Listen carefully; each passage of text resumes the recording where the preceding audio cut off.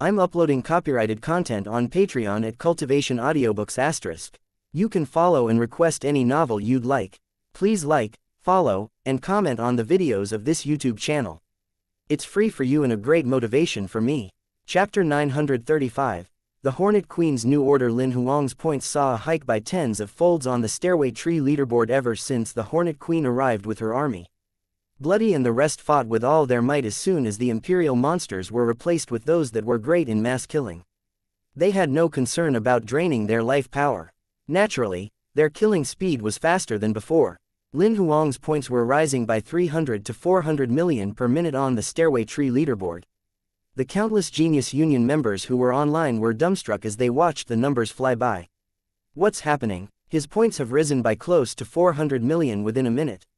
It must be a system malfunction. Maybe Lin Xia's points increased too quickly, causing the stairway tree leaderboard to become faulty. The tens million points per minute earlier was scary enough, and now it's a few hundred million per minute, so was he warming up just now? He has to be cheating. Even if all the monsters that he's killing on checkpoint 56 are on immortal level rank 9, 400 million points would be somewhere around 156,000 monsters if we're talking about 2,560 points for each monster. How could anyone possibly kill 150,000 monsters within a minute? However, the truth was that there were more immortal level rank 7 monsters in the combat Hornet Demon army, while there were only some on immortal level rank -9. Lin Huang's Imperial monster army was killing more than 500,000 monsters a minute. Lin Huang had no idea that the surge of his points had become a hot topic among everyone in the Genius Union once again. Compared to before, most of the people thought his speed this time was fake because it was just extremely unusual. Hence, many people reported Lin Huang this time. In the Heaven Alliance residence on checkpoint 63 of the stairway tree, Chando had been following Lin Huang's progress in points. He figured what happened roughly. His points are skyrocketing once again. I suppose he encountered the bug army led by the Hornet Queen. This Lin Xia dares to fight on just like that. One must know that it's a bug horde consisting of tens of millions of combat Hornet demons. Chando was sure that he himself would not have such guts. It might be difficult for him to escape as soon as he was drowned by the bug horde. Even if he had an ancient armor relic, each attack would drain his life power and he would be dead if his life power was completely exhausted. The combat Hornet demons on checkpoint 56 are just on high-level immortal level. Obtaining 300 to 400 million points each minute would mean that he'd have to kill 400,000 to 500,000 combat Hornet demons per minute. His speed of killing is just terrifying. How the hell is he doing it? Chando did not think that Lin Huang was cheating, but he could not figure out how he was achieving that. The high management of the Hong Alliance and the other organizations were having the same doubts. They also roughly figured that Lin Huang was fighting with the Hornet Queen on checkpoint 56 of the stairway tree. However, they could not figure out how Lin Huang had managed to achieve such a killing speed no matter how hard they cracked their heads. Meanwhile, the battle was ongoing at checkpoint 56 of the stairway tree.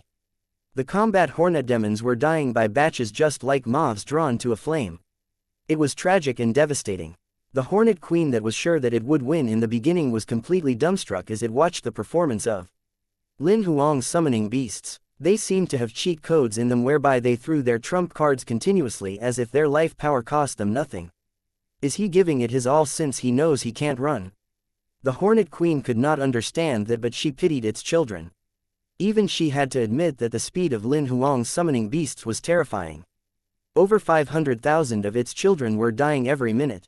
Looking at the rate things were going, the 50 million strong army would be decimated within an hour and a half. However, the Hornet Queen had no plan of retreating at all. I want to see how long you guys can take it. As time went by, she began to regret a little. The battle had been one-sided since the beginning. Initially, she thought she had the upper hand in numbers whereby she could drain Lin Huang and his summoning beast's life power. As soon as their life power was drained, that would spell death for Lin Huang and the rest. How could she have known that those summoning beasts were still fighting with all their might after 20 minutes had passed, as if their life power was endless? Can their life power really be infinite? Suddenly, the Hornet Queen thought of what Lin Huang said earlier. Indeed, an Imperial level purple gold rank would have their life power drained, but not me. The thought only stayed in the Hornet Queen's head for a flash before it was forgotten. How is it possible for one to have endless life power? There must be a limit no matter how much life power one has. With that thought, the Hornet Queen chose to fight Lin Huang head-on. I don't believe I can't drain all of your life power. Soon, another 20 minutes passed by. Lin Huang's summoning beasts were having fun throwing their trumps cards like before. None of them looked tired. The Hornet Queen was finally shaken. Among the 50 million combat hornet demons that she had brought, more than 20 millions of them had been killed, which was almost half of them. Could their life power really be endless? Lin Huang had been hovering midair, not involving himself in the battle from the beginning. Bloody did not let any of the combat hornet demons go, so there was no chance for Lin Huang to fight at all. The 40 minutes that had passed not only boosted his points on the stairway tree leaderboard, but the combat strength of the 3 new god figurines, combat souls in his body elevated to imperial level yellow gold rank. Initially, he thought the 3 new god figurines, combat souls would only get to imperial level yellow gold rank after receiving sufficient spiritual energy when he reached checkpoint 63 of the stairway tree. How could he have thought that he would achieve it earlier than expected? Noticing that the Hornet Queen had given him a massive gift, Lin Huang could not help but begin to like her even now. Now, it doesn't seem as ugly as it was before. Maybe this Hornet Queen's the type whereby the more you look at it, the prettier she becomes. However, the Hornet Queen felt the complete opposite about Lin Huang. In the beginning, she thought Lin Huang and his summoning beasts were just sitting ducks. She thought that by just sacrificing some combat hornet demons, she would drain this human and his summoning beasts to their deaths sooner or later. Unfortunately, now, she was tempted to retreat with its remaining army. If Lin Huang's summoning beasts were to proceed to kill like this, the 50 million combat hornet demons that she brought would be destroyed completely within an hour. No, I can't let them kill like this. The Hornet Queen was panicking and her eyes soon stared at Lin Huang, who had yet to fight since the start. The intent to kill was rising in her eyes. As long as he died, his summoning beasts would be gone too. One as she thought about this, the Hornet Queen communicated with the Hornet Guardians secretly, issuing an order to assassin Lin Huang. The 100 or so Hornet Guardians formed a team and scattered away. They rejoined the battle from all directions as individual Hornet Guardians. They looked like they were new additions to the battlefield on the surface, but in reality, they were targeting Lin Huang. The Hornet Guardians hid among the bugs and approached him stealthily. Chapter 936. Congratulations, you've passed through the 56th checkpoint. Of course, Lin Huang could clearly see what the Hornet Guardians had done. The radius of his territory had expanded to 7 kilometers, so he could sense everything that happened within the region covered by his territory. The odd movements of the hundreds of Hornet Guardians were visible like lights in dark. Bloody, who was in charge of the overall situation, noticed that as well. Just as it was about to instruct the army of puppets to launch an attack, Lin Huang stopped it. Let them come. It's time for me to practice with my sword. Lin Huang chuckled. If you aren't going to give them any chances, the Hornet Queen might bail out and escape with the team. As soon as Bloody heard what he said, he reluctantly allowed a few of the Hornet Guardians to enter. Although it knew that Lin Huang had terrifying abilities, only 3 of them were allowed to enter. Right after they managed to break through their defense, they rushed towards Lin Huang, who was ever ready to fight. Both parties were locked in the battle and it was an interesting fight. All the Hornet Guardians were on immortal level rank 9 and had completed their 3rd mutations. In fact, they were not weak at all. They were just slightly weaker compared to the Herculean King when it was on immortal level rank -9. When Lin Huang had been on immortal level rank -1, he was capable of fighting an immortal level rank -9. Since he was currently on immortal level rank 7, in addition to his sword Dao achieving level 6, he could even fight a yellow gold rank. He was capable of killing a crimson gold rank with ease. It seemed like they were locked in a fight. However, he was just practicing his sword skills with them. He was afraid that if all the Hornet Guardians were killed within seconds, the Hornet Queen would bail out of the battle. Watching Lin Huang being engaged in an intense fight from afar, the Hornet Queen was worried but felt exhilarated. She was worried because the Hornet Guardians failed to attack Lin Huang and they were unable to kill the human Imperial Censor. However, she was smug that the Imperial Censor was not that strong and they might probably win the fight. However, the fight was miserable for the few Hornet Guardians. They could tell how powerful he was. His sword controlled them and they became his puppets. The only thing they could do was follow the movements of his sword skills. Otherwise, they would die in the next second. Their opponent seemed to have isolated them from the outside world, whereby they were unable to contact the Hornet Queen to report their actual situation.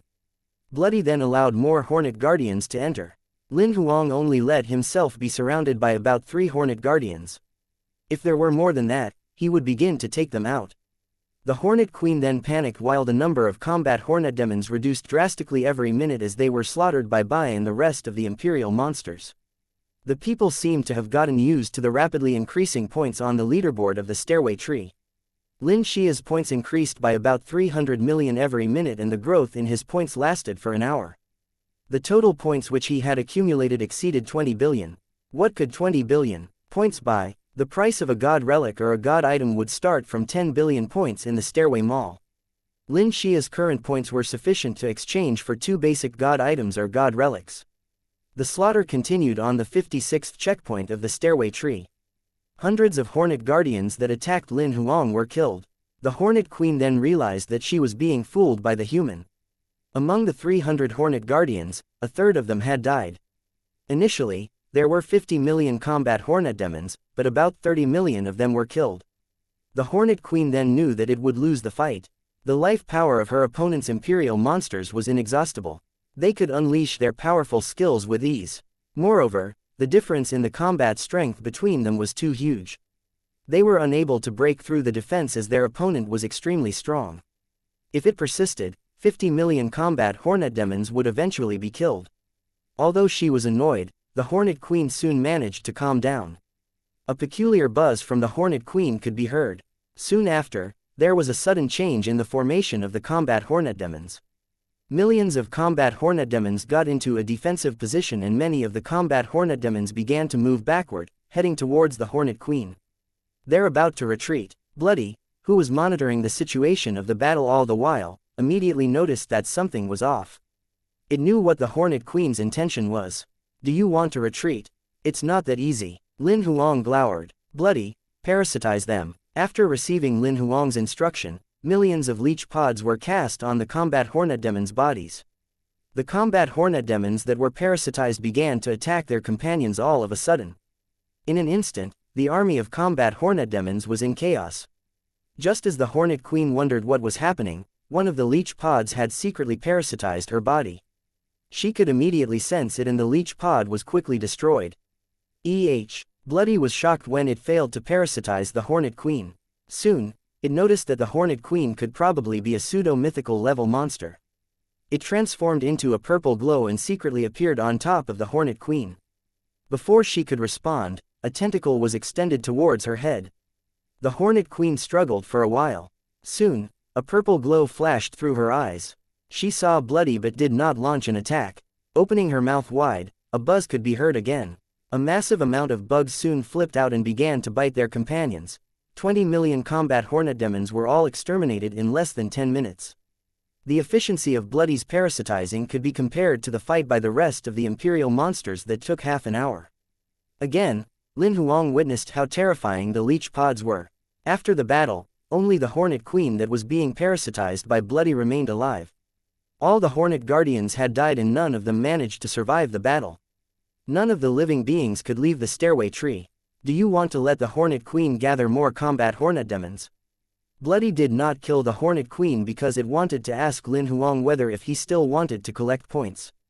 Just as Lin Huang nodded his head in agreement to earn more, the Emperor's heart ring that he was wearing suddenly vibrated and he received a pop-up notification. Congratulations, Lin Xie, you've passed checkpoint 56. Lin Huang frowned. The stairway tree could not take it any longer and allowed him to complete that checkpoint. That being said, he could no longer get any rewards if he were to stay at checkpoint 56. Of course, Bloody saw the notification. It then laughed. It seems like that's just too much. We've just collected about 30 billion points. Lin Huang pouted. It's okay. There are checkpoints with monsters later on, Bloody assured.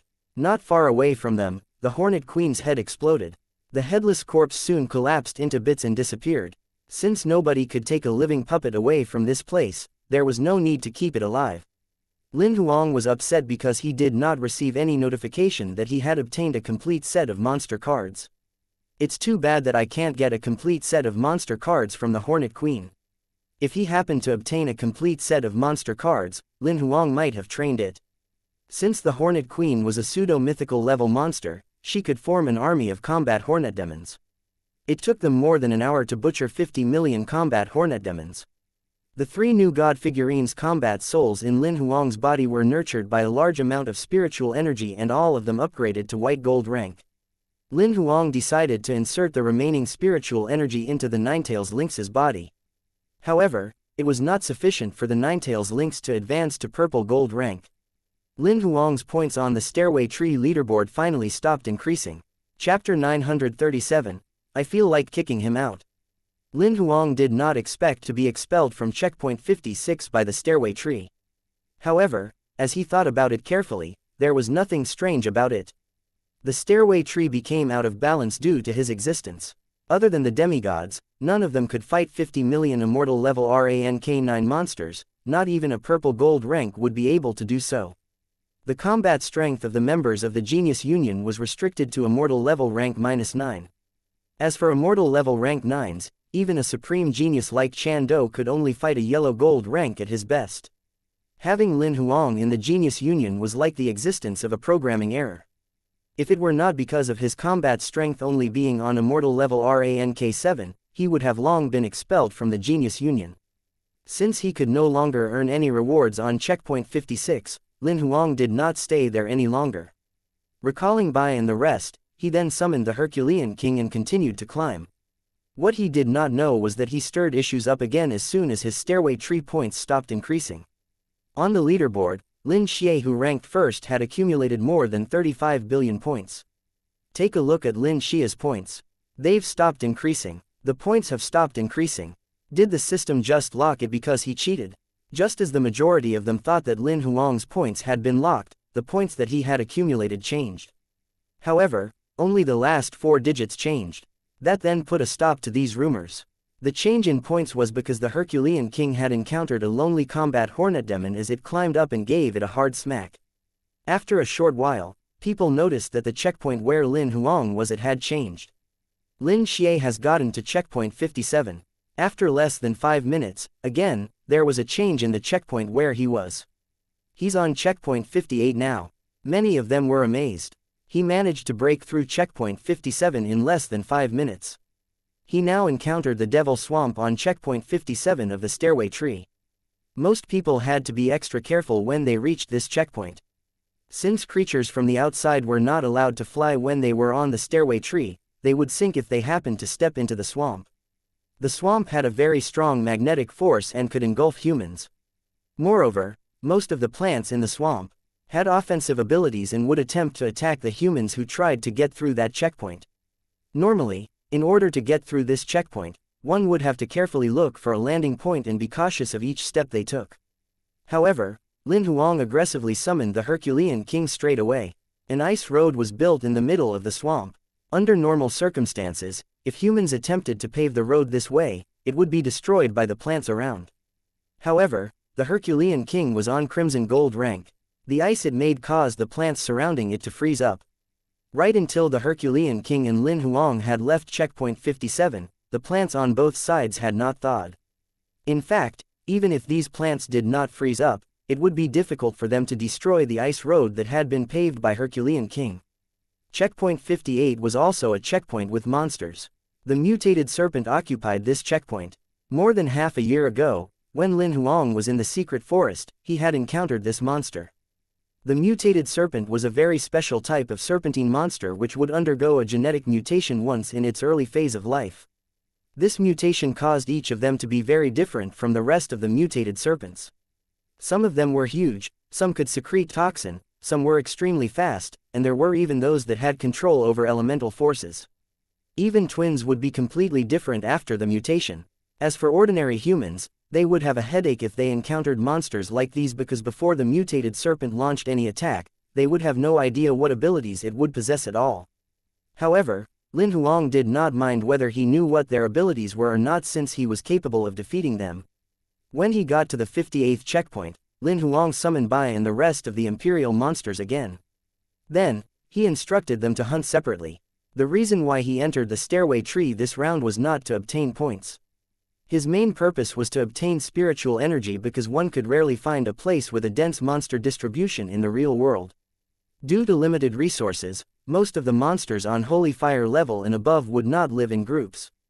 Apart from the monster horde from which Lin Huang could obtain spiritual energy, he could hardly find anywhere else he could gather spiritual energy in such a convenient way. Therefore, even though he was kicked out of checkpoint 56, he still decided to hunt for monsters as soon as he reached checkpoint 58. He did not mind being kicked out again after this wave of the monster horde, as the stairway tree had no way of overriding the spiritual energy which he had obtained. Bai and the 13 other Imperial monsters left, guided by Bloody. They then began to look for the lair of the mutated serpent.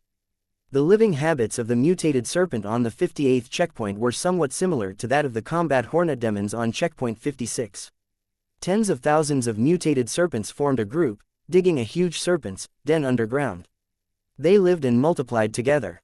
There might be about 20,000 mutated serpents in the smaller den, while there could be about 200,000 of them living together in the larger den.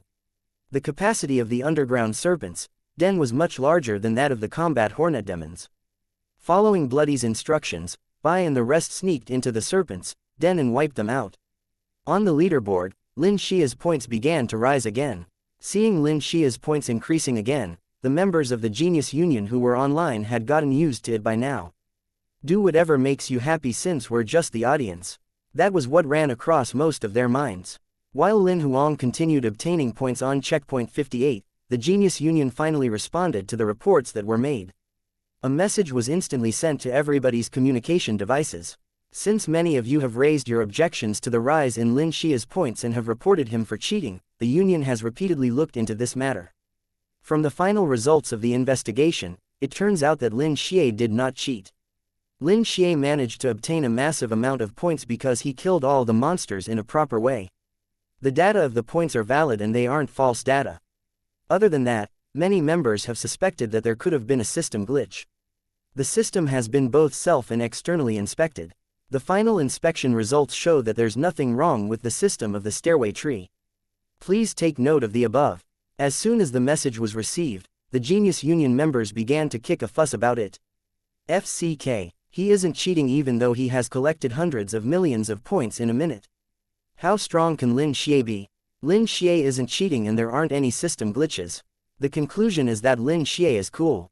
Is Lin Xia the son of the Genius Union? He might be an investor of the Genius Union. If there were human emotions in the Genius Union system, their inner voice might have been saying, Lin Xia is playing by the rules. What can I do? I'm in despair. He has almost ruined the system. Damn it, I feel like kicking him out. Chapter 938. The Stairway Tree's new rules. The mutated serpents were densely distributed in the underground serpents' den. It made it much easier for Bai and the rest to perform the slaughter. Their efficiency was much higher than when they were trying to clear the hornet's nest.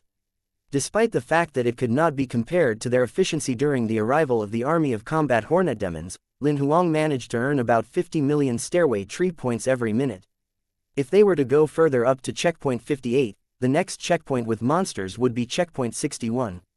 However, considering that there were not that many Luna beasts on checkpoint 61, Lin Huang did not choose to pass checkpoint 58 and go further up. Instead, he decided to stay on this checkpoint and continue hunting for monsters.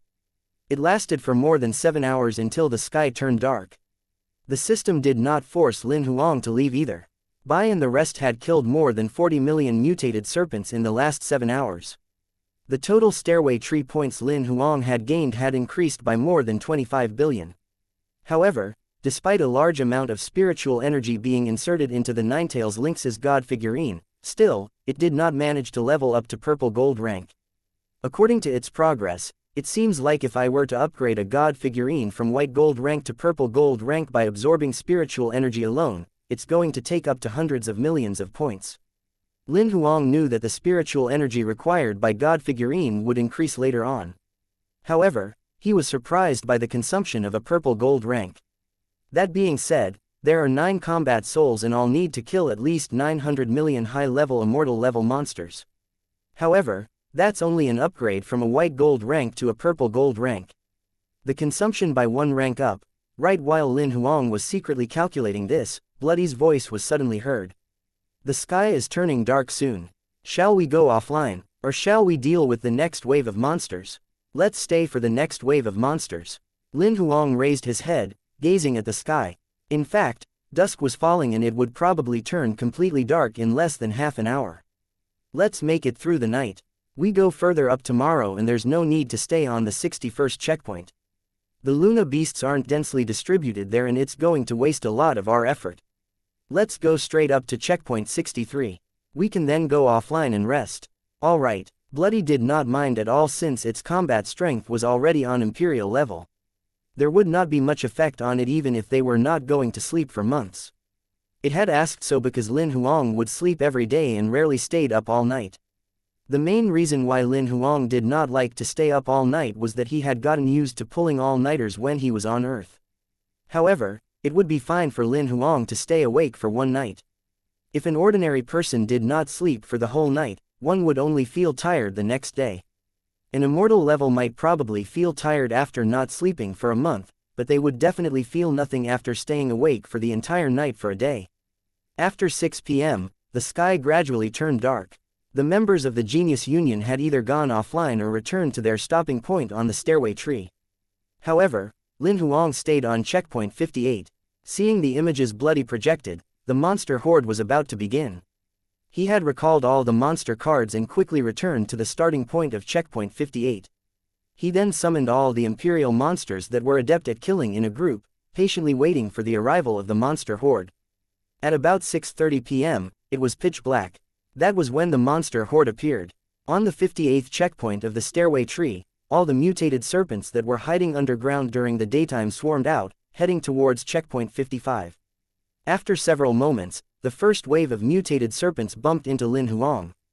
Because Lin Huang the rest were blocking their way, they triggered the mutated serpents' rage. They could clearly sense human aura which they really despised. Sensing the existence of Lin Huang, the mutated serpents went berserk and pounced towards him.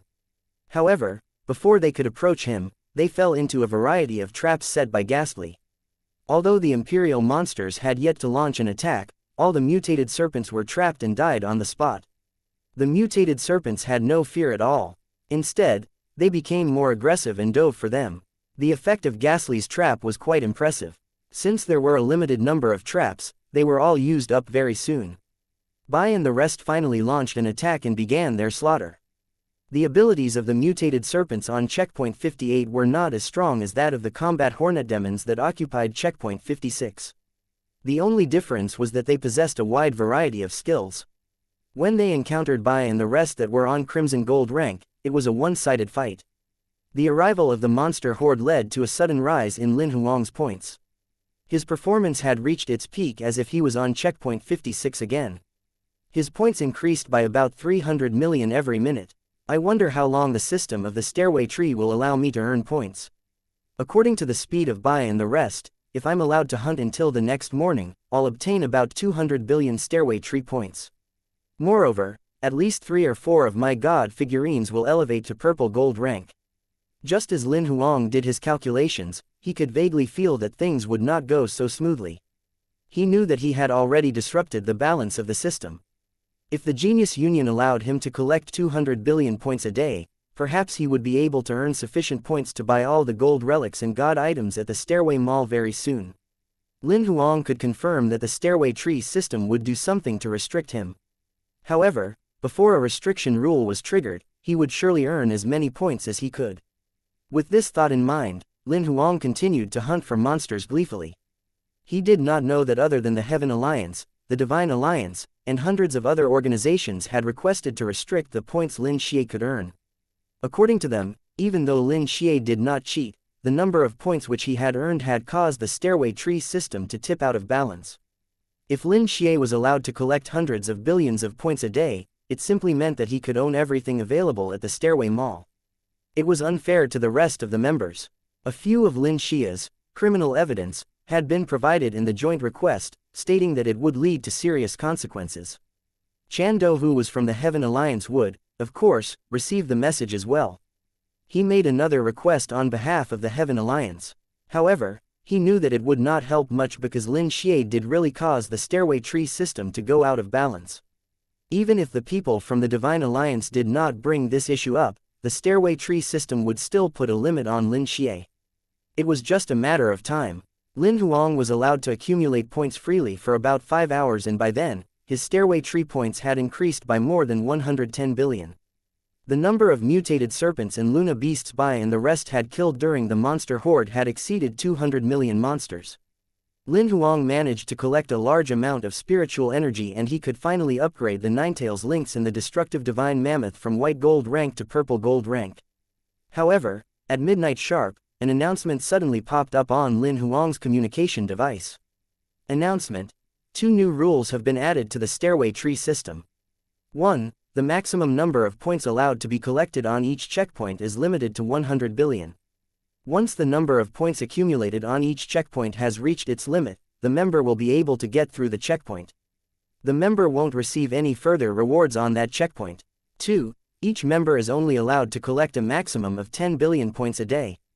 Regardless of which checkpoint on the stairway tree and what methods have been used to collect the stairway tree points, each member is only allowed to collect 10 billion points at the most. Once the member has collected more than 10 billion points, the member will not be rewarded any longer on that particular checkpoint on the stairway tree. Lin Huang immediately checked the points he had collected as soon as he saw the 2 new rules being implemented. He was afraid that out of all the points he earned that day, he would only be rewarded 10 billion. Soon, he was relieved when he saw that there were no changes in the points he had accumulated. Apparently, the points which he had obtained before the new rules were introduced would not be impacted. Although it was within his expectations, Lin Huang was still depressed. Why are they being so mean? Only 10 billion points are allowed in a day. I can only play for half an hour. Chapter 939. Arriving at the 63rd checkpoint as soon as the new stairway trees rules were imposed, everybody at the Genius Union was excited. They all knew that this rule was made because of Lin Xie. Other than Lin Xie, nobody could possibly collect 10 billion points in a day in the Genius Union. Perhaps only Lin Xie could earn 100 billion points on one checkpoint. Although there seemed to be only 2 new rules, he was actually highly restricted. Not each of the checkpoints would have monsters. Going up 10 checkpoints further from checkpoint 58, only checkpoints 61, 63, and 67 had monsters there. That being said, including checkpoint 58, if Lin Huang were to earn points by killing monsters, he could only gather 400 billion points at the most. In addition to only earning 10 billion points a day, that indicated that it would take him 40 days to gather 400 billion points. If he were not being restricted, he would only need 2 nights to gather 400 billion points. When the new rules were announced, the Divine Alliance and the rest of the organizations that had submitted the request were exhilarated. Regardless of how cool you were, we can still restrict you with the rules. Don't expect to get the benefits that we can't. Other than the Divine Alliance and the rest of the organizations, the majority of the members from the Genius Union were enjoying the show. Lin Xie was never close to me, so why should I help him? He had gained so many points. If that continued, it would seem like the Genius Union actually belonged to him. Since the 2 rules were restricting something that no one could ever achieve, they all thought that they should just watch the show. Only the Heaven Alliance members and a small number of people felt sorry for Lin Huang. Lin Xie must be upset since he's suddenly being restricted. Chan Do smiled, shaking his head helplessly. If the Genius Union came up with 2 rules just to restrict him, he would definitely feel annoyed about it. After a moment of hesitation, Chan Do sent a message to Lin Huang. Are you okay? Soon, Lin Huang replied, I'm okay. I'll go offline later and go to bed. On checkpoint 56, Lin Huang frowned after going through the 2 new rules. He did not deem them as a restriction. Instead, he said with a smile, they changed the rules just because of me, which means that I'm pretty cool. Lin Huang could still vaguely remember when he was on Earth, China's table tennis players were extremely formidable. They would emerge as champions every time they participated in an international competition. As a result, the international competition revised their rules again and again because of them. Should we log out of the system? Bloody asked when it saw the announcement. Let's stay on for another half an hour. We can collect 10 billion points today, Lin Huang declared with a smile. It took them another half an hour to earn 10 billion points. As soon as he confirmed that Bai and the rest would not be rewarded even if they continued to hunt for monsters, Lin Huang then exited the Genius Union. At the hotel, Lin Huang was sitting on the sofa, checking his rewards. 5 out of 7 god figurines were on white gold rank while the other 2 had advanced to purple gold rank. The stairway tree points he owned had exceeded 190 billion. He had reaped huge rewards. I wasn't allowed to stay up all night, Lin Huang sighed, shaking his head. With the new rules that have just been implemented, it's not worth going straight up to checkpoint 63, Bloody reminded. We have a chance to obtain 100 billion points on checkpoints 58 and 61. Once we manage to pass through that checkpoint, we're giving up our chance to collect points on the 2 checkpoints. However, if we don't, we have to stay at the 2 checkpoints for 20 days.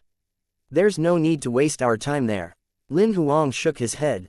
I won't remain on immortal level for too long. The points that we're going to miss out on the 2 checkpoints can be earned back later on. We must first arrive on checkpoint 63 before the royal trials begins. We have to hunt for the Queen Mother's monster card. Lin Huang was rushing to checkpoint 63 because on that checkpoint itself, there was a monster that looked somewhat like a mythical level. Queen Mother, which was from the bug tribe. The Queen Mother had a dozen bug guardians that were proven to be on pseudo-mythical level. All of the 13 monsters were monster cards that Lin Huang wanted to own. Especially the Queen Mother that was much stronger than the Hornet Queen on checkpoint 56, Lin Huang was determined to hunt for her. With the new rules, we can only collect 100 billion points on each checkpoint. We must kill as few monsters as possible on checkpoint 63 and go right after the Queen Mother and the Bug Guardians. The lesser points we obtain, the higher the chances we can hunt for the Queen Mother, Bloody reminded. Let Ghastly use its illusion skill to control part of it and the rest shall be controlled by your parasites. Try to reduce the number of monster deaths. Lin Huang put a plan together. Leave immediately after killing the Queen Mother and her bug guardians. Most people would want to collect as many points as possible. It was ironic that Lin Huang was afraid of overkilling and exceeding the maximum number of points allowed. After chatting with Bloody for a while, Lin Huang then went to the bathroom and washed up. When he returned to his bedroom, he lay on the bed and read the news for a while before falling asleep. The next morning, Lin Huang returned to his room again after breakfast and tapped open the Genius Union webpage. After midnight, he had collected 10 billion stairway tree points. If he were to log in now, regardless of how many monsters were killed, he would not be rewarded.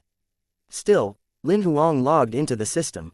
When he logged into the Genius Union again, Lin Huang was on checkpoint 58 of the stairway tree. He was still where he had been when he exited the Genius Union yesterday.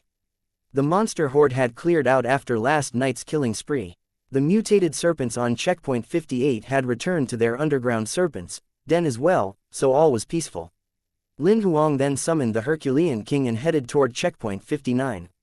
Half an hour later, the Herculean King made it through from checkpoints 58 to 61 along with Lin Huang. Aren't we going to stay here for a day? Bloody asked. No. There are only 10 billion points here. We'll be able to earn them later. Lin Huang shook his head. He then patted the Herculean King's neck, instructing him to go further up. After spending another 20 minutes, the Herculean King finally arrived at checkpoint 63 with Lin Huang. Checkpoint 63 was the highest checkpoint that all the Genius Union members could ever achieve. Even Chando was stuck on this checkpoint and was unable to go further up. It was also a checkpoint with monsters. However, compared to the abilities of the monsters on checkpoints 58 and 61, they were a few levels higher. All the monsters were no longer on high-level immortal level. Instead, they were all on immortal level rank -9. In addition to that, about a tenth of them were triple mutated immortal level rank 9 monsters. The most troublesome part was that there was a Queen Mother that seemed to be on mythical level and 12 incredibly strong pseudo-mythical level bug guardians. The 12 bug guardians could be compared to Lancelot and the Regal Sword Killer that were on the same rank. Despite the fact that one bug guardian alone would not threaten Chando, if he were besieged by 3 to 4 of them, he would barely escape from them. As for Lin Huang, the reason why he stayed on checkpoint 63 was to obtain the monster cards of the Queen Mother and her bug guardians. Chapter 940. Meeting Chando again. Since there were not many changes on the stairway tree leaderboard and few people were online in the Genius Union, nobody noticed Lin Huang breaking through to checkpoint 63. He noticed that Chando was online when he arrived on checkpoint 63. Lin Huang recalled the Herculean King and headed straight to the Heaven Alliance foothold. Just when he got into the range of the Heaven Alliance foothold, Chando welcomed him, dressed in a white suit. After taking a good look at Lin Huang, Chando said in surprise, your combat strength, I'm already on immortal level rank 7 now. Lin Huang nodded. There was nothing to hide since those Heaven Alliance members would find out sooner or later. The elevation rate of your combat strength is terrifying. Chando had found out from Tan Lang that Lin Huang was only on immortal level rank 3 when they came out of the Fallen God land before the new year. It had only been less than 3 months since they got out of the Fallen God land and he had already elevated 4 ranks so quickly. Though surprised, Chando knew it was Lin Huang's private matter, so he did not ask further. The duo chatted while walking towards the office. How do you know I'm here? Lin Huang asked. My communication device notified me when you logged in. I realized you were breaking through the checkpoints rapidly. You spent less than an hour getting to checkpoint 63. Chando flashed a thumbs up. Lin Huang had just recalled that he added Chando as a friend on his communication device whereby there would be notification whenever a friend came online. He only had Chando as his friend in Genius Union. He had countable friends overall including Yi Yeyu. Since he was often offline, he seemed to have never heard the notification tone and almost forgotten about it. Since you're already on checkpoint 63, it means you're eligible to run as the deputy chief of the Heaven Alliance. I'll find time to gather everyone within these few days to officially recommend you as our deputy chief of the Heaven Alliance. I'll let you know once I've fixed the time, but you must be present by then. Chando brought up the notion of nominating Lin Huang as deputy chief again. Lin Huang had already promised him earlier, so he did not bother rejecting him this time. All he did was remind Chando, I won't stay too long on immortal level. I'll definitely elevate to imperial level within this year. Chando nodded a little helplessly wearing a smile.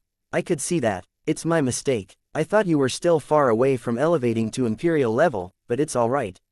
Just help us whenever you're still the deputy chief. Are you really ready for your elevation? Lin Huang could not help but ask when both of them arrived at the entrance of the office.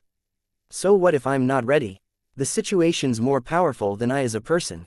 Chando forced a smile and shook his head. He pushed the office door open. The Union government's rules are set. Those below imperial level aren't eligible to obtain the methods. Lin Huang walked into the office too. After taking the cup of tea Chando handed him, he sat on the couch and fell into silence for a while with his head held down. He put the tea down and lifted his head to look at Chando. What if I have my ways to get you the methods? Initially, Lin Huang was unwilling to involve Chando in this because his identity might be exposed as soon as the ancient methods spread out. Although Chando would not sell him out, the Union government would find out about him if they put enough effort in. However, he thought about it and realized that Chando had been taking care of him all this while. He had a kind personality too. It would be unfortunate if he ruined his future just for the ancient methods. Moreover, Mr. Fu did not say that the Union government prohibited him from spreading the methods around. Even if the Union government were to find out about Lin Huang and his identity, they would not look for him about that matter. Most importantly, 2 of Lin Huang's god figurines, combat souls had elevated to imperial level purple gold rank and had the ability to fight demigods. He had sufficient power to take on any powerhouse's challenge now. Chando, who sat across the couch, was first stunned by what Lin Huang said, but subsequently shook his head immediately. Stop fooling around. Even if you manage to get it, the risks are just too high. The Union government isn't any other organization. You'll be doomed on the entire continent as soon as you offended them. I'm not stealing intelligence from them. I don't think they would come for me just for that, Lin Huang said with a smile. I'll ask you again. Do you want it? Chando had a complicated expression on his face and he finally nodded after some struggle. Yes, I owe you one. These methods can't be transferred through data, so I can only give you the method via Jade slip in person. Are you getting someone to pick it up from me in Division 3 or do you want me to send it to you? Lin Huang asked. I've been tied up here recently. Otherwise, I would have taken it from you myself. Chando thought about it. I think Tan Lang's in Division 3 these few days. Give it to him. I'll get him to bring it back. Although Tan Lang had graduated from the Genius Union, they had been good friends for years and knew each other even before joining the Genius Union. Chando had no concern getting him to help. Sure, I'll arrange the time to meet him. Lin Huang nodded. He had Tan Lang's contact number. If your family asks about the methods, don't worry about it. I'll insist that I obtained them from the black market without deliberately looking for them. I won't involve you in it. Chan Do already had an explanation prepared. In reality, even if the Chan clan did not believe that explanation, they would not investigate further into it. The possibility of them helping Chan Do to keep the secret was even higher. Don't rush into elevating to imperial level. Break through after you've done all the preparations. Lin Huang did not want to see Chan Do ruin himself, which was the reason why he wanted to give him the methods. I know. Chan Do grinned while nodding. He then took a long look at Lin Huang. To be honest, I can no longer tell how powerful your ability is. It's just a mortal level rank 7. That's 2 ranks lower than you, Lin Huang said humbly. Hey, I can't obtain 100 billion points on the stairway tree. Chan Do waved and grinned immediately. Unfortunately, I can't do that now. Lin Huang was rather annoyed as he thought about that. What plans do you have now? Are you going up further? Chan Do asked. No, I'll stay on checkpoint 63 for now. Lin Huang shook his head and looked at Chan Do while raising his brow. Are you so sure that I can break through checkpoint 63? I think you can. Chan Do picked up the tea and sipped it slowly. I heard the Bug Guardians and the Queen Mother are very powerful. Have you fought them before? I've no idea about the Queen Mother. I've never seen her fight, but the Bug Guardians are indeed formidable. Their abilities alone are much more powerful than triple mutated monsters. They might be quadruple mutated. Their abilities are on par with mine if 3 of them fought together. I'd have to run away if 4 of them attacked me at once. Chan Do shared his battle experience. Is that so? Lin Huang was a little disappointed not to have learned anything about the Queen Mother's ability. I think you could take 3 of them down at once. Try it. Chan Do attempted to persuade Lin Huang while smirking. Not today. I've reached my limit before dawn. Lin Huang shook his head while returning the smile. I've almost forgotten that you didn't obtain any points. All the way from checkpoint 58 to checkpoint 63. Chan Do just recalled that Lin Huang's points remained the same since he had logged in earlier. Just when Lin Huang and Chan Do were chatting happily in the Heaven Alliance office, someone finally noticed that Lin Xie had made it to checkpoint 63 on the stairway tree leaderboard. Lin Xie has arrived on checkpoint 63. Soon, the news spread in the Genius Union. Many powerhouses who stayed on checkpoint 63 stopped treating Lin Huang as a junior ever since they heard the news. They began treating Lin Xie as being on the same level as they were. Chapter 941.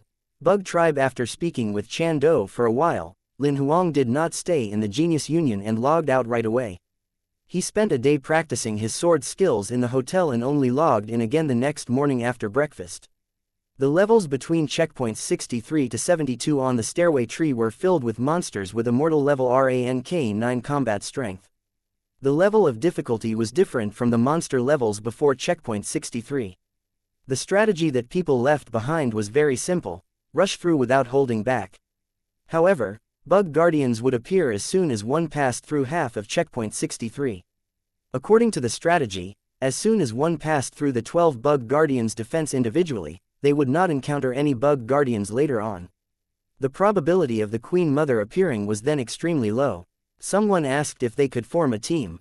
The rest of the teammates could pass through as long as a few people stopped the Bug Guardians. In reality, that would not work. The level of difficulty on the stairway tree would progress according to the number of players that entered. If one person entered, he would encounter 12 Bug Guardians at the most. If 2 people formed a team, they would encounter 24 Bug Guardians at the most. A 3-man team would encounter 36 Bug Guardians, and so on and so forth. Moreover, these Bug Guardians would not attack based on personal reasons. Everyone would be assigned the same number of Bug Guardians to fight with. If someone in the team died, the number of Bug Guardians would not change. Instead, they would be allocated to the remaining team members. Some even speculated that the number of Queen Mothers on this level would be affected by the number of players who entered. Naturally, nobody verified that because everyone stopped trying since they realized the level of difficulty would increase when they entered in teams. Bloody began releasing leech pods as soon as Lin Huang stepped into checkpoint 63 to look for the Bug Guardians in the Queen Mother's coordinates. Lin Huang sat at the starting point, waiting for Bloody's search results patiently. A monster appeared in his field of vision not long after he sat down. It was a monster with many legs similar to a centipede with a body of at least 10 meters long. Its upper body was raised 2 to 3 meters high while 8 of its front legs looked like they were equipped with black spiked bayonets that were half a meter long. A layer of black shell extended from its head all the way to its tail, and there was a black scythe on the end of its tail. From the looks of it, it was a monster that lived to fight. Before the monster attacked, Bloody was done casting parasites with his leech pods and commanded the monster to leave. "There's a bug tribe here." The stone tablet's voice came into Lin Huang's ears all of a sudden. "What's so odd about that? Weren't those combat hornet demons on checkpoint 56 earlier a bug tribe too?" Lin Huang did not find that peculiar. "No, the bug tribe that you know is different from the one I'm talking about," explained the stone tablet. "The bug tribe that I'm talking about is a galactic race. In this world, the bug tribe's overall abilities are no less than a Protoss. The combat hornet demons that you encountered on checkpoint 56 earlier were just a tiny branch of the bug tribe even hundreds of thousands of years ago. Furthermore, from the long course of evolution, the combat hornet demons could basically be removed from the bug tribe branch. The real bug tribe's a race that's gravely predatory and destructive. In this world, anywhere the bug tribe passes by will turn into barren land. They swallow other beings and planets' resources to strengthen their race continuously. They would do anything for the sake of expanding and for the longevity of their race. Just like most living things such as humans having a stable gene sequence, a tribe's overall evolution depends mainly on reproduction to produce a variety in generations. They also use knowledge for the inheritance of civilization, which is a long cycle. However, the bug tribe's different from most beings when it comes to this. They have an extremely unstable gene sequence which causes mutation easily. Not only that, it's a controllable mutation. Perhaps the genetic mutation of a bug tribe will create an evolution that's on par with human evolution throughout hundreds of years after a battle has ended. Such a mutation makes them grow stronger continuously as well as gives them a formidable adaptive ability to the environment. They can survive in extreme environments that most beings can't. The bug tribe has gone through billions of years of evolution. They're just as powerful as the formidable Protoss in this world now. They've evolved to perfection individually. Almost every tissue and every part of the bug tribe fighters' bodies were made to fight. They never need any external tools. To them, their body is the best weapon. Each bug tribe fighter has a powerful combat ability, defense and battle will. They have no pain receptors, so they can maintain extremely high battle power even if their bodies are severely injured. They're fearless to fight anyone and they won't stop until they're dead. Lin Huang found the stone tablet's explanation unbelievable. He thought that the Protoss was already powerful enough, so he did not expect the bug tribe to be just as mighty. Lin Huang was even more interested in the Queen Mother now after listening to it. Since the bug tribe's so powerful like you said, wouldn't it mean that the Queen Mother's even more powerful? There are many varieties in the bug tribe. This one on the stairway tree is only one of them. It's called the Queen Mother species, clarified the stone tablet further.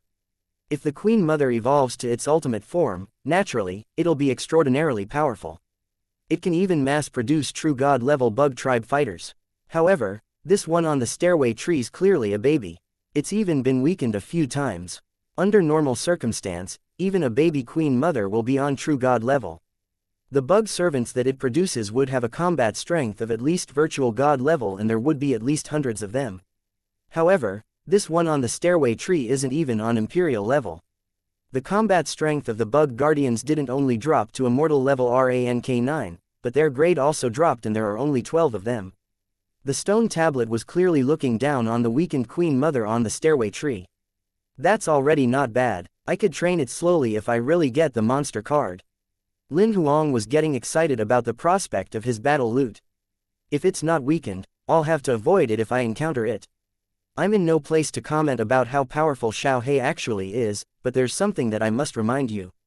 The stone tablet seemed to feel negative about this plan. The bug tribe isn't easily controlled. The bug tribe master isn't an individual but is the will of the bug horde. It's an extremely compelling conglomeration of will. It essentially connected to each bug tribe member's brain and consciousness. The Queen Mother is the node creature of the will of the bug horde, just like branches that are derived from a tree trunk. Under normal circumstances, it should be able to sense if the Queen Mother were to be controlled by another being. Of course, the Queen Mother has a powerful control ability as a node creature. The children that she gave birth to would take her orders no matter what, no questions asked. Hence, if you manage to control a Queen Mother, it would mean that you have yourself a bug tribe army. In a nutshell, risk and opportunity coexist in this situation. How powerful is that will of the bug horde that you mentioned? Lin Huang could not help but ask. It's the top existence in the world whereby the level of life is far above the true gods. It's much more powerful than my master who, by the way, is dead. It was Lin Huang's first time hearing the stone tablet acknowledge someone as being more powerful than his ex-master. I'm not sure if the will of the bug horde will sense you changing the monster card. However, I'll be able to sense it immediately if there's anything unusual that happens during the change of monster cards. Just destroy the card if necessary, Xiaohe voiced its opinion. Sure, let's do that then. Although there were risks, Lin Huang was unwilling to give up on making the Queen Mother his target. Chapter 942, May I know what kind of service do you need? Found it. After close to an hour of searching, Bloody finally found where the Queen Mother was. It then marked the coordinates on the map. Lin Huang enlarged the map but all he could see was a flatland. The Queen Mother and the 12 bug guardians, coordinates are underground. It's a complicated maze hive down there. There are a total of 8 entrances and exits. Apart from the Queen Mother and her bug guardians, there are at least over 3 million bug tribe monsters in the hive, Bloody explained immediately. Is the exit far from where the Queen Mother is? Lin Huang asked. It's some distance away. The nearest one is over 20 kilometers away and the farthest is over 100 kilometers away. 8 entrances and exits. Lin Huang frowned a little. He was worried that the Queen Mother would escape in the chaos when it found out that something was off. Actually, no matter how many entrances there are, they won't be able to run because we're fast enough.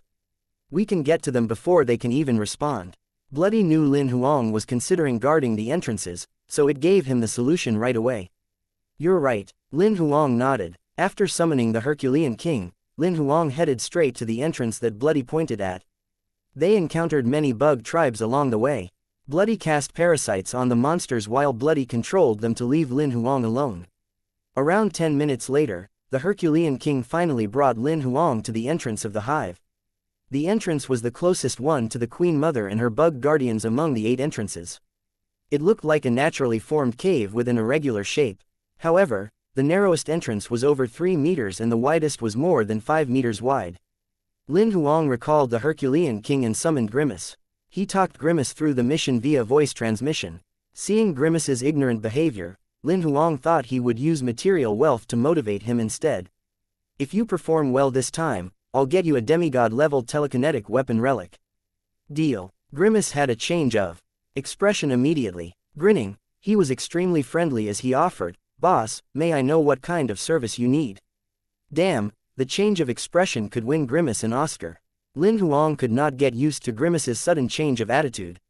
Indeed, if you have money, you can make the devil push the millstone for you. People in the past were right about this. Do you remember what I said? Lin Huang asked while raising his brow. I do. Bring the bug tribe monsters out using illusion and minimize casualties as much as I can. Although the minimization of casualties sounded odd to him, Grimace did not ask about it any further. He was not interested in the mission to begin with, he only agreed to it for the demigod-level telekinetic weapon relic. He would just follow Lin Huang's orders. After he was done speaking to Grimace, Lin Huang spoke to Bloody. Bloody, assist Grimace in his mission. Try not to create conflict with the monsters in the hive.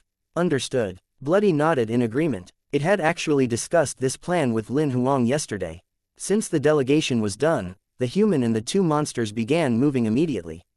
Grimace opened a path before Lin Huang. An illusion force field was formed automatically around Grimace's body, cloaking both Lin Huang and himself. The inside of the cave was dark and damp, and there was a stench lingering in the air. Lin Huang went further into the cave, following Grimace. The long cave entrance was winding and it gave him a feeling that they were walking down a slope towards the underground. The deeper they went, the worse the stench became. The stench smelled like rotten eggs during the summer, disgusting Lin Huang. After passing through a long path, they arrived thousands of meters below the ground. Grimace finally brought Lin Huang into a vast underground space which looked like an underground cave that was formed naturally. It was massive. In his field of vision, Lin Huang saw tens of bug tribe fighters in deep sleep.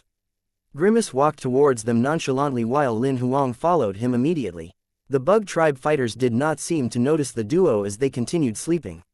When they walked closer to one of the bugs' heads, it twitched its nose and looked at Lin Huang. Just when Lin Huang was ready to pull his sword to kill, it turned around and returned to its slumber. My illusion shields the outsider's sense of us. These bugs can't see us, hear us, or smell us. That single bug just now must have a sensitive sense. It could felt the unusualness faintly but didn't find out about us. There's nothing to worry about. My illusion might be limited if we encounter monsters with a combat strength above Imperial level Crimson Gold rank, but it's impossible for these low intelligence Immortal level bugs to see through my illusion. It's impossible for them to sense us as long as we don't activate any energy, Grimace explained through voice transmission upon noticing Lin Huang looking at the bug with his guard up. Nodding lightly, Lin Huang did not doubt Grimace's ability at all. After all, Grimace could walk around Immortal level rank 9 monsters with the help of illusion when he was on Immortal level rank -9. Then, he managed to play a fool on the monsters on the same level, what more now that he was already on Imperial level Crimson Gold rank. The bug's response earlier just made him panicked a little. He was relieved after confirming Grimace's illusory effect while following him deeper into the cave. The wet ground began to turn sticky. Mugginess stuck on the sole of his shoes with every step he took. They would see piles of yellow or green semi-transparent goo on the ground occasionally. You guessed it right, those were a discharge of the bug tribe.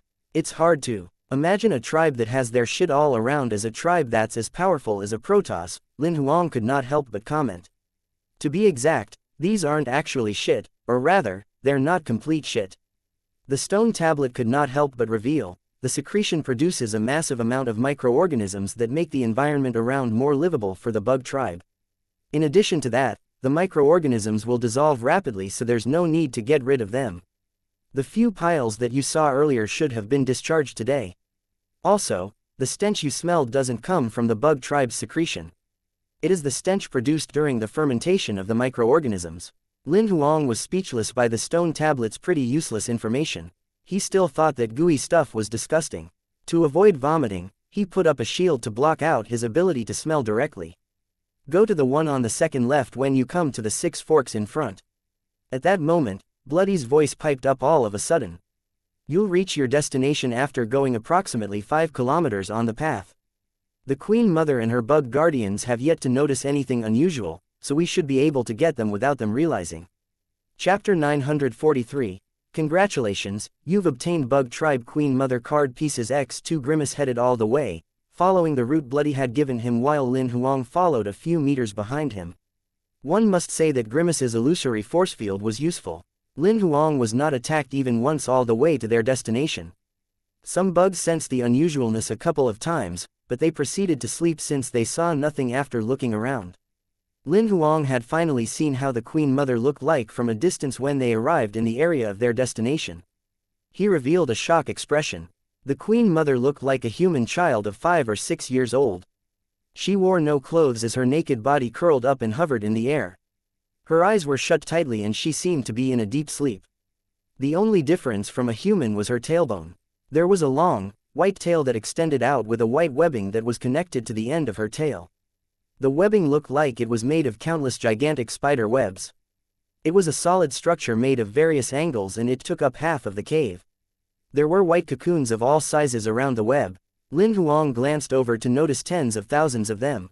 Just when he was observing the Queen Mother quietly, in her little girl form, she opened her eyes out of the blue.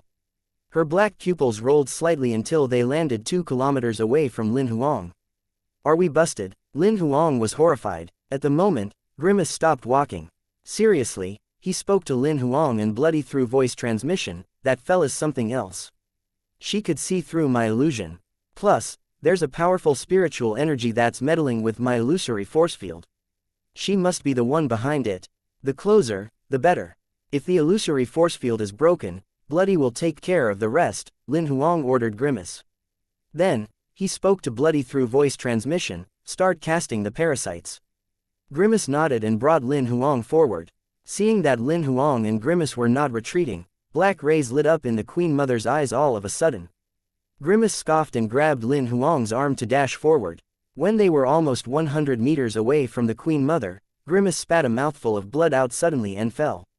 I can't go on with the illusory force field. Before he even had the time to check on Grimace, Lin Huang noticed the 12 bug guardians around the Queen Mother lift their heads out of nowhere and glare at his direction. Lin Huang responded immediately without even thinking. He recalled Grimace while crushing 7 monster cards that he had been hiding in his sleeve with the other hand. He also crushed a lucky card and a double reward card. Lancelot, Killer, the Evil Dominator, the 2 Knights, and the 2 Dark Crescent Snakes appeared before Lin Huang out of thin air. Kill the 12 Bug Guardians and that Queen Mother. Let Bloody take care of the rest. The 7 Imperial monsters attacked without hesitation as soon as Lin Huang ordered them. Lancelot summoned the 18 sword servants directly while he went after 2 Bug Guardians on his own. His servants formed a sword formation and went after another 2 Bug Guardians. The Evil Dominator changed his appearance into Killer and went after 2 Bug Guardians with his sword. The 2 Knights merged with the Dark Crescent Snakes. Their combat strength skyrocketed to Imperial level white gold rank right away as they went after 3 Bug Guardians. Killer was left with the Queen Mother. He sensed the Queen Mother's threat.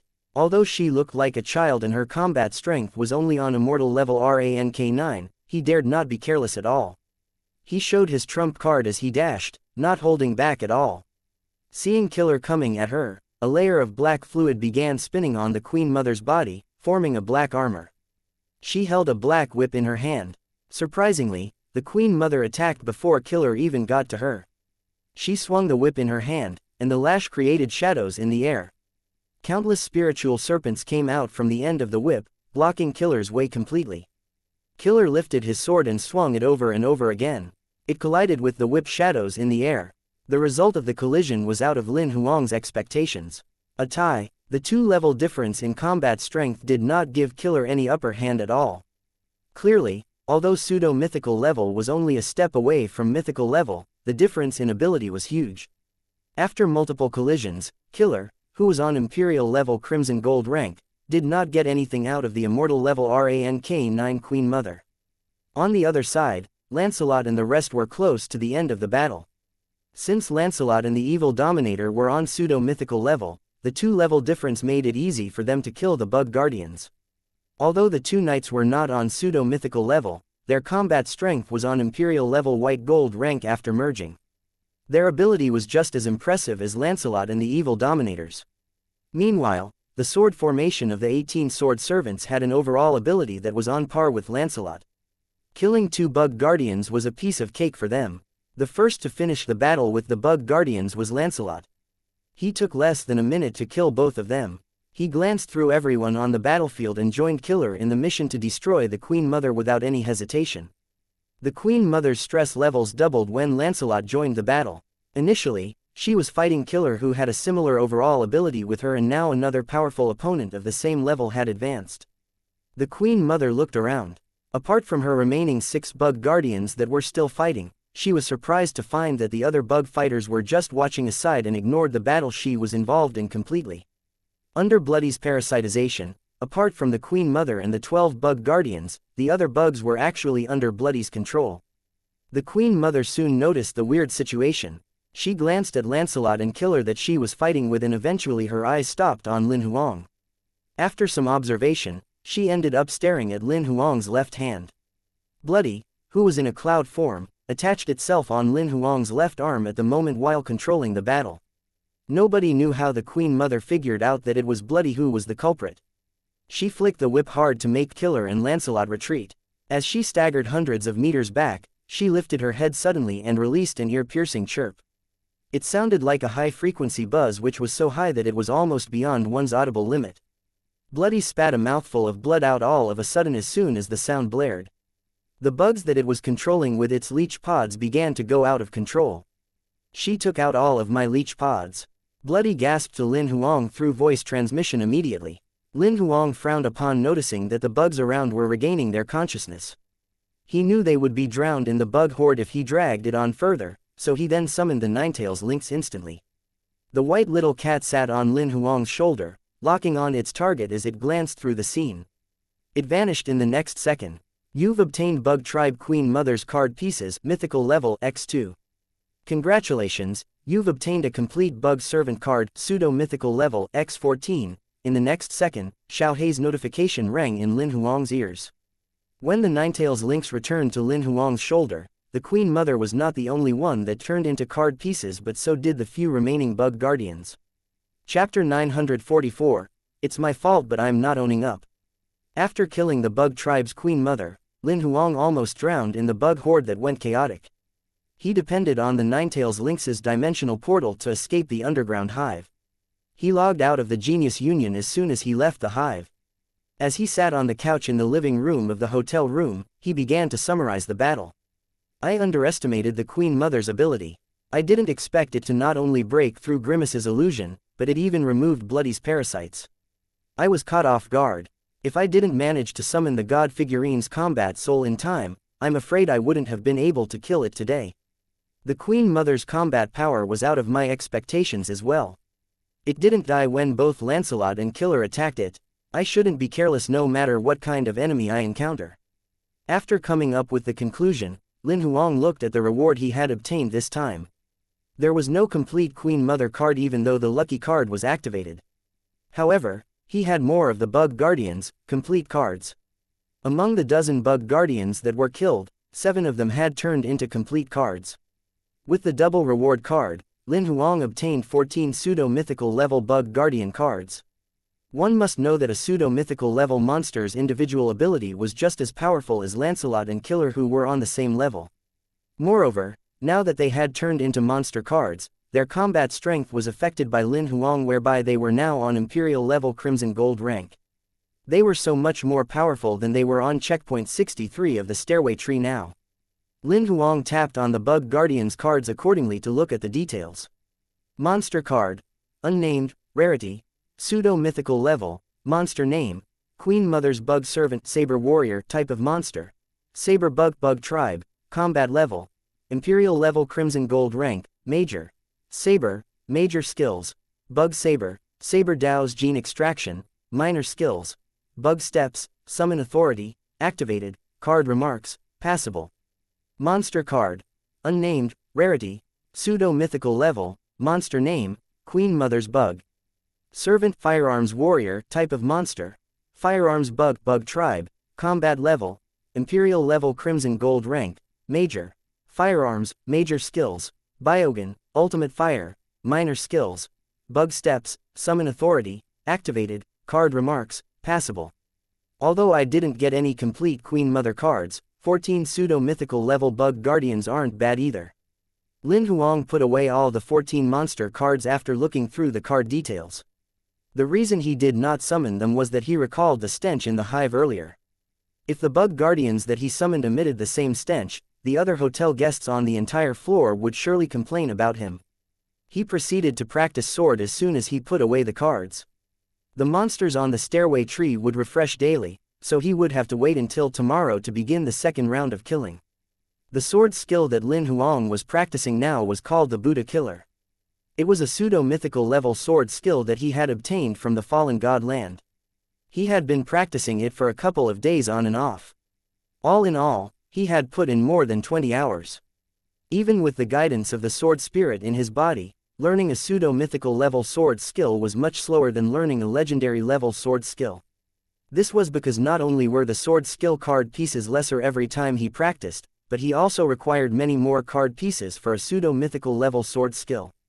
Usually, a legendary level skill would need at least 10,000 skill card pieces while the better ones would need more than 30,000 card pieces.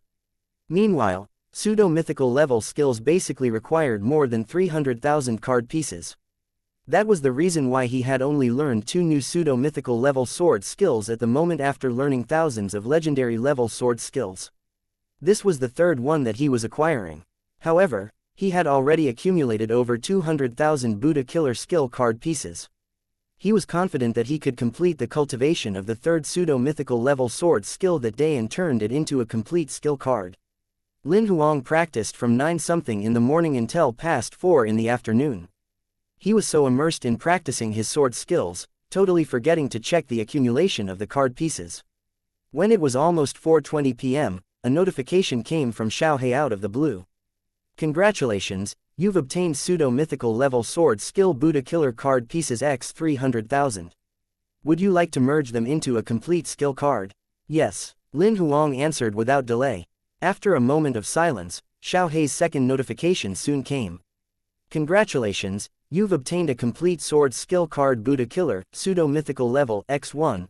Lin Huang looked at the time after he was done cultivating the third pseudo-mythical level sword skill. Noticing that it was not the time for dinner yet, he began looking at the fourth pseudo-mythical level sword skill in his memory. Early the next morning, Lin Huang logged into the Genius Union right after he had breakfast. As soon as he got to the stairway tree, Bloody began looking for the Queen Mother and Bug Guardians, coordinates that had been refreshed. Meanwhile, Lin Huang looked at the Genius Union internal news. A headline soon grabbed his attention. The title of the article was, "Why did the monster horde break during the day on the stairway tree?" Lin Huang clicked on the article which said that bugs rushed out of their hives all of a sudden yesterday morning and attacked the human foothold on checkpoint 63. Many of the members were killed by the bug horde that came out of nowhere and fell back to checkpoint 1 on the stairway tree. After their deaths, some of them lost half of their points that they had been accumulating for years. The bug horde broke out at 9 AM yesterday. It was almost the same time I killed the Queen Mother and logged out. Lin Huang roughly figured out the reason for the bug horde during the day. It should have been caused by him killing the Queen Mother. The death of the Queen Mother caused the bug fighters to lose their minds and falling into chaos. Without the Queen Mother's control, their destructive nature was revealed. Hence, they attacked the human foothold, causing a series of devastating events. However, the author of the article had no idea about that. Instead, he came up with an analysis from his personal view and listed some possibilities. Unfortunately, he did not hit the point. It was far from the truth. The author would not expect the culprit of the incident to be the death of the Queen Mother because even Chando, the top powerhouse, did not possess the ability to kill the Queen Mother. The non-disputed opinion became the author's blind spot, causing him to fail to get an accurate answer. Seems like it's really my fault, Lin Huang teased himself while grinning. He had no plan to own up to his mistake although it was him who caused it. Since nobody knows about it, let's make it a secret. Chapter 945. I didn't know everyone loved fighting monster hordes with the previous killing experience. Lin Huang's second kill was very successful. Bloody found the newly refreshed coordinates for the Queen Mother and Bug Guardians on the stairway tree. Lin Huang used the old way of getting Grimace to open a path with his illusory force field. However, the difference this time was that he crushed a lucky card and a double reward card when they arrived 2 to 3 kilometers away from the Queen Mother without her even noticing Grimace. He then summoned the Ninetails Lynx directly. The Imperial level purple gold ranked Ninetails Lynx had an ability that was nothing less than a demigod's. It suppressed everyone as soon as it appeared. With its suppression, Bloody did not even need to control with its leech pods. All of the bugs within a radius of 100 kilometers, including the Queen Mother, could not move at all. Upon witnessing that, Grimace, who was standing before Lin Huang, could not help but have envy flash through his eyes. The Ninetails Lynx stepped forward silently and disappeared all of a sudden. Almost at the same time, Lin Huang saw the bug tribe Queen Mother and the 12 bug guardians being sliced into pieces. Before he managed to blink, he noticed that the Ninetails Lynx had returned to his shoulder without him even realizing. It licked its paws with its little pink tongue. Until then, the bug tribe Queen Mother and the 12 bug guardians, sliced bodies began to turn into pieces and faded a few kilometers away. Xiao Hei's notification came into Lin Huang's ears. You've obtained Bug Tribe Queen Mother, mythical level, card pieces x2. Congratulations, you've obtained Bug Servant, pseudo-mythical level, complete card by 12 inches. Congratulations, you've obtained Bug Tribe Incubator, mythical level, by 2 inches. Noticing the bugs becoming chaotic since they lost the Queen Mother, Lin Huang pressed down his urge to look at the Bug Tribe Incubator card. He recalled Grimace and Bloody, then said to the Ninetails Lynx, "Bring me back." The Ninetails Lynx tapped on Lin Huang's shoulder, and the human and the cat vanished from the hive in the next second. Without the suppression of the Ninetails Lynx's aura, the bugs that lost their Queen Mother fell into a complete frenzy and rushed out of the hive's exits in madness. Lin Huang, who had logged out of the Genius Union, sat in the living room of the hotel room and took out the 2 Bug Tribe Incubator cards. What the hell are these 2 cards? Doubtfully, Lin Huang began studying the cards. There was a 3-dimensional spider web with white cocoons hanging on it on the front of both of the cards. He recalled the similar web that connected the 2 Queen Mother's tails when he saw that. So, this isn't a part of the Queen Mother's body. Initially, Lin Huang thought that the web was part of the Queen Mother's body. Now, it seemed like this item called an incubator existed in the name of the Queen Mother. Lin Huang turned the card around and began to read the details. Special item card, rarity, mythical level, item name, bug tribe incubator, incubation direction, cold weapon, starting level, imperial level crimson gold rank affected by the owner's combat strength, insertable data, various cold weapon battle data, starting skill, cold weapons gene extraction, bug steps, application authorization, passive. Card remarks, pretty good special item. Remarks, only for the use of the bug tribe queen mother, special item card, rarity, mythical level, item name, bug tribe incubator, incubation direction, hot weapon, starting level, imperial level crimson gold rank affected by the owner's combat strength, insertable data, various weapon battle data, starting skill, hold weapons gene extraction, bug steps, application authorization, passive. Card remarks, pretty good special item. Remarks, only for the use of the bug tribe queen mother, only the bug tribe queen mother can use these. So, I can't activate these two cards before I get the complete queen mother card. Lin Huang was speechless after he finished looking at the card details. However, he roughly knew what the function of the two cards was. Those were indispensable special items to make a bug tribe army. He was determined to hatch bug tribe queen mothers with this. Lin Huang only glanced through the 12 bug servant cards quickly and put them aside. Together with the 14 that he had obtained earlier, he had 26 pseudo-mythical level bug servant cards now. Looking at the current progress, he would be able to build a pseudo-mythical level bug guardian army soon. However, the bug tribe queen mother's complete card seemed far-fetched at the moment. Lin Huang put the cards away and pushed his messy thoughts aside. He took out the wooden sword and began practicing his sword skills again. On the checkpoint 63 of the stairway tree, a bug horde broke out again since Lin Huang had killed the bug tribe queen mother and her bug guardians. Without the queen mother's control, the hundreds of millions of bug tribe fighters streamed out of the underground hive like water. They headed down the branches below on checkpoint 63. In less than an hour, bug tribe fighters of various forms took over half of the human foothold. The people did not panic as they did before since they had experienced the same thing yesterday. They soon formed a defense, blocking the bug horde. One must say that those who made it to checkpoint 63 of the stairway tree were the best of the best in the Genius Union. They had compelling personal ability whereby they basically had the ability to fight fairly with imperial level black gold rank powerhouses. Compared to other checkpoints, the powerhouses on this checkpoint had high self-esteem. Most people on any checkpoint below this would choose to avoid involving themselves if they encountered a monster horde. Only a minority of them who were desperate for points would stay at night to fight the monster horde. However, the people on checkpoint 63 were cultivated by major organizations as candidates with the potential to get to the core circle. They did not lack any resources, hence, they were not desperate for points on the stairway tree and did things based on personal interest. To most people on checkpoint 63, a monster horde during the day was something interesting. One must know that they had never encountered a monster horde during the day since the climb from checkpoints 1 to 63. It was only natural for them to join the fun since this happened out of nowhere. Many of them who were offline logged in immediately to fight the monster horde after hearing the news of the monster horde breaking out during the day. Meanwhile, those powerhouses who were caught off guard on the first day of monster horde were in agony. Some of them were killed by the monster horde right away since they were unprepared. They could not even last for a minute and ended up being the laughing stock of their organization. They were eager to return and show their real ability off in the monster horde. Lin Huang heard the news from the Heaven Alliance group chat. They were discussing the monster horde on checkpoint 63 enthusiastically. Some of the Heaven Alliance members were pumped up after hearing the news and logged in just to join the monster horde. They even sent live videos to the group chat. The expression on Lin Huang's face was weird after he read the messages in the group chat. I didn't know that everyone loved fighting monster hordes during the day.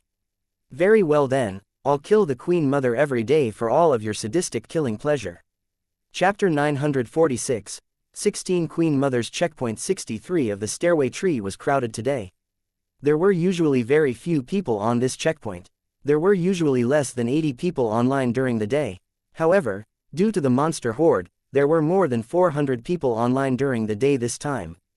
The quiet checkpoint 63 where one normally would not bump into anyone else had become extremely crowded now. Many major organizations formed teams to fight the bug horde eagerly. Some of the minor organizations on checkpoint 63 with few members formed teams too. As they fought the bug horde, the power of hundreds of powerhouses skyrocketed together on the Stairway Tree leaderboard. The absurd change on Stairway Tree leaderboard grabbed the attention of all members on different checkpoints. Knowing that a breakout of a monster horde on checkpoint 63 was rare, most of them were dumbstruck to see the skyrocketing points of the hundreds of people. What are these people doing? Why are their points skyrocketing during the day? Were they triggered by Lin Huang? Wait, their points are skyrocketing during the day. Did these people discover Lin Huang's secret to obtaining points? I want Lin Huang's secret to obtaining points too. After some hot discussion in the forum, somebody finally revealed the truth. There's a bug horde on checkpoint 63 during the day. All of the big bosses on checkpoint 63, fighting the bug horde together. Another hot discussion broke out after the truth was revealed. They're worthy of being called big bosses. They're even fighting a monster horde during the day. Why do I have the odd feeling of being envious of such reckless behavior?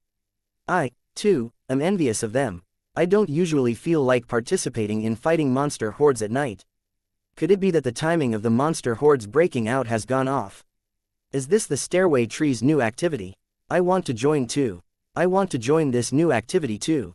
Please promote this. The bug horde on checkpoint 63 lasted until the sky was almost dark. It was finally gone. The last defense on checkpoint 63 remained standing in the end. However, a new round of monster horde came after less than 10 minutes. This time, besides the bug horde, the monsters from checkpoints 67 and 71 joined too. The overall scale of the monster horde was twice as large as the one during the day. Again, is there something wrong with the Stairway Tree? There are 24 hours a day and there have been 22 hours of monster hordes now. How are we supposed to go on? Could it be the Stairway Tree system urging us to break through checkpoint 63 as soon as possible? Many of the members on checkpoint 63 were exhausted after fighting the bug horde during the day. However, figuring that it might be the trick the Stairway Tree system was playing, most of them chose to stay fighting the monster horde. Even some of them who went offline logged in again. The majestic monster army charged once again. Many powerhouses on checkpoint 63 bit the bullet and fought the monster horde head-on. Naturally, Lin Huang had no idea that he had caused such a thing. He went to sleep directly after washing up as he was done practicing his sword skills until past 11 at night. He did not follow what was happening in the Genius Union. If the Genius Union system had human emotions, it would definitely be complaining right now. The fight on checkpoint 63 went on until 6 in the morning the next day. It was disastrous. Among the 388 participants, only 31 people made it to the end. The rest were sent back to checkpoint 1 of the Stairway Tree. Some of them climbed up again after they died and fell back to checkpoint 1. Some did not only make it back but even joined the monster horde fight again. Among the 31 survivors, less than 10 of them survived along the way while the rest clambered their way back from checkpoint 1. The monster horde was finally gone as they watched the sun rising in the distance. The bunch of powerhouses were either sitting or lying on the ground, no longer caring about their image. It's finally over. I know. I'm exhausted. Damn it. I died in the monster horde. This is my first time dying on the Stairway Tree ever since joining the Genius Union. Well, I've died twice and I'm not complaining. I've never experienced such a tiring battle in my life. I have a sudden realization that it's good to be alive. Should we find out the reason why there's a bug horde during the day in checkpoint 63 since there's no monster horde now? Someone suggested all of a sudden. Everyone went silent upon hearing the suggestion. A moment later, the chief of the Hong Alliance, Zhu Hong, broke the silence. I think it's a great suggestion. There's definitely a reason why the bug horde broke out. We'll have to log out in our current condition if another bug horde happens again 2 hours later. I think we should take a look since there's no bug horde now. I agree with Sister Hong's suggestion. Instead of waiting for things to happen, we should take the initiative to tackle it. The chief of the Tang Alliance, Zhang Zhaoshan, nodded to show his agreement. We have approximately 2 hours to look around since there's no bug horde now. Of course, I'm not forcing everyone to participate in the investigation. After all, we've been fighting for over 20 hours, so everyone must be exhausted now. Zhu Hong knew some of them were unwilling to participate. Those who are joining, please raise your hand. Zhu Hong was the first to raise her hand while Zhang Zhaoshan was the second without thinking much. Some raised their hands later on. They were all members of the Hong Alliance and the Tang Alliance. The chief of the Heaven Alliance, Chan Do, had been offline. The deputy chief Jian Fei hesitated for a moment and raised his hand in the end. I'm in, too. The other 3 from the Heaven Alliance raised their hands immediately upon seeing that. Divine Alliance's chief Zhang Lian smiled and said while shaking his head, I'm lazy to join, I'm too tired. I'll head home to sleep. Since the 4 from Heaven Alliance raised their hands, the chiefs from 2 minor organizations raised their hands too. Just like that, Zhu Hong and the rest gathered 15 people into a group forcefully and headed towards the stairway tree's main branch on checkpoint 63. Around an hour and a half later, Lin Huang logged onto Genius Union after he had breakfast. He summoned Bloody to get the new Queen Mother's coordinates again while he looked at the internal news on Genius Union's website. A headline title got his attention again. The big bosses on checkpoint 63 are crying. Lin Huang was not sure to laugh or cry when he clicked in and read the article. What happened was that the bug horde broke out together with a monster horde, causing the monster horde yesterday lasted for 22 hours. Most of the people on checkpoint 63 who thought it was an activity created by the system were fighting forcefully for the entire day. The situation was horrible whereby only 31 people left among the over 400 who participated. Did they have to do that? Bloody suddenly spoke as Lin Huang was done reading the news. I found a human team of 15 people. Because of them, the number of Queen Mother had a boost. I did a rough search earlier and already found a few.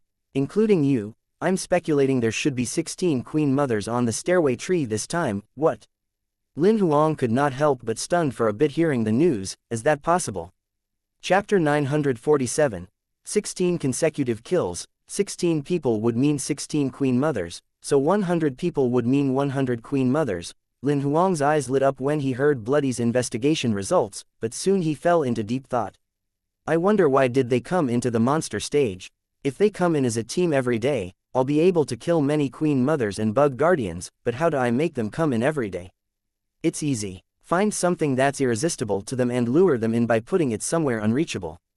Bloody could not help but gave Lin Huang a suggestion in response to his soft mutter. In that case, they'll try to get that item every day. Something that's irresistible, a god relic should be a great choice. Lin Huang soon had a plan in his head after hearing Bloody's suggestion. An unreachable place. The most unreachable place on checkpoint 63 should be where the Queen Mother is, deep in the hive. After coming up with the 2 most important points, Lin Huang figured how to implement this plan to bait right away. Not long later, Bloody had located the coordinates of all the Bug Tribe Queen Mothers. As expected, there were a total of 16 Queen Mothers. Lin Huang headed toward the first target immediately as soon as they located the closest hive. When they arrived at the entrance of the hive, he used his old way again. He got Grimace to open a path with his illusory force field to get deep in the hive's central zone. They stopped when they were 2 to 3 kilometers away from the Queen Mother and her Bug Guardians. This time, Lin Huang did not summon the Ninetails lynx right away. He summoned the Nightmare Tapir instead, telling it what he wanted through voice transmission. The Nightmare Tapir nodded and hovered midair, emitting a squeal with its head up like the sonar roar of a whale. A circle of invisible sound waves spread out like water and soon covered the entire hive. With the Nightmare Tapir's Imperial level white gold rank combat strength, he could even make Imperial level purple gold rank monsters fell into a deep sleep with one roar, let alone these immortal level rank 9 Bug Tribe monsters.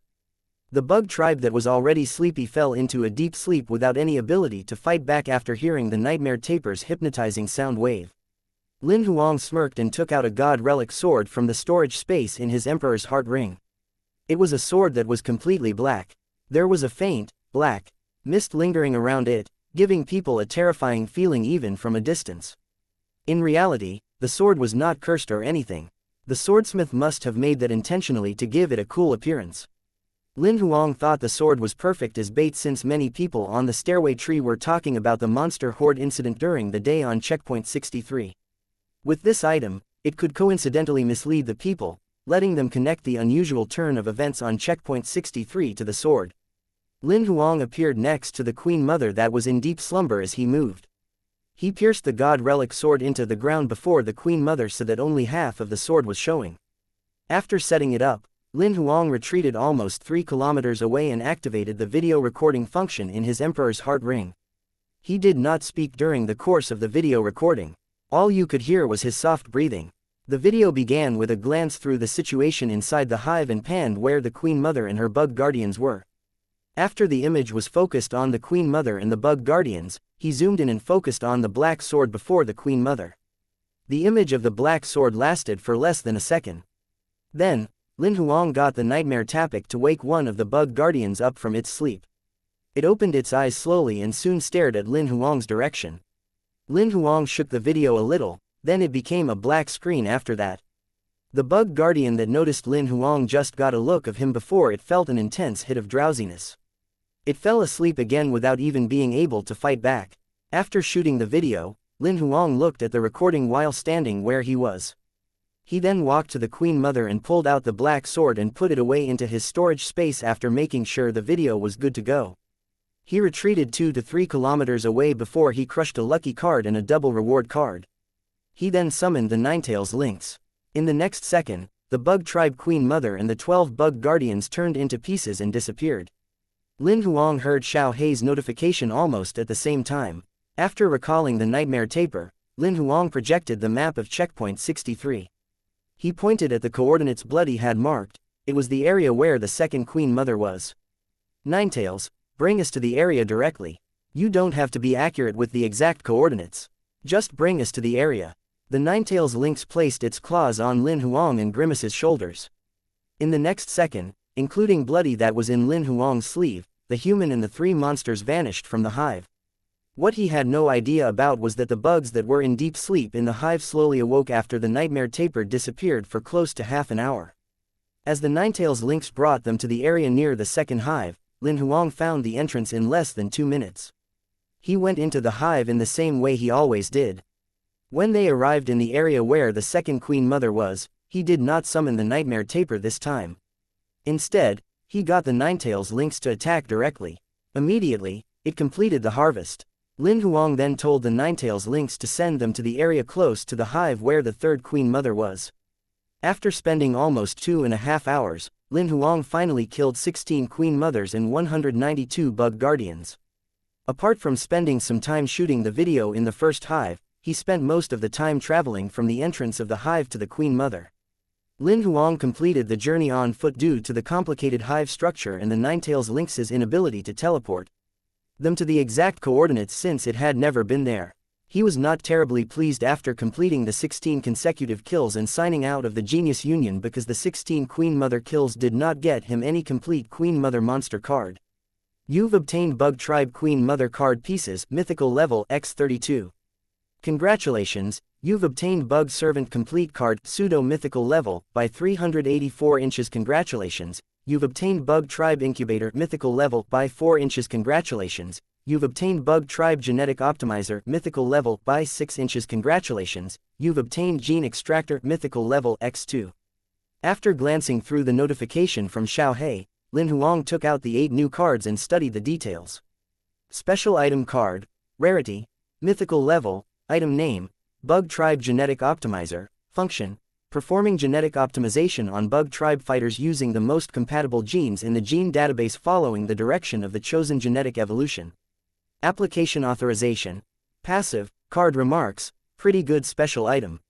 Remarks, only for the use of the Bug Tribe Queen Mother, Special Item Card, Rarity, Mythical Level, Item Name, Gene Extractor, Function, as long as there's sufficient flesh, it can be used to extract the respective genes as well as detaching the gene the user desires and put it into the genetic database. Application Authorization, Passive, Card Remarks, Pretty good special item.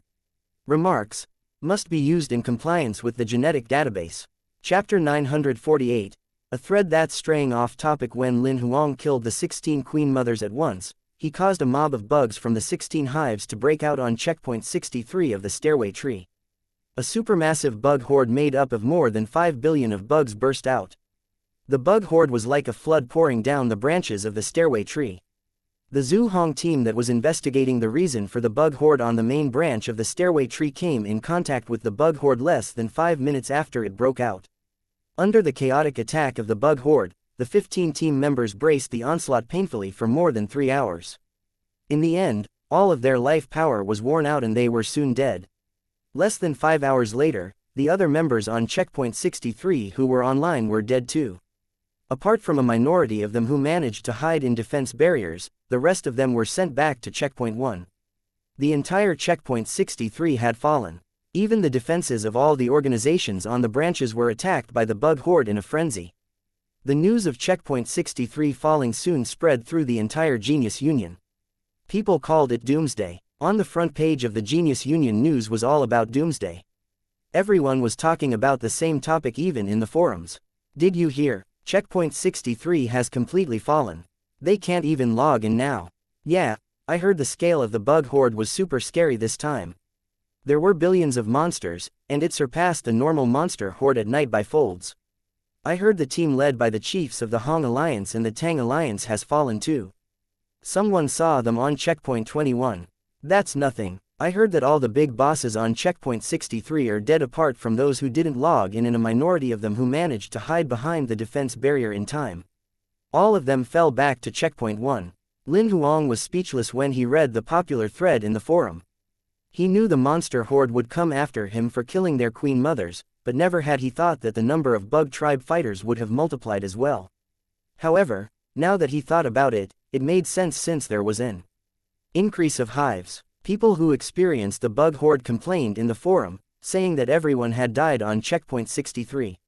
One even posted a video of the bug horde breaking through their defenses. In front of the defense barriers, bug tribe fighters crawled all over. Each and every one of them was attacking the defense under their feet insanely like they had lost their minds. Everyone was worried as they watched the video.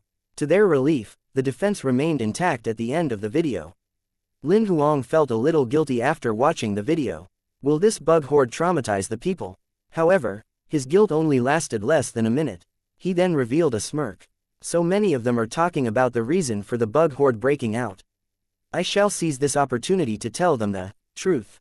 Lin Huang set his account to anonymous status and created a thread entitled, "The Truth of the Bug Horde Breaking Out on Checkpoint 63 Feet." He then uploaded the video that he had recorded earlier. After submitting it, he waited for almost 10 minutes until the thread went through a review. The thread grabbed the attention of many Genius Union members as soon as it appeared. Many of them clicked on it suspiciously because there was no description in the thread. There was only a video. Everyone then watched the video directly and were shocked after finishing it. The thread created a stir right away. This has to be fake. The bug tribe queen mother is a little girl. Who'd buy that? The bug tribe queen mother really does look like that. Although I've never seen the real thing, I saw the strategy for Checkpoint 63 and there were photos. It's almost the same as the one in the video. The queen mother, her bug guardians, and the bug beasts are real. The details of the hive's real too. This video's legit. What I'm curious about is who took this video. The person went really deep into the hive. It was the chief of the Hong Alliance, Zhu Hong, who posted that. Zhu Hong used her personal account instead of going incognito. The forum went into a frenzy all of a sudden. Pleased to meet the goddess. Sister Hong, please reply to me. Please let me ride on your fame, almighty. Another big boss replied to Zhu Hong's comment, Sister Hong, what do you think about this video? The person who commented was the chief of the Tang Alliance, Zhang Zhaoshan, who had used his personal account to comment too. People were agitated again as soon as Zhang Zhaoshan appeared. No matter if it was Zhu Hong or Zhang Zhaoshan, both of them were the top bosses in the Genius Union. They were in the top 5 among the people at the same level. Zhu Hong replied when she saw that it was Zhang Zhaoshan who had asked the question, "It looks more like a prank, but we can't rule out the possibility of it being authentic. What I want to know most is how did he go so deep into the hive? It's actually easy for someone who has powerful spiritual energy. They can use an illusion to isolate themselves to do this," Zhang Zhaoshan replied. Brilliant. I know roughly who posted this thread now that you say that. Many people asked who the person was as soon as Zhu Hong commented, but she did not reply. Zhang Zhaoshan also disappeared as soon as Zhu Hong was gone. However, people on Checkpoint 63 soon began to analyze Zhu Hong's comment. Sister Hong should be talking about the Divine Alliance's Zhang Lian. Chief Zhang's a psychic and he has extraordinary spiritual power. It's possible that he's mastered illusion skills too. Looking at it now, on the entire stairway tree, he's the only person who could possibly shoot the video so close to the Queen Mother. The people in the thread soon began to talk about the Queen Mother after the analysis. So, that's what the Queen Mother looks like. It's so cute. I want to keep one. Here's a question. If you brought the Queen Mother home and had sex with it, would the children the Queen Mother gave birth to be a human or a bug? There won't be any children because you can always use precaution. Thank me later. I've reported inappropriate content. As Lin Huang read the comments, the thread was straying off topic. Only a minority of people talked about the God Relic sword, and he felt helpless. These people are just here for the fun. They don't care about the reason for the bug horde breaking out at all. It's natural that they don't care since it doesn't concern them. They'll definitely be desperate for answers if the bug horde spreads below checkpoint 63. Bloody grinned while explaining. Most people on checkpoint 63 who saw this video should have opinions about the God Relic sword.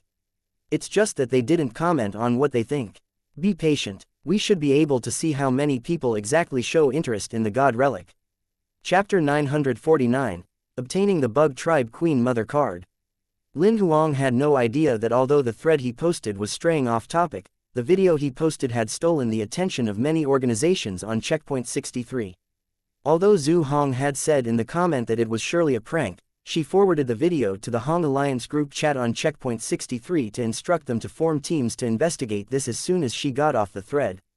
Zhang Zhaoshan also began to gather people as soon as he closed the forum page. Most of the other organizations began working too. A majority of the people on checkpoint 63 could tell that the video was real because many of the details could not be staged. Although they had no idea how the person who shot the video managed to go so deep into the hive, they had little doubt about the authenticity of the video. There were some organizations that hired professionals to conduct verification exercises. Naturally, the final consensus was that the video was authentic. No special effects were used in the video. To verify the video source, Zhu Hong even went out of her way to contact Zhang Lian, asking if it was him who had recorded the video. Naturally, Zhang Lian denied it. Some suggested that it might be Lin Xie because he was the only person on the stairway tree who could afford to get God relics with his points. However, after some investigation, they realized that all of the God relics were still there in the stairway mall. They then ruled out the suspicion on Lin Huang. Although nobody could find the video source, the authenticity was verified. This caused the people on checkpoint 63 to think that the bug horde was related to the God relic that had appeared out of nowhere. This also proved the existence of God relics in the hive. Many organizations began forming teams with the mission to obtain the God relic. Since nobody could log into checkpoint 63 of the stairway tree because it was invaded by the bug horde, Zhu Hong of the Hong Alliance held a video conference call right away. Soldiers are valued by courage, not in numbers. This is the motto of our mission this time. Since it's a stealth mission, we need people who have mastered stealth techniques, illusion skills, stealing techniques, or those who are simply fast. Each team will have one person responsible for hiding, one for stealing the God relic, and one more with detective techniques. Each team will have 2 to 3 people. 3 is the maximum because the more people there are, the higher the risk of exposing ourselves. The Tang Alliance and the Divine Alliance carried out similar implementation whereby they formed a few teams that were skilled at carrying out stealth missions. Those who were great at battling and not suitable for stealth were excluded. Naturally, Lin Huang received the messages that the Deputy Chief of the Heaven Alliance, Jian Fei, had sent in the group chat. It was definitive that he would not participate in such a mission. Eventually, the Heaven Alliance only managed to gather 11 people who formed 4 teams. The Heaven Alliance is almost done with their preparation. The other organizations are also almost ready. Lin Huang was secretly elated. The Heaven Alliance alone had gathered 11 people, so there would be more than 16 people participating in the search tomorrow. At past 6 in the morning the next day, the monster horde on checkpoint 63 of the stairway tree was nowhere to be seen. Lin Huang was still in bed while the organization members who were participating in the search had logged into the Genius Union and began the congregation. Apart from the major organizations including the Heaven Alliance and the Hong Alliance that managed to form 4 to 5 teams, a few other organizations gathered a couple of teams. Some of the minor organizations that had insufficient members came together and formed a few teams themselves. Before it was even 6:30 a.m., one after another, the 36 teams climbed onto the main branch of the stairway tree from different starting points. Lin Huang only got out of bed when it was almost 7 a.m. After washing up, and washing his breakfast down with a cup of coffee, he logged onto the Genius Union leisurely when it was almost 7:30 a.m. Soon, Bloody was summoned and it found the teams sent from the various organizations.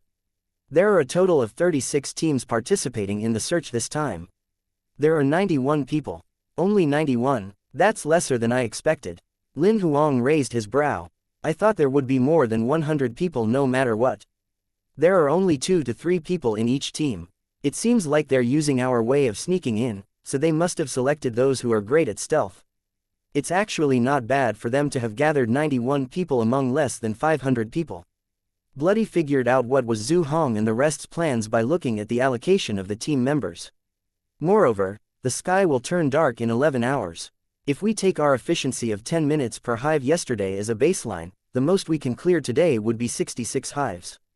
We must speed up to 7 minutes and 15 seconds if we want to clear all 91 hives. Understand? Then, let's not chat unnecessarily as soon as we enter the hive. Just tell me which fork Grimace and I should head to directly. Lin Huang nodded. Let's begin with the first hive now. We don't have to wait for the whole search to be done. My search won't be affected in the hives. Bloody stopped speaking and projected the map for Lin Huang. It then pointed out the coordinates of the first hive. Lin Huang summoned the Ninetails lynx and got it to send them to the coordinates immediately. When they arrived at the entrance of the hive, he crushed a lucky card and a double reward card. He then summoned Grimace and told him the accelerated mission plan through voice transmission. Grimace nodded and grabbed Lin Huang's wrist. Turn second left at the first fork. Grimace had disappeared from where he was while grabbing Lin Huang as soon as Bloody was done speaking. They entered the first fork in less than 2 seconds. Turn first right at the second fork. Turn third left at the third fork. Then, at the fourth fork, in less than 2 minutes, Grimace brought Lin Huang to where the first Queen Mother was. The Ninetails lynx killed her right away and brought Lin Huang and Grimace to the second hive later on. Subsequently, Grimace grabbed Lin Huang along and dashed into the hive at full speed. The hunting efficiency experienced a few folds of improvement.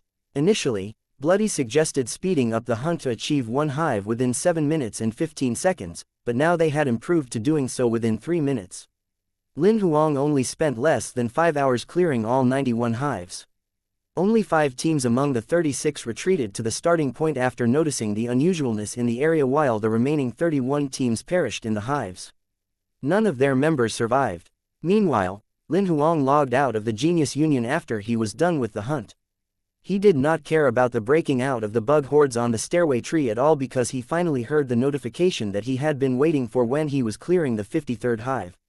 He tamped his urge down and finished clearing all the 91 hives. As he sat on the couch in the living room of the hotel room, Lin Huang tapped Xiao Hei's notification box open with a shudder of excitement. Congratulations, you've obtained complete Bug Tribe Queen Mother Monster Card Mythical Level by 2 inches. Congratulations, you've obtained complete Bug Servant Monster Card Pseudo Mythical Level by 2184 inches. Congratulations, you've obtained Bug Tribe Incubator Mythical Level by 4 inches. Congratulations, you've obtained Genetic Database Mythical Level by 2 inches. Congratulations, you've obtained Biomaterial Decomposer Mythical Level by 2 inches, yes. I've finally gotten the complete Bug Tribe Queen Mother card after working on it for so many days. Chapter 950. Another new rule is added. Monster card.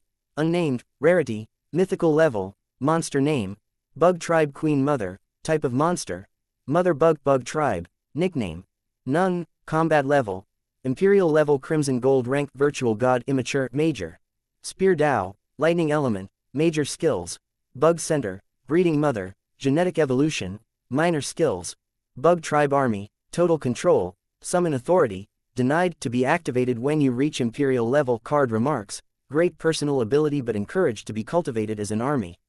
Lin Huang looked through the skills one after another and eventually had his eyes on the Bug Center. Bug Center. Special ability exclusively for high-tier Bug Tribe. A Bug Tribe that possesses such an ability will be able to hear the voice of the Bug Hordes will. Only Bug Tribe members that possess such an ability can build their own quantum consciousness network to control the Bug Tribe army. Remark 1. The Bug Guardians will only possess an intelligence close to a human's as well as having learning abilities under that premise when they're connected to the Bug Center. The intelligence of Bug Guardians that aren't connected to the Bug Center will be oppressed to its minimum, whereby they will have almost zero self-consciousness. They will just be puppets that listen to orders blindly. Remark 2. The more Bug Guardians are connected to the Bug Center, the more powerful the Bug Center will grow and the more Bug Tribe fighters it can contain. Remark 3. the bug center can be taken away by other high-tier bug tribes that possess a bug center. It can be shared with other high-tier bug tribes that possess a bug center too. Remark 4. The Queen Mother can retrieve information from all the members in the bug center network. It can also control the information access of the other members as well as setting their intelligence level. The first thought Lin Huang had after glancing at the skill description was that the Queen Mother would renegade. However, he realized that the skill was extremely crucial for the entire bug tribe army after reading the many remarks below. Without the skill, the bug guardians and the bug tribe fighters would just be a plate of sand. They would not be worthy of being called an army at all. Moreover, after reading the skill remarks, Lin Huang noticed that the thousands of pseudo-mythical level bug guardians that he got earlier were just a bunch of stiff battle puppets if they were not connected to the bug center. The reason he did not summon the bug guardians was that he was worried about the stench on the bug guardians which would affect the other hotel guests. He could not help but crush a bug guardian card after reading the description of the bug center. A ferocious bug guardian with 6 arms made of sabers consolidated before him. He was relieved that there was no odor coming from the bug guardian. When it was summoned, the bug guardian that was over 3 meters tall stood motionlessly where it was. Lin Huang waved before its eyes and it showed no response as if it could not see. Speak. Just say something, Lin Huang ordered. The bug guardian looked at Lin Huang with its head held low and said nothing. Has its intelligence been oppressed so much that it can't even master a language? Lin Huang frowned deeply. This should have been installed in its settings to prevent bug guardians from other tribes from acquiring it and using it as a weapon or to obtain important information. Disconnecting them from the bug center would result in their intelligence dropping rapidly whereby they can't even perform basic communication, Bloody speculated. After carrying out some tests, Lin Huang realized that the bug guardian could only take simple orders. Furthermore, it would attack a specific target with all its might when it was given a slightly complicated order such as, attack. It would not be able to avoid the opponent's attacks and carry out an effective defense at all. This is so backward. The upper hand of a pseudo-mythical level is being compromised by its intelligence. Lin Huang shook his head in dissatisfaction. If they're put in a battle, I could fight 5 to 6 of them alone at once. Luckily, I've got the Queen Mother card. Otherwise, those bug guardians would just be your puppets, Lin Huang smiled while saying to Bloody. I might not be able to cast parasites on them since they're on the same level as I am, which is pseudo-mythical level. Bloody was taken aback. Lin Huang shook his head without saying much. After all, he could not summon the Queen Mother yet and those bug guardians could not be connected to the bug center. They were pretty useless to Lin Huang now since they had such low intelligence. He could only put them aside at the time being. After recalling the bug guardian card, Lin Huang looked at the few new cards that he had just obtained. Special item card, rarity, mythical level, item name, genetic database, function, database storing various genetic data, application authorization, passive, card remarks, good stuff, remarks, must be used in compliance with biomaterial decomposer and gene extractor. Special item card, rarity, mythical level, item name, biomaterial decomposer, function, decomposes flesh of living beings into various materials as well as separating gene fragments for genetic modification, application authorization, passive, card remarks, not bad, remarks, can't be used to decompose living beings. Special item card, rarity, mythical level, function, modify living beings' genes, application authorization, passive, card remarks, good stuff. Remarks, must be used in compliance with biomaterial decomposer and gene extractor. Lin Huang put all of the cards away after reading the card details and realized that he could not activate them due to the authority restriction. He then began practicing his sword skills. Meanwhile, it was chaotic in the Genius Union once again. A bug horde had broken out on checkpoint 63 of the stairway tree like never before since Lin Huang had killed 91 bug tribe queen mothers. This time, the big bosses on checkpoint 63 hid behind the defense barrier right away after learning their lesson earlier when they saw the bug horde sweeping toward them. With the experience from the day before, very few of them chose to stay to fight head-on this time. Everyone clearly felt that the bug horde this time was even more terrifying than the day before whereby there were folds of increase in the number of bugs. Can you imagine tens of billions of bugs in various forms occupying all the buildings with no gaps in between? One must know that even those bugs which were smaller in size were over 2 meters long while the bigger ones were hundreds of meters long. Imagine the space that almost 30 billion of those monsters could occupy. Almost every inch of the ground on the entire checkpoint 63 was covered with bugs. Even the defenses on all of the human residence buildings had bugs crawling all over them. Some even had layers of bugs writhing on them. It was chilling to watch. Some people took videos and photos of the situation and posted them on the forum. People from other checkpoints began talking about it. Lin Huang only found out about it when he looked at the Genius Union forum before he went to bed. As he was reading a few minutes into the thread, a notice came from the Genius Union all of a sudden. Notice: a new rule has been added to the stairway tree system. A player will pass the checkpoint as soon as he kills the boss. Every Genius Union member will pass the checkpoint right away as soon as they kill the final boss in the monster stage of the respective checkpoint. The player will not obtain any benefits on the respective checkpoints after the final boss is killed. We hope everyone acknowledges this notice. Almost every Genius Union member who received the notice at midnight were dumbstruck. What happened? Why did such a notice appear like that? Lin Huang was the only one who realized that the system was directed at him again. Luckily, I've already gotten the Bug Tribe Queen Mother. Chapter 951. I killed another Queen Mother since the first was bored. The new rule from the Genius Union that came out of nowhere broke the midnight peace. It was chaos on the forum all of a sudden. What happened? Why is there a new rule out of nowhere? The two new rules earlier were caused by Lin Xia's killing spree on the stairway tree. Could it be him who's caused this again? If someone's really doing something, looking at the new rule, there should be someone killing the boss on some level. Killing the boss is much more difficult than passing through the level. Who is insane enough to kill the boss over and over again? If someone's killing the boss over and over again, I think the killing machine Lin Xia has the highest possibility of doing that. Don't look at Lin Xia so highly. Indeed, he's pretty skilled at killing small monsters, but he's on checkpoint 63 now. Do you guys know how scary the boss on checkpoint 63 is?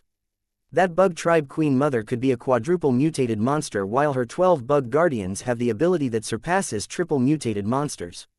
It's not that I look down on Lin Xia's ability, but in reality, even Chan Do the fourth prince would have to avoid those bug guardians if he ever encountered more than 3 of them. Maybe a rookie on a lower checkpoint is killing the boss repetitively but we didn't notice. Lin Huang realized that a minority of people suspected it was him who had caused this while most people ruled out the possibility of him doing it. A few big bosses on checkpoint 63 were analyzing how terrifying the Queen Mother and her bug guardians' abilities were. He received a message from Chan Do on his communication device just when he was ready to sleep after closing the forum. Is this new rule about you again? Lin Huang thought about it and gave a short reply while smirking. Take a guess. No wonder there are bug hordes on checkpoint 63 every day. You're killing Queen Mothers like it's a game for you. That's insane. Chan Do sent a thumbs up emoticon at the end of his message. You haven't been logging in these few days. What have you been up to? Lin Huang changed the subject. I've been shopping around black markets these few days. I have to live up to the act since I'm doing it, Chan Do replied. I even asked Tan Lang to go to you a few days later. No wonder he isn't here. I've been waiting for him. I'll log in tomorrow at 8 in the morning.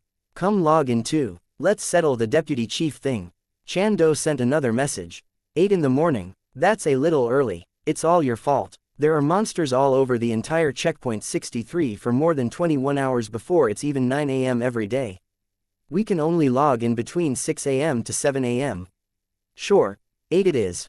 The next morning, Lin Huang woke up early. After breakfast, he logged onto the Genius Union leisurely. It seems to be way too early. After logging in, Lin Huang raised his brow upon realizing it was only 7:23 AM. I can seize the opportunity to kill the last Queen Mother then. Lin Huang moved immediately as soon as he made up his mind. Bloody used less than 2 minutes to locate the Queen Mother. Zhu Hong and the rest had yet to give up on looking for the God Relic, so they came in teams earlier in the morning. Although there were fewer people compared to the day before, there were still over 70 of them. However, with the new rule, Lin Huang would pass the checkpoint as soon as he killed one Queen Mother despite there being more than 70 Queen Mothers. He would not gain any benefits after killing one Queen Mother. Lin Huang did not use the old way of getting into the hive this time. Instead, he made a grand entrance by summoning the destructive divine mammoth. The destructive divine mammoth suppressed everyone with its aura, and they ambled in without any obstacles. Since he would pass the checkpoint after killing the Queen Mother, Lin Huang thought he of obtaining the 10 billion point limit for the day right away. As the destructive divine mammoth stomped its feet, the bug tribe monsters turned into dust. None of them even managed to get closer. They only used approximately 5 minutes to get to the core zone of the hive.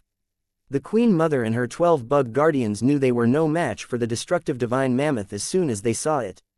The 12 bug guardians and an insane amount of bugs dashed towards the destructive divine mammoth.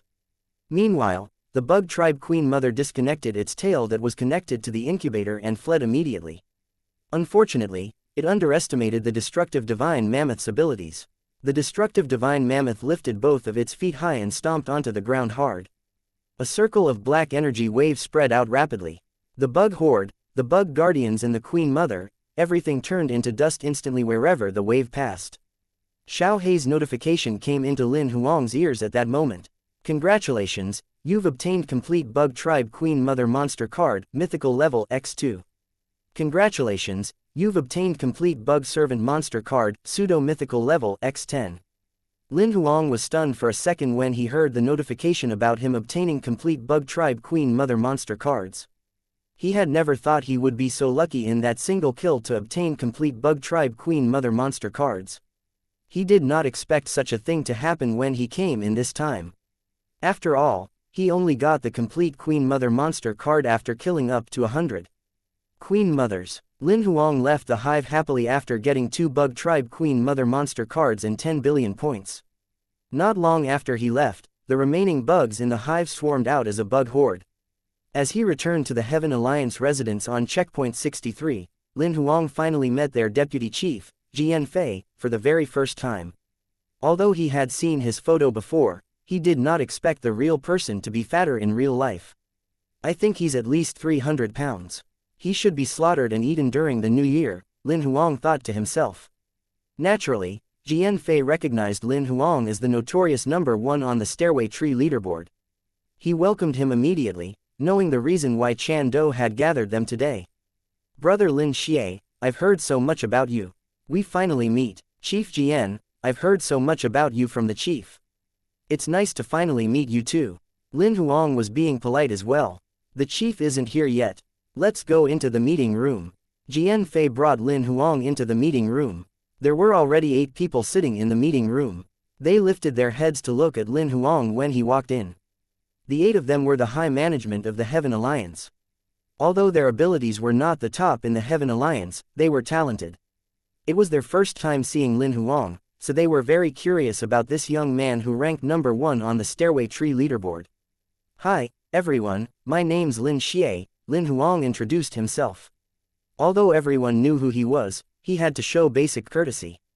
Your combat strength, a short-haired lady among the 8 could not help but exclaim all of a sudden. Xianxia and the rest just realized that as well, and they had shock written on their faces. Yes, I'm on immortal level rank 7 now, Lin Huang confirmed. He could not lie about such a thing since they were meeting face to face. Although he could use his disguised demigod relic to conceal that, he thought it was unnecessary. What terrifying combat strength elevation speed. Although none of them said that out loud, they glanced at each other and knew everyone had the same thought in their heads. Xianxia introduced the 8 of them to Lin Huang one by one before sitting down. Since Lin Huang the rookie was there, the rest held back on their topics as it might be inappropriate. They began talking about the god relic that had appeared in the hive recently. Lin Huang pretended not to know much about it and listened to them talking patiently. Finally, Chan Do showed up when it was 8 a.m. sharp. Yo, everyone's here. Does everyone know who Lin Xie is already? Chan Do strolled into the meeting room and walked straight to the main seat. He did not chat much after taking his seat and went right to business. I suppose everyone knows why I've gathered all of you here today. All of them nodded. I shall recommend Lin Xie officially to be deputy chief of our Heaven Alliance. Chan Do glanced through everyone. Those who agree, please raise your hand. Those who don't, please name the reason for your dissent. Chan Do raised his hand as soon as he was done speaking, and the deputy chief Xianxia was the second to follow suit while chuckling. The remaining 8 of them raised their hands as well.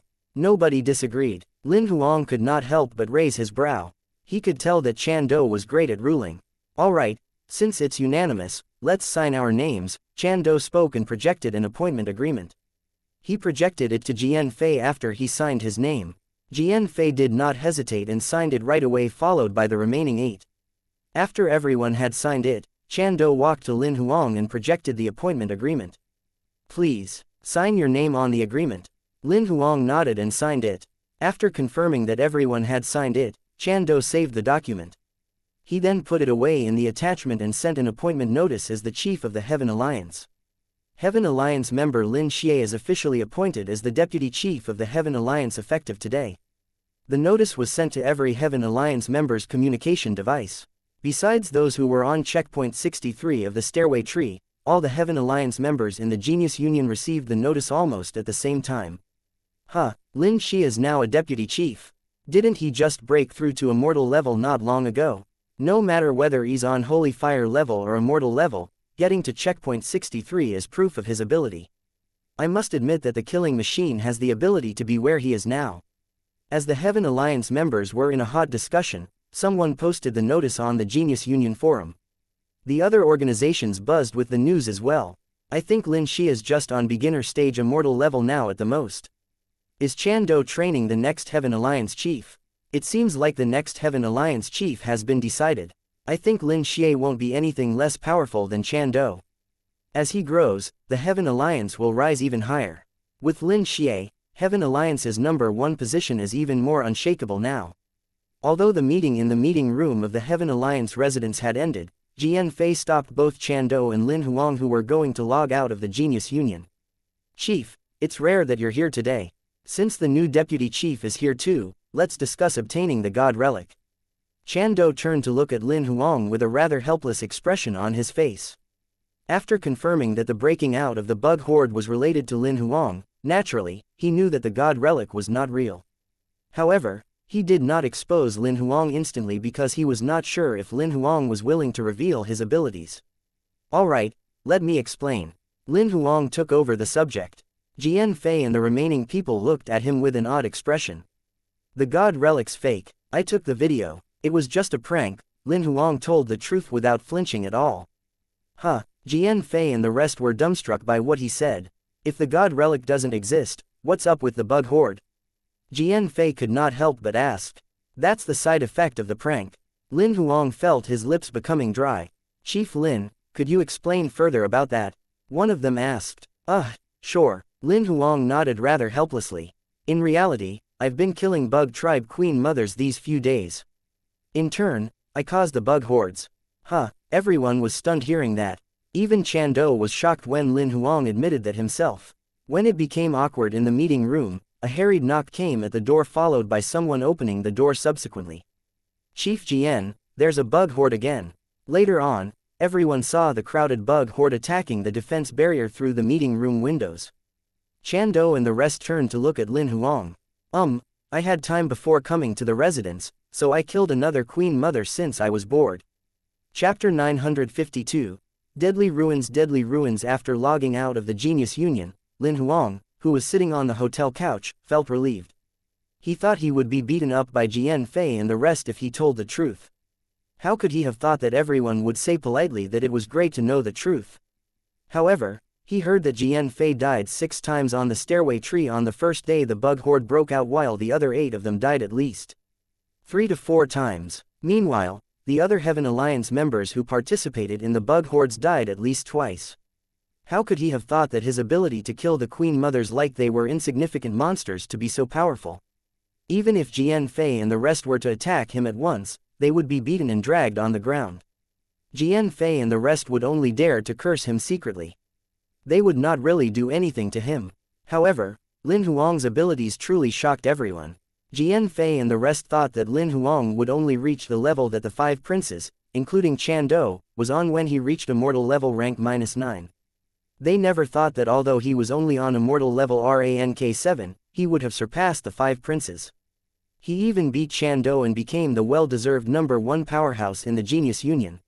Naturally, under Chan Do's order, the 9 of them present chose to keep it a secret. They did not mention that to anyone, even keeping it from the other Heaven Alliance members. After all, the more people knew, the more they would talk about it. It was hard to guarantee that nobody would slip it out. As he looked through the Genius Union forum, the #1 hot topic was, guess who is the Heaven Alliance deputy chief? The threads that were discussing the bug hordes these few days were pushed down to second place. After reading the comments on the thread, Lin Huang was surprised that not many people raised questions about him being the Heaven Alliance deputy chief. On the contrary, most of them supported him. Look at the fame I've obtained from killing monsters. Lin Huang forced a smile helplessly after reading those supportive comments. Despite there being people questioning him, there were not many of them. The skeptics basically raised the same question, was Lin Xia's combat strength not too low? However, most people were alright with his low combat strength as long as he had sufficient abilities. After quitting the forum, Lin Huang proceeded to practice his sword skills. He did not log into the Genius Union until the next day since he agreed to meet Tan Lang. Naturally, no bug horde broke out on checkpoint 63 since he did not kill any bug tribe queen mothers. Many people found it odd that the bug horde came to a halt all of a sudden after happening for a few days consecutively. As a result, the halt of the bug horde became a hot topic on the forum. It replaced the topic of Lin Xia becoming the Heaven Alliance deputy chief the day before and got bumped up to become the #1 topic. However, Lin Huang did not follow up on that. After practicing his sword skills in the morning, he met Tan Lang at a seafood restaurant nearby for lunch. Tan Lang seemed to be the same as usual, dressed in a black, slim-fit trench coat with the collar standing up. He was skinny as always. Apart from his aura that was slightly more powerful compared a few months ago, there seemed to be no changes in him. However, Tan Lang was shocked when he saw Lin Huang. He could tell that Lin Huang's combat strength was on immortal level rank 7 as soon as he saw him. Isn't the elevation rate of your combat strength terrifying? I think it's only been less than 3 months since we came out of the fallen god land, but you've already elevated by 4 ranks. That's just my luck. Lin Huang laughed. I guess you'll surpass me very soon, Tan Lang teased while smiling. It won't be that easy. Lin Huang smiled while shaking his head.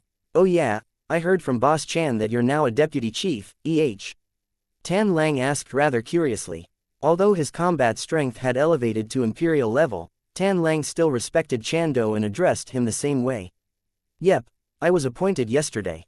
It's just a title. Congrats, congrats, Tan Lang exclaimed while cupping his hands with a wide grin.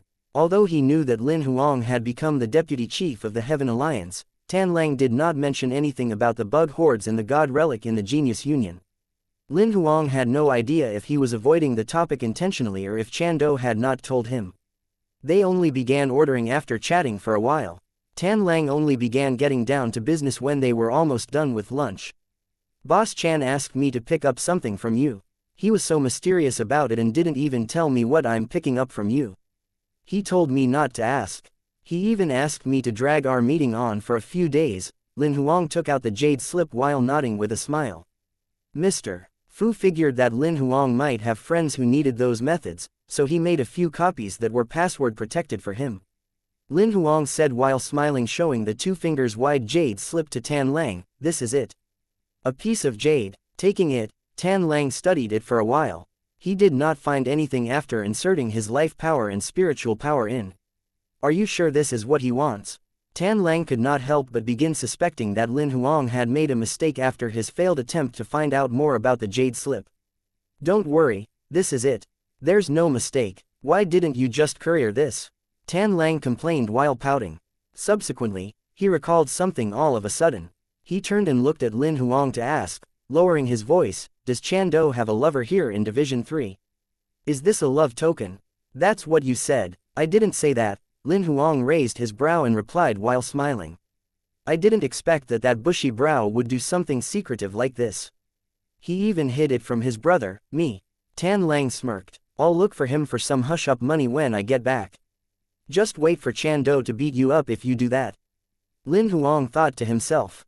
After sending Tan Lang away, it was almost 2 p.m. when Lin Huang returned to the hotel. He took out the wooden sword and proceeded to practice. He only looked at the Hunter Association forum for news when he was in bed at night. A top headline grabbed his attention immediately. More than half of the demigods died in the deadly ruins. The news was published at 10 a.m. Lin Huang had not looked at the forum the entire day and only saw that more than 10 hours later. He could not help but frown after clicking on the topic and reading the article. According to the news, the ruins that opened in Division 1 was extremely dangerous. There were even living virtual god-level monsters in it. Only 58 among the 117 demigods who went in to explore made it out alive. Living virtual god-level monsters exist. Lin Huang was pretty surprised about that. Theoretically, a ruins was usually a place with order that had completely collapsed. Nothing could survive in it, let alone breed new lives. Therefore, only spirits and undead monsters could survive in most ruins. However, due to the lack of order, it was almost impossible for those spirits and undead monsters to elevate their combat strength. It was even more impossible for them to grow to virtual god level. The virtual gods in this ruins must not have elevated at the latter stage. Instead, they existed before the ruins collapsed. There was a high chance that they were severely injured in wars and hid away, going through hibernation until now. Those demigods had unintentionally interrupted them and woke them up during their exploration since the ruins opened. Lin Huang winced slightly after closing the forum page. He was not interested in the ruins, which was somewhere more than 50 demigods had died. It was not a place he could explore now. However, the return of the demigods from the exploration of the ruins meant something else to him. The dynasty's royal trials should begin soon. Chapter 953, Master Chan is the best. After killing the Queen Mother and passing through checkpoint 63 on the stairway tree, Lin Huang had not logged into the Genius Union since then. While he could block his combat strength on the stairway tree leaderboard, everyone could see it on the stairway tree checkpoints. Everyone in the Genius Union would know that his ability surpassed Chan Do's if he was to go further up. He was not interested to log into the Genius Union after all. Apart from practicing his sword skills every day, he was watching the news and waiting for Dynasty's royal trials to begin. He had accumulated pseudo-mythical level sword skill card pieces throughout these few days and merged them into 2 complete cards. Therefore, he now possessed a total of 7 pseudo-mythical level sword skills, including the Almighty Surgical Knife, the Killer, the Void Sword, the Instantaneous Slash, the Buddha Killer, and the 2 assassination sword skills that he had recently mastered, Moonlit Night and Silent Snow. In the Genius Union, checkpoint 63 on the stairway tree regained its usual order without Lin Huang killing the Bug Tribe Queen Mother. There was no Bug Horde during the day. Since the halt of Bug Horde happened the next day, the Genius Union announced the new rule. Many people made the connection between the breakout of the Bug Horde with the new rule. Many people were discussing the topic on the forum. The most popular one was a thread posted anonymously. The author gave a series of speculations that were very close to the truth. The title of the thread was it a coincidence or did someone do it? These were the main points. The Genius Union announced the new rule the day before the Bug Horde on checkpoint 63 came to a halt.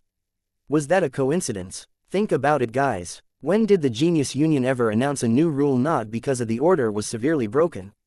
This is the only time the Genius Union did that. You guys mustn't have noticed that.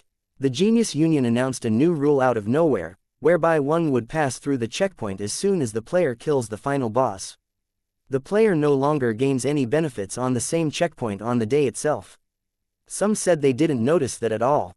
Some said maybe it was caused by new people coming in and stayed on the lower checkpoints of the stairway tree, killing the final boss over and over again while getting the attention of the Genius Union system.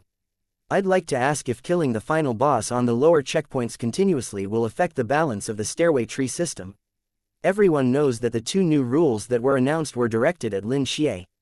We were limited to a number of points daily and on each checkpoint because Lin Xia's behavior in obtaining points had severely affected the balance of the stairway tree point system. Killing the final boss on the lower checkpoints were inefficient to affect the balance of the stairway tree system, so how was it supposed to get the Genius Union's attention? The answer is that the Genius Union system doesn't care about such a thing at all. The reason the Genius Union system announced the new rule was because of a new behavior that affected the balance of the stairway tree system. The behavior was someone killing the Bug Tribe Queen Mother on checkpoint 63 of the stairway tree. Many people had been asking before this, why would bug hordes break out during the day on checkpoint 63? Many people concluded that it was caused by the god relic that came out of nowhere. However, I personally suspect that the so-called god relic was just a lie. Of course, I've no proof of that. I just want to voice my speculations here. I think the real reason for the bug horde was because someone killed the bug tribe queen mother. Once the queen mother died, the bugs would lose control and go wild. That was how the bug hordes came about. The bug hordes that broke out one after another during the day caused Checkpoint 63 to lose its balance of order completely. That was the reason why the Genius Union announced the new rule that one would pass through the checkpoint as soon as the final boss was killed. Finally, I'd like everyone to think about it following my speculation. Did you realize that the bug horde stopped breaking out the next day when the rule was announced? Everything makes sense now. The fella who had been killing the queen mothers had killed the last bug tribe queen mother that could reap him benefits. He then stopped hunting for queen mothers, hence putting an end to the bug hordes. The comments in the thread were filled with a 50-50 mix of supporters and routers. Some supported the thread because the speculations were totally logically, while those who doubted them asked a realistic question: who could kill the bug tribe queen mother alone on the stairway tree? Everyone knew that even Chando, one of the 5 princes, could not do that. Someone asked the anonymous author directly in the thread who he thought could possibly do such a thing. This was the author's reply: looking at the ability of all the members on the stairway tree that we know, nobody could have possibly done it. But if you insist that I give a name, I'd say that it's most possibly Lin Huang. The author's response caused a stir once again. Author, just admit that you're Lin Huang himself. You posted this thread just to brag. Verification checked. The author's Lin Huang's fangirl. You're parading Lin Huang's name so highly. How about Chando, our Master Chan? I support Master Chan. He's handsome, plus he has long legs and powerful ability. May I ask the commenter above me if Lin Huang is handsome? Are his legs long? Is his ability powerful? Lin Huang saw the thread too and replied with Lin Huang's account: I support Master Chan. He's the most handsome, has the longest legs and the most powerful ability. Chando saw Lin Huang's response too and replied: thanks for your support, my Master Deputy Chief. Zhu Hong from the Hong Alliance must have been bored, so she posted below: I think I smell some serious PDA going on here. The interaction of the trio caused a stir in the forum again. Time flew by and 3 days passed since then. As Lin Huang was having breakfast, he finally saw the news that he desired when he clicked into the Hunter Association forum. The headline of the Hunter Association forum was: the once-in-a-decade royal trials is beginning soon. Lin Huang smirked after reading the news. It's officially beginning on the 5th of May. It's the 28th of April today, so that's 1 week away. I'll do some preparations beforehand these few days. After breakfast, Lin Huang logged into the Stairway Mall again. He picked 2 demigod-level telekinetic weapons he had his eyes on initially and put them into his shopping cart. The 2 telekinetic weapons were ultimate demigod relics. One cost 5 billion points, so they added up to 10 billion points. As the deputy chief of the Heaven Alliance, he could enjoy a 40% discount, so he only needed to pay 6 billion points. Lin Huang had always wanted demigod-level telekinetic weapons. However, he could not use them at the moment. He bought them beforehand mainly for Grimace and the imp who had mastered telekinesis. Apart from the 2 telekinetic weapons, Lin Huang picked a demigod puppet that cost 18 billion points. The puppet was for Grimace as well. Only Bloody and Grimace, who possessed supreme intelligence, could master such a complicated tool completely within a short period of time. By Grimace's telekinetic power was the perfect fit with a puppet-type battle weapon. With such a puppet, Grimace could fight face-on even if he were to encounter an Imperial-level purple-gold rank powerhouse. Enticed by the 40% discount, he spent a total of 16.8 billion points on the 3 items. After summoning Grimace and the imp, Lin Huang distributed the 3 new pieces of equipment. The both of you will have a telekinetic weapon each, Lin Huang said and delivered the demigod puppet into Grimace's hands. This is your reward for helping me in the hives throughout the past few days. The imp was envious as he watched while Grimace's eyes light up. After recalling the 2 imperial monsters, Lin Huang purchased all 11 pseudo-mythical level sword skills and 3 mythical level sword skills. They cost a total of 128 billion points, but he only paid 76.8 billion points with the 40% discount. Hence, he spent almost half of his 200 billion points, which in turn tampered with his plan to purchase demigod-level soul crystals to elevate his remaining 5 combat souls to Imperial-level purple-gold rank. He planned to put his remaining stairway tree points aside for a rainy day so that he would not be able to trade God Battle Sword and God Armor relics that he desired with the God relics that he possessed. Chapter 954, The Royal Trial has begun. Time sure flew. A week soon passed. Lin Huang thought the token he had would attract covetous members from Dynasty, whereby they would send people to take it away from him. He was prepared to fight anytime, but it had been peaceful for the past week. Nothing happened at all. He wondered if something had happened to Dynasty that caused them to not put the extra effort in to get the token back. He did not log into the Genius Union for the past week.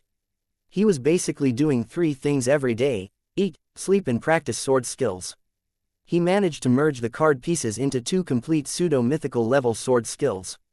Early morning on the 5th of May, Lin Huang returned to the hotel room after breakfast. He then took out the Dynasty trial token from his Emperor's heart ring. The token was completely golden and was almost half the size of a palm. The word, Dynasty, was imprinted in the middle of it with complicated sigils around it. According to the notice Dynasty posted, the trials would officially begin at 9 a.m.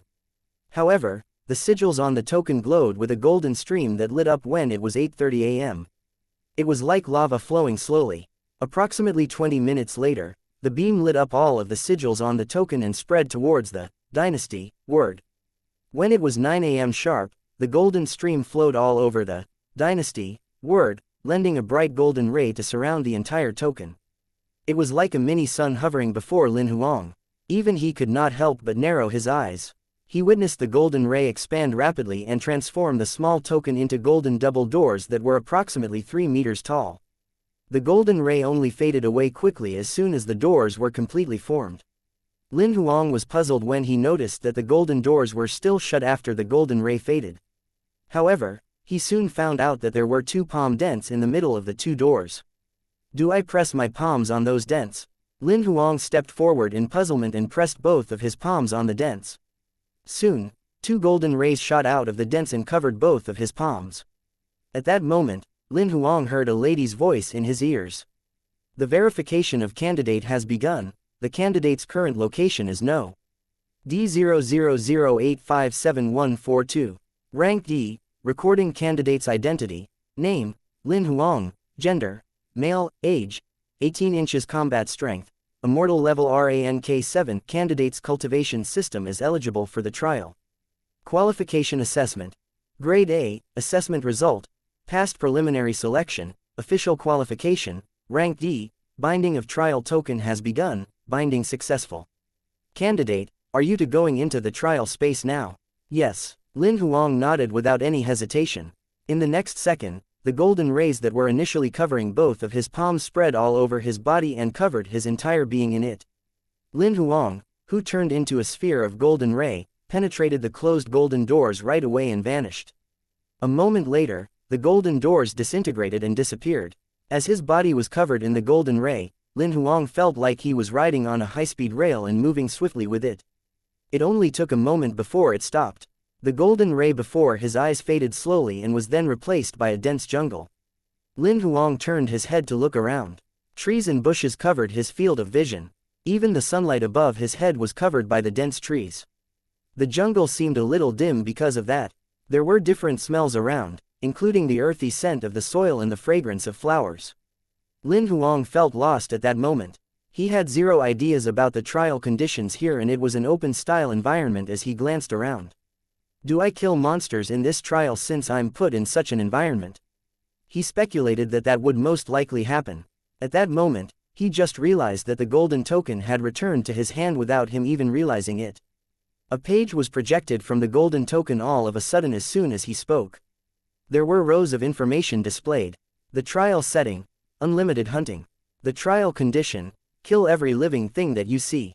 There are 2 identities in the trial setting. One will be the convict while another will be the candidate. You'll obtain points according to the convict's combat strength that you kill. Single kill point system. 1 point for Imperial level Black Gold rank, 3 points for Imperial level Crimson Gold rank, 10 points for Imperial level Yellow Gold rank, 30 points for Imperial level White Gold rank, 100 points for Imperial level Purple Gold rank. You'll obtain all of the points the candidate possessed if you kill one. Candidate can crush the trial token as a sign of surrender. He or she would then be sent out of the trial space. The points will be awarded to the candidate who witnesses the surrender and is the closest to the person who surrenders. Trial candidates, 10,000 people. Convicts, 100,000 people. Trial period, 1 month. The candidate who survives the trial and obtains the highest points will win a dynasty citizenship. Last warning. This trial isn't a virtual game. Dying in the trial means death in reality. Please use the trial token when necessary. There are 10,000 people participating in this. Until then only did Lin Huang realize that there were so many people in this trial space apart from himself and the people from Dynasty. Convict. Looking at the description, the convict stated shouldn't be monsters but humans. Lin Huang calmed himself down and began focusing on the information provided. So, candidates kill continuously in this trial to obtain points. Not only are the convicts praised, but so are the other candidates too. Looking at the description of the condition, all of the convicts seem to be on Imperial level. The lowest one would be on Imperial level Black Gold rank while the highest would be on Imperial level Purple Gold rank. Furthermore, the ratio of convicts to candidates is 10:1. Also, a candidate who survives at the end of the 1-month trial meets the prerequisite to winning the final eligibility. It shows that the candidates in this trial aren't the predators, but the prey. Lin Huang narrowed his eyes slightly. The condition didn't mention that collaborating is prohibited. Those organization members who participate in this trial would most likely choose to collaborate in the hunt with people from the same organization. Although I've no idea what's up with the convicts, I think they should be collaborating in groups. If people don't come from the same organization, there might be teams with many people in it. Lin Huang did a detailed analysis of the conditions. Clearly, this trial was much more difficult than it appeared to be.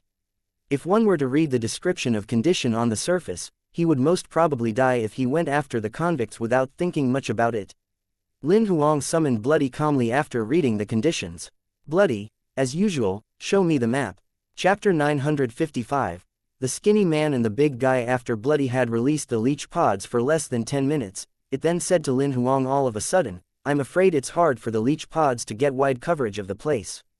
What's wrong? Lin Huang asked. Many of the leech pods are killed when they're spread less than 1,000 kilometers away. There are many living things in this space that have formidable sense and alertness, Bloody explained while feeling helpless. It was the first time that Lin Huang could not get a complete map from Bloody. Seeing its gloomy expression, he did not panic at all. Instead, he rubbed Bloody's head affectionately. Then, let's not try getting the map. It's unfair to other people for us to always use a map. Let's participate in the trial like everyone else and see if we can get first place. The radius of Lin Huang's territory expanded to 7 kilometers wide since he elevated to immortal level rank 7. Using his senses, he detected no living thing within the territory coverage. He stood where he was in thought for a moment. Instead of asking Bloody which way to go like he usually would, he summoned Lancelot instead. Lancelot, who had elevated to Imperial level Crimson Gold level, had expanded the radius of his territory to 40 kilometers. That was more than 5 folds of what Lin Huang possessed. Lancelot habitually took out some dried vegetables as he was summoned. Just when he was ready to munch on it, Lin Huang snatched it away. He turned to look at Lin Huang pitifully. If you do a great job, I'll give you a month's worth of extra snacks, Lin Huang offered and tossed the snack pack to Lancelot. Hearing there was a snack reward, Lancelot nodded immediately. What's the mission? Determine which direction in your coverage has living things and how far they are. Lancelot put away his dried vegetables unwillingly. He opened his eyes again after shutting them for merely a moment. I see 4 human form beings. They're most probably humans. How far away is the closest to us? Lin Huang asked. Approximately 19 kilometers. He's at hour 2 o'clock. Lancelot spoke and turned his body toward the direction where the human was. Lead the way. Let's check it out. Lancelot nodded and dashed while Lin Huang followed close behind him. However, as they were halfway there, Lancelot said to Lin Huang through voice transmission out of the blue, he noticed us and is running away. Is he that alert? Lin Huang raised his brow, feeling surprised. Go after him. Lancelot charged at his top speed upon hearing that order and dashed toward their target. Lin Huang used the pseudo-mythical level Wander God flying method, following close behind Lancelot. He did not lose sight of him at all. A silhouette was racing the tree branches at high speed. It was a skinny man who seemed sick. The skin on his face was so shriveled that he looked like a corpse with sunken cheeks. His slender arms were all bones and were half the size of a normal adult's. One would wonder how long since he had last washed the torn clothes he was wearing, which were a mottled color. His obvious ribs and sunken abdomen could be seen through his shredded clothes clearly. One could barely tell what he was wearing on his bottom. It was a pair of jeans which was completely covered in soil and dirt. The lower part of his jeans was heavily damaged. It had been chopped off so much that it looked more like a pair of capri pants now. Further down was a pair of bare feet. There were no socks or shoes on those bony feet. Although he looked like a refugee who had been suffering in a famine for a long time, he had a smirk at the edge of his lips at the moment. I didn't expect to have such great luck to be luring 2 pieces of meat this day. I should be able to enjoy a feast. As soon as he was done speaking, he pulled a piece of talisman out of nowhere. The sigils and seal script began lighting up as soon as he inserted his power. "Big guy, I've brought 2 pieces of meat to your territory. Get ready," said the skinny man to the talisman that lit up. "Great, seems like I'll be able to feast today," a thick voice came from the talisman. As he put the talisman that was becoming dim away, the skinny man sped forward at an accelerated speed. 2 silhouettes followed the skinny man 5 to 6 kilometers behind. They were Lin Huang and Lancelot. He accelerated all of a sudden. Lin Huang could sense the person with his territory skill now. He seems to have found his partner. "He's guiding us to that person," Lancelot replied through voice transmission. "Go after him, see what kind of trick he's playing." Lin Huang smirked slightly. He used his divine telekinesis to sense for a bit as soon as the person entered the range of his territory. Although the person looked like a corpse, the skinny man was clearly very alive. Lin Huang sensed the vitality in the man's body. However, his combat strength was nothing to shout about since he was only on Imperial level Black Gold rank. Such a level of combat strength was nothing to Lancelot. Even the Herculean king could kill with a single slap. As for the man's assistant, Lin Huang would treat him as a buy one free one promotion. Perhaps to other candidates, this trial area was extremely dangerous. The candidate's combat strength was only allowed to be on immortal level after all. Even if one had an ability that was as powerful as Huang Wuji of the 5 princes, people on immortal level rank 9 would lose more than they would win whenever they encountered an Imperial level yellow gold rank powerhouse. They would have to flee far away if they were to encounter Imperial level white gold rank or Imperial level purple gold rank powerhouses, let alone others. However, to Lin Huang, this area was a place for rookies. The highest combat strength of a convict in this trial space was only Imperial level purple gold rank. No matter how powerful the convict's ability was, it was impossible for the convict to defeat his god figurine's combat soul. Hence, he was not stressed at all. The skinny man stopped after less than 10 minutes of pursuit. Lin Huang and Lancelot caught up to him in less than 3 seconds. They stood still less than 20 meters away from the skinny man who stood with a big guy, rooted to the ground. Instead of running, they began observing Lin Huang and Lancelot. The big guy was over 3 meters tall. However, like the skinny man, he was also thin although not as gaunt as the skinny man. One could clearly tell that the big guy had been suffering from starvation for a long time just like the skinny man. They were both malnourished. His combat strength was higher than the skinny man's which was on Imperial level crimson gold rank. Their eyes were almost sparkling when they saw Lin Huang.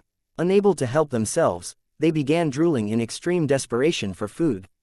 However, both of them calmed down when they saw Lancelot. They looked at each other knowingly. It was clear that they could tell Lancelot was an Imperial monster. Just when Lin Huang was ready to ask a question, the 2 silhouettes before them began moving all of a sudden. The big guy dashed toward Lancelot while the skinny man raced toward Lin Huang at an even higher speed. Chapter 956. The prison's food source. Clearly, it was not their first time doing such a thing, so they moved after exchanging looks having distributed the specific tasks. Realizing that Lin Huang was an Imperial censor, both of them had a simple strategy.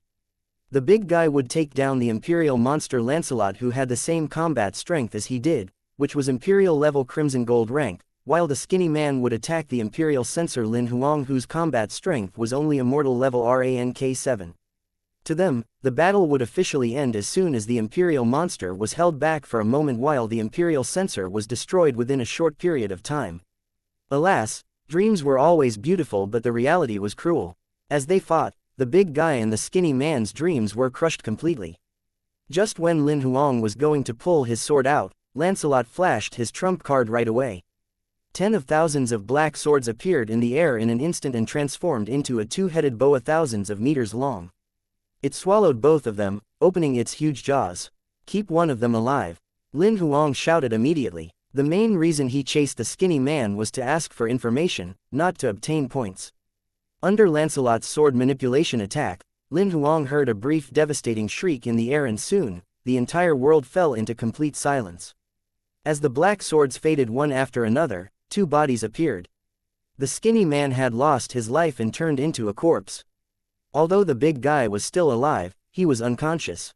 His body seemed to be torn apart. Bloody, go for it, Lin Huang said while looking in the big guy's direction. Bloody hovered over to the big guy and extended two tentacles. One went for the big guy's head while another went for the skinny man who was already dead. A moment later, the big guy opened his eyes after Bloody recalled its tentacles. Seeing Lin Huang and Lancelot standing before him perfectly fine while the skinny man's corpse lay limply on his left, the big guy wanted to run, but he realized he could not move at all. Don't even try. Running is futile, Lin Huang said to the big guy while grinning. Bloody cast its parasite on the big guy, but his consciousness was not wiped. His body was in Bloody's complete control. Unable to get up to run, he would need Bloody's permission to even move a finger. Now, let's play a game. This game is called, I'll ask and you'll answer. First question, who are you? The big guy wanted to curse, but he realized what he said would become the answer to the person's question. I'm the convict of this prison. Prison? Lin Huang was rather puzzled. Yes, this enclosed space is a prison. There are convicts like me in this prison, explained the big guy against his own wishes. On the other hand, Lin Huang raised his brow. So, this royal trials made a prison its trial venue. What a great way to save money. Who put you guys in there? Lin Huang was curious about that. This time, the big guy answered the question willingly. Who else? Of course, it's those people from Dynasty. What's the reason for you being captured here? Lin Huang asked again. Because I love eating human bone marrow. The big guy smiled while observing Lin Huang. Do you know what kind of bone marrow is the most delicious? It's the kind where you chop off the person's limbs when he's still alive and smash a hole in the bone after slicing the flesh away slowly. Poke a straw in and suck it directly while the human warmth is still swimming in the bones. It's like drinking tea. You've got to enjoy it slowly. After you're done with the first limb, go for the second one. Don't cut them open at once, or else, the bone marrow will turn cold. Seems like you deserve to be put in prison. The big guy stopped talking as soon as Lin Huang spoke. Bloody knew that Lin Huang did not want to hear that kind of story, so it made the big guy shut his mouth right away. Next question, what's with this trial? Such a trial happens every decade or so. There's no fixed period for the trials to begin.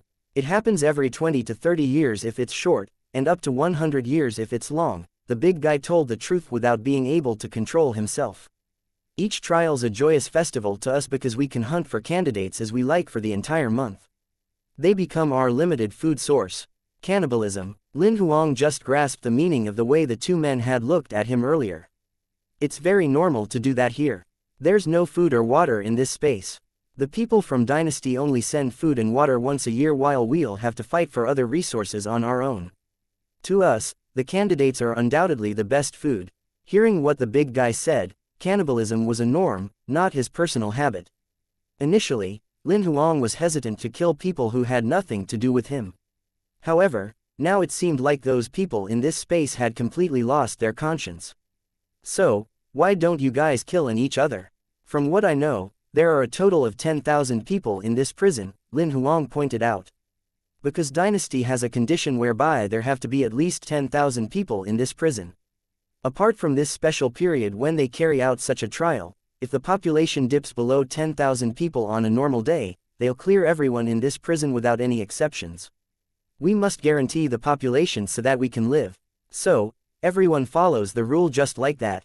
What if someone loses their mind and carries out a massacre to drag everyone down? Lin Huang raised a brow inquisitively. There are 3 chiefs in this prison who are the top among the imperial level purple gold rank powerhouses. There are more than 10 regional chiefs under the 3 chiefs. All of them have imperial level purple gold rank combat strength. Together with the deputy regional chiefs, there are at least 3 to 5 imperial level purple gold rank powerhouses managing each region. A person who has lost his mind will be reported right away whichever region he's from, and he will then become food. Everyone's more than happy to report such a person because the person who's reported will be given food. There are chiefs and regional chiefs who take care of different regions, and there's a reporting system as well. Lin Huang was a little speechless that the convicts here had come up with such a simple social structure.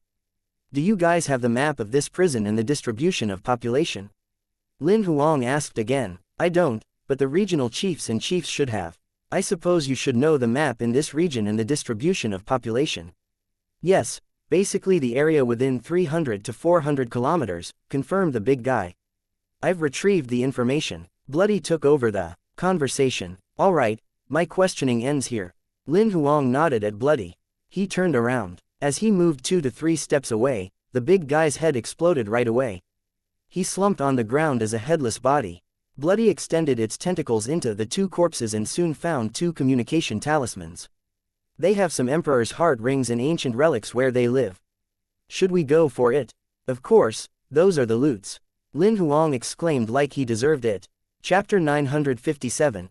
A plot to buy. According to their memory, there are 42 convicts within 400 to 500 kilometers. There are 11 of them on Imperial level Black Gold rank, 23 Imperial level Crimson Gold ranks, and 8 Imperial level Yellow Gold ranks. There are no Imperial level White Gold or Purple Gold ranks. Bloody came up with the data and spoke subsequently, figuring that killing them one by one would waste too much time. I thought of a way to attract them to us instead. I was thinking of the same issue earlier. Killing them one by one's too slow. Moreover, those fellas have high alertness. They wanted to run away as soon as they noticed something off. Lin Huang nodded. Tell me what you have in mind. Aren't they lacking food? I have hundreds of immortal level rank 9 people in my parasitical army. We could use them as bait. Lin Huang had a rough idea of what Bloody was planning as soon as he heard that. After some detailed discussion, both of them began carrying out the baiting plot. Bloody handed the communication talisman it had found from the skinny man over to Lin Huang. The first target Jay Nan. Lin Huang took the talisman and inserted life power into it. Then, the script and sigils on the talisman lit up rapidly. Bloody spoke as soon as Jay Nan picked up. Its voice sounded exactly like the skinny man's. Boss Jay, I have a piece of excellent news. Be specific. A voice came soon from the other side. Sure, I'll tell you right away. Bloody looked at Lin Huang and smiled before proceeded to speak. I found a team of over 20 candidates. Skinny monkey, you do know the consequences if you deceive me, don't you? Said the talisman after a moment of silence. Boss Jay, how would I dare to deceive you? I wouldn't dare even if I have 18 guts. Bloody was on point with the skinny man's tone. Even Lin Huang flashed it a thumbs up, looking rather surprised. It's only been less than an hour since the trial has begun and you're telling me that there are more than 20 candidates forming a team. How is that not a lie? The voice sounded rather mad. The candidates are sent in randomly each trial. It's been less than an hour since the trial started. Don't talk about gathering a team of 20. The chances of 2 candidates who know each other meeting are so low. Was it Dao Peng who asked you to lie to me so that he could attack me? It's really not what you think. I really saw a team of candidates.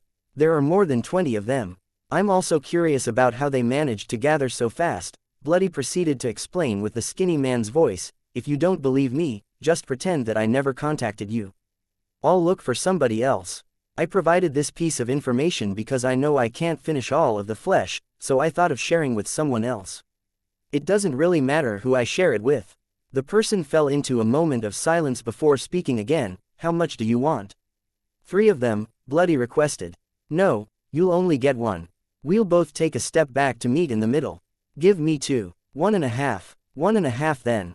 Bloody sounded a little unwilling. Give me the address. I'll send it to you right away. Also, this will only be a secret between you and me.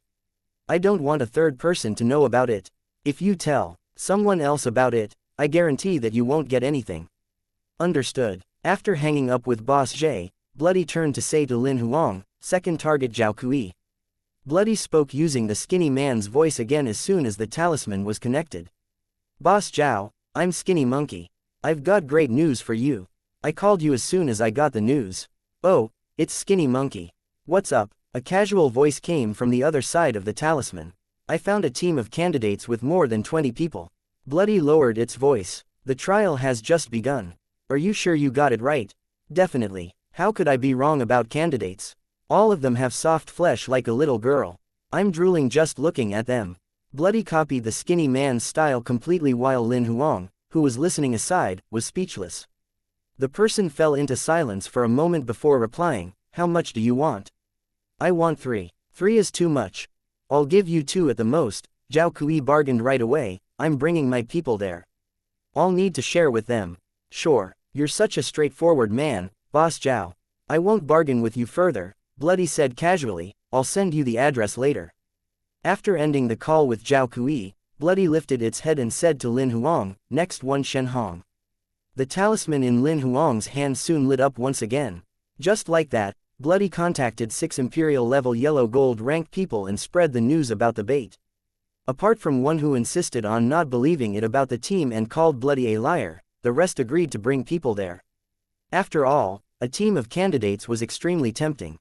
It was food that was hard to come by. However, the 5 of them realized that the rest were also recruiting while they were doing so. Zhe Nan was the first to contact Bloody with the talisman to question it after finding out. Bloody gave a bunch of excuses while Zhe Nan ended the call, enraged. After Zhe Nan, there were another 2 who questioned it. Naturally, Bloody gave the same excuses. Although they were angry, the few of them who found out that the skinny man had spread the same news to others did not cancel their plans to come up with their hunting teams. Instead, they moved faster in the attempt to complete the hunt before everyone else. The person, who was initially skeptical, contacted Bloody immediately to ask for the address after hearing the others arranging the hunt. He decided to believe the news eventually. Bloody asked for 2 bodies, and the person agreed on 1.5 after some bargaining. It then sent the address over.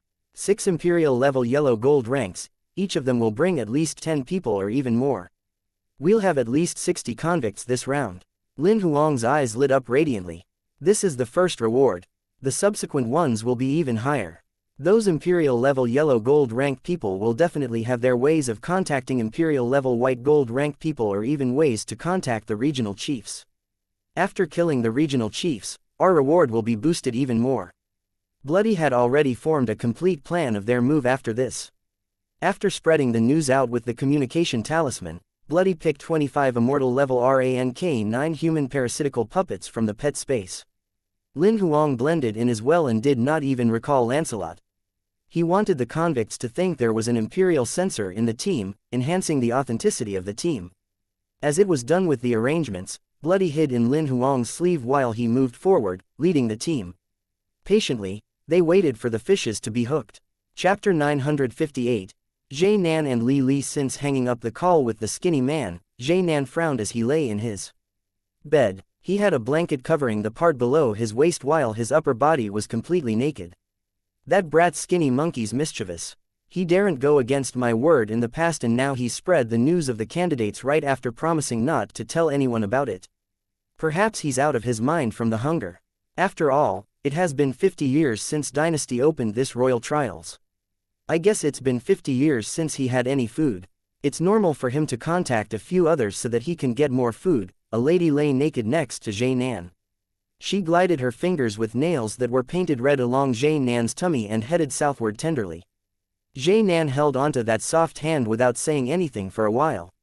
"Are you trying to suck me dry, you little devil? Don't you want that, you handsome thing?" whispered the lady softly into Zhe Nan's ear as she leaned closer to him. Zhe Nan felt ticklish and his body responded to the lady's irresistible words. Noticing the changes in Zhe Nan's body, the lady snickered and sat on top of him. Her busty breasts bounced and she leaned forward toward him while seducing him. "Are you sure you don't want it?" Zhe Nan gulped and took a deep breath in to calm himself down. "Oh no, I really can't do it now. Let's finish our business first and talk about this later." "This is business too," said the lady while pouting. "Come on, stop teasing me." Zhe Nan patted the lady's butt cheekily. Skinny Monkey spread the news across. The person who moves faster will have the highest opportunity to get the entire team of candidates. We must gather people now. We can't afford to lose any more time. HMPH. The lady shifted away from Zhe Nan discontentedly. Slyness flashed through her eyes. "I want one more body then." "Sure, you can have anything you want." Zhe Nan shook his head helplessly. Getting up from the bed, Zhe Nan slapped the lady's butt again. "Get dressed now and follow me. I can't get you anything if you don't go with me. Or you could just stand there. That's better than nothing." The lady got up to put her clothes on reluctantly. When the duo was dressed, they headed to the appointed place immediately. There were already 12 people waiting for them when they arrived. Boss Jay, Sister Li, the bunch of people greeted them. Jay Nan took a glance at the people. Since everyone's here, let's go. He waved and led the team of people towards the coordinates Skinny Monkey had provided. As they were approximately 40 kilometers away from the coordinates, Jay Nan sensed their target in the range of his territory. Found them. Initially, he was worried that the information Skinny Monkey had given might be wrong. Now that he sensed the target, the doubt he had all vanished. A total of 26 people in an Imperial level Crimson Gold rank summoning beast.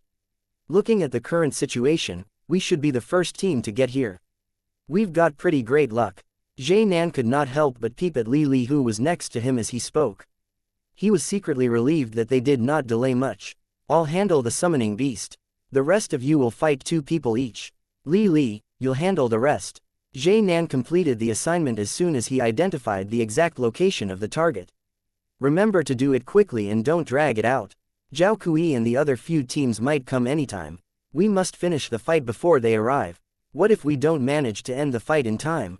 Do we fight with Zhao Kui and the rest? A fierce gleam flashed through Li Li's eyes. Zhao Kui had raped her before. The reason she had gotten together with Jay Nan, who loved her dearly, was in the hopes that he could kill Zhao Kui one day. Don't fight with anyone no matter which team they come from. Jay Nan glanced at Li Li. Naturally, he knew what she was thinking about. Our main mission this time is to hunt the candidates in order to obtain more food. If another team comes later, there might be a second and a third team coming after that. By then, it'll be much more difficult for us to get food. What if they attack us just for the sake of food? Do we not fight as well? Li Li asked while feeling hesitant. If something like that really happens, I'll inform the regional chief. Jay Nan remained rational. Li Li glared at him sourly, but she chose to keep quiet eventually. She was a wise lady. She never liked quarreling with men. She knew men's weaknesses very well too. She knew when to fight for what she deserved, to get the men to compromise with her willingly. She knew that although Jay Nan loved her, he was not an idiot who would follow whatever a lady said. That was what she liked the most about him. I know what you have in mind. I, too, want to kill Zhao Kui, but this is not the right time. Jay Nan spoke through voice transmission secretly. As soon as I find the right timing, I promise you that I'll kill Zhao Kui to avenge you. Li Li calmed down a little after hearing Jay Nan's voice transmission. Indeed, now was not the best time to punish Zhao Kui. Jay Nan was relieved that he calmed Li Li down. In reality, he was worried that Li Li would embarrass him earlier. Although their relationship was not a secret, it was a shame to be embarrassed in front of his bunch of juniors. Fortunately, Li Li stopped the nonsense in time instead of embarrassing him. Since we're here, attack at once as soon as we get there instead of beating around the bush. Jay Nan led the team and dashed towards the team of candidates that was less than 40 kilometers away from them as soon as he was done speaking. It only took a moment for Jay Nan and the gang to get to the team of candidates. Attack! Jay Nan shouted as soon as they met without uttering anything else. The bunch led by Jay Nan sped toward Lin Huang and the rest. However, a little white cat appeared on Lin Huang's shoulder at that moment. In the next second, it disappeared from Lin Huang's shoulder, and in less than 0.1 seconds, it appeared on the other side of Lin Huang's shoulder. It squatted there while licking one of its front paws. Meanwhile, Jay Nan and the 13 of them turned into headless bodies. Their bodies were dismembered into a few parts too. As the parasitical puppets were collecting the loots, Bloody was done retrieving information from the 14 heads. Bloody shook its head helplessly, looking at Li Li's eyes that seemed like she did not die in peace. What a poor thing, but you can die in peace now because I've avenged you. The fella who took your virginity and raped you many times died 15 minutes ago. After shutting Li Li's eyes, Bloody passed the head to one of the parasitical puppets. Retrieve all the loots before burying it. Chapter 959. Acting skills that are off the charts. In less than half an hour since Bloody spread the news to bait, disguised as the Skinny Man, 6 different teams of convicts came one after another. All of them were killed before they managed to attack efficiently. A total of 6 rounds with 87 people. There are 7 people on Imperial level Yellow Gold rank, 51 Imperial level Crimson Gold ranks, 29 Imperial level Black Gold ranks. Bloody shared the data. Looking at these people's memories, none of them could contact the regional chief directly and none of them have the regional chief's coordinates. However, there are a few Imperial level yellow gold rank people who knew Imperial level white gold rank and Imperial level purple gold rank powerhouses. We've confirmed that those people have the contact information of the regional chief and his deputy. Also, there isn't much stuff on these 87 people. They only have some armors and weapons, but they don't have any storage equipment. I've gotten my Imperial level parasitical puppets to search the place they stayed in. The search should be done within half an hour. We'll just wait then and carry out the next plan after we're done with the search. Lin Huang nodded. The armors and weapons that the convicts had were just ancient relics, so they were worthless to Lin Huang. What he desired the most was storage equipment such as Emperor's heart rings that were put away where they lived. Although those local convicts could not open them, he could unlock them when he got out of there. One must know that many candidates died in every trial. Although those geniuses who participated in the trial including the princes from Dynasty had a low combat strength of mere immortal level, they would definitely have many resources in their storage equipment. They might even have some unique treasures. After waiting for over half an hour where they were, Bloody's parasitical puppets brought back the loots one after another. They handed over the temporary storage rings that did not require any password to Bloody one by one. Bloody was satisfied with the loots they acquired this round after calculating. We've obtained 137 storage rings, 26 other storage equipment, and some other miscellaneous stuff. So, what do we do next? Lin Huang nodded and asked. Bloody took out Zhe Nan's communication talisman and handed it over to Lin Huang. There's a person named Xianxia in the contact book whose combat strength's on Imperial level white gold rank. He was put in this prison the same day as Zhe Nan was. They're very close. He's a great breaking point. Most importantly, he knows where the regional chief lives. Got it. Lin Huang took the communication talisman. As the talisman lit up, Bloody disguised as Zhe Nan's voice. Brother Chang, something happened. Li Li's dead. What happened? The person on the other side of the talisman sounded rather shocked. A bunch of candidates attacked us earlier and I managed to escape, but Li Li and the rest were killed. I want to take revenge. Please calm down and tell me the details. The bunch of immortal level rank 9s attacked you and Li Li. Were there many of them? Xianxia proceeded to ask. There were at least 100 of them. I've no idea how they managed to gather. Theoretically, it's only been more than an hour since the trial officially began. The probability of two candidates who know each other and meeting is low, let alone 100 of them. This bunch of people might have cheated in their own way. Bloody proceeded to speak. Furthermore, the key isn't the number of people. They have an Imperial censor among them with a couple of Imperial level yellow gold rank Imperial monsters. Each of them has an ability on par with mine. They should be members from some major organization since they managed to gather 100 people in the beginning. They must have used some special item for this trial. Xianxia's voice soon came. The Imperial censor that can control Imperial level yellow gold rank Imperial monsters whom you mentioned is most probably the seed player that's fighting for the Protoss quota from a major organization. These people are putting in so much effort to obtain the Protoss quota. Brother Chang, I'm suspecting that they've killed the Imperial level yellow gold rank people around. I tried contacting Dao Yu and Ji Dong, but I couldn't find them. It can't be. Xianxia was in disbelief when he heard that. Give me a minute, I'll get someone to contact them. Not long later, Xianxia's voice came again. We've basically confirmed that there are 5 Imperial level yellow gold ranks around your area with whom we've lost contact. There are some Imperial level crimson and black gold ranks with whom we've lost contact at the same time. We haven't confirmed the number at the moment. It seems like this team of candidates have formidable ability and high speed. You're fortunate that you managed to escape alive. I might have been dead if they didn't attack Li Li first. Bloody sounded bummed. Its acting skill was off the charts. Stop blaming yourself. Find a safe place and hide. I'll assemble my people here and attack those candidates. It was clear that Xianxia had completely fallen for the lie Bloody came up with. Brother Chang, I'd like to join too. I want to avenge Li Li. Bloody proceeded to showcase its best act. Xianxia fell into silence for a moment before nodding. All right then. But you must promise me not to act on impulse and follow my orders. I promise. I'll send you the assembly point later. The communication talisman dimmed as soon as Xianxia was done speaking. Your acting skills getting better. Lin Huang gave Bloody a thumbs up. It's actually easy to act. I have Zhe Nan's memory, so I know his speaking habit and tone. In addition to the experience of playing other 6 characters before, I got into character easily this time. Bloody smiled as it spoke. But the main reason Xianxia believes in me is because of the close relationship he has with Jianan. Instead of saying he believes in me, it's more like he believes in Jianan. I merely used his trust. I was thinking that you put too high a number when you mentioned over 100 people, and I wondered if he would suspect that. Lin Huang nodded with a smirk. Never had I thought that he'd find a reasonable explanation for how the 100 people gathered around based on the trust he has for Jianan.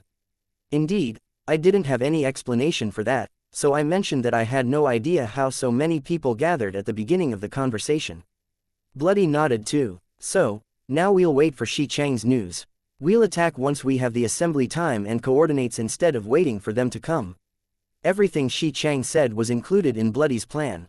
Even the revenge it mentioned at the end was to obtain the assembly coordinates so that they could initiate the attack. Approximately half an hour later, Xianxia sent the assembly time and coordinates over. It was clear that he already gathered his men. Assembly time 11:30 a.m. Assembly Point Shadow Canyon Entrance, Chapter 960. I'm behind you guys. The Shadow Canyon was approximately 150 kilometers away from where Jianan lived. The reason this place was called Shadow Canyon was because of its unusual magnetic field that caused dark clouds to form above the canyon all year long. There was hardly any sunlight. The place seemed to be eternally hiding in the shadows. Due to the special magnetic field, the area within the canyon would weaken detective abilities such as the territory skill. Even Imperial-level purple gold rank powerhouses would find that their territory was heavily interfered with or even blocked if they were to investigate this area from tens of kilometers away. Xianxia picked this place as the assembly point on purpose to prevent exposing their trail of the hunt this time, preventing any candidates from escaping.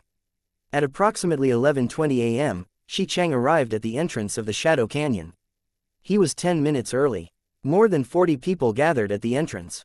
Their combat strength ranged from Imperial-level black gold rank to Imperial-level yellow gold rank, and most of them were talking to familiar faces. Upon seeing that Xianxia was there, they greeted him with a smile. Some of them began voicing their doubts after greeting him. Brother Chang, could you tell us exactly what's going on? Brother Chang, does this have something to do with the candidates since you've gathered so many people this time? Xianxia glanced through the people there. He had greeted at least 50 people. The bulk of them were present, although there were still 11 of them who had yet to arrive. Looking at the time, he did not rush things since there were still 10 more minutes to the agreed time. Don't worry, I'll tell you what's happening when everyone is here. The other 10 arrived one after another not long later. 2 Imperial-level white gold ranks were the last to arrive. They did not seem to want to be there earlier than the agreed time. However, Xianxia frowned slightly after the 2 arrived because his good buddy Jianan did not make it. Old Xi, I guess everyone's here, asked a bald man, glancing at the time and raising his brow. He was one of the 2 Imperial-level white gold rank people who arrived last. One more person isn't here yet. Xianxia shook his head. But he's the one who provided the information anyway, so we can talk about the mission first. It's Jianan who provided the information this time. Perhaps some of you know him. He contacted me this morning all of a sudden, saying that a team of candidates attacked him. He told me that he might not be the only one who was attacked. From my investigation, indeed, there are 5 other Imperial-level yellow gold rank powerhouses in his area who have lost contact. They might have been killed by the candidates. According to the information he provided, there are more than 100 people among this bunch of candidates. There's an Imperial censor who is leading them, and he has a couple of Imperial-level yellow gold rank summoning beats. More than 100 candidates. How is it possible that they gathered so fast? I thought it's only been half a day since the royal trials began. The bald man raised a question. How could you believe this kind of ridiculous news? That's not entirely impossible. After all, the royal trials are connected to hundreds of worlds, if not 1,000 at the moment. Maybe they're connected to some huge organization from some massive world that's willing to spend on training dynasty members. To some major organizations, it's easy for them to get a god level or even true god level group dimensional portal to transport them to the targeted coordinates. Moreover, an immortal level Imperial censor who can cross ranks and control Imperial level yellow gold rank Imperial monsters must be the best of the best among Imperial censors. If I'm in the high management of that organization, I'd be willing to spend to train such a person. The other man with almond-shaped eyes who was standing beside him offered a different opinion. He had a combat strength of Imperial level white gold rank, which was the same as the bald man. After expressing his opinion, the man with the almond-shaped eyes looked at Xianxia. But, old Xi, are you sure you can trust that information provider called Xianxia? Don't worry, he won't lie to me, Xianxia said very firmly. He was even willing to share the reason why he trusted Xianxia. All right then, since you said that, there's nothing more I'd like to ask, concluded the man while spreading his hands. From what you said, I suppose this team of candidates should be moving around. So, how do we locate them? The bald man did not dwell on the question earlier and asked another question. That's the hunting plan that I'm going to share. Xianxia nodded. I've already informed some of the Imperial level yellow gold rank powerhouses who are around the area where the attackers were. They'll inform us as soon as they're attacked. Apart from that, the three of us will lead a team each to search in this area. As soon as any team finds the target, they must inform the other two teams immediately. Our top priority is to kill the entire candidate team instead of wanting the reward to ourselves because we've no idea what other techniques that Imperial Censor has. It was almost 11:50 a.m. after they were done with the discussion. Xianxia frowned slightly. It had been almost 20 minutes since the agreed time passed, but Xianxia had yet to arrive. Xianxia isn't here yet. Maybe something's really wrong. The bald man looked at the time and could not help but mutter to himself. Maybe he's stuck. Let me call him. Xianxia took out the communication talisman. The call was picked up immediately as soon as he dialed Xianxia's number. Xianxia, are you coming or not? It's almost 20 minutes past the agreed time. I'm sorry, Xianxia isn't coming. A young man's voice was heard on the other side of the talisman. It was clear that it was not Xianxia. Who are you? Xianxia was stunned to hear that unfamiliar voice and demanded immediately. However, he already knew the answer as soon as he asked the question. I suppose you've already guessed who I am, said the young voice with a smile. Where's Xianxia? What did you do to him? Although he guessed the answer to the question, Xianxia wanted to confirm if what happened was really as bad as he thought. I activated his communication talisman, so what do you think? Asked the voice on the other side. Xianxia looked extremely aghast to hear that. There were only two possibilities when the communication talisman was activated. One was that the owner of the talisman had wiped his own seal away, while the other was that the owner was dead and the seal had faded on its own. Clearly, it was impossible that Xianxia would wipe the seal away from his talisman. Only the second possibility remained. Where are you? Do you dare to reveal your coordinates? Xianxia held his fists tightly and asked while clenching his teeth. I'm at the canyon behind you guys. Now, the question is, do you guys dare to come in? Retorted the young voice. If you guys don't dare to do that, I'll come to you guys instead. Xianxia was stunned for a moment, but he did not fall for it. Then, you can come to us. Don't worry, I won't kill you so easily. I'll break every bone in your body and leave you to die slowly in sheer agony. Save your nursery level threat. The young voice sounded fearless. But since you asked me to come to you, I'll fulfill your wish then. A silhouette walked out of the canyon entrance before the voice was even done speaking. The people present were stunned to see the person's face. There was only one person who looked younger than 20 years old. A monster that looked like a scimitar-toothed cat with an elephant trunk ambled beside him. Keep the 3 Imperial level white gold ranks for interrogation and kill the rest. The young man extended his hand and patted the head of the monster with the elephant trunk. The monster lifted its trunk up high and let out a screech as waves that were tenfolds faster than the speed of sound rippled out. All of the convicts collapsed wherever the waves spread out.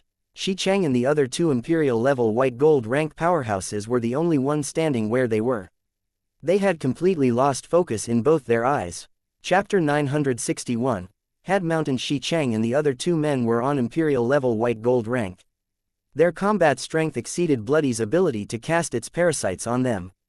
However, it was no trouble for Lin Huang. His god figurine's combat soul Nightmare Taper had a hypnotizing ability. Although the Nightmare Taper's combat strength was only Imperial level white gold rank, its ability was sufficient to control Imperial level purple gold rank powerhouses. As Bloody was attempting to retrieve the memories of the Imperial level powerhouses lying on the ground, Lin Huang began the hypnotizing interrogation on Xianxia and the other 2. What's your name, Xianxia? Why did you come to the Shadow Canyon? To kill the candidates. Who told you about the candidates? Xianxia did. Who is Xianxia? Why did you trust him? Dynasty sent us into this prison on the same day. Maybe because we went through the same thing, we clicked as soon as we talked. We then became good friends. He's one of the very few people who I could talk to in this prison, and he's also one of the people with whom I could let my guard down. After confirming that the hypnotization was working by asking what he already knew the answers to, Lin Huang then began cutting to the chase. I heard that you're close to Pang Bing, the regional chief here. Is that true? We're not close. I've only seen him 3 times. Does Pang Bing value you? Yes, he thinks that I can break through and he hopes to train me as his underling. He wants me to be the regional deputy chief after I break through imperial level purple gold rank and work for him. You should know where Pang Bing lives then. I do, I've been there once. Lin Huang was pleased to hear that. Where exactly does Pang Bing live? On top of Had Mountain, Xianxia proceeded. He doesn't live alone. He lives with his 6 wives. 2 of them are on imperial level white gold rank while the remaining 4 are imperial level yellow gold ranks. What, does he live such a happy life in prison? 6 wives? Lin Huang widened his eyes after hearing that. The regional chief is only a position surpassing the chief. The resources they obtain can't compare with ordinary imperial level purple gold rank powerhouses. These women must have gone to him for the resources. After all, resources are scarce in the dynasty prison. They might not have food if they don't depend on a powerhouse. Bloody heard this and explained, I'm sure that apart from the 6 of them in his harem, there are more women who desire to climb into his bed in this prison. What else do you know about Pang Bing? Lin Huang returned to the topic after a moment of being astounded and proceeded with the interrogation. In reality, Pang Bing's ability is considered mediocre among the imperial level purple gold rank powerhouses. However, he has 2 demigod level types of equipment with him. One is a defense armor while another is a battle saber. The reason he managed to be the regional chief is mainly because of these 2 items. Apart from that, I heard he's a relative of Chief Liang's and they were put into this prison together. Nobody knew how true that is. After some interrogation, Lin Huang and Bloody gained a rough understanding of regional chief Pang Bing. Lin Huang then proceeded to question the other 2. The duo knew nothing much about Pang Bing. However, they knew another regional deputy chiefs each. As a result, Lin Huang gained information that he was not expecting about the 2 regional deputy chiefs. Bloody was already done the integration after retrieving the memories way before Lin Huang was done with the interrogation. We're currently in Zone 17, which is Liang Jin's territory. The regional chief is Pang Bing, and there are 3 regional deputy chiefs who all have imperial level purple gold rank combat strength. Apart from these 4, there are 2 idle imperial level purple gold rank powerhouses who didn't accept Liang Jin's recruitment. There are a total of over 3,000 convicts in the entire zone. Among them are 6 imperial level purple gold ranks, 43 imperial level white gold ranks, and 367 imperial level yellow gold ranks. So, what's the plan next? We already have Pang Bing's coordinates. Do we go to him directly? Asked Lin Huang, or do we use our old trick to bait them? We can no longer use the old plan. Bloody shook its head. In reality, there was a high probability that we might have failed when we were tricking Xianxia earlier. Fortunately, Xianxia trusted Zhai Nan so much and didn't suspect a thing. Otherwise, they definitely wouldn't fall into our trap. The chances of failing are too high if we continue to use the same plan on Pang Bing. So, do you mean that we should kill Pang Bing immediately this time? We kill Pang Bing after gathering information from him. We'll kill the 3 regional deputy chiefs one after another later, Bloody advised. Do we give up on all of the convicts? Lin Huang raised his brow when he heard that. Of course not. Bloody shook its head, wearing a smile. Killing the regional chief and the regional deputy chiefs is the first step. We can only carry out our next plan after killing them. Bloody then shared the plan eventually and Lin Huang kept nodding while listening. That's such a great idea. If everything goes well, we can sweep everything in Zone 17 today.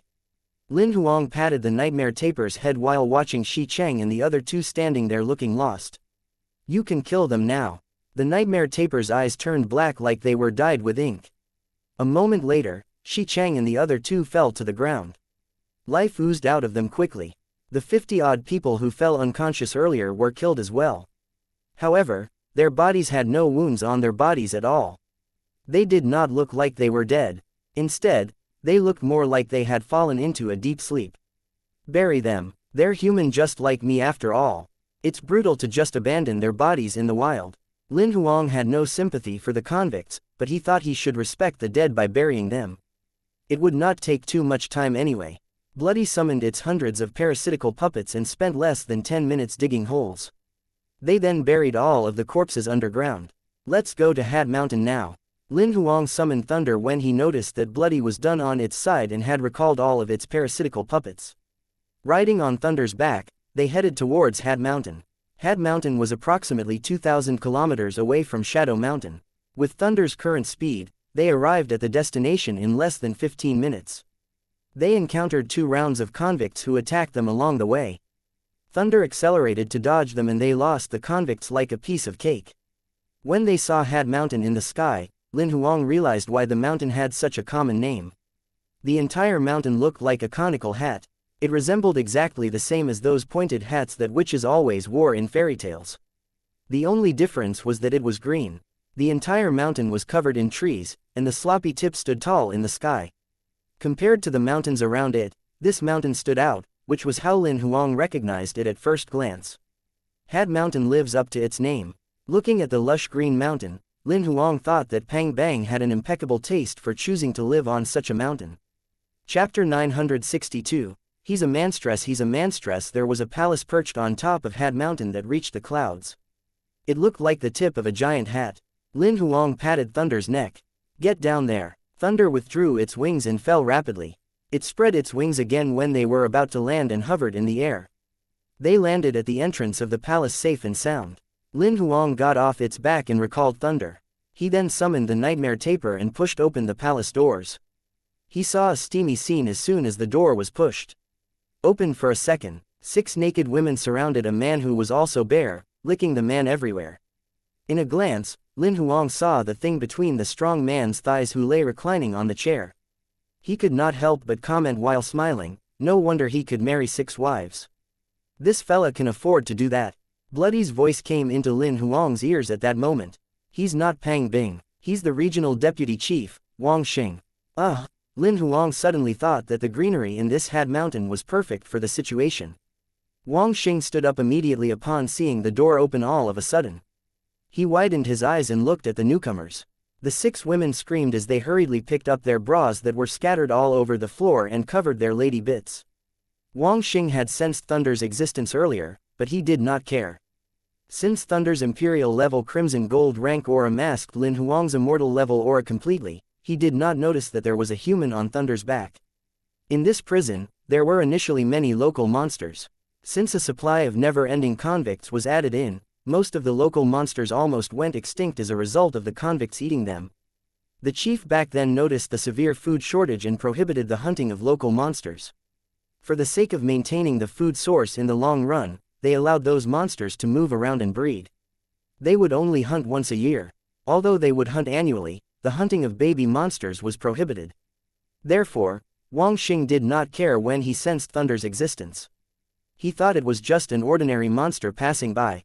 How could he have guessed that Thunder would dash down directly when it arrived above Hat Mountain? It only took less than 1 second when Lin Huang opened the palace door. It was too late when he reacted as he was distracted, enjoying the 6 women's attention. Compared to the women's panic, Wang Xing soon calmed down upon sensing Lin Huang and the nightmare taper's aura. He did not even bother to look for clothes to cover his body as he stood up and shouted at Lin Huang, "Are you seeking death, candidate? I'm sorry to interrupt your interesting activity." Lin Huang spread his arms wide. "I'd be happy to wait until you guys were done if I weren't in such a hurry." "Don't be sorry. Just suffer the death penalty." A sword aura shot out from Wang Xing's hand that was lifted as soon as he was done speaking. It arrived in front of Lin Huang's face directly. However, his eyes turned blank right away while the sword aura that shot out faded in the air. The attack stopped and his body could not move at all, as if he was a puppet that was being controlled. At the same time, the 6 women, who were putting on their clothes in a panic, fell onto the ground. They seemed to have fallen into a deep sleep. "Put on your clothes." Lin Huang lay on the chair and waited for Wang Xing to put his undergarments on before he began the interrogation. "Who are you?" "My name's Wang Xing. I'm the regional deputy chief of Zone 17. Why are you in Pang Bing's home?" "The royal trials commenced today. The regional chiefs are holding a meeting. He's not home, so his 6 wives invited me here." Don't you have to join such a meeting since you're a regional deputy chief? Lin Huang asked rather confusedly. We only need to get our clone to go to most meetings. My clone went to the meeting this time as well. Now that he's being hypnotized, will his clone be affected? Lin Huang asked the nightmare taper. The nightmare taper shook its head and sent a thought into Lin Huang's head. He understood the nightmare taper's explanation right away. When a person was hypnotized, he would be in a kind of slumber, while the clone was moving independently. Even if the person himself was in sleeping mode, it would not affect the clone. Furthermore, the clone would not sense whatever that was happening to the person. On the contrary, the person would be aware of whatever that was happening to the clone. Lin Huang was finally relieved after confirming that and proceeded with the interrogation. Does Pang Bing know about your relationship with his 6 wives? He doesn't. The 6 wives and I know his whereabouts very well, so we're not afraid of being busted. How long have you guys maintained this relationship? It's been 23 years. It's fine if you're with 1 or 2 of his wives, but why do you do this with all 6 wives? Lin Huang could not understand that. Wife number 6 is actually the spy that I asked to be with Pang Bing. Realizing that Pang Bing's terrible in bed, she connected all of us together and it slowly developed into the relationship that we have now. This female spy's powerful. Not only did she give him 5 women for free, but she also threw herself into his embrace as well, Lin Huang mumbled softly. Maybe this female spy has liked him since the beginning. Bloody's voice came out of his sleeve. After some gossip, Lin Huang finally came to the serious stuff. Where's Pang Bing now? He's at Sky Pillar Mountain, hosting the trial meeting. Apart from you, who else is at the meeting? Another 2 regional deputy chiefs. Are they using clones too? No, they went as themselves this time. When does the meeting end? Looking at the current progress, I'm afraid it'll only end at 1 p.m. or after 1:30 p.m. if it takes longer. So, that means I can kill all of them this time without having to look for them one by one. Lin Huang was elated to hear that. After asking a couple of questions, Lin Huang got the nightmare taper to retrieve the memories of all 7 of them directly and share the information with Bloody. Soon, Bloody came up with the detailed plan that they should carry out next. There's no need to keep these 6 women around, but we can't kill Wang Xing just yet. His clone will disappear as soon as he's dead. Pang Bing and the rest will know something's off right away. Moreover, there are many defensive measures at Sky Pillar Mountain. We'll alert the enemy if we get in with thunder by force. It'll be much easier to get Wang Xing to go with us. However, I'm afraid it's hard to bring someone in since this is a meeting that's strictly for regional chiefs. Lin Huang thought he might be suspected even if he followed Wang Xing. After all, Bloody's initial plan was to invade the abodes of the regional chief and the deputies to kill them one by one. That would not be happening now. Bloody grinned to hear Lin Huang's doubts. Don't worry, I have my way. Not only will Pang Bing and the rest not suspect your identity, but they'll also get Wang Xing to invite you to the meeting. The author is describing Bei Dai Lu Mao, literal meaning. Someone put a green hat on his head, meaning a person whose wife cheated on him. Lu means green, hence the greenery is perfect for the situation. Chapter 963. A successful invasion. In the meeting room at Sky Pillar Mountain, an old man with silver hair sat on the main seat. The strong Wang Xing and a fat man with small, beady eyes sat on his left while a poker-faced man who looked mediocre sat on his right. The 4 of them were the regional chief and regional deputy chiefs of Zone 17.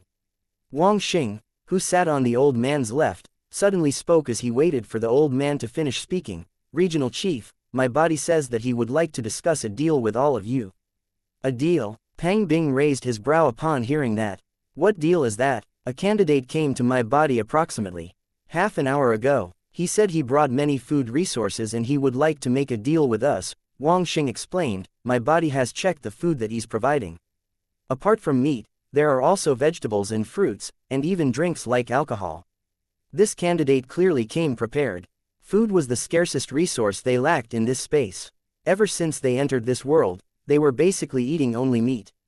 Neither was there any vegetables nor fruits around.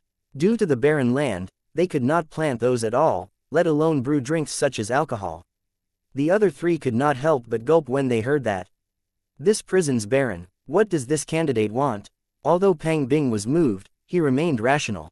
He said all he wants are that storage equipment that we can't unlock. Wang Xing announced the condition of the deal. He's out of his mind to be asking for storage equipment in exchange for food. Any of that storage equipment could trade food that could pile into hundreds of Sky Pillar mountains if he unlocks them. The poker-faced man scoffed. It was clear that he was extremely discontented with the condition. You can't say that, old Ning. Although the storage equipment is valuable out there, they're just a pile of trash since we can't unlock them in this prison. They're just trash even if there are god relics. God items are god-level methods since we can't retrieve them. Food is the scarcest resource this prison lacks. Exchanging a bunch of trash with scarce resources, why can't we do that? The fatty sitting next to Wang Xing gave a different opinion. The poker-faced man scoffed and said nothing back. What do you think, old Wang? Pang Bing turned his head to look at Wang Xing's clone. I agree with what Huyan said. We can't unlock that storage equipment anyway, so it's useless to keep them. Some of them have been here for thousands of years and we still can't unlock them. Even if there's something amazing in them, it's futile since we can't retrieve them. Why not just exchange them with food? Wang Xing shared the same opinion as the fatty. Why didn't your body catch that fella directly and force him to hand over all of the food? The poker-faced man asked Wang Xing. I thought the same too, but that fella said he has a team who wants to work with us for the long term when we met. He's the only one who brought food at this time since it's the first time. He wants to see if we can collaborate. As soon as the first collaboration goes smoothly, they'll bring in tens of members with food every time the trial opens and the amount of food will be more than tenfolds compared to this deal. Moreover, we can give them a list of the food that we need in the future. Wang Xing's clone reiterated his body's explanation. Collaboration, Maya's asterisk. Nobody knows how long until the next royal trials will take place in this space. You believe him just because he said he would have a long-term collaboration with us. Don't you know that everybody can make empty promises? The poker-faced man, on the other hand, had disdain written all over his face. Wouldn't we know if he's making empty promises after he takes Huyan's test? Wang Xing turned his head to look at the fatty next to him. Sure, it's just testing an immortal level which doesn't require much effort, said the fatty while spreading his arms. Then, that's set, old Wang, ask your body to send the candidate here directly. We'll get Huyan to test him. We'll discuss further if he passes the test. If he fails, we'll kill him directly. Pang Bing eventually decided after the trio's discussion. The poker-faced man crossed his arms and looked away with a dour expression, but he did not object any further. Thousands of kilometers away, Wang Xing's body still seemed to have blank eyes while reiterating the clone's discussion. They've agreed to the deal, but before discussing it officially, they'll do a test on you to make sure that the long-term collaboration you said is true. If not, they'll kill you directly. Test. Something like a hypnotizing interrogation. Lin Huang raised his brow when he heard this, roughly guessing what the test was. Something like that. There's a regional deputy chief called Huyan Zhou who is an expert in illusion whereby he can easily get the answer to what he wants to know. Wang Xing added, apart from the collaboration, they'll seize the opportunity to ask information about the world that you're from. I understand now. Lead the way then. Lin Huang nodded, wearing a smile. Pang Bing and the rest were plotting against him, so was he not too? Approximately 15 minutes later, Lin Huang arrived at the core zone of Zone 17, Sky Pillar Mountain, with the guidance of Wang Xing. The mountain was the highest among all of the peaks in Zone 17. It was also where Wu Bin, the first chief of this dynasty prison, lived. Tens of millions of years ago, this prison had 4 chiefs and Wu Bin was one of them. It was those 4 who had implemented the orders in this prison which resulted in the stable development now. To show respect to Wu Bin, nobody ever lived in Sky Pillar Mountain. The palace that used to belong to Wu Bin slowly became the Zone 17 office. In midair far away, Lin Huang saw many guards around Sky Pillar Mountain. There were at least 30 to 40 of them. Most of them had Imperial level yellow gold rank combat strength and a few were on Imperial level white gold rank. He was not surprised to see that since he had heard about it from Wang Xing earlier. As they landed on Sky Pillar Mountain, Lin Huang followed behind Wang Xing and entered the palace right away. Nobody stopped him. The guards did not even bother to look at him and ignored his existence completely. Lin Huang figured it must be Pang Bing who notified them before their arrival. Otherwise, it was impossible for him to step foot in this palace even though Wang Xing was there. After entering the palace, Lin Huang realized the palace was a demigod relic. The demigod relic palace looked brand new even though tens of millions of years had passed. Of course, apart from the accumulation of energy for generations, the credit must go to the people who managed it often. As Lin Huang stepped into the palace, the door closed automatically. In the hall, the gray-haired Pang Bing sat on the main seat while Wang Xing and the other two sat on both sides. However, Wang Xing's clone faded immediately when Wang Xin himself arrived. He took big strides and sat where his clone had been before. Lin Huang stepped forward slowly. When Pang Bing was ready to ask his questions, the nightmare taper had released the Ninetales links from its alternate dimension. The nightmare taper's eyes turned completely black when a little white cat landed on Lin Huang's shoulder sturdily. Pang Bing and the rest stared blankly. They could not move as they sat on the chairs. Chapter 964. The Disclosure of Dynasty. As soon as the nightmare taper activated its ability, Pang Bing and the rest were hypnotized without being able to fight back at all. After reading their minds for less than a minute, the nightmare taper sent the information that it had read to Bloody. Bloody spent 3 to 4 minutes selecting and categorizing the information before snapping back to its senses. So, is there any useful information? Lin Huang, who was standing aside, asked.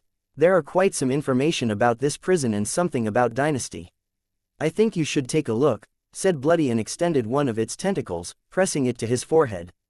A moment later, the sea of information Bloody selected and categorized rushed into Lin Huang's head. Lin Huang took close to half a minute to digest the information as he shut his eyes after Bloody was done with the transfer and had retrieved its tentacle.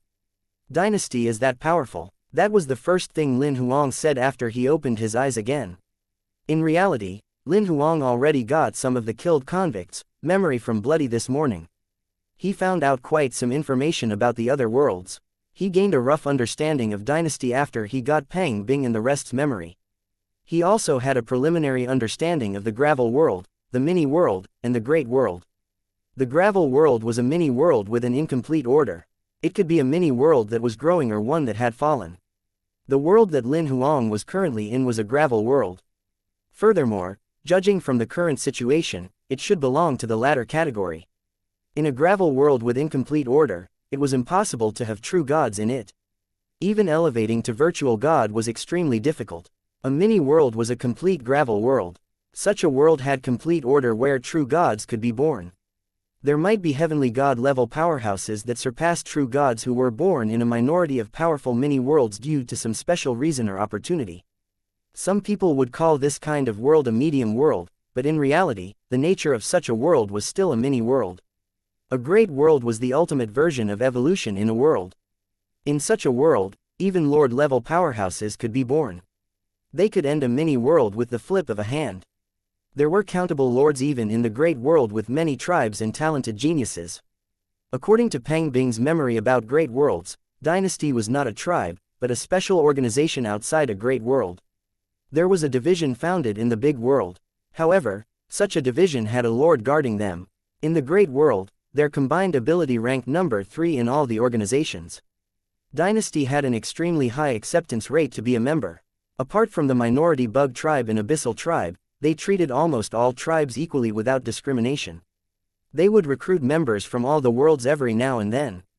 No matter whether the person came from a gravel world, a mini world, or a great world, they could be a Dynasty member as long as they passed the trial. The biggest advantage of being a Dynasty member was that they could trade resources they desired in the Dynasty market no matter which world they were in. Due to the massive number of Dynasty members in every world with the existence of many gods, one could purchase almost anything that one thought of. God relics and god items aside, one could even get methods to cultivate to become a lord. It seems like Dynasty's a little bit like an upgraded Genius Union, but they have a higher demand for personal ability. Only one person passes in the end among the 10,000 supreme geniuses compared to Dynasty's prince. Lin Huang could not help but exclaim. According to Pang Bing and the rest's memory, even without me, powerhouses such as Huang Wuji of the 5 princes have less than a 10% chance of passing the trial looking at the candidates who've passed in history. But the fact that I can trade different resources in various worlds is worth the effort to fight to be a Dynasty member. Lin Huang was sure that he wanted to be a Dynasty member after learning a little bit more about Dynasty. Only the person who obtains the highest points in this trial will be accepted as a Dynasty member. Although it's easy to achieve number 1 on the leaderboard under normal circumstances, we can't be sure about what special techniques the others have. We can't see their points after all. To be safe, I suggest that we eliminate all of the participants first. Bloody offered a bold suggestion. Lin Huang was stunned to hear that. He had never thought Bloody would make such a suggestion. Bloody added after noticing that Lin Huang did not speak for a while. Judging from the memory of Pang Bing and the rest, most of them who are participating in the trial came from a mini-world while some of them came from a great world. The similarity is that those people came from major organizations. Some have true gods in their organization while some even have heavenly gods. The seed players those organizations sent should have formidable trump cards with them. We can't rule out the possibility that they can harm you. The easiest way to eliminate those threats is to eliminate them right away. Lin Huang could not argue with what Bloody said at all. So, you're saying that we won't be following our initial plan of going for the 3 chiefs. Instead, we're going for the participants. We're still implementing our initial plan as a whole, but we're not clearing Zone 17. Bloody shook its head. Because we need those convicts to hunt those participants. You're saying that we're using the local convicts' strength to eliminate all of the participants. Lin Huang understood what Bloody meant now. That's right, Bloody confirmed, wearing a smile, the efficiency is too low if we do it ourselves. The trial is only opened for a month. It might not be sufficient for us to kill all of the participants hiding everywhere within a month. Using the convicts will be much faster. They're more familiar with the terrain and the number of them is tenfolds more than the participants. It shouldn't take too long for them to eliminate all of the participants if all of them hunt together. We can prevent the risk of the participants from attacking using their trump cards if we get the convicts to kill them for us. So, what do we do next? Lin Huang asked. Do we find the 3 chiefs, hypnotize them and order them to hunt for the participants? Something like that, but we can't order them to hunt just like that. Those convicts aren't as obedient after all. Most of them won't be enthusiastic about carrying out the order if we ask them to hunt right away. Bloody shook its head while smiling. They'll be more enthusiastic plotting a plan that makes them think they'll benefit. Bloody voiced its concern after telling its plan. There's another thing. The 3 chiefs are the top among Imperial level purple gold ranks. Looking at Pang Bing's memory, they might be supreme geniuses. The Nightmare Taper's combat strength's only Imperial level white gold rank, so I'm a little concerned that the hypnotizing might fail. Lin Huang took out a demigod level soul crystal from his storage space, smiling after hearing that. I've been putting this aside. Now, I can finally use it. He fed the demigod level soul crystal to the Nightmare Taper. After some 10 minutes, it digested the soul crystal successfully and elevated from Imperial level white gold rank to Imperial level purple gold rank. It was Lin Huang's 3rd Imperial level purple gold rank god figurine's combat soul. Within the 10 minutes, Lin Huang got the regional chief Pang Bing to bring out all the treasures around Sky Pillar Mountain in Zone 17. Shall we depart now? Lin Huang could not wait to go ahead with the next plan after noticing that the Nightmare Taper's elevation was completed while he had the loots in his hands. Chapter 965. The clearing plan takes off. Lin Huang got the Nightmare Taper to go easy on the hypnotizing so that although Pang Bing and the rest were now semi-hypnotized, it seemed nothing out of the ordinary to outsiders. After that, Lin Huang left Sky Pillar Mountain and headed toward where Chief Liang Hao lived. Liang Hao was one of the 3 chiefs in the current dynasty prison who actually had a secret identity. He was Pang Bing's nephew. Liang Hao had a formidable ability and was worthy of being called a supreme genius before elevating to imperial level. In the great world, he was considered a person with extraordinary talent. Unfortunately, he did not come from a powerful family and had rather bad luck. He grew up in a minor organization that Pang Bing had founded. However, someone attacked the organization when Liang Hao was still on immortal level and the organization was completely destroyed. Since then, he had been following Pang Bing, living a life full of swindle. Ever since Liang Hao elevated to imperial level, both of them founded a minor organization in the great world to con the rookies in the main city. They even killed the rookies after conning them to prevent from being exposed. Relying on those immoral resources, Liang Hao and Pang Bing cultivated their skills all the way to imperial level purple gold rank. However, the good old days did not last long. They eventually offended a dynasty member one day. While the organization was destroyed, Liang Hao and Pang Bing were thrown into this prison. Ever since they arrived in the prison, Liang Hao soon realized that his ability made him a dominator in this space. He challenged the previous chief and killed him. Naturally, he became the new chief since then. Lin Huang learned about that information from Pang Bing's memory. Lin Huang did not doubt Liang Hao's ability. Liang Hao used to be a supreme genius after all. Perhaps his ability was nothing less than a pseudo-mythical level monster since he elevated to imperial level.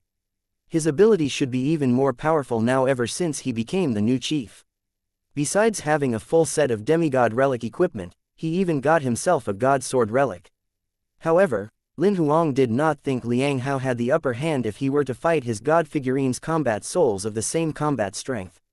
After spending more than half an hour, Lin Huang arrived where Liang Hao lived, Dragon Pond Mountain. He sensed the aura of more than 100 imperial-level powerhouses in the Dragon Pond Mountain area when he was far away midair.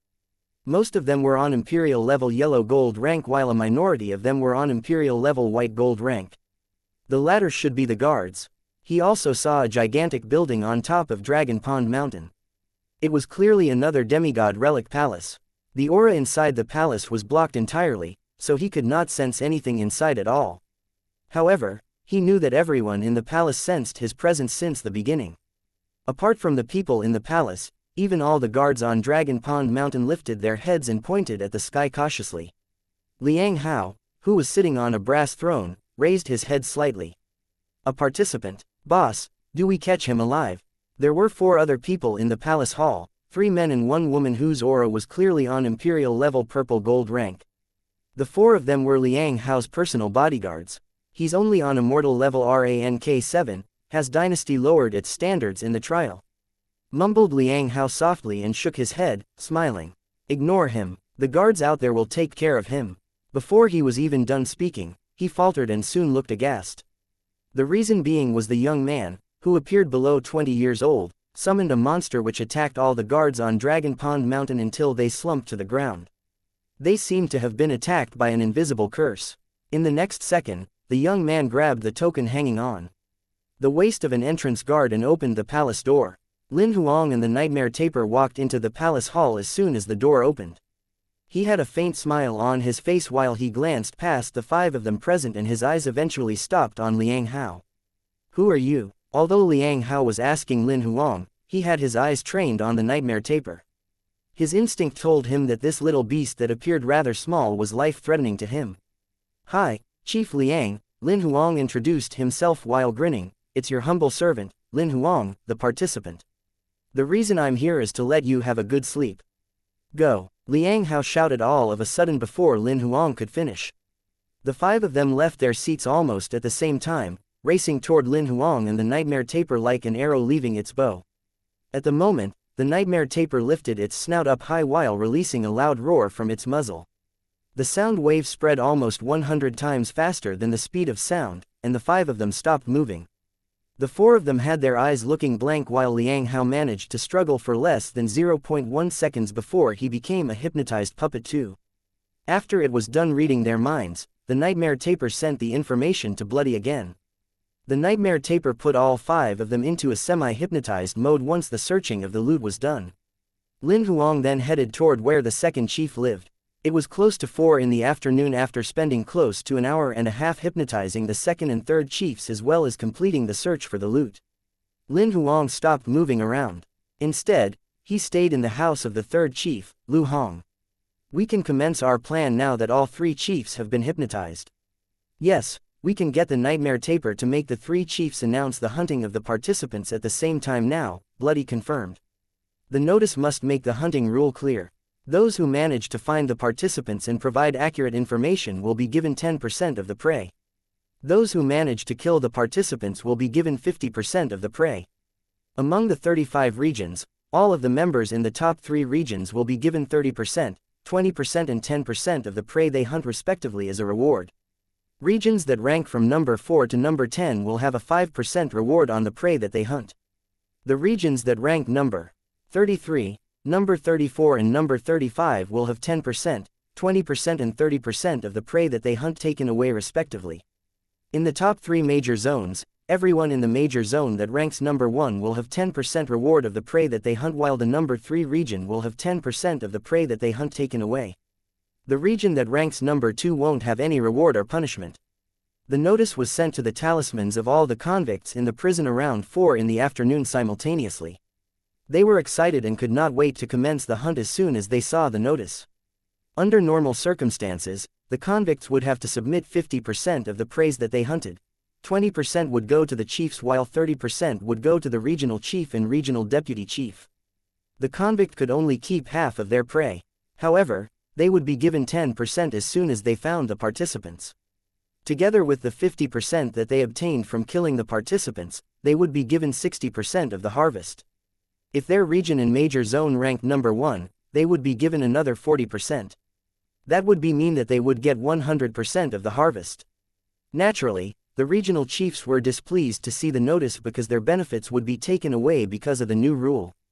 Just when the regional chiefs were complaining, another notice was sent to all of the regional chiefs and deputy chiefs. For the remaining bodies in this hunt, the 3 chiefs will only be given 5% while the remaining 95% will be given to the top 10 regional chiefs and deputy chiefs. The region that ranks number 1 will be given 30%, number 2 20%, and number 3 10% while number 4 to number 10 will be given 5%. Everyone shut up as soon as the notice went out. The regional chiefs and deputy chiefs from the 35 regions gathered people to hunt for the participants immediately. Chapter 966, The Gravel World's Dangerous Situation. Huang Chanu hid carefully in the branch of a big tree.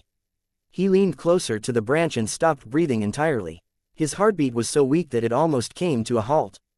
It was a disguise ability that he had mastered, giving him the ability to blend in with the environment rapidly so that nobody could sense his presence. With his current Imperial level Crimson Gold rank combat strength, he could even hide being detected from Imperial level Yellow Gold rank powerhouses, territory skill. He assassinated 3 local convicts throughout the day with the same ability. One of them was an Imperial level Black Gold rank and 2 were Imperial level Crimson Gold ranks. However, as the second Prince of Dynasty, he was not hunting. Instead, he was avoiding himself from being killed. He hid on top of the tree for over 10 minutes without moving. Mid-air, the search teams went by one after another. He was relieved to sense the aura of the 2 teams getting further and further away. What exactly happened? It was fine during the day. Why did these convicts become so hardworking with their large-scale search for participants before the sky turned dark? Mumbled Huang Chanu softly. That's because the 3 chiefs ordered them to hunt. A voice came from above Huang Chanu. Stunned, Huang Chanu did not look at the person at all as he hurried on tiptoe rapidly into the dense jungle. A skeletal gray silhouette followed closely behind him. He was getting closer and closer. Soon, his voice went into Huang Chanu's ears clearly. This stealthy disguise ability of yours isn't too shabby. You might be able to hide from me if your combat strength is a rank higher, but now you're like a firefly in the dark. You can't hide no matter where you go. Instead of wasting your strength running away, why don't you just fight me? At least, you could die with dignity. Huang Chanu said nothing as if he had not heard what the person said. He traveled through the dense jungle, twisting and turning in an attempt to get rid of the person. Both of them tore through the dense jungle for a couple of minutes. One was running away while the other was in pursuit. The gray silhouette seemed to be afraid of attracting attention and did not attack. However, a black gleam flashed diagonally at his front all of a sudden.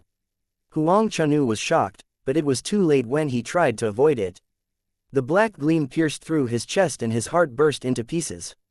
Huang Chanu's aura disappeared on the spot while he fell onto the ground. The gray silhouette behind halted immediately and revealed a tall, skinny man. He condemned in rage, "Who dares to take my prey? Come out now." At the moment, a skinny silhouette walked out of the dense jungle slowly. He wore a white robe with disheveled long hair. He lifted his head and looked at the tall, skinny man as a challenge. "Do you have any comment on this?"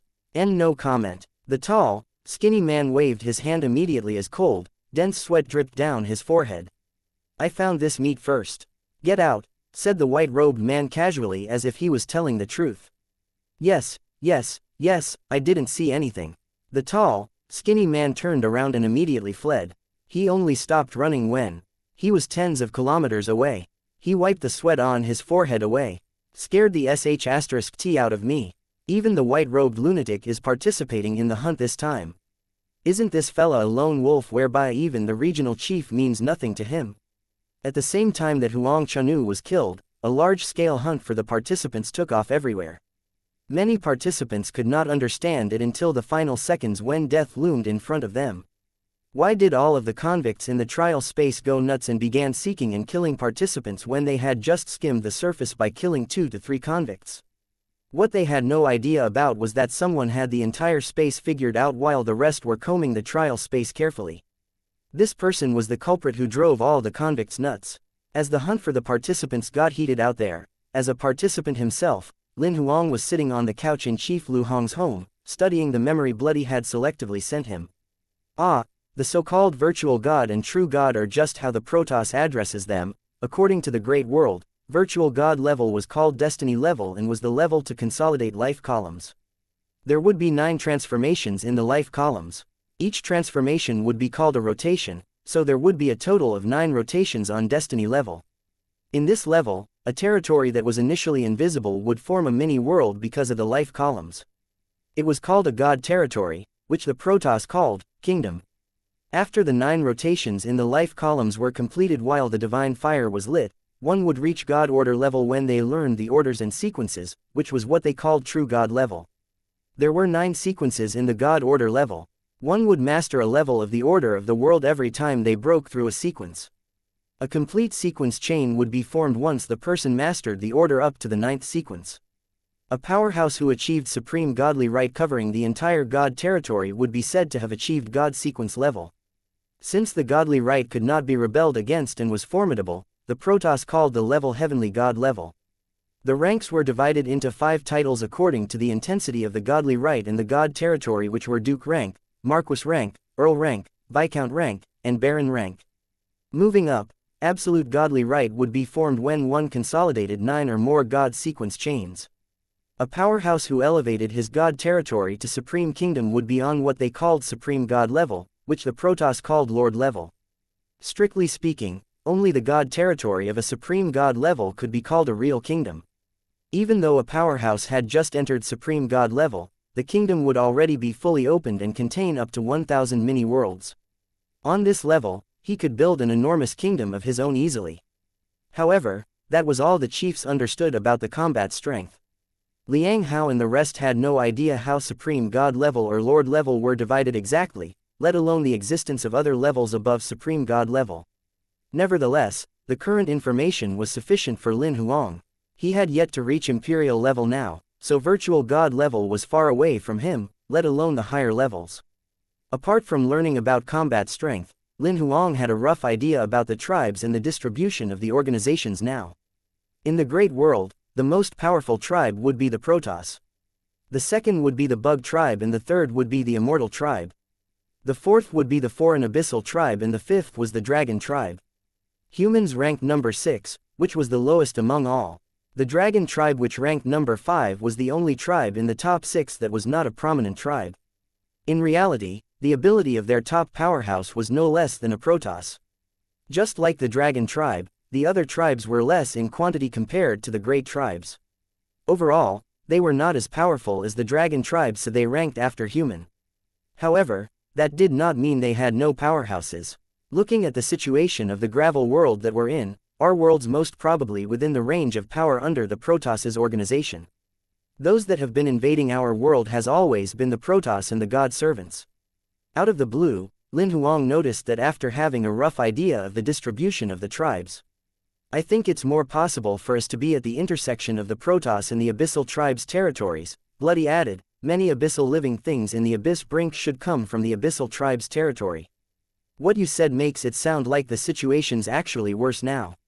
Lin Huang shook his head while forcing a smile. It's pretty bad. It's usually just a copy for the Protoss to gain experience whereby they'd leave after they're done with it. As soon as the Protoss and the Abyssal tribe go to war, it won't be just a one-off incident. The entire gravel world might even be destroyed. Waiting for the Protoss to come and defend them then won't be a solution. Even if the defense works in the end, it doesn't solve the root problem. Lin Huang scowled to hear what Bloody said. We must find ways outside of gravel world to solve it completely. I'm planning to break through to Imperial level as soon as I can after I leave this trial space. I'll leave the gravel world after settling some stuff. Chapter 967. Number of remaining trialists. 1. It was midnight. A silhouette dashed at high speed in the dense jungle. Up to 100 skinny silhouettes followed closely behind him. Huang Wuji was running for his life like a madman. Before entering this trial space more than 10 hours ago, he had never imagined that such a thing would happen to him. As the fifth prince, he was well prepared before coming to the trial. He even hired an imperial censor to sign a contract with 3 imperial-level monsters for him to bring them into this trial space. He obtained a life base as soon as he entered the trial space and elevated all the way to imperial-level yellow-gold rank. Initially, he thought elevating to imperial-level yellow-gold rank would give him the ability to fight most imperial-level purple-gold rank powerhouses head-on, making him the overlord in this trial space. Never had he thought that he would break the beehive after killing a few convicts and end up being chased by a bunch of local convicts who had lost their minds like he was a dog. Seriously, all I did was killing a few of you and up to 100 people are chasing me for more than 5,000 kilometers. Plus, there are more and more people. Could one of the people I killed come from a powerful background? Am I that ill-fated? Huang Wuji sensed a few powerful aurae advancing toward him swiftly as he was thinking to himself. There were 4 of them and their combat strength was clearly on imperial-level purple-gold rank. Their aura was much more powerful than the usual imperial-level purple-gold rank powerhouse. **T. These 4 must be the regional chiefs and the deputy chiefs of this region. Are people of such a level out hunting too? Huang Wuji was hesitating as to whether to leave the trial now. He tried deviating his direction a little, but the people that were approaching him changed their flight trajectory immediately and headed toward him. I've been targeted. There were obstructions before him and people chasing behind him while he was surrounded on both sides too. Knowing that it was impossible for him to escape, Huang Wuji did not choose to give in. He went forward to the few imperial-level purple-gold rank powerhouses before him, clenching his teeth. Soon, both parties met. Huang Wuji glanced at the 4 of them. Instead of targeting the one who had the weakest aura, he had his eyes fixed on the one who had the most powerful aura. His intention to battle was skyrocketing.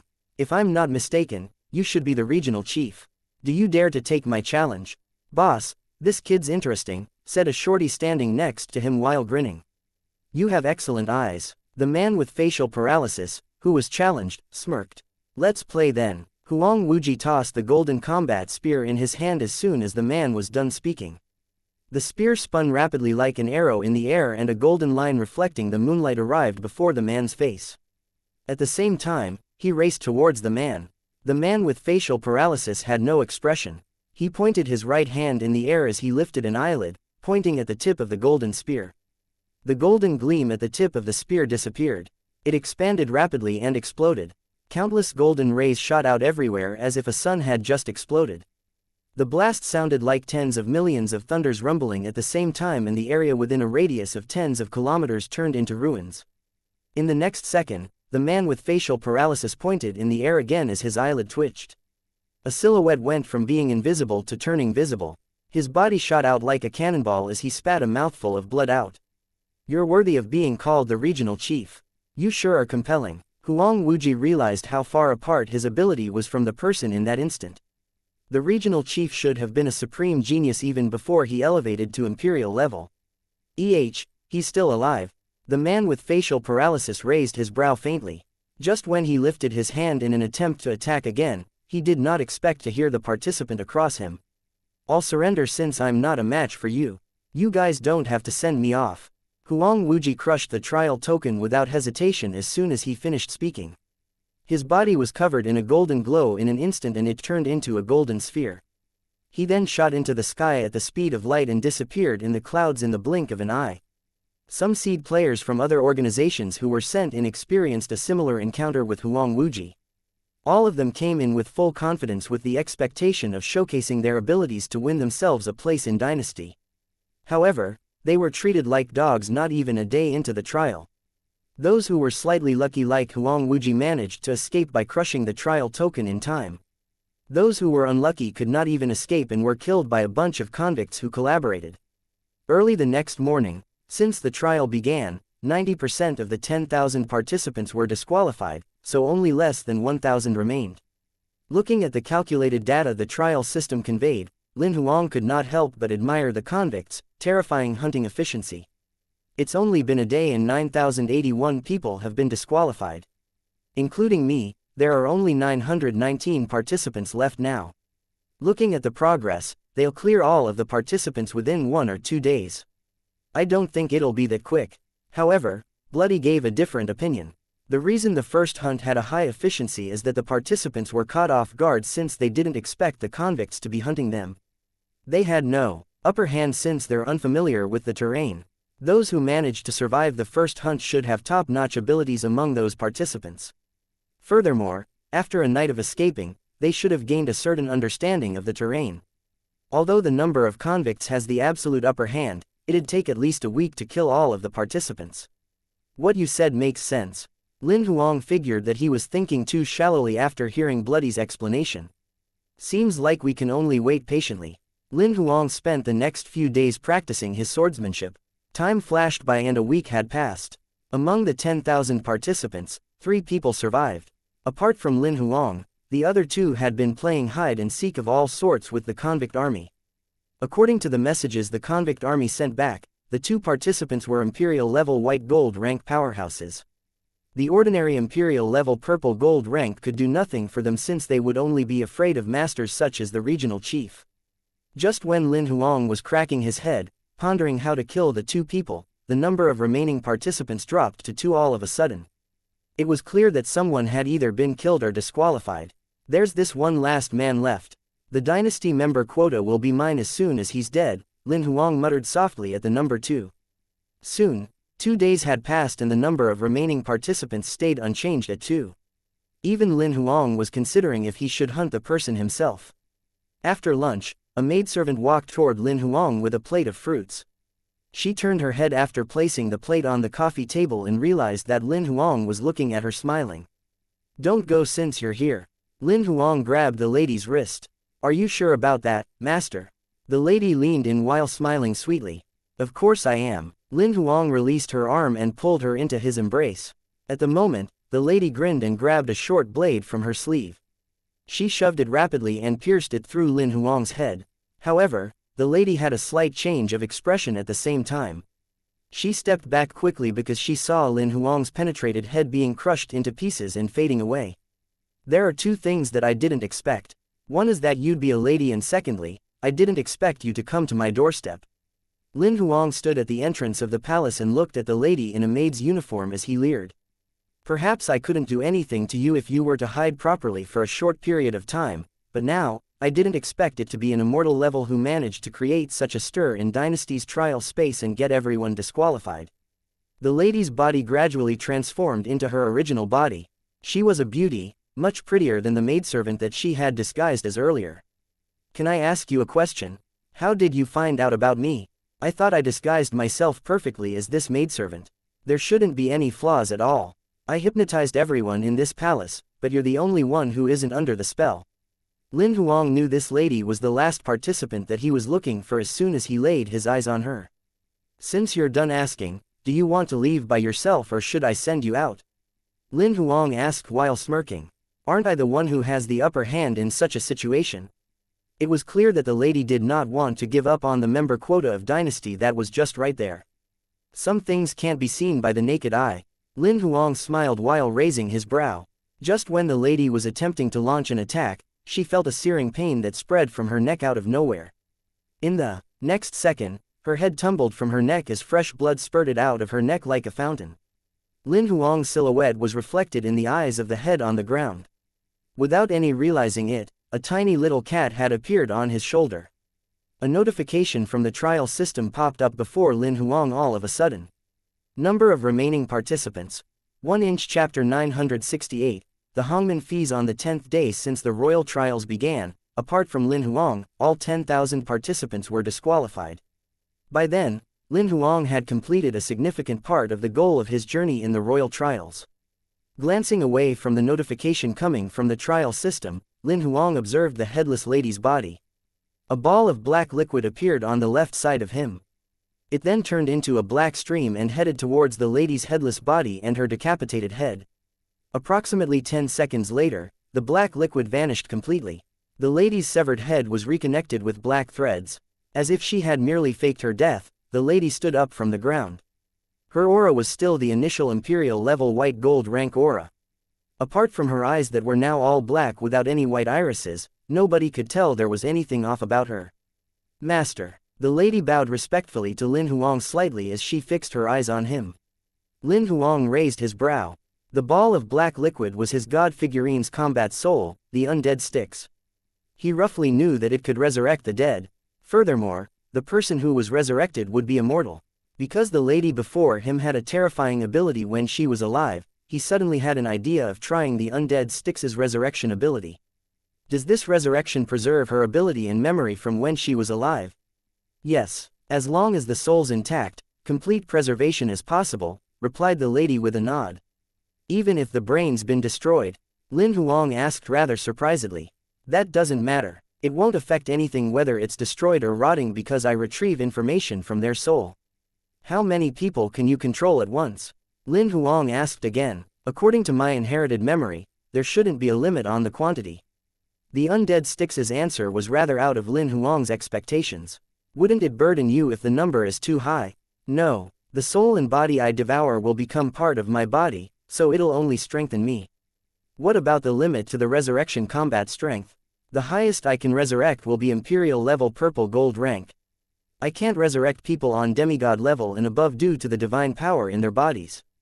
However, since my combat strength's only on Imperial level white gold rank now, it'll take a longer time for me to resurrect an Imperial level purple gold rank powerhouse. The more powerful the soul is, the longer it'll take. How long does it take for you to resurrect an Imperial level purple gold rank then? Lin Huang asked immediately. Usually around 3 minutes. I'll need at least 10 minutes for those who've elevated from supreme genius. If the person's comparable to a quadruple mutated monster, it'll take at least 2 hours.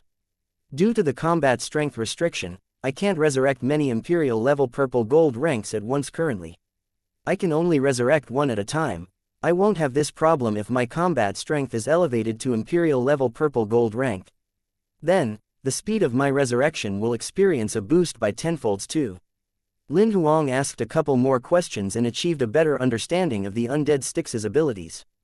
After recalling the undead Styx, he realized that the resurrected lady had disappeared as well. With the undead Styx's ability, it won't take long for us to build an undead army, Bloody declared while smiling in envy. You don't have to be envious of its ability. All it does is resurrect dead beings while you can cast parasites and control all living things, Lin Huang comforted. Bloody did not dwell on the topic. It then focused on the important thing at hand. Now that all of the participants have been cleared, we'll have to clear the convicts next. Do you have any idea how to gather these convicts together? Lin Huang had been thinking about it for these past few days, but he could not come up with a solid plan. It's simple. We'll organize a hangman feast. Bloody told him how to carry out the next plan in detail. Both of them discussed until late at night until they had nailed down all the details of the hangman feast. When it was almost 10 p.m., Lin Huang got the nightmare taper to issue the order to the 3 chiefs. They announced a new notice together when it was 10 p.m. sharp. The participant clearing collaboration has officially ended. Congratulations, everyone. It's the first time we've cleared all the dynasty participants in our territory. The 3 chiefs are officially inviting all regional chiefs, regional deputy chiefs and all members in this prison to have a feast tomorrow at 10 a.m. at the foot of Tongtian Peak. By then, please submit all the meat that everyone has hunted this time. We will calculate and rank the 3 zones and regions based on the number of prey.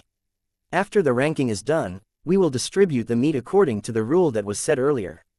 The 3 chiefs will come to your doorstep if anyone doesn't attend the feast at the said time and if you hide the meat. All the meat will be confiscated and you won't be given any food and water for 100 years. Those who refuse to surrender the meat when the 3 chiefs visit will be killed on the spot. Those who were planning on playing tricks eliminated their plan as soon as the notice went out. Nobody wanted the 3 chiefs to come to them and they were far from willing to give up on 100 years of food and water. Although the notice was filled with harsh words and it was rather odd to demand everyone to be there, not many people suspected the authenticity of the notice. A similar incident had happened before. It was not the first time the 3 chiefs were doing such a challenge. Besides that, the trio had announced the notice together, proving that they had discussed this before, so the probability of it being fake was almost zero. Nobody would be able to figure that the 3 chiefs were being controlled without them even realizing it. Since the notice went out, many of them departed directly to Tongtian Peak. A minority of powerhouses who were not in the organization under the 3 chiefs frowned slightly when they saw the notice. They communicated with each other immediately. I'm sure you guys saw the notice Lin Huang and the rest sent, didn't you? Yes, it's obvious that they're pointing at us. Didn't we just got a few bodies when we followed the crowd? It's so petty for them to want us to submit all the bodies. It has nothing to do with the meat. The trio is just seizing the opportunity to flaunt their power. Do we go? I'm guessing they might really come to us if we don't. Since they've already announced that, they wouldn't want to look bad. Of course we're going. They'll have something to hold against us if we don't. We'll just play by their rules. If they ask for trouble even if we obey, we'll kill them together. Let's see who'll die then. Let's see what kind of trick they're pulling off. Clearly, this notice had extremely high oppressive power. Even those who were usually rebellious did not dare to say anything this time. Even a minority of them, whose abilities were comparable with Lin Huang and the rest, chose to compromise.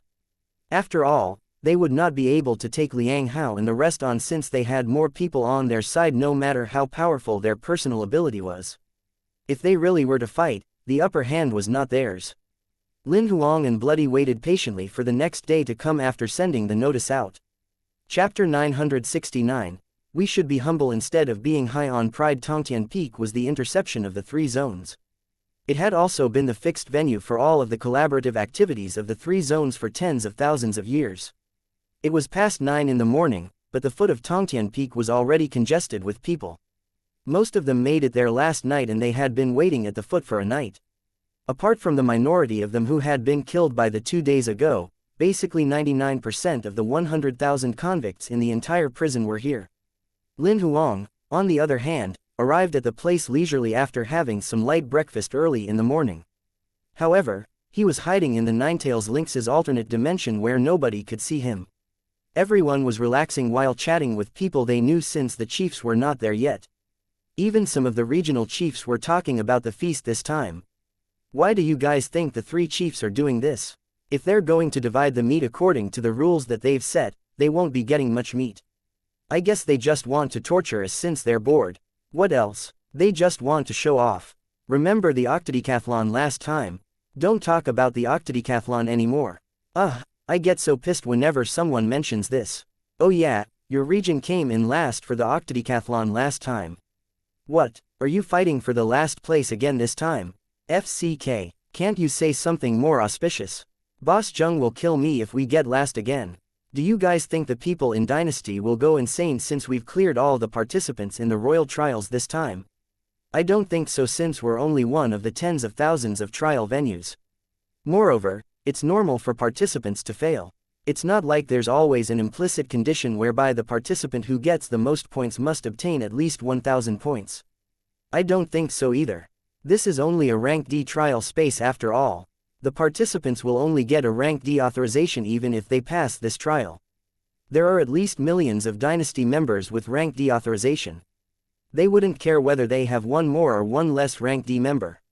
Lin Huang and the other two arrived at the scene when it was approximately 9:55 a.m. Everyone who gathered at the foot of the mountain fell into a hushed silence as soon as the three showed up. They then shuffled back to their own teams. I won't beat around the bush. Regional chiefs, do a headcount and see who isn't here yet. Hand me the list of absentees. Cross the names of those who made it before 10 a.m. off the list. We'll handle those who arrive after 10. Their meat will be confiscated and they won't be given food and water for 100 years. Many regional chiefs looked solemnly at the other two chiefs, Zheng Tu and Lin Huang. Both of them nodded to the regional chiefs under their wings. Follow what Chief Liang said. The regional chiefs and regional deputy chiefs began working as soon as the two spoke. Many of them who made it just on time looked guilty. They were secretly relieved that they were not late. When it was almost 10 a.m. sharp, 4 Imperial-level purple gold rank powerhouse whose aura was nothing less than Lin Huang and the rest arrived just in time. The way they looked at Lin Huang and the rest too was a little provocative. However, Lin Huang and the two did not do anything about that since they were under the Nightmare Taper's control. Lin Huang spoke again as soon as time passed 10. Those who haven't arrived will be given the punishment that was set last night. Around some 10 minutes, only 3 among the 35 regional chiefs handed the list. Everyone in the remaining regions made it there. There were only 4 names on the 3 lists. Among the 4 names, one of them made it to Tongtian Peak but he was approximately 3 minutes later. The people who knew him turned to look at him when the three chiefs read out his name. Most of them had teasing expression on their faces, only a minority of them had sympathy flashed through their eyes. Chief Zheng, please give me one more chance. I could have made it on time, but I was chased by a monster when I was on the way. I took a big round and that's why I'm late. Zheng too, who was short and muscular, spoke without an expression on his face. You're an adult. Adults should pay for their mistakes. There's nothing to complain about. No matter what the reason is, it's a fact that you've broken the rule that we've set. If I let you go this time, we'll set precedents. In the future, everyone will think that they can break the rule that we've set.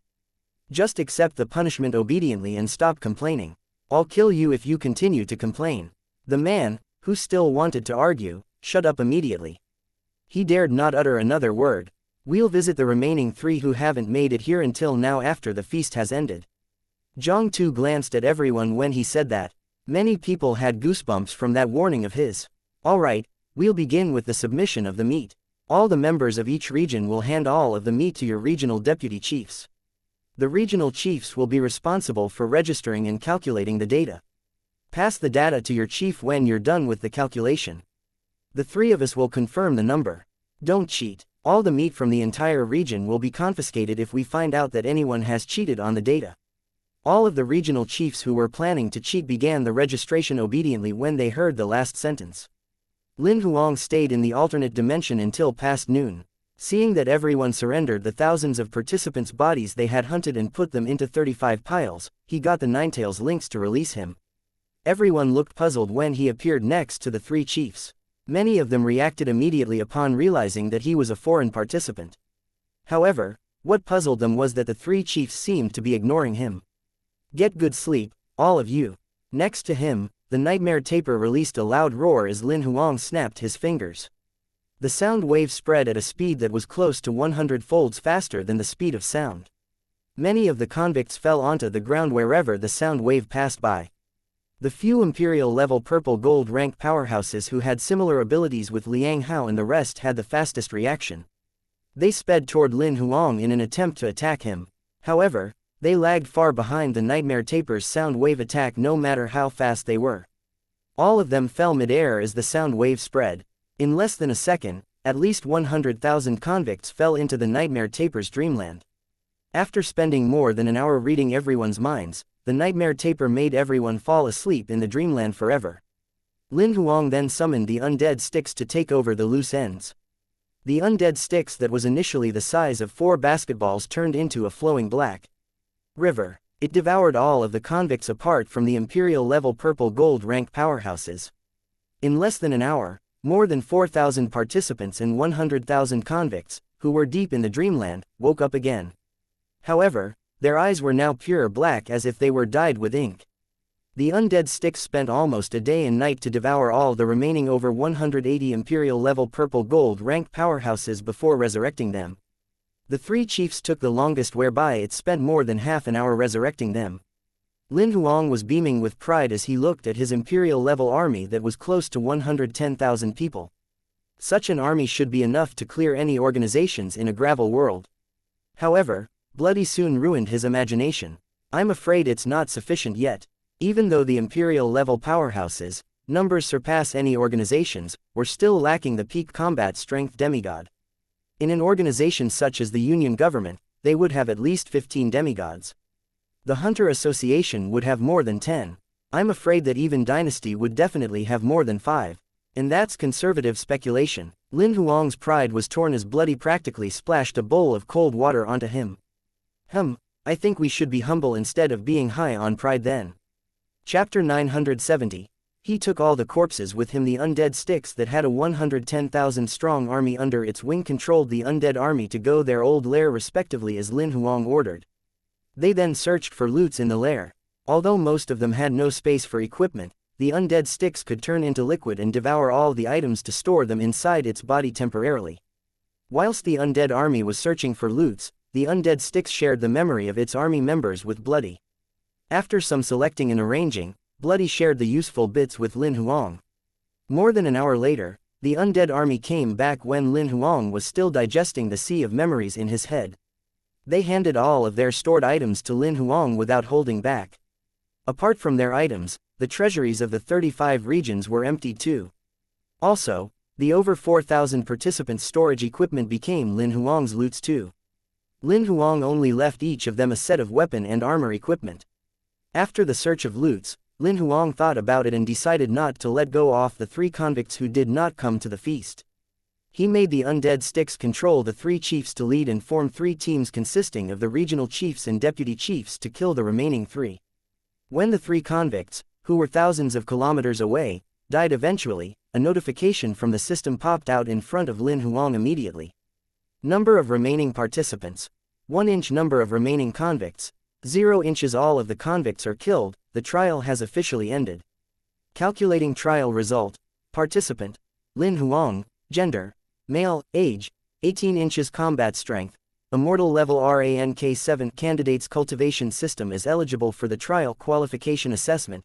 Grade A. Basic points: 552,831 inches. Reward points: killing regional chiefs. 780,000 inches. Reward points: killing chiefs. 300,000 inches. Total points: 1,632,831 inches. Qualification result: total points exceed 1 million points. Trial result perfect. Congratulations, participant, you've obtained a perfect qualification in the trial and won yourself a rank A dynasty member authorization. The trial has officially ended. Do you want to be sent out of the trial space right now? Lin Huang selected no immediately. Reminder: please handle the loose ends as soon as you can. The trial space will shut down automatically 24 hours later. You can leave anytime within the 24 hours. At the last minute before the trial space shuts down, you will be sent back to your world by force whether you're willing to leave or not. No more notifications popped out from the system after the reminder. Lin Huang stood there looking a little lost. He had yet to digest the sea of information Bloody had sent earlier, and the system issued such a reminder all of a sudden. It caught him by surprise. Theoretically, he would not obtain 1 million points after killing all of the convicts. However, after studying the 2 reward points closely, he realized that he was given 10,000 reward points for killing each regional chief and 5,000 reward points for killing each regional deputy chief. As for each chief, he was awarded 100,000 reward points. As a consequence, he accumulated a total of over 1.6 million points. What he was even more confused about was that he was given a rank A dynasty member authorization, albeit having participated in a rank D trial. What's happening? Could the dynasty member authorization have something to do with the trial points? Indeed, it's related to the trial points. Although Bloody could not see the system notification Lin Huang read, it took over the subject anyway. Liang Hao and the rest have a related memory on this. The participants will only pass if they obtain more than 1,000 points. Otherwise, it's futile even if they get first place in the trial after staying for a month in the trial space. However, the participants who pass the trial will only be given rank D dynasty member authorization.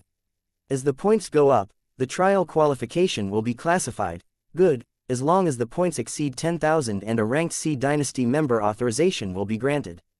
Those who obtain even higher points will qualify for outstanding, as long as the points exceed 100,000, and the person will be given a rank B dynasty member authorization. However, nobody knows if one would attain higher authorization if they obtain more points than that. The highest Liang Hao and the rest have in their memories as rank B authorization. The related information appeared in Lin Huang's head after Bloody reminded him. Although the 3 chiefs had no information about the rank A authorization, it was easy for him to figure the reason he had obtained the rank A authorization from the available information. It should be the reason he accumulated more than 1 million points and was graded perfect.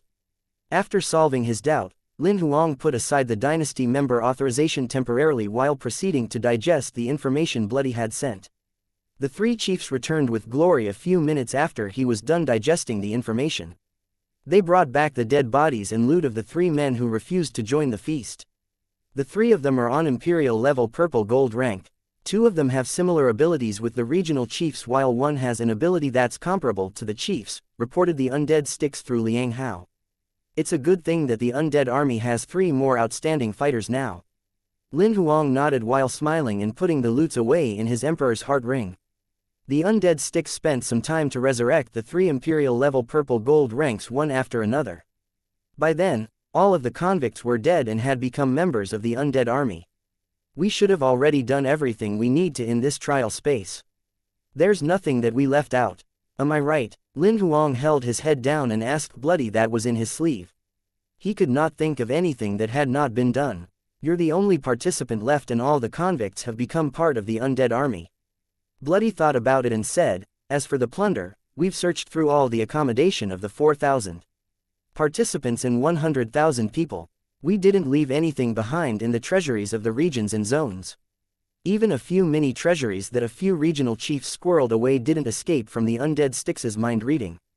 We've got everything. If we have to look for things that we haven't searched, we're left with the hundreds of local monsters. Most of them are baby beasts with limited combat strength.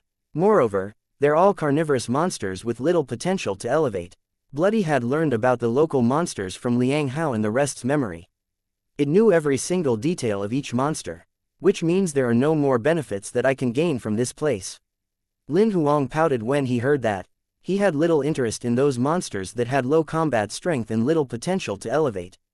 Then, there's no longer any reason for us to stay, Lin Huang declared, and he recalled the undead Styx before recalling Bloody back to card form after that. As the crowd at Tongtian Peak Foot vanished all of a sudden, Lin Huang was the only person left at the empty place. Send me out then. Lin Huang's body was wrapped in a ring of golden light as soon as he said that.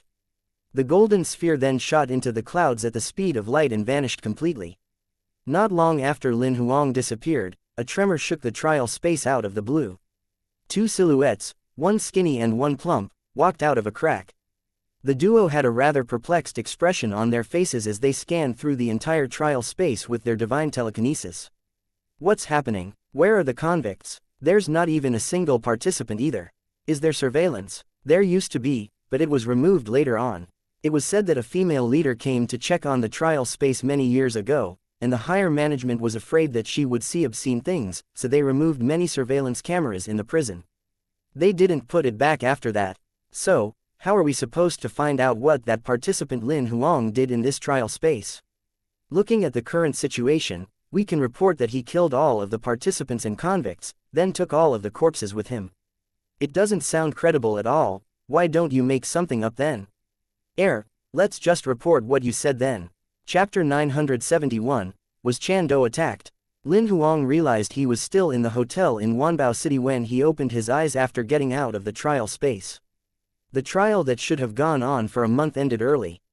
It only lasted for 12 days. Although he did not experience any elevation in his combat strength at all, Lin Huang was satisfied with the trial results. The biggest reward was none other than the 100,000-strong undead army and the information about the tens of thousands of mini-worlds and great worlds retrieved from the undead army's souls. The various cultivation methods were the second best. The information in the memories broadened Lin Huang's view greatly. It made him realize that the gravel world he was currently in was just the equivalent of a rookie village in a game. I wonder if Yongling can unlock the space equipment from other great worlds and mini-worlds. If he can't, I'll have to get someone from the great world to unlock them. Lin Huang thought that the journey into the trial space was worth it as he thought about the hundreds of thousands of space equipment that were waiting to be unlocked in his Emperor's Heart Ring. He put the dynasty member matter aside at the moment.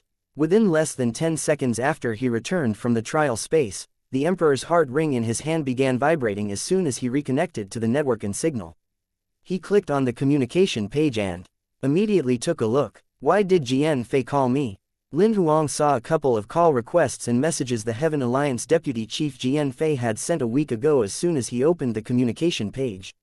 He began reading the messages one after another. The first two messages were about Jian Fei asking Lin Huang to contact Chando since his attempt was to no avail and he was busy working on something.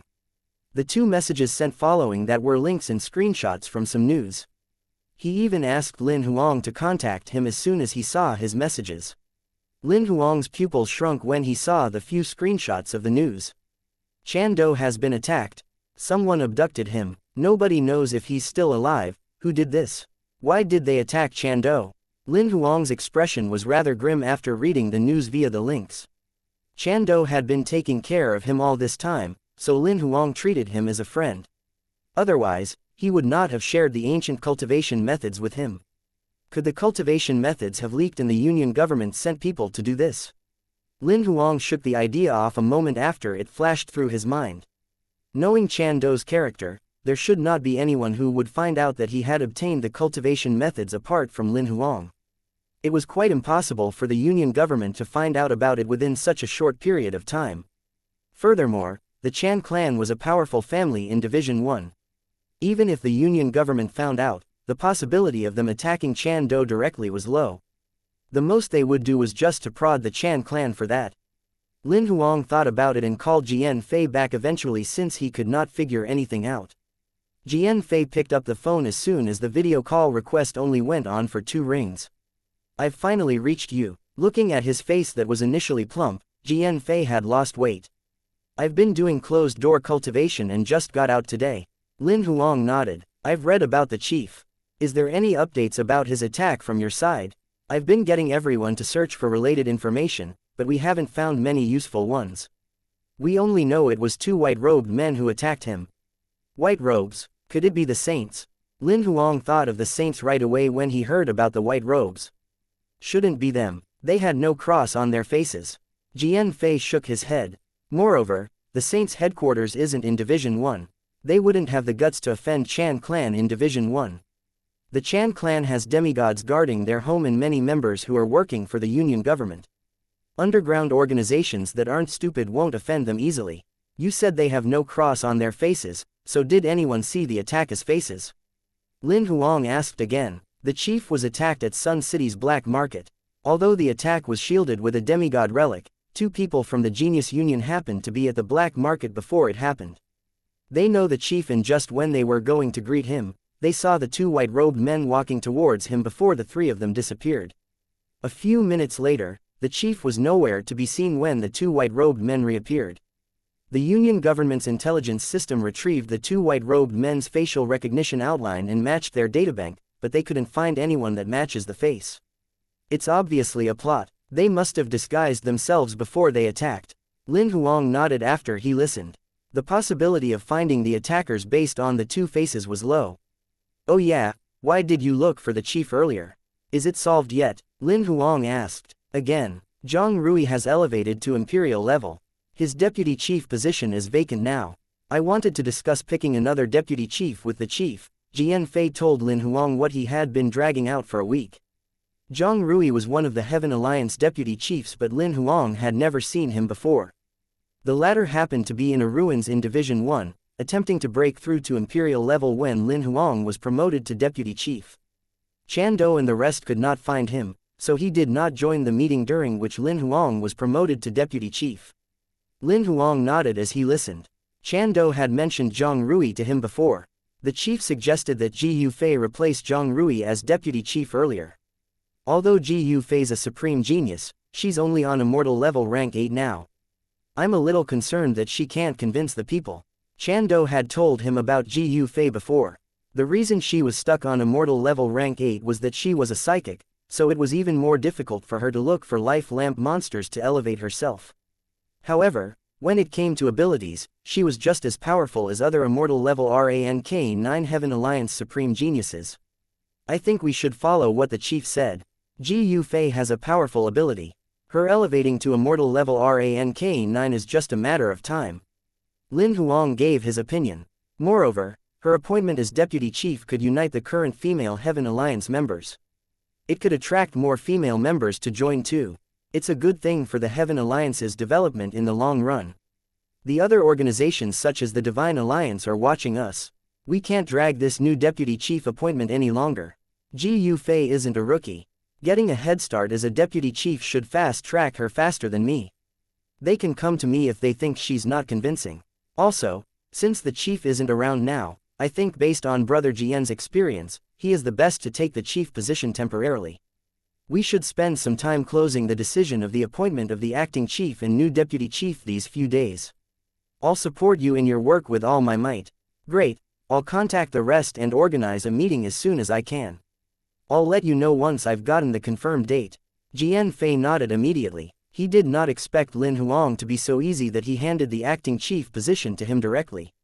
Lin Huang smiled while shaking his head after ending the call with Jian Fei.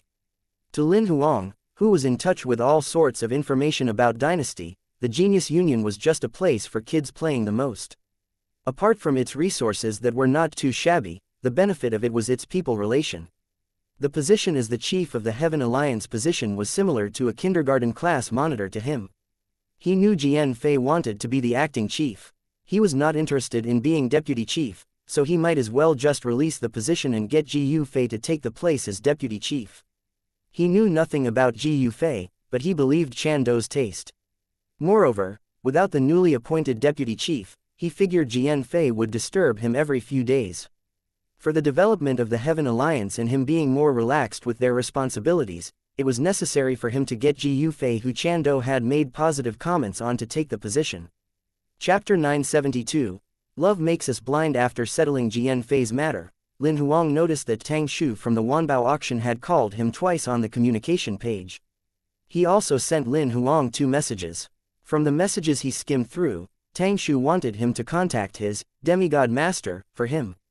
He took out the Emperor's heart ring that he always used to contact Tang Shu while disguising himself as a demigod.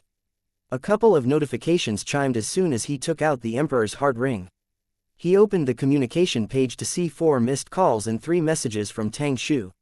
He could not help smirking after reading them. 2 demigods went to the Wanbao auction separately 10 and 8 days ago, stating their interest in the god relic Ba Huang that had been auctioned earlier. They were willing to trade that with god figurines. However, Tang Shu had returned the god relic to Lin Huang, so he could not sell it even if he wanted to.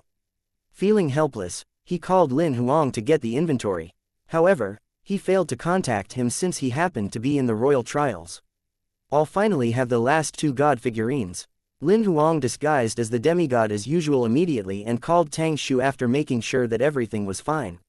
"Sir, I've finally managed to contact you," Tang Shu exclaimed in excitement as soon as the call was connected. "I brought my disciple into the ruins, so I'm calling you back a few days late." Lin Huang nodded expressionlessly. "No wonder I couldn't contact the both of you. Noted on Ba Huang. I'll get my disciple to bring it to you within 2 days. You can contact him directly after the deal is done." After hanging up the call with Tang Shu, Lin Huang used Lin Xia's identity to send Tang Shu a message. "I'll bring the god relic to the Wanbao auction tomorrow morning." Tang Shu replied seconds after the message was sent. "Thanks, brother Lin. I'll arrange the sale of the god relic as soon as possible and I'll contact you as soon the deal's closed." Lin Huang was elated after talking to Tang Shu. He could not wait to get the god figurines. As soon as he obtained the 2 god figurines, he would be able to elevate to immortal level rank 9 and would be just 1 step away from achieving imperial level. After calming himself down a little, Lin Huang recalled that there was still one more thing he had yet to do. He opened his contact book and found a name after some browsing. It was Yang Ling. Without hesitating, he pressed the call button. The video call was connected in less than a single ring. Lin Huang was stunned to see Yang Ling, who was dressed in a neat suit and looked clean-shaven. He even combed his hair, which was shining.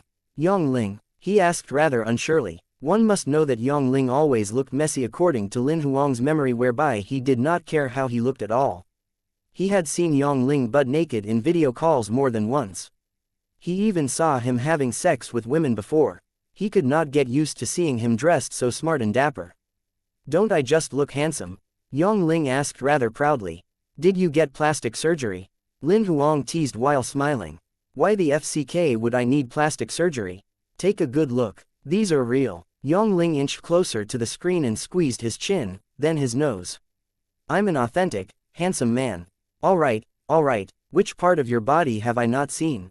Don't come so close. I can see your nose hair. It hurts my eyes." Yang Ling retreated a distance away and projected his own screen to check his nostrils out.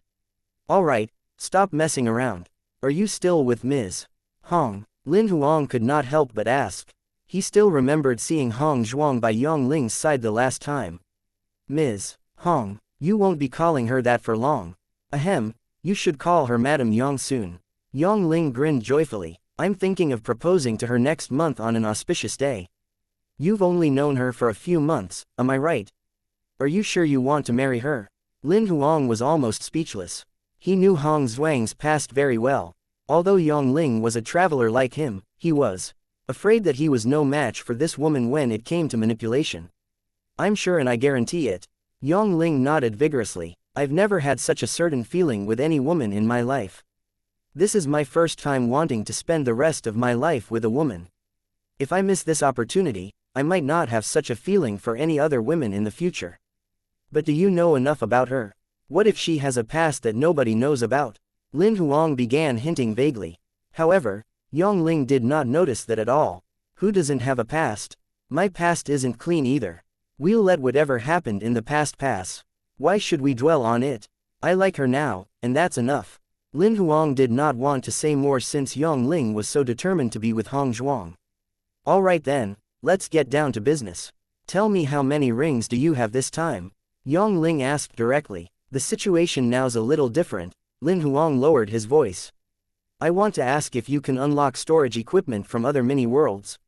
What? Yongling was stunned and demanded immediately, how did you get those stuff?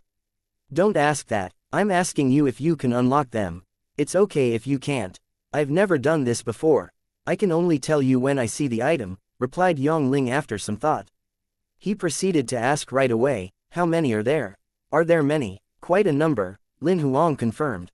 Sure, bring them to me and I'll try if I can do it when I come back the month after next. The month after next? Where are you now? Lin Huang asked confusedly. I'm traveling with the future Madame Yang in Division 3 now. The earliest I can get back to Division 7 will be the month after next, Yongling said while looking proud. I'm in Division 3 too. Send me your address. I'll go to you in 2 days. Lin Huang did not expect Yongling to be in Division 3 too. That works too. Soon, Yongling sent his address after they hung up. No, A17 Foothold Crow City. That's the Purple Crow's territory. Reading the address Yongling sent, Lin Huang could not help but frown. What's Hong Zhuang trying to do? Lin Huang thought of reminding Yongling to be careful.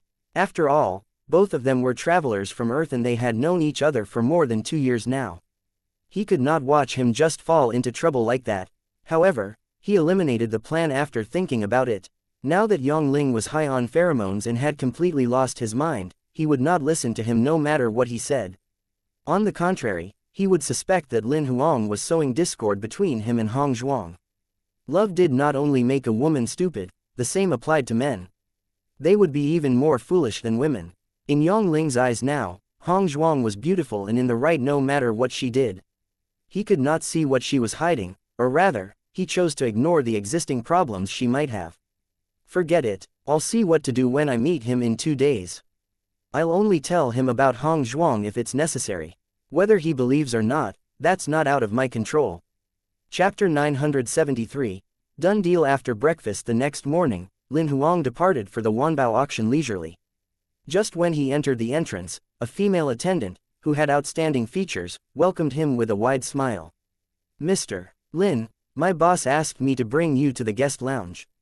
Please follow me. Lin Huang nodded and followed her. They passed the crowd toward the guest lounge.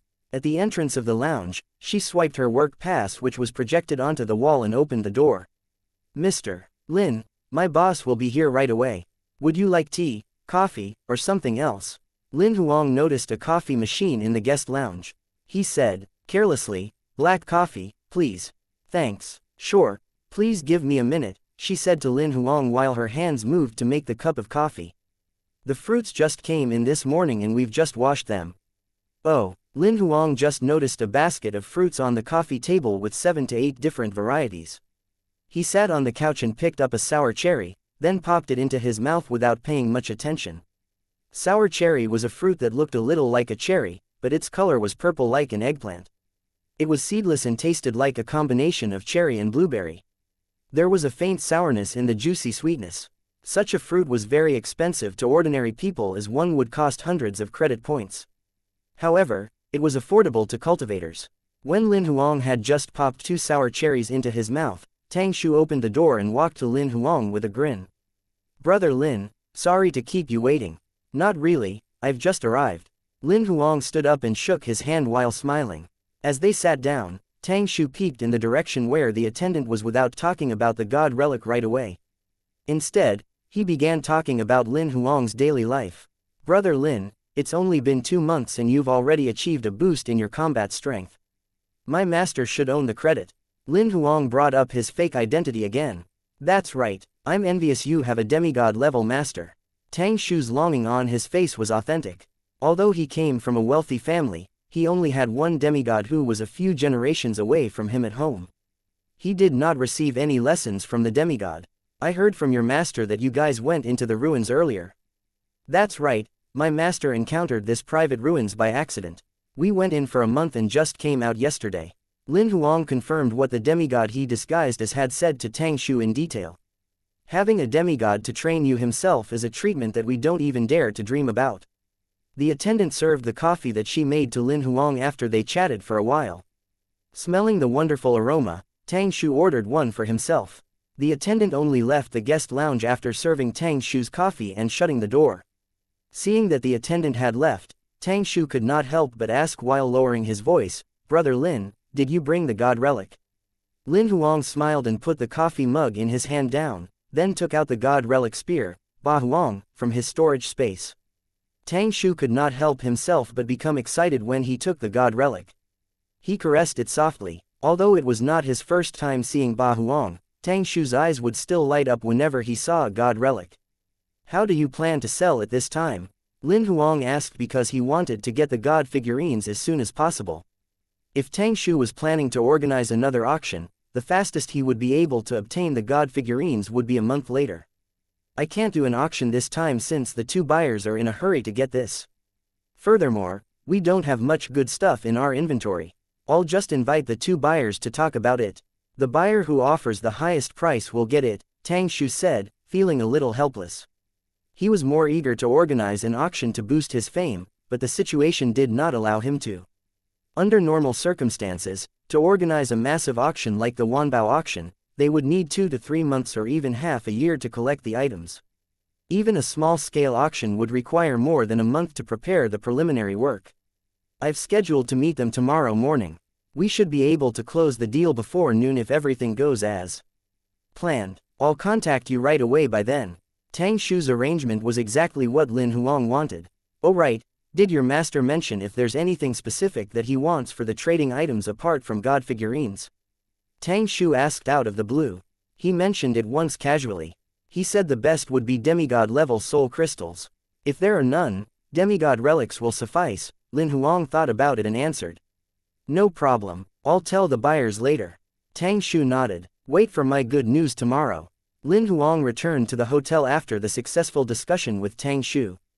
As he calmed himself down, the emperor's heart ring on his hand vibrated all of a sudden just when he was going to practice his sword skills.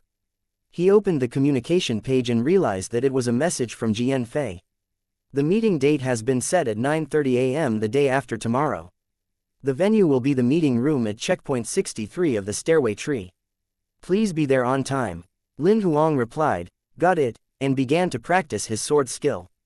His mind was occupied with selling the spear, Ba Huang, after breakfast the next morning. He could not even focus on practicing. He put the practice aside directly and looked at the news on the Heart Network in the Hunter Association forum. An inconspicuous thread on the Hunter Association forum grabbed his attention all of a sudden. The title of the thread was, "What's the Purple Crow Doing?" Due to the mention of the Purple Crow on the title, Lin Huang could not help but click on it. The thread was written by a Hunter Association member. He happened to be on a mission in Division 3's number A17 foothold. He noticed many Purple Crow members who possessed powerful combat strength showing up in the foothold as a group.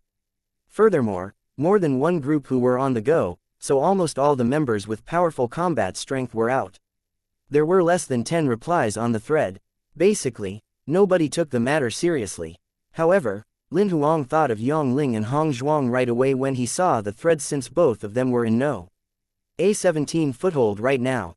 It was clear that Hong Zhuang must have known something about this. There must be an objective that she chose to be in no A17 foothold now. What's that lady thinking? Lin Huang frowned slightly. He was almost sure that Hong Zhuang's appearance in no A17 foothold definitely had something to do with the Purple Crow. Just when Lin Huang was thinking about that, a message popped out suddenly from the communication page on his Emperor's heart ring. Seeing that it was Tang Shu who sent it, he opened the message immediately. "I've closed the deal. The final price was 3 god figurines and 2 demigod-level soul crystals." Lin Huang was stunned to see the message. "I have 1 more god figurine now." Nonetheless, he accepted the result happily.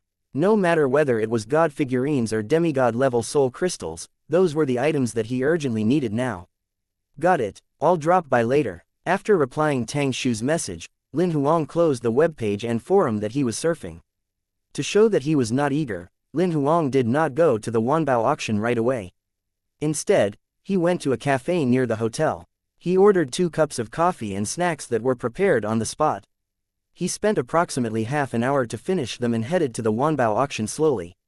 Although he took his time, Tang Xu said to him with a smile when he arrived at the auction, "You're quick. I thought tomorrow after lunch would be the earliest you'd come." "Oh well, my master's urging me." Lin Huang used the demigod who did not exist to defend himself. Tang Xu took out the 3 god figurines and 2 demigod-level soul crystals, then handed them to Lin Huang.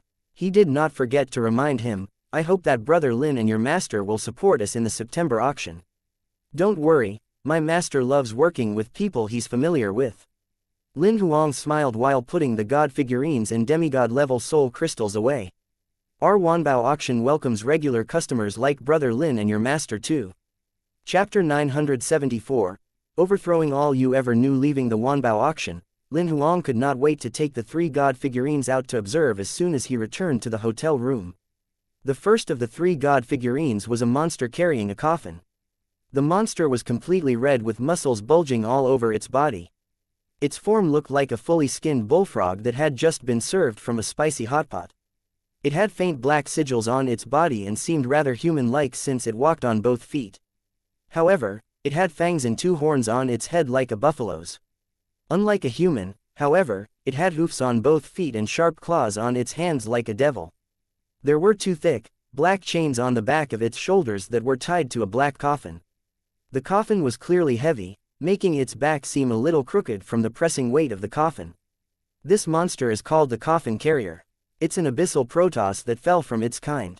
It's a 9th-ranked true god that has mastered the death rule, introduced the stone tablet.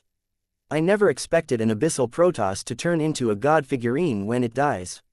What kind of true spirit should I visualize? Lin Huang could not help but inquire. There are actually many true spirits that have mastered death, such as the Death Knight, the black-robed death god, the golden skeleton, the immortal tombstone, the tabooed black coffin, the crimson-eyed crow, and the grimacing baby puppet. Although they're all extremely powerful, I personally think the one that has the most spirit and is also the most unique goes to the death butterfly. The death butterfly guards the yin-yang gate, and it's the only true spirit that can travel between the material realm and the spiritual realm freely when it's on true god level. As long as your soul's still intact, the death butterfly can guide you from the spiritual realm back to the material realm. Of course, it has flaws too. Its beginner combat strength is no match for true spirits such as black-robed death god and golden skeleton. However, its growth potential is outstanding among all true spirits because it'll be more powerful each time it comes out of its cocoon. The death butterfly then. Hearing the stone tablet's introduction, Lin Huang decided to pick the death butterfly. He had too many god figurines, combat souls that were experts in combat. It would not affect him at all if he had one less. After confirming the first true spirit, Lin Huang then looked at the second god figurine, which took on the form of a lady. The lady wore a thin, purple dress that was almost transparent. She hovered in the air barefoot and she had a beautiful body. However, she had no face or features, only black hair on her head. Her hair was swaying in the air like countless little snakes that were alive and looked like they were going to attack. This monster's called the Hair Demon. It's an evil spirit type of Protoss which was an 8th-ranked true god when it was alive. She mastered the sealing rule, and her abilities similar to the sealing chains your red-robed skeleton imperial monster has, but she's much more powerful. Among the true spirits that have mastered the sealing rule, the one that has the highest compatibility with this Hair Demon would be the Shackle Serpent. The Shackle Serpent's a formidable true spirit. Among the Protoss, the Medusa tribe which possesses the most powerful sealing ability obtained their sealing ability from the Shackle Serpent. Legend has it that the most powerful Shackle Serpent could imprison the world forever with just one look, freezing the time and space, making it a specimen. That's so powerful. Lin Huang could never imagine any sealing ability to be so powerful that it could do that. He always thought that a sealing ability was just an aiding combat ability. After settling the second true spirit, Lin Huang looked at the third god figurine. This god figurine looked like a toy doll with short and small limbs. It also had the face of a clown. The most unique thing about it was its tummy. It was not made of blood and flesh, but a mechanical clock. Besides the hour hand, the minute hand, the second hand, and the timescale could be seen clearly. Even the big and small gear wheels within were clear. What an odd creature. Although Lin Huang had seen all kinds of monsters, the peculiarity of this monster could make the top 3 because it did not look like a living thing at all. It appeared more like a puppet. This is a time spirit. It's a unique species among the Protoss with a limited number. It was an 8-rank true god when it was alive and it mastered the time rule. It could control the flow of time in a specific area and even stop time. Doesn't that mean that true spirits which master the time rule are even mightier? Lin Huang was very interested in this god figurine. Yes, the creation clock is a true spirit of the same kind. Legend has it that such a true spirit is the creation clock stopwatch. It could control the life and death of all creations by changing the hour hand on the clock. It could even target the entire world and destroy it. Apart from controlling life and time as well as the flow of time, the most powerful creation clock in the legend had terrifying abilities including stopping time, turning back time, freezing time and time traveling. That sounds compelling. Hearing the stone tablet's description, Lin Huang suddenly thought that all the 3 god figurines were desirable and he could not get rid of any of them. What should I do? I want all of them, but I'm only 2 god figurines away from elevating to immortal level rank 9. The extra god figurine now became a burden for Lin Huang and he was having difficulty choosing now. Which one should I give up? Why do you have to give up? At the moment, the stone tablet's voice came to Lin Huang's ears. I only need 2 god figurines to get to immortal level rank -9. What else can I do with the extra one if I don't give it up? Lin Huang retorted back rather confusedly. Everyone else can only have 9 combat souls in 1 life wheel. You have 10 life wheels.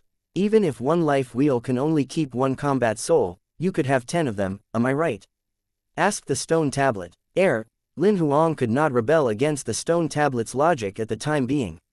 He thought about it seriously and found that it kind of made sense. But my combat strength will elevate a rank up whenever I absorb 1 god figurine.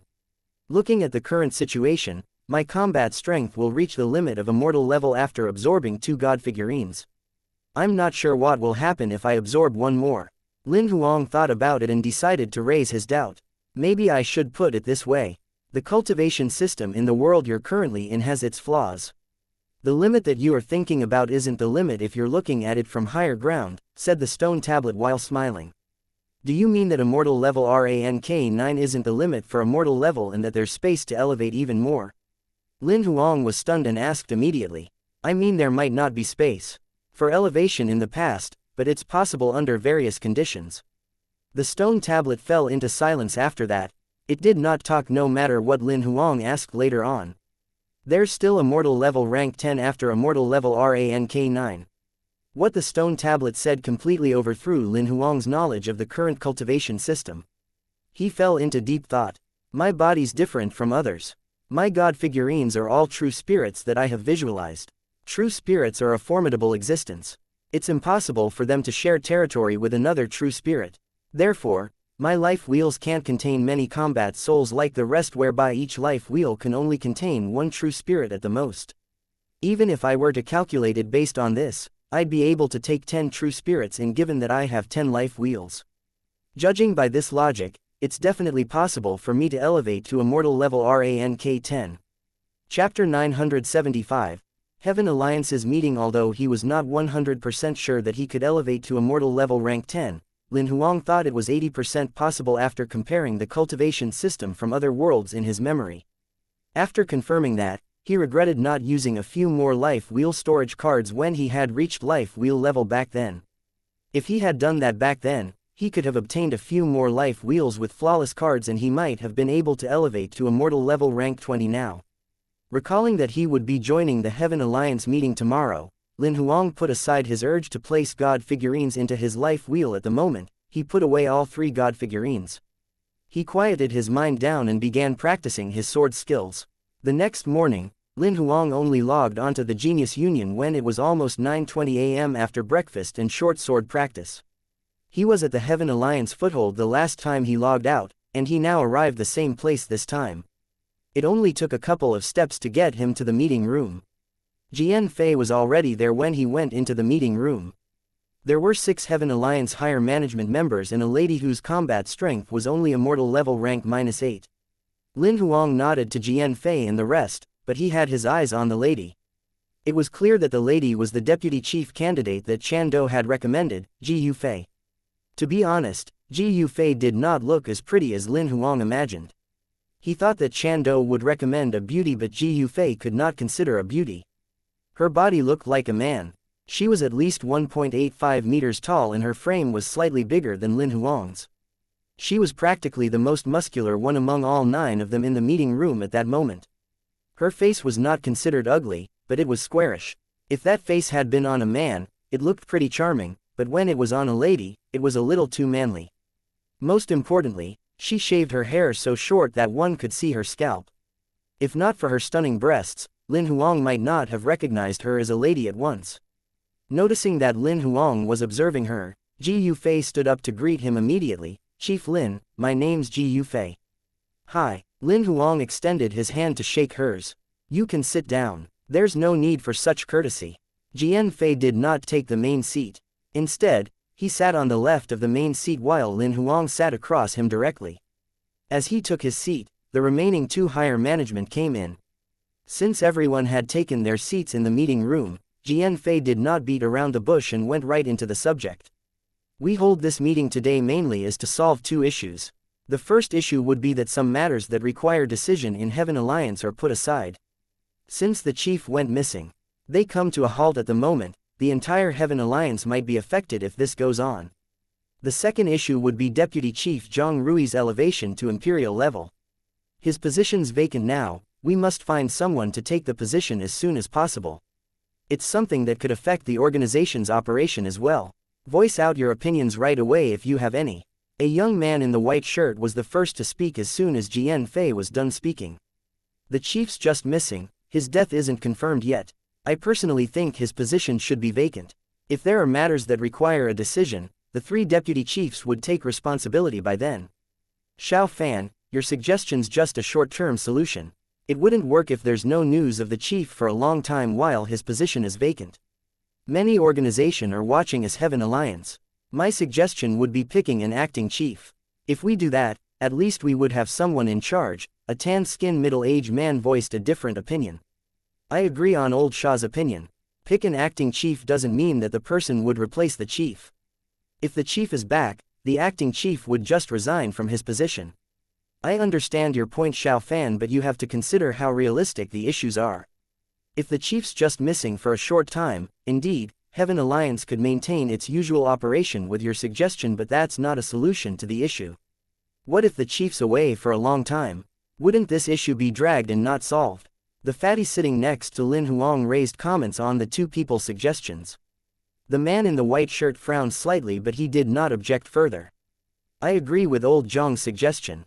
Looking at Heaven Alliance's current condition, it's necessary that we pick an acting chief to take over." It was the short-haired lady next to the fatty who spoke. She was the only lady among the 8 higher management. The rest remained silent and said nothing.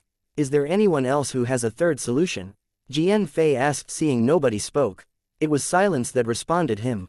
"Then let's vote on the 2 proposals. The first proposal would be 3 deputy chiefs taking the acting chief's responsibility. The second proposal would be picking an acting chief. Now those who support the first proposal, please raise your hand." The man in the white shirt was the first to raise his hand as soon as Jian Fei was done speaking. Although he could not convince others, he was firm on his choice. However, nobody raised their hand apart from him. "All right then, those who support the second proposal, please raise your hand." Jian Fei was the first to raise his hand. Later on, 6 out of the 8 higher management raised their hands.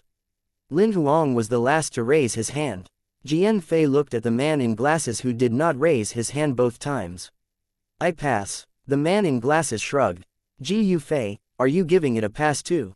Jian Fei turned his head and looked at Ji Yufei, who sat at the far end of the long table. "Do I have the right to vote?" Ji Yufei asked rather surprisedly. "Of course you do, since you're sitting here." Jian Fei nodded. "Then, I'll choose the first one." "All right, it's 2 versus 10. The second proposal wins." Jian Fei announced the final result. Among the 11 people present, the two deputy chiefs had 2 votes while the rest only had 1. Ji Yufei only had 1 vote since she had yet to become a deputy chief yet. Deputy Chief Lin, we'll put the acting chief matter aside at the moment. Let's decide on the 3rd deputy chief so that's it's fairer for the newly appointed deputy chief. Jian Fei skipped to the 2nd issue of the meeting directly and looked at Lin Huang. Lin Huang nodded to show his agreement. Jian Fei turned his head to look at everyone and spoke leisurely. Our previous deputy chief Zhang Rui has elevated to imperial level, so his position's vacant now. Following the usual procedure, we should submit the list of eligible deputy chief candidates on checkpoint 63, wait for a review and eventually vote. However, Chief Chan Do recommended Ji Yufei as Zhang Rui's replacement since the very beginning and Zhang Rui has agreed to it. Therefore, after discussing with Deputy Chief Lin, we've decided to skip the usual procedure and carry out the chief's order. Since Ji Yufei's the only deputy chief candidate now, let's vote whether she should take this position. She will pass if the votes surpass half. If the votes are less than half, the 3rd deputy chief's position will only be vacant temporarily. We will recruit other candidates publicly later on for them to go up against Ji Yufei for this position. Let me make this clear. You have no right to vote this time, Ji Yufei, Zhang Fei emphasized intentionally. Ji Yufei nodded without any expression on her face, so Lin Huang could not tell whether she desired the position or not. Now, let's vote. Those who agree, please raise your hand. Chapter 976. She really is a powerful lady. As soon as Jian Fei was done speaking, Lin Huang was the first to raise his hand while Jian Fei followed suit. After the 2 deputy chiefs raised their hands, the 8 higher management hesitated and looked at each other. The short-haired lady looked at Ji Yufei who sat at the far end of the long table and raised her hand. Since then, the tanned, middle-aged man and the fatty next to Lin Huang raised their hands too. The remaining 5 people did not move. Since we're done with the voting, I'll announce the result then. Jian Fei glanced at everyone. 7 voted yes while 5 objected. More than half have agreed. After announcing the result, Jian Fei looked at Ji Yufei with a grin. Congratulations to Ji Yufei for becoming the Heaven Alliance's 3rd deputy chief. Ji Yufei stood up to show her gratitude while smiling. Since we've selected our 3rd deputy chief, now it's time to go back to our first topic, picking the acting chief. We have 3 deputy chiefs now, which means there are 3 candidates. Now, everyone will vote among the 3 candidates to select the acting chief. There are 11 people here. Everyone gets 1 vote, and the same goes to the deputy chiefs. 3 candidates can vote for themselves and vote for others. Let's write the candidate's name that we're picking down on the paper. Those who don't want to be part of this can submit an empty paper to show that you're giving your vote up, said Jian Fei and gave everyone a piece of white paper the size of a palm. Don't peep at the name others are writing down and no discussion is allowed. Write the name of the candidate that you hope to be the acting chief. Those who are done, fold the paper and don't let anybody see what you have written. We will announce the result after everyone has submitted the slip. The name that appears the most will eventually be selected as the acting chief. Everyone, including Lin Huang, picked up the piece of white paper in their hands and scanned it with their divine telekinesis. They found out that this paper blocked detection out to a certain level. Apart from that, there was nothing wrong with the paper. After confirming that the paper was fine, Lin Huang inserted life power into the paper and scrawled Jian Fei's name on it. He then folded it and put it on the table before him. Jian Fei, who was sitting across Lin Huang, wrote a name without much hesitation and folded it. In less than half a minute, all 11 of them had written their chosen name down and folded the paper one after another. Deputy Chief Ji Yu, please collect everyone's vote for us, Jian Fei instructed Ji Yufei since everyone was done. Ji Yufei nodded and picked up her paper before collecting the remaining slips quickly. She then passed them to Jian Fei. Jian Fei passed the slips to Lin Huang who was sitting across him. Deputy Chief Lin, you'll announce it. Lin Huang was a little surprised, but he nodded anyway. He picked up the bunch of slips and stood up. It was his name when he opened the first folded slip, Lin Xie. Lin Xie, 1 vote. Lin Huang presented the open slip to the people then placed it on the table. He saw his name again when he opened the second folded slip. Lin Xie, 2 votes. He then presented the open slip to the people again then placed it on the table. Upon opening the 3rd slip, he could not help but frown when he saw the name. It was his name again.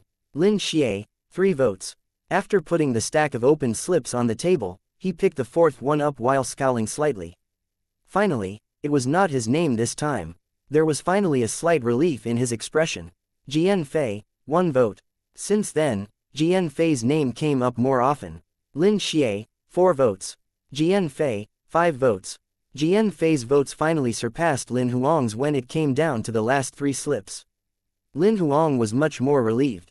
He really did not want to take the responsibility as the acting chief, and he did not have the time to look after the Heaven Alliance. However, his name appeared again when he opened the last second slip. Lin Xie, 5 votes. Lin Huang was a little surprised that it was 5-5, which was a tie. He had only been a deputy chief for less than a month and hardly did anything usually. He did not even log onto the Genius Union. He had no idea why would so many people vote for him. Jian Fei looked a little nervous too. It seemed like he did not expect so many people to vote for Lin Huang as well. Everyone was taken aback by the result too. Naturally, they knew that Lin Huang had not cheated because they could recognize their own handwriting. They were left with the last vote that had yet to be revealed. Apart from the person whose slip that was, the rest were anticipating the last reveal with bated breath. Lin Huang exhaled in relief when he picked up the last slip and saw the name on it. Jian Fei, 6 votes. He showed everyone the last slip after he spoke. It's 6-5. Congratulations, Chief Jian, for being the acting chief of the Heaven Alliance. Thank you, thank you. Jian Fei exhaled in relief after seeing the result. He stood up with all smiles and shook Lin Huang's hand.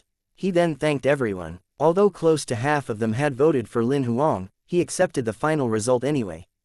Nobody was surprised that the newly appointed deputy chief Ji Fei had 0 votes. After a brief conclusion, Jian Fei ended the meeting. In the meeting room, Jian Fei and the 8 higher management logged out one after another.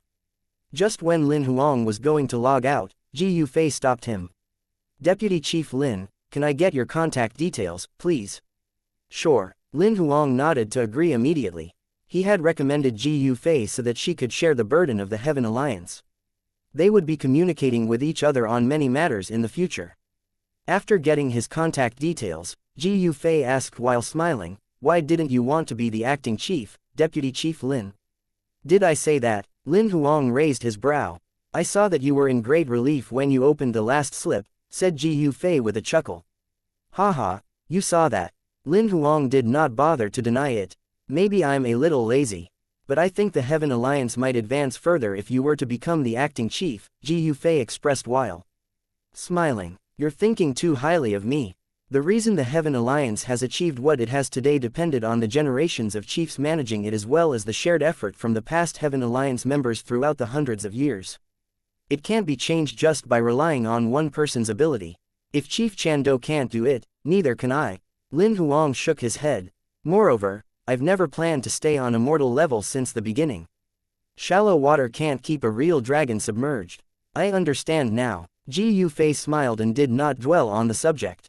Let's keep in touch. I'll log out now. As he watched Ji Fei logging out, Lin Huang shook his head and said with a grin, she really is a powerful lady. Chando's taste really is something. Chapter 977. Elevating to Immortal Level Rank 10. It was almost noon when Lin Huang returned to the hotel room after logging out of the Genius Union. Since we've solved the matter of the acting chief while Ji Fei should know the reason why I supported her very well, I shouldn't be meeting anyone from the Heaven Alliance within a short period of time. Lin Huang took 3 god figurines out from his storage space as he thought about this. It's about time I elevate my combat strength now. Lin Huang's divine telekinesis turned into 3 tentacles and latched onto the 3 god figurines. After covering the 3 of them completely, they were pulled into his inner body. As soon as they were drawn in, the 3 god figurines turned into 3 streams of light without the guidance of his divine telekinesis. They then entered the last 3 life wheels and went into the divine fire. The giant divine fire mountain in the life wheels experienced tremors as soon as the god figurines entered. They turned into 3 giant vortexes almost in the blink of an eye while the divine fire shrunk rapidly. At the same time, Lin Huang's life power that was initially full in his life wheels was absorbed into the vortex. This did not only happen to the 3 brand new life wheels where the god figurines were, but the other 7 life wheels also had their life power sucked in like a dragon was drinking water greedily. Approximately an hour passed, and all of the life power in Lin Huang's body was sucked dry while the 3 spheres of divine fire penetrated the 3 god figurines completely. A moment later, the 3 god figurines seemed to be awoken, whereby they had black divine fire spurting out of their opened eyes.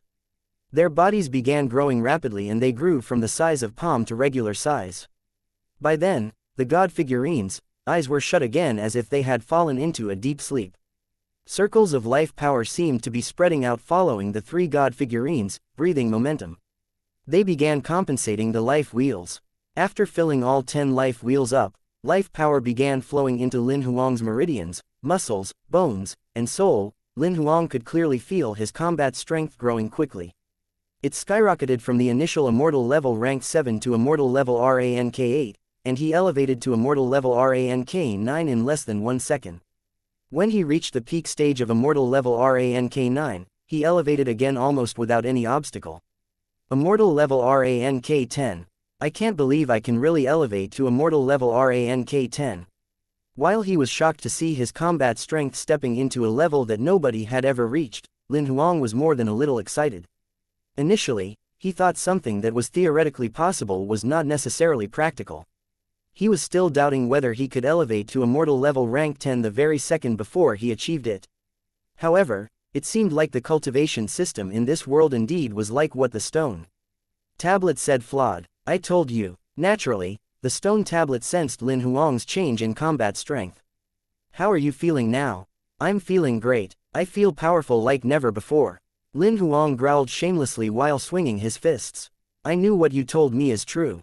The stone tablet was stunned for a moment before replying, "You're so shameless." In reality, elevating to immortal level rank 10 was not a full elevation to Lin Huang. He would only consider himself having completed his elevation after visualizing the last 3 true spirits and consolidating them into god figurines, combat souls. However, he did not go for closed-door cultivation to visualize the true spirits right away.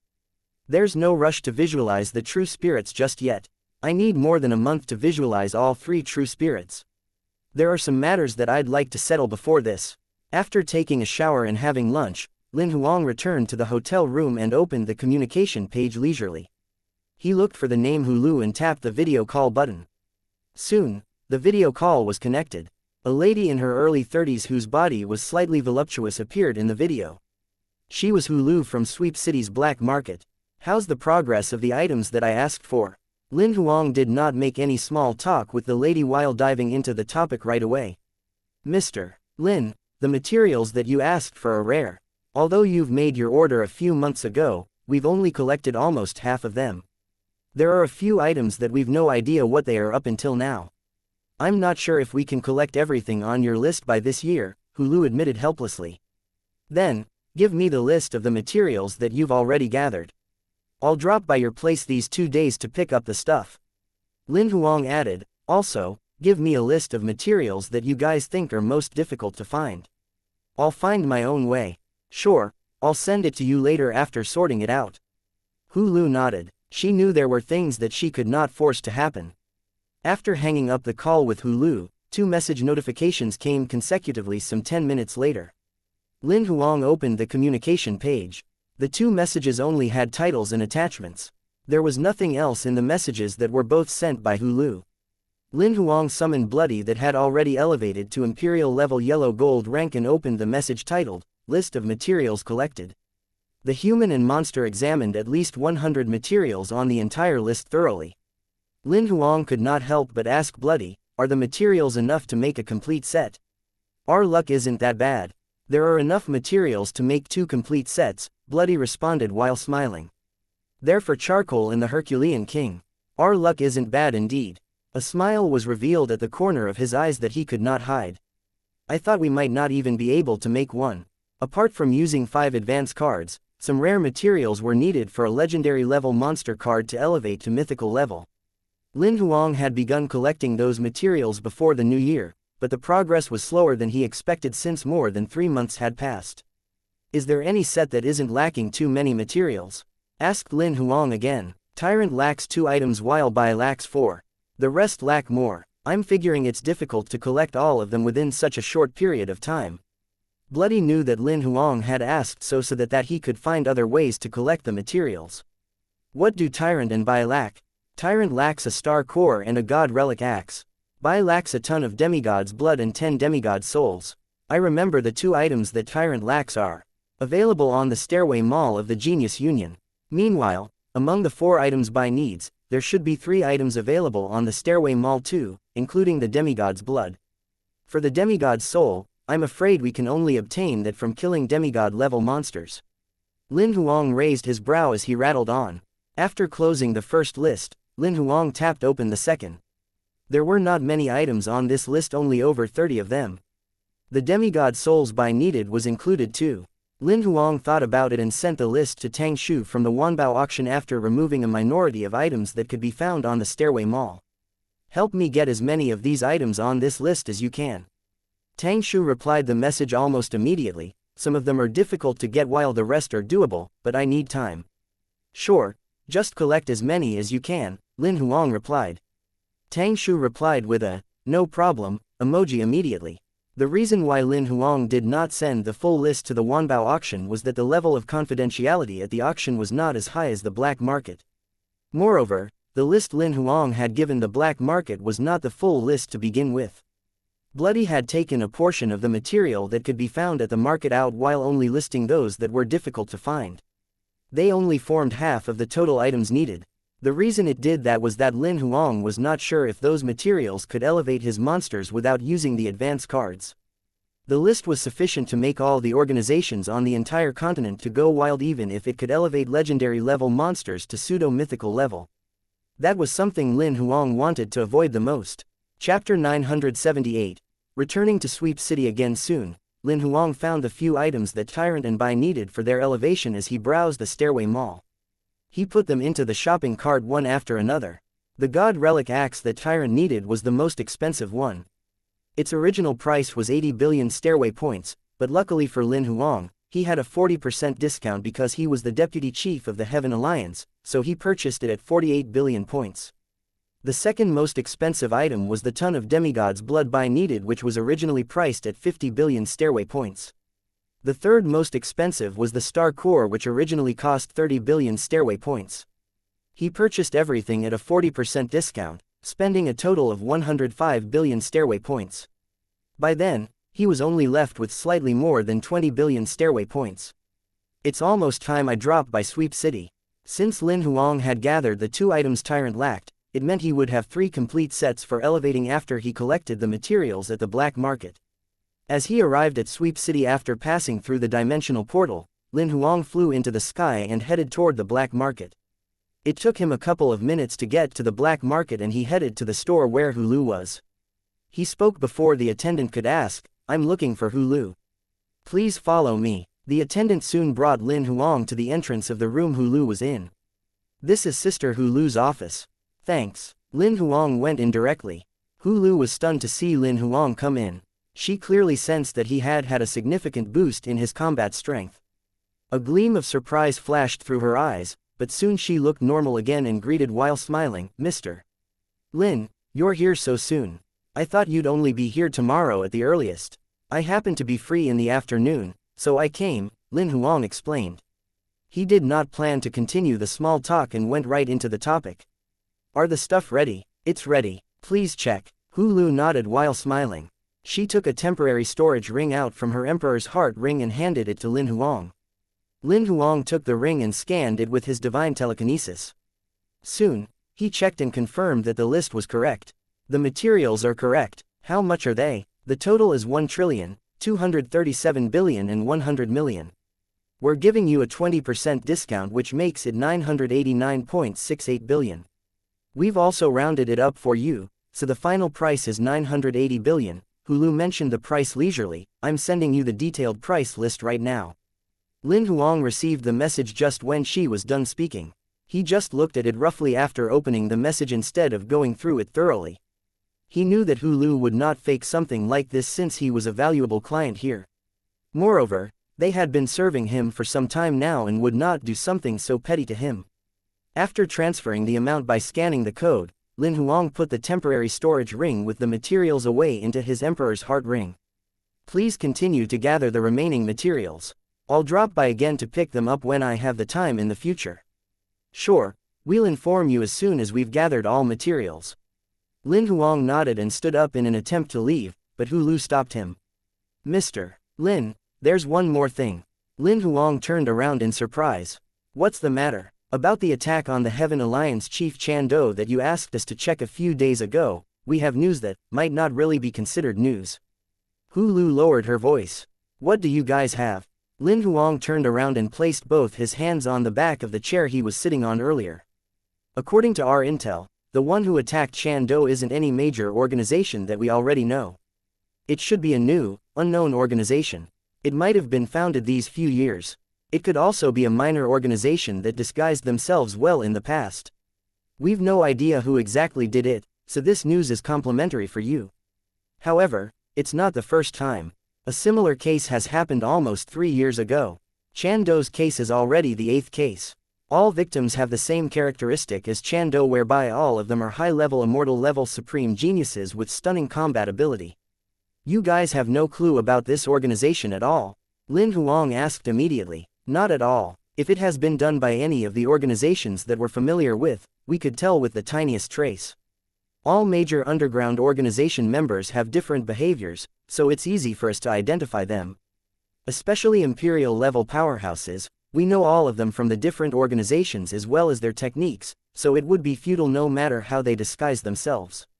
To outsiders like you, it might be hard for you to tell someone apart as soon as they change their face and body shape, but to us who are in underground organizations, we can tell who that is in one glance.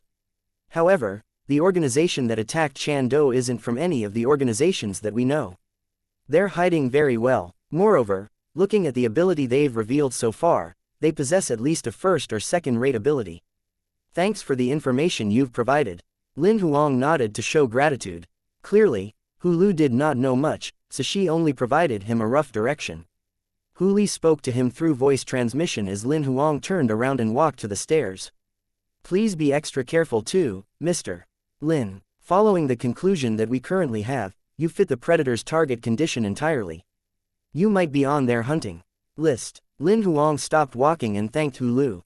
Then, he walked out of the premise with a faint smirk on his lips. He only mumbled to himself while smiling as he walked out of the store, I can't wait for those people to come to me. Lin Huang summoned Dimensional Portal after walking out of the Black Market Alley and stepped into it. The other side of the Dimensional Portal was not Wanbao City but the entrance to the second layer of the Abyss Brink. He went right into the entrance, allowing his body to fall freely. Approximately 10 minutes later, he finally arrived at the second layer of the Abyss Brink. He went there because of the major commotion elevating triple mutated monsters to quadruple mutated would bring. The elevation of charcoal and the rest would not gain any attention from humans if it was done in forbidden lands such as the Abyss Brink and the Peaceful Ocean. The condition of the Peaceful Ocean was too complicated whereby there might be demigod-level monsters hiding in the ocean at all times. It was not a viable place for the monsters to elevate. Even though Lin Huang was not afraid of demigods now, he might not be able to protect them from being attacked if the elevation aura of charcoal and the rest attracted a couple of demigod-level monsters. Meanwhile, it was a different story for the second layer of the Abyss Brink since the most powerful monsters here were only Imperial-level yellow-gold rank, which was the same as charcoal and the rest. It was nothing to Lin Huang, he could handle them no matter how many came his way. Moreover, like the Peaceful Ocean, this was a dangerous place where nobody would come. Even if somebody sensed their aura, they might avoid them as far as they could. Bloody, pick a place that's far away from areas populated by humans. Lin Huang summoned Bloody as soon as his feet touched the ground of the second layer of the Abyss Brink. Chapter 979. 3 golden eggs. Over an hour later, Bloody sent its leech pods to cover the entire second layer of the Abyss Brink. Looking at the whole second layer of the Abyss Brink at the moment, I could only find 35 people while most of them are in the southern region. I don't see anyone within thousands of kilometer radius around the northwestern side close to the third layer of the entrance. There are a few Imperial-level monsters over there, but they're no threat to us. I think that's the best place for charcoal and the rest to elevate. We can't do it in the northwestern side. However, Lin Huang rejected the suggestion right away. It's too close to the third layer of the entrance and there might be human Imperial-level powerhouses entering and exiting any time. They might come to check it out if they sense the commotion. Then, we're only left with the northeastern side, but there's a team of 5 hunting over there now. They're all high-level immortal levels. Bloody explained the reason why it had not picked the northeastern region earlier. It's alright, we can get Grimace to cover up the commotion of the elevation with his illusion if they're only on immortal level. Lin Huang already thought of a plan. Let's go for the northeastern region then. There's a valley that's not bad in the northeastern region. Bloody marked the coordinates down as it spoke. Although he could not set the coordinates with his Emperor's heart ring at the abyss brink, the third layer of the abyss brink had been explored countless times and he could purchase a detailed map with money. Studying the coordinates Bloody had marked, Lin Huang summoned Thunder right away and sat on its back with Bloody. He patted Thunder's neck. To the northeastern region, Thunder flapped its wings and rose into the sky rapidly. It brought Lin Huang tens of thousands of meters above the sky in the blink of an eye. It then flapped its wings again in the sky and sped toward the northeastern region at high speed like an arrow. Though Thunder was quick, it took half an hour for it to bring Lin Huang to the valley Bloody had marked. Under Bloody's guidance, Thunder landed deep in the valley. Hopping off Thunder, Lin Huang patted Thunder's beak affectionately. Do whatever you want now, even hunting, but don't create trouble with the humans. Also, don't go too far. I need you later. Thunder nodded right away. It was so sick of being in card form. Naturally, it was elated to have the opportunity to move freely. It flapped its wings, rose into the sky and disappeared in the next second as if it was afraid that Lin Huang would back out on his words.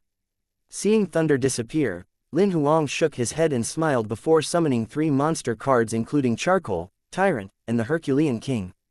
The 3 imperial monsters showed themselves as soon as the cards were crushed. Charcoal glanced around after being summoned and asked rather curiously, "Where are the enemies?" Tyrant and the Herculean King were puzzled too. "Are you giving us any snacks?" Charcoal leaned its big head toward Lin Huang.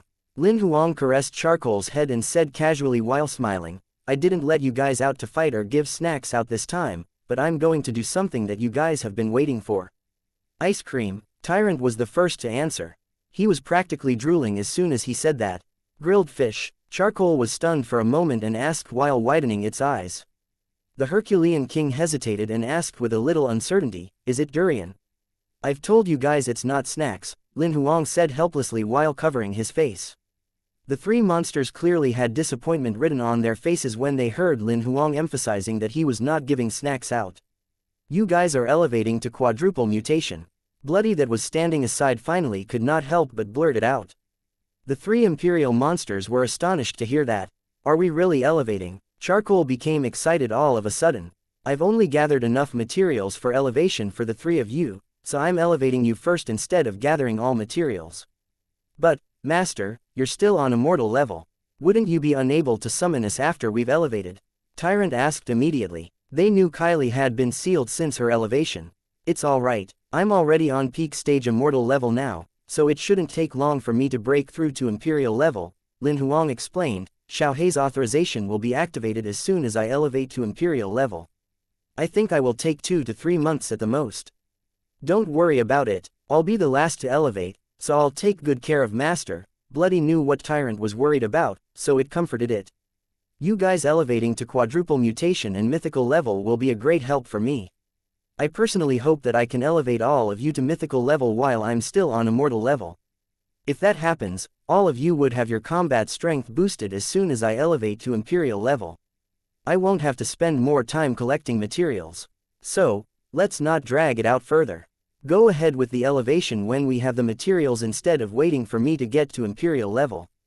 "Understand, understand," Tyrant and the rest chanted in unison. The 3 of them objected no further after hearing what Lin Huang said. "Alright then, Tyrant, you will go first." Lin Huang waved at Tyrant. Tyrant saw his signal and walked over. Following the condition at the back of the card, Lin Huang took the materials for elevating in 5 advance. "Cards out. Hold the God Relic Axe. Put this star core into your heart and drink this bottle of spirit lava." Although the order sounded suicidal, Tyrant followed Lin Huang's order to AT without hesitation. After waiting for Tyrant put all the materials into his body more than half an hour later, Lin Huang crushed the 5 advance cards in his hand and pointed at Tyrant that was kneeling on the ground, shaking. The 5 advance cards turned into 5 golden beams and entered Tyrant's body, which calmed quickly while the God Relic Axe in his hand was absorbed into his body as well. He sat leaning against a huge mountain peacefully as his body began to grow rapidly. In the blink of an eye, he regained his normal size, whereby his height reached over 30,000 meters. Even though he was sitting down, he was more than 10,000 meters tall, 2 folds taller than the mountain behind him. Later on, he seemed to have fallen into a deep sleep while he shut his eyes slowly. A golden cocoon layer soon consolidated on the surface of his body. As the cocoon was completely consolidated, Tyrant turned into a colossal golden egg. The entire process went on for over an hour. Lin Huang was relieved when the golden egg was formed. Seems like the condition for elevating that Xiaohe gave is pretty reliable. Looking at Tyrant's reaction, this elevation process might be uncomfortable. Please bear with it as much as you can. Lin Huang turned around to look at Charcoal and the Herculean King. Charcoal retracted his head as Lin Huang smiled upon seeing his fear and waved at the Herculean King. Herculean King, you're up next. The Herculean King nodded and walked up to him. Lin Huang took out the materials for the Herculean King. First, put the Titan heart into your heart. Secondly, drink the entire bottle of demigod-level dragon whale's blood. After spending over half an hour putting all the materials into the Herculean King's body, Lin Huang crushed another 5 advance cards. They turned into 5 golden beams and penetrated the Herculean King's body. Soon, the Herculean King's body began to grow insanely. It regained its usual height of 3,000 meters and turned into a golden egg too. Charcoal was a little worried watching Tyrant and the Herculean King going through the process of putting the materials into their body. However, figuring that he would elevate after a moment of torture, he went up anyway. The first step, integrate this star fire into your body. Secondly, eat these 36 fire element crystals. Lin Huang took the materials out for Charcoal one after another. What surprised it was that he did not feel like the process was tortuous, just that some of them made him want to throw up. Before it could experience any other feeling, Lin Huang had crushed 5 advance cards and they went into his body. Soon, Charcoal regained its usual size, growing to more than 30,000 meters long. It fell asleep leaning next to Tyrant on the mountain. It was almost 4 hours later when Charcoal turned into a golden egg. Night had fallen in the abyss brink. Noticing that the sky had turned dark, instead of resting, Lin Huang summoned 2 god figurines, Combat Souls, the Divine Sun Tree, and the Enchanted Fairy as well as Grimace. Grimace, shield the area around here with your illusion skill. Divine Sun Tree and Enchanted Fairy, both of you will guard the trio's elevation. I'll be away for 1 to 2 days to hunt for Bai's demigod's soul. After coming up with the arrangement, Lin Huang summoned Thunder and hopped onto its back. Go to the northwestern region, the 3rd layer of the entrance to the abyss brink. Chapter 980, Python Belly Poison Frog. It was midnight in the underground of some luxurious mansion in Division 1. A big, muscular man watched a naked man, whose limbs and neck was bound with thick shackles in a room through a transparent window. If anyone from the Heaven Alliance was there, they should be able to recognize this person who was tied up in one glance. He was the chief of the Heaven Alliance who was attacked and had gone missing earlier, Chan Do. He was fully naked and almost every inch of his skin was wounded. It was clear that he had been tortured in an unimaginable way recently. There was a black gooey monster clinging to his head at the moment. It looked like a pile of swamp mud that had come alive. Nobody knew what it was doing to Chan Do. No matter what, it was stuck to Chan Do's head and could not be get rid of. Chan Do was struggling with all his might in the room. The veins on his neck and forehead were bulging and he was shrieking in devastation as if he was suffering extreme pain that was unbearable for humans. The big man had no change of expression on his face as he watched Chan Do struggling in pain. He turned his head to look at the old gray-haired man that was working on a device aside. I've given you guys half a month. How much more time do you need to fully purify him? We've used up all the techniques that we have, but this fella has an extremely strong will. Moreover, there's a god that's clinging onto his will in his body. There are only 2 ways to destroy his will completely. One is to wear his will out slowly while the other is to destroy that god. I asked how much more time do you need? A ferocious gleam flashed through the big man's eyes. 3 months. Looking at the current progress, we'll need at least 3 months. The gray-haired old man gave a time limit immediately. 3 months, that's what you said. The big man glared at the old man. If you haven't done it in 3 months, all of you will be sacrificed. He then turned around and left right after he was done speaking. Just when he walked out of the room, the emperor's heart ring on his left middle finger vibrated. He saw a message when he opened the communication page. Someone saw Lin Xie in the 2nd layer of the abyss brink. Should we do it? The big man grinned slightly and replied with 6 words, find him and bring him back. Lin Huang had no idea that his whereabouts had been exposed and that he was being targeted.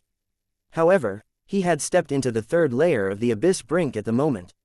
There are too many monsters with a combat strength above Imperial level yellow gold rank in this layer. My leech pods will be discovered easily. There's no way that I could use the map here. Bloody voiced its helplessness once they stepped into the 3rd layer of the abyss brink. But we could hunt for Imperial level monsters first. The local Imperial level monsters should know which area has demigods.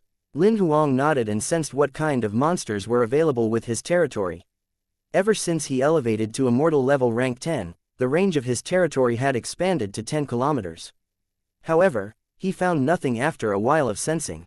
Feeling helpless, Lin Huang summoned Lancelot. Ever since Lancelot had elevated to Imperial level yellow gold rank, the range of his territory had expanded further to 80 kilometers now. Since he was on pseudo-mythical level, the range of his territory was on par with other Imperial level white gold rank monsters.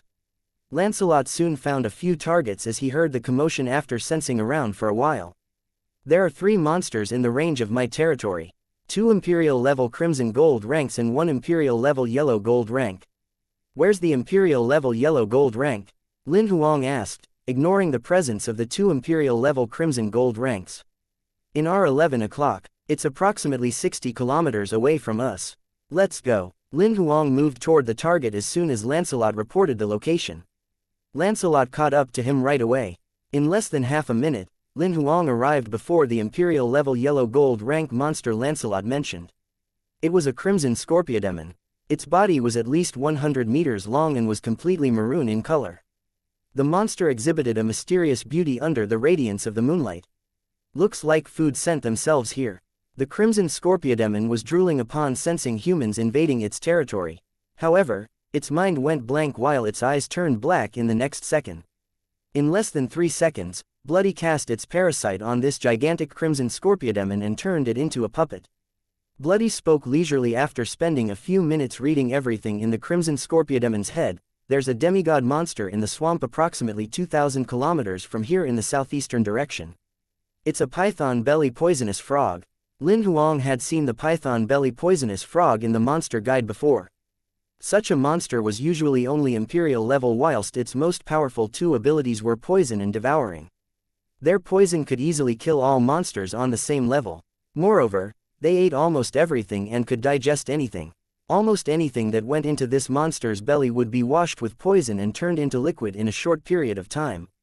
Apart from that, the attack speed of their tongue was pretty terrifying. It could pierce through most bodies of monsters on the same level. Naturally, such monsters would have even a more powerful ability if it elevated to Imperial level. However, Lin Huang smirked when he heard about the python belly poisonous frog. It seems like we're in luck. If it were anyone else encountering such a monster, even though the person was a demigod level powerhouse, they would run as far as they could. It was very possible for the demigod level powerhouse to be attacked and eaten by the python belly poisonous frog as soon as he was poisoned, as his ability would be weakened.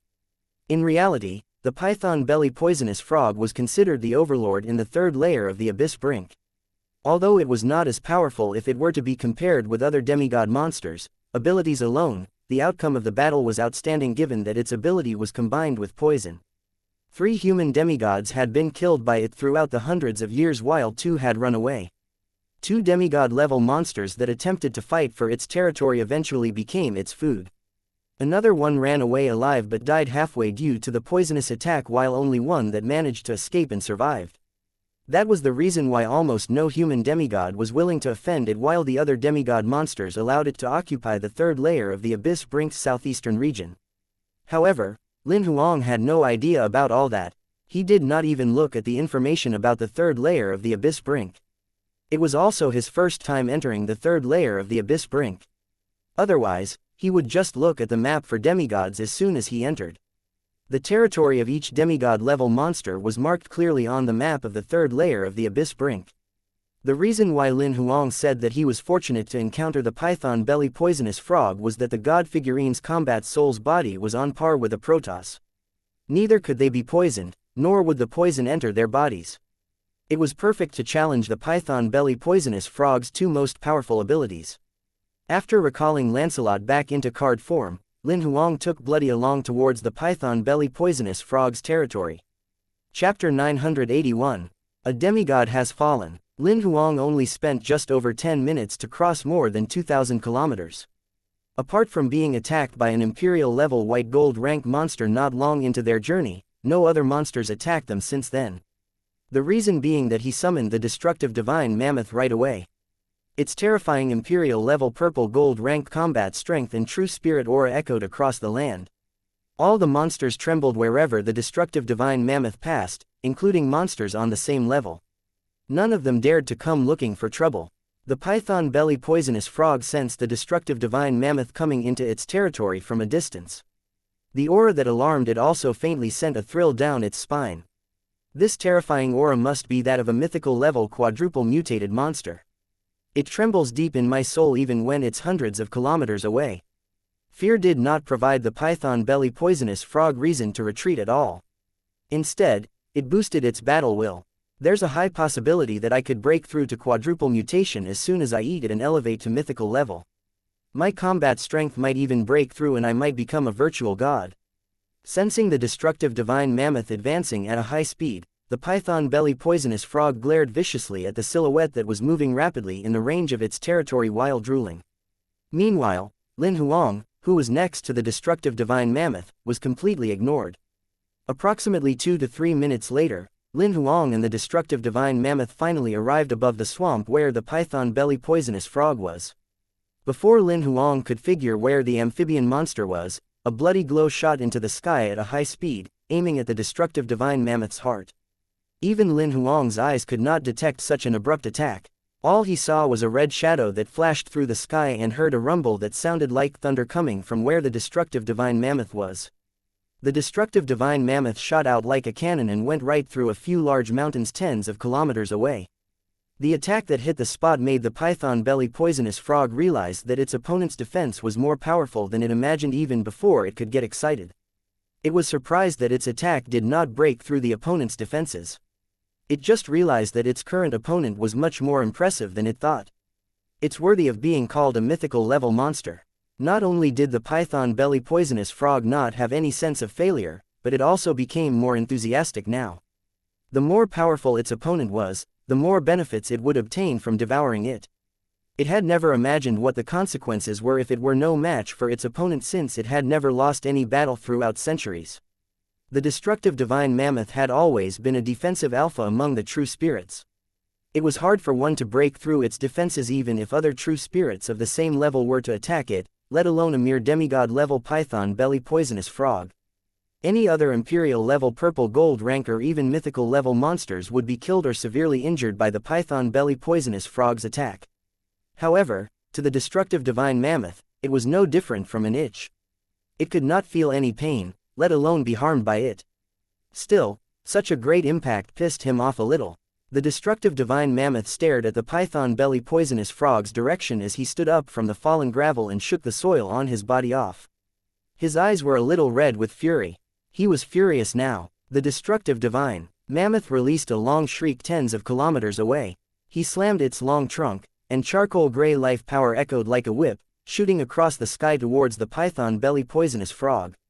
Although the destructive divine mammoth was not a monster built for speed, that did not mean that it had no speed-related technique. The trunk whip was the fastest attack that would go furthest in his inherited memory. Its attack speed was no slower than the python belly poisonous frog's attack earlier. The python belly poisonous frog did not seem to expect its opponent to have such a quick reaction from so far away. It only snapped back to its senses when the charcoal gray trunk whip was coming near it. It hopped on both its rear legs and dodged the attack. Unfortunately, it was too late. The trunk whip brushed through its body. Under the terrifying attack, half of its body was hit by the compelling power. The impact made its body shoot out, and it smashed into a mountain that was even further away like a cannonball. Lin Huang did not see the destructive divine mammoth's movements clearly. All he could see was a gray shadow flashing in the sky and a silhouette shooting out. He then saw mountains collapsing far away. He had just heard the thud coming from the trunk whip attack when the mountains collapsed.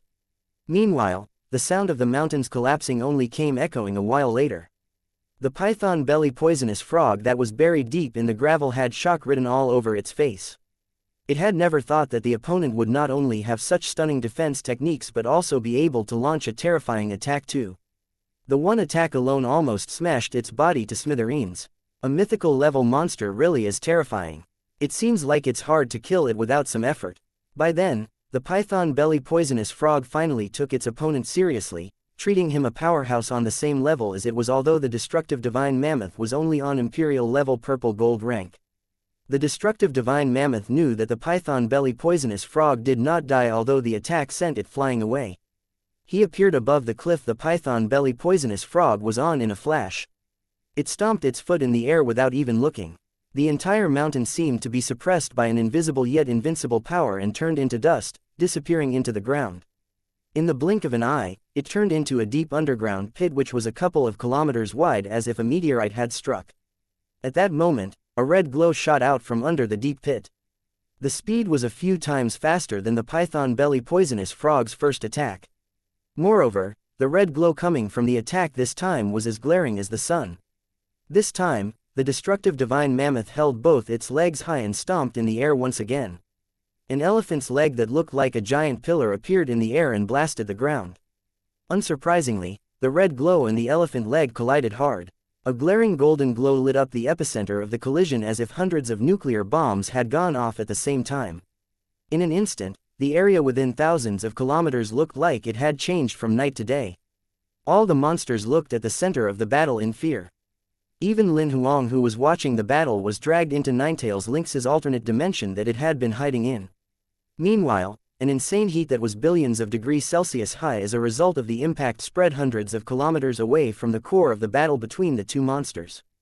Everything within that radius was destroyed.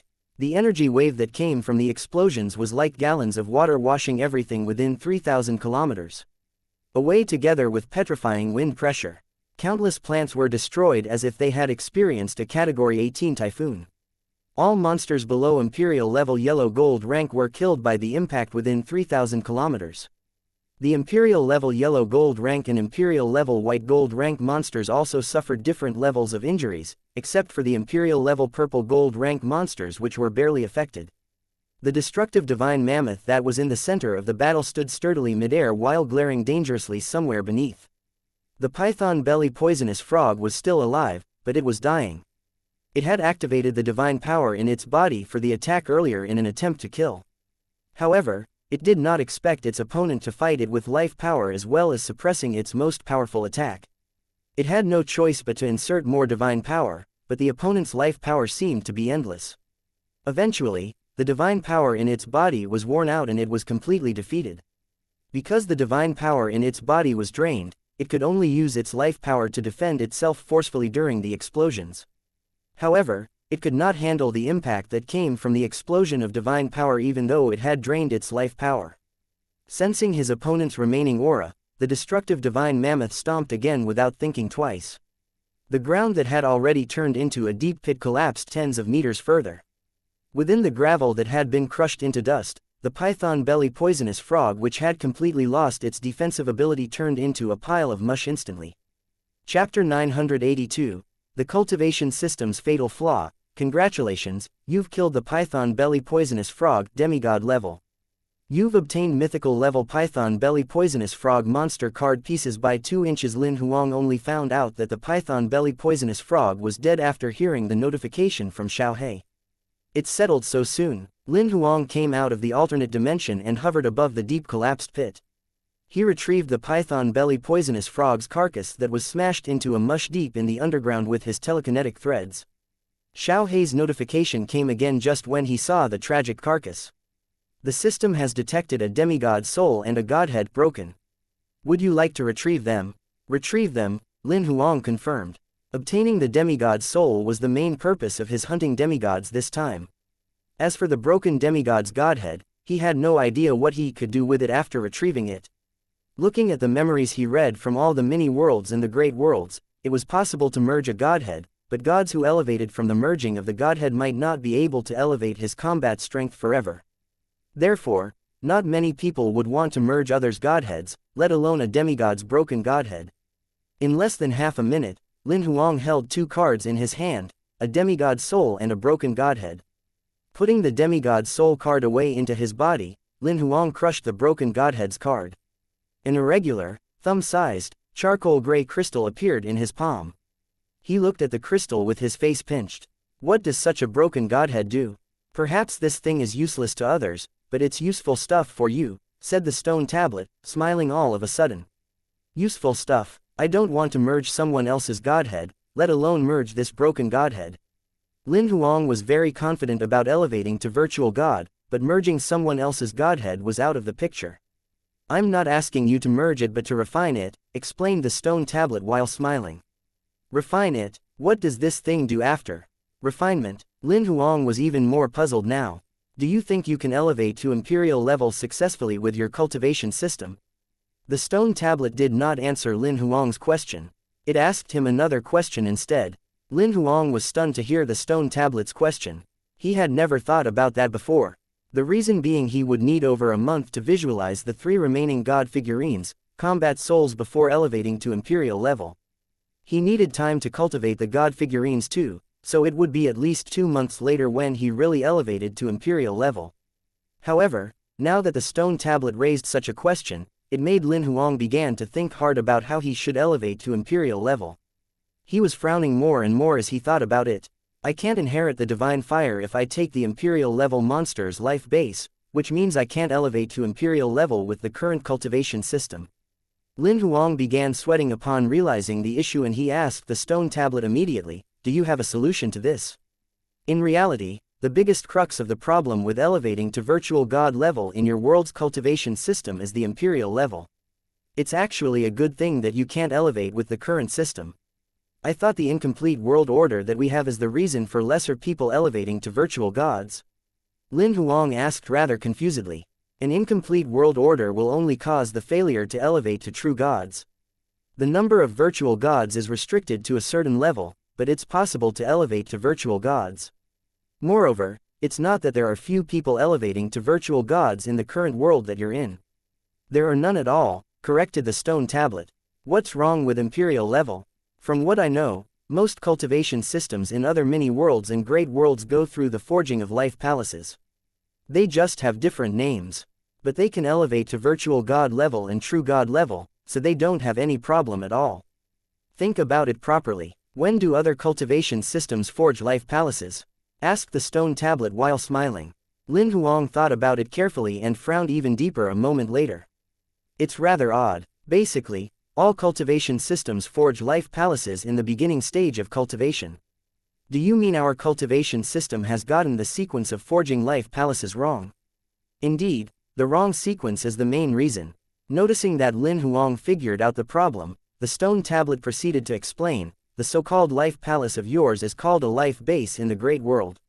The reason it's called a life base is that it's the foundation of the entire cultivation. Only with a sturdy foundation will your house be stable when it's built. In the great worlds, there was once an era called the cultivation era. During that era, humans were the most powerful race in the entire great world. Furthermore, the first step of almost all human cultivation in that era was to forge a life base. The first cultivation level was called the base building level. The reason why humans in that era were powerful was that they forged a sturdy foundation as their first step. Since then, the cultivation system that was built later on grew more and more powerful. In the end, it cultivated countless powerhouses and conquered the entire great world. So, why did that cultivation system not become the main system in that era later on? Lin Huang asked rather confusedly. Because there's a fatal flaw in that cultivation system, it took too long. A person would need at least millions or even tens of millions of years to grow to the top combat strength in the great world. The stone tablet's tone became a little awkward all of a sudden. What I'm trying to say is that most cultivation system nowadays place forging of the life base in the early stage because they were influenced by the cultivation era. Basically, all cultivation systems hardly rely on foreign items when it comes to forging the life base. Instead, they cultivate it slowly with their own ability. The life base that's forged that way is many times more powerful no matter the compatibility or growth compared to the life base that you take from others. Moreover, their life base will elevate following their level whereby it'll grow and evolve continuously. Eventually, it can be cultivated through divine force and transform from there. Your cultivation system has an ordinary quality since it's taken from other monsters. It's not even achieved a tenth of the growth and compatibility compared to other cultivation systems. Furthermore, it's too late to forge the life base. The lack of cultivation makes the consolidation of the life base into the godhead impossible. Most importantly, the transformation of the life base is simply not there. It's possible to elevate successfully if the imperial level purple gold rank powerhouses in your world are willing to spend thousands or tens of thousands of years to absorb the divine force slowly and cultivate the life base, then break through when it's on the verge of transformation. However, you guys have gotten used to the cultivation method of taking whereby you kill demigod monsters and break through forcefully, relying on the divine power in the demigod monsters' bodies. This won't work at all. The divine power in the demigod's body is insufficient to consolidate into a complete godhead. Plus, a life base that hasn't gone through sufficient cultivation can't take the impact of the divine power. So, are you suggesting that I consolidate the life base myself instead of taking the available life base in imperial level monsters' bodies? Lin Huang finally grasped what the stone tablet meant. But what does that have to do with this broken godhead that I have? Let me ask you, where did you get this broken godhead? The stone tablet asked while grinning. It's formed from those demigod monsters that failed to elevate to virtual god. What is a broken godhead converted from? A life palace. Lin Huang understood what the stone tablet meant right after he said that. Are you saying that I can consolidate a life base with this broken godhead as the material? Not one, but a massive amount of broken godheads. Use as many as your inner world can handle. The stone tablet chortled out loud. You could consolidate an invincible life base that's even more powerful than a godhead. Chapter 983. Hunting Demigods. Lin Huang peeked at the destructive divine mammoth, not sure whether to laugh or cry after putting the python belly poisonous frog's tragic carcass away. He then put the destructive divine mammoth back into his body. To him, the poisonous frog's carcass that was now mush had no use to him other than getting Mr. Fu to turn it into food. Lin Huang looked around the area that had completely turned into ruins. He hovered into the sky and flew north. Xiao He retrieved the python belly poisonous frog's demigod soul and made it into a card. Naturally, Lin Huang could not read the memory in its head. All he could do was to find another imperial level monster to acquire the other demigods' coordinates. Lin Huang flew more than 2,000 kilometers north from the southeastern corner on the third layer of the abyss brink. It was still a burnt ruin in his field of vision. He did not even sense a single living thing's aura along the way. It was his first time learning how powerful a demigod really was then. The impact of the battle collision alone destroyed everything within 3,000 kilometers. I don't see any imperial level monsters that survived. A demigod's power is really terrifying. The collision of the divine power is the main reason for such great destruction. If that poisonous frog didn't use its divine power, the destruction as a result of the collision would only cover an area within 1,000 kilometers at the most. Also, not all monsters were killed by the battle impact. Many of the injured had fled. After all, they had no idea if another collision that was similar would occur again. Those that survived fled the impacted area as soon as they could, explained the stone tablet. Until he flew 3,000 kilometers out, Lin Huang finally saw the border of the destroyed battleground.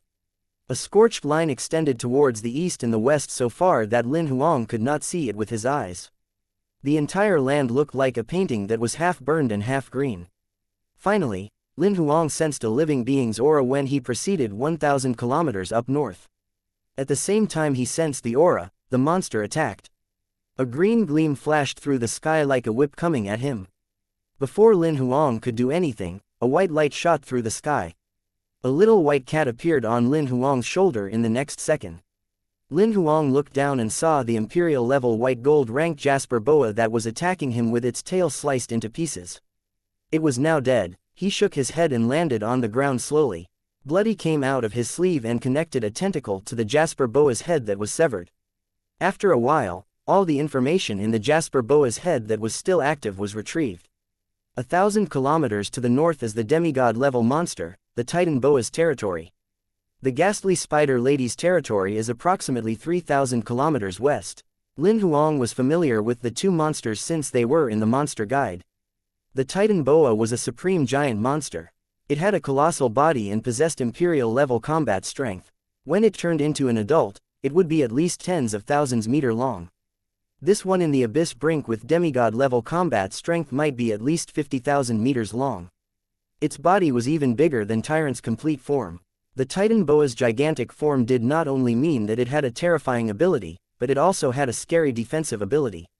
Its combat technique was similar to the destructive divine mammoth, whereby they both suppressed their opponents with force. However, this monster had a petrifying ability, the Star Engulf. As soon as the ability was charged, there would be a scary engulfing force that surged from its mouth, sucking its opponents into an isolated space inside its body. Meanwhile, the ghastly spider lady had nothing to do with an arachnid monster at all. She was an undead monster that looked a bit like a female human. She had long hair with a beautiful face but appeared rather pale. The biggest difference compared to a female human was that neither did the ghastly spider lady have human breasts, nor did she have genitals or hair that humans usually had. From far away, she looked like a drained dead body that had been soaked in water for a long time. The reason the monster was called a spider lady was that her hair was her attack weapon. The attack mode was similar to how spiders hunted. The ghastly spider lady appeared countable times throughout history, but there was tons of information about her recorded in the monster guide. Her hair had broad functions including cutting, piercing, tying, weaving webs, and setting traps. It could also be consolidated into a shield and a weapon for defense. She also had powerful telekinetic power. Not only could she strengthen her hair with various techniques, but she could also give it an attribution ability. Combining telekinesis and ghastly hair that she was born with, she gave them a comprehensive ability. Apart from slightly weak close-distance combat strength, she almost had no flaws. Moreover, as she was born undead, the only way to kill her was to cut all of her hair. She would not die even if they still had a single strand of hair attached. To Lin Huang, this monster was much more difficult to handle compared to the python-belly poisonous frog due to its immensely powerful hair. Even if a strand of demigod-level ghastly spider lady's hair was not as powerful as a demigod relic, it should be on par with a demigod relic when tens of them came together. One could imagine how difficult it would be to cut hundreds of thousands of such locks. Let's go for the Titan Boa first then. Lin Huang decided almost without hesitation after a while of comparing. The Titan Boa was much easier to kill compared to the ghastly spider lady. After acquiring the Titan Boa's coordinates, Lin Huang continued his journey to the north. A couple of minutes later, he saw a scary giant boa that looked like a massive mountain from far away. From guesswork, Lin Huang figured that this Titan Boa's body was at least 70,000 meters long. What a monster! The monster's form was the top 3 biggest monsters Lin Huang had ever seen. The Titan Boa sat there with its eyes shut, pretending to sleep. Although it did not seem to sense Lin Huang's existence, in reality, it sensed him coming when he was hundreds of kilometers away. However, it did not take Lin Huang seriously no matter what his combat strength or form was. It did not think that this immortal-level human was coming for it. Instead, it thought Lin Huang was just passing by. Finally, it could not take it when Lin Huang arrived 20 kilometers away and was still approaching it when he could clearly see the monster's existence. It opened its eyes and looked straight at Lin Huang. The glance alone from the Titan Boa gave Lin Huang a suppressive demigod aura. Seems like it looks down on me completely. Lin Huang forced a smile while shaking his head.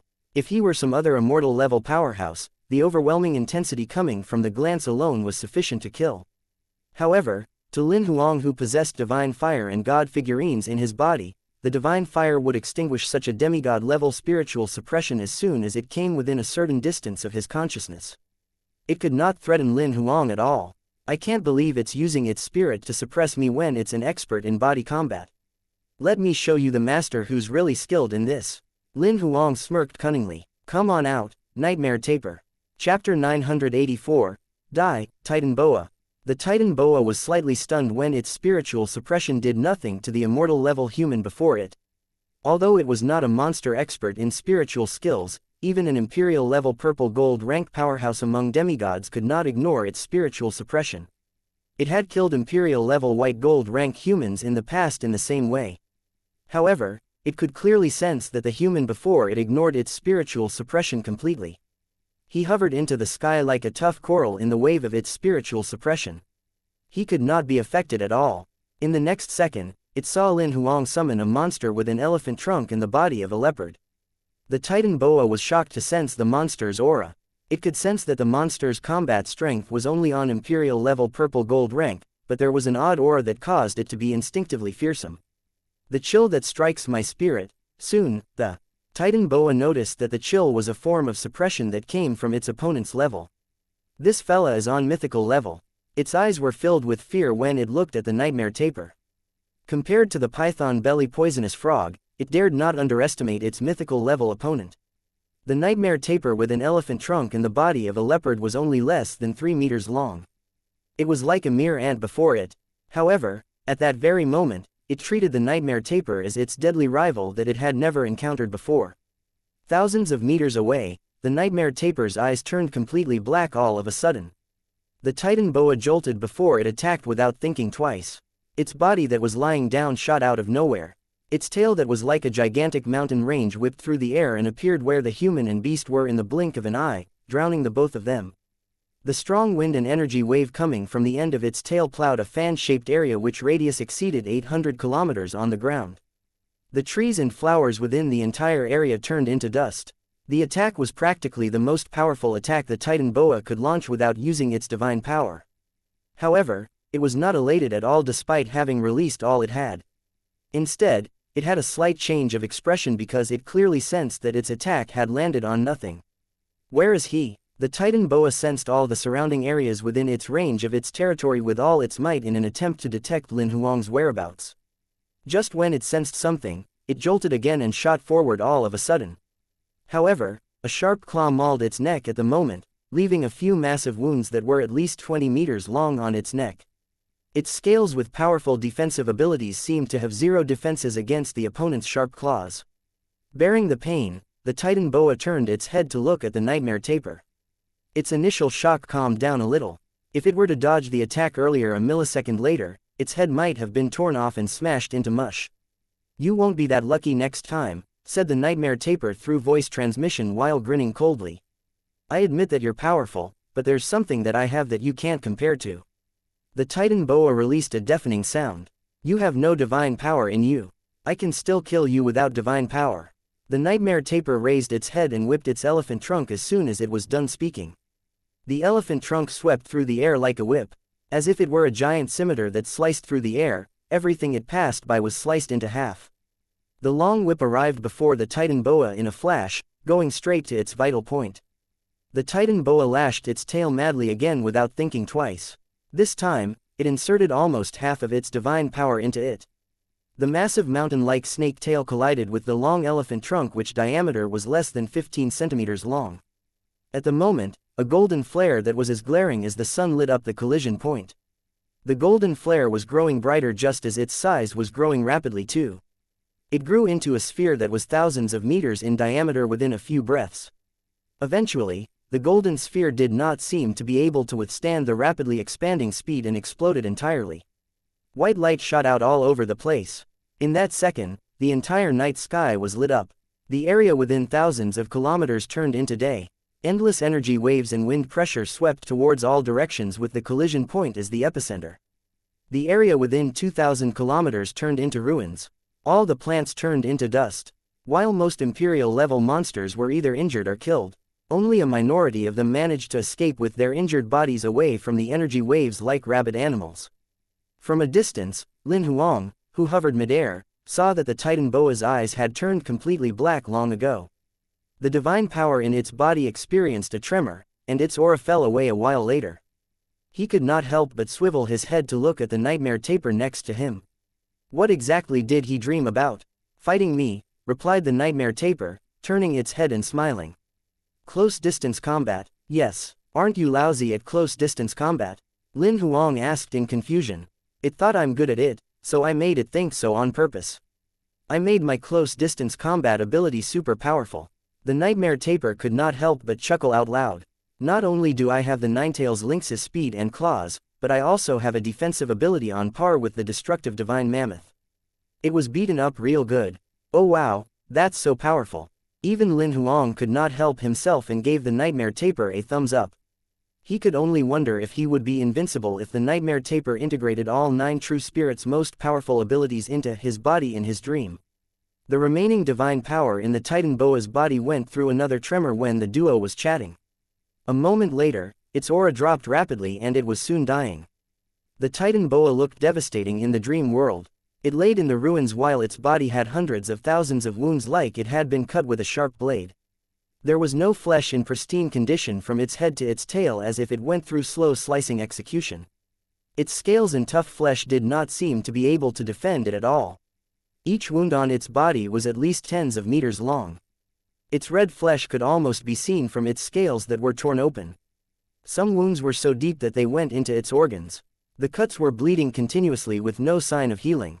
Blood spilled from the Titan Boa's mouth like a stream. "I lost." There was no yielding in its voice. "This is the toughest battle I've ever had in my life. It's also the battle in which I was suppressed entirely. The power and defensive ability that I'm proud of were like babies to you. Even my most powerful ability, the Star Engulf, can't do anything to you.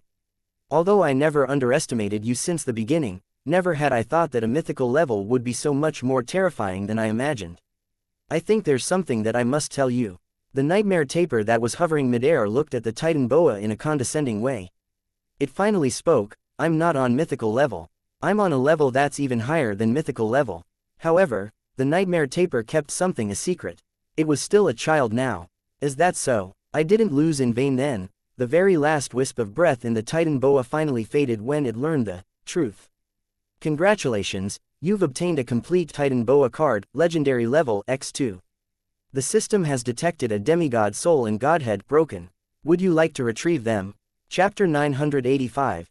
Secret Skill. Stealthy Snake. Lin Huang was rather surprised to see Xiao Hei's notification about acquiring a complete Titan Boa monster card. Under normal circumstances, the chances of obtaining a complete monster card from killing a monster was extremely low. According to Lin Huang's past experience, the chances of it occurring was definitely much lower than 1%. Sometimes, he might only obtain a few hundred complete monster cards after killing millions of monsters. However, he obtained a complete card after killing the second monster. "Seems like my luck's great. Today." Lin Huang put away the gigantic monster carcass into his storage space after retrieving the demigod soul and godhead. On the other hand, the nightmare tapir shared the memory it had retrieved with Bloody. "How is it going? Do we have the other demigod monsters' coordinates?" Lin Huang only asked Bloody when he saw the nightmare tapir detach its elephant trunk from Bloody's head. Bloody nodded in confirmation. "Almost there. Apart from the two that we've killed, there should be another 14 demigod-level monsters on this layer. The one that's closest to us is the ghastly spider lady that I told you about earlier. It's approximately 3,500 kilometers from us in the southwest. Apart from that, there's a ghoul lynx at least 5,000 kilometers north." The ghoul lynx was a spirit monster. There were not many recordings of it in the monster guide because most people who saw such a monster were dead. This monster was immune to most physical attacks. One could only harm it on a spiritual level. However, it was an expert in soul type of attack techniques, illusions, and hypnotization. They're hard to handle no matter if it's the ghastly spider lady or the ghoul lynx. Lin Huang fell into silence for a moment. "Let's go for the one that's closest to us. Plan the route, Bloody." "All right." Bloody soon plotted the route. "We're heading west now. After killing the ghastly spider lady, we'll head northwest, then go north. If we follow this route, the ghoul lynx will be our last prey." "Sure." Lin Huang had no objection. To him, there was no difference whoever they killed first. After all, he did not plan to spare any of the remaining 14 demigod-level monsters. After putting the demigod soul and the godhead away as well as recalling the nightmare tapir into his head, Lin Huang made his way to the ghastly spider lady's territory with Bloody. Approximately 20 minutes later, they arrived at the ghastly spider lady's territory. Lin Huang crushed a lucky card and summoned his chosen fighter to go against the ghastly spider lady, the Ninetails lynx. He only had 3 Imperial-level purple gold rank monsters with him at the moment. They were the destructive divine mammoth, the Ninetails lynx, and the nightmare tapir. The rest of them were on Imperial-level white gold rank, and while they might be able to fight demigods, they could not suppress them easily. As for the 3 god figurines that he had just obtained, he had yet to visualize them until now since their combat souls had yet to be consolidated. The destructive divine mammoth, the Ninetails lynx, and the nightmare tapir were the only ones that he could use at the moment. Theoretically, among the 3 god figurines, combat souls, the Nightmare Taper should be the most suitable to fight a monster like the ghastly Spider Lady. The Nightmare Taper was the best expert in dragging his opponent into Dreamland without them realizing and draining him to death there. No matter how intricate the ghastly Spider Lady's ability was, she would be controlled by the Nightmare Taper in the Dreamland. There was no way that she could turn the tables. One reason Lin Huang chose the Ninetails Lynx was that the latter was eager to fight after watching the destructive Divine Mammoth and the Nightmare Taper's battles earlier. On the other hand, he wanted to watch the fight against the demigod-level powerhouse himself. He had not witnessed the fight between the Nightmare Taper and the Titan Boa earlier. What he had no idea about was that the Nightmare Taper could actually pull him into Dreamland to watch the fight. Since he did not mention it, the Nightmare Taper did not know that he intended to watch it. The ghastly Spider Lady locked her sights on Lin Huang, who was coming at her at a rapid speed. In reality, she noticed this human who intruded her territory when he was hundreds of kilometers away. Her hunting instinct taught her patience, so she waited for her opponent to reveal his flaws in order for her to kill it in one blow. However, what puzzled her was that this human, whose combat strength was obviously only a mortal level, did not show any flaws at all. Even though he was moving at a high speed, he still maintained his high alertness, ready to take any attack from all directions at any time. This human's an expert. It's too bad his combat strength is too weak. If he has the same combat strength as I do, I'm afraid he'll be a difficult opponent. That was the first impression the ghastly Spider Lady had of Lin Huang. She smirked when she noticed Lin Huang advancing to her soon. A couple of strands of hair were waving like they were living things. Gradually, they faded and turned invisible. They were like poisonous snakes hiding in the dark, slithering their way to Lin Huang. There was no sound or trace left behind everywhere they passed. That was her assassination secret skill, the stealthy snake. Such a secret skill attack was not only invisible, but it also blocked out the ability to sense one's territory. The ghastly Spider Lady had killed countless preys with this secret skill. Up until the moment they were dead, many preys had no idea what attacked them. Lin Huang frowned suddenly when he was still more than 20 kilometers away from the ghastly Spider Lady. Using his divine telekinesis, he found out that there were over 30 strands of hair that could not be seen with the naked eye coming toward his direction rapidly. What surprised him was that even his territory skill did not sense the hair. It did not sense anything out of the ordinary. It seems like this is a powerful one. Without my divine telekinesis, I'm afraid I'd have been dead right now. Lin Huang summoned the Ninetails Lynx right away. He knew he could not go up against such a demigod-level attack without having his trump card to boost his combat strength. Do you sense the invisible hair? Lin Huang asked through voice transmission. The Ninetails Lynx nodded. This stealthy technique isn't too shabby. There's a unique shield layer on the surface of the hair that blocks out a large chunk of the sensing ability of the territory skill. Unfortunately, the hair occupies space no matter how small it is. In the range of my territory, anything in the material world that occupies space can't escape from me. It saw through the structure of the shield on the hair in one glance. Lin Huang was completely relieved when he heard what the Ninetails Lynx said. He was thinking of getting the Nightmare Taper to fight again if the Ninetails Lynx could not sense the hair. The Nightmare Taper could pull the opponent into Dreamland so that there was no way it could fight at all. At least 30 strands of hair slithered less than 100 meters from Lin Huang using the stealthy snake when the human and cat were just done talking. The little cat returned to Lin Huang's shoulder, seeming like a white shadow that flashed in the air. At that moment, Lin Huang's divine telekinesis just sensed that the 36 strands of hair that were attempting to attack him were now sliced into pieces. The ghastly Spider Lady that was 20 kilometers away let out a deep groan. The pair of eyes on her pale face shifted slowly. She was now staring at the little white cat on Lin Huang's shoulder 20 kilometers away. She flashed her white teeth with a devilish smile. So, he has an assistant. Chapter 986. She becomes bald but no more powerful. The mist hit made the ghastly Spider Lady shift her attention to the Ninetails Lynx on Lin Huang, which was even more threatening. The Ninetails Lynx looked at her from far away too. As they locked eyes, the ghastly Spider Lady clearly noticed that her soul was shaking. At that moment, she realized that it was on a higher level of suppression. It's on mythical level. The moment the ghastly Spider Lady was stunned, the Ninetails Lynx on Lin Huang's shoulder disappeared again. Almost at the same time, a white streak appeared before the ghastly Spider Lady without warning. It was too late when she noticed that. Before she managed to do anything, the white streak had pierced through her body. In the next second, the white streak appeared hundreds of meters behind the ghastly spider lady, revealing itself gradually. It was the ninetails lynx that had been on Lin Huang's shoulder earlier.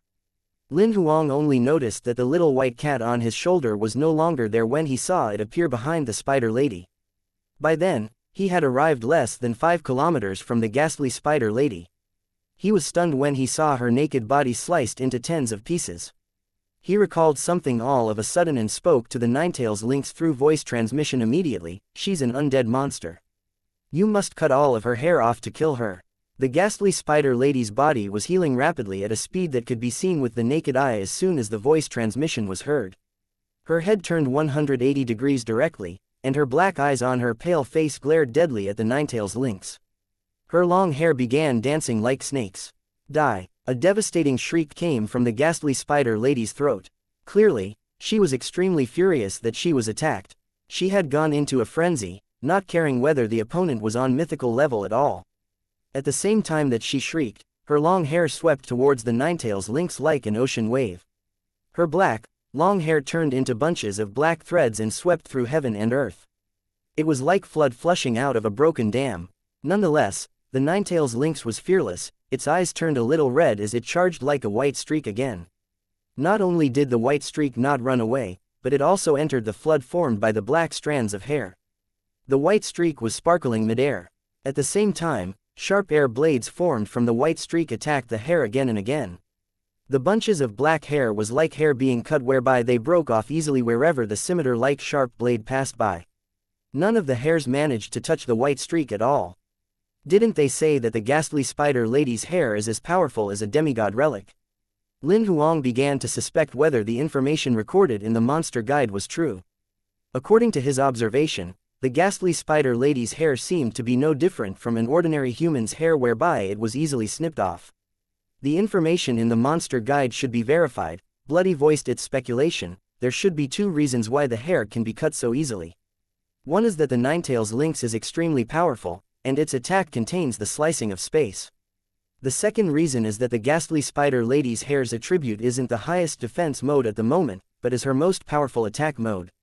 In the short couple seconds of battling, the ghastly spider lady who had a third of her hair gone realized that her opponent was much more powerful than she imagined. She calmed down gradually. "No, I'll definitely lose if this goes on." She noticed that her opponent would cut a great amount of her hair easily whenever it mauled her with its claws.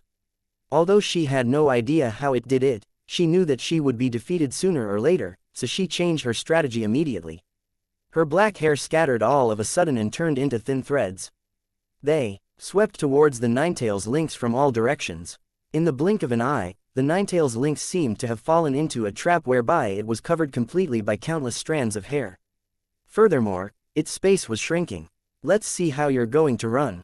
A sense of disdain flashed through the ninetails lynx's eyes when it noticed that. In the next second, it flashed away while the prison made of the long hair suddenly became empty. The ghastly spider lady jolted upon realizing that the ninetails lynx was gone. Almost at the same time, the ghastly spider lady's head was left with a round and naked scalp. She looked similar to a middle-aged man who suffered from baldness. Yes, she was bald. However, no, she did not become more powerful. Instead, her aura was dropping rapidly. The ninetails lynx's attack almost made her lose 2/3 of her hair. Lin Huang was not sure to laugh or cry when he witnessed that midair. The ninetails lynx had made its opponent bald. It was clear that the cat had done that on purpose. Perhaps because she thought the top of her head was a little chilly, so the ghastly spider lady could not help but touch her head. Her expression turned terrible when she found out that she was bald. Her pallid face was even paler now. The expression on her face was gravely ferocious.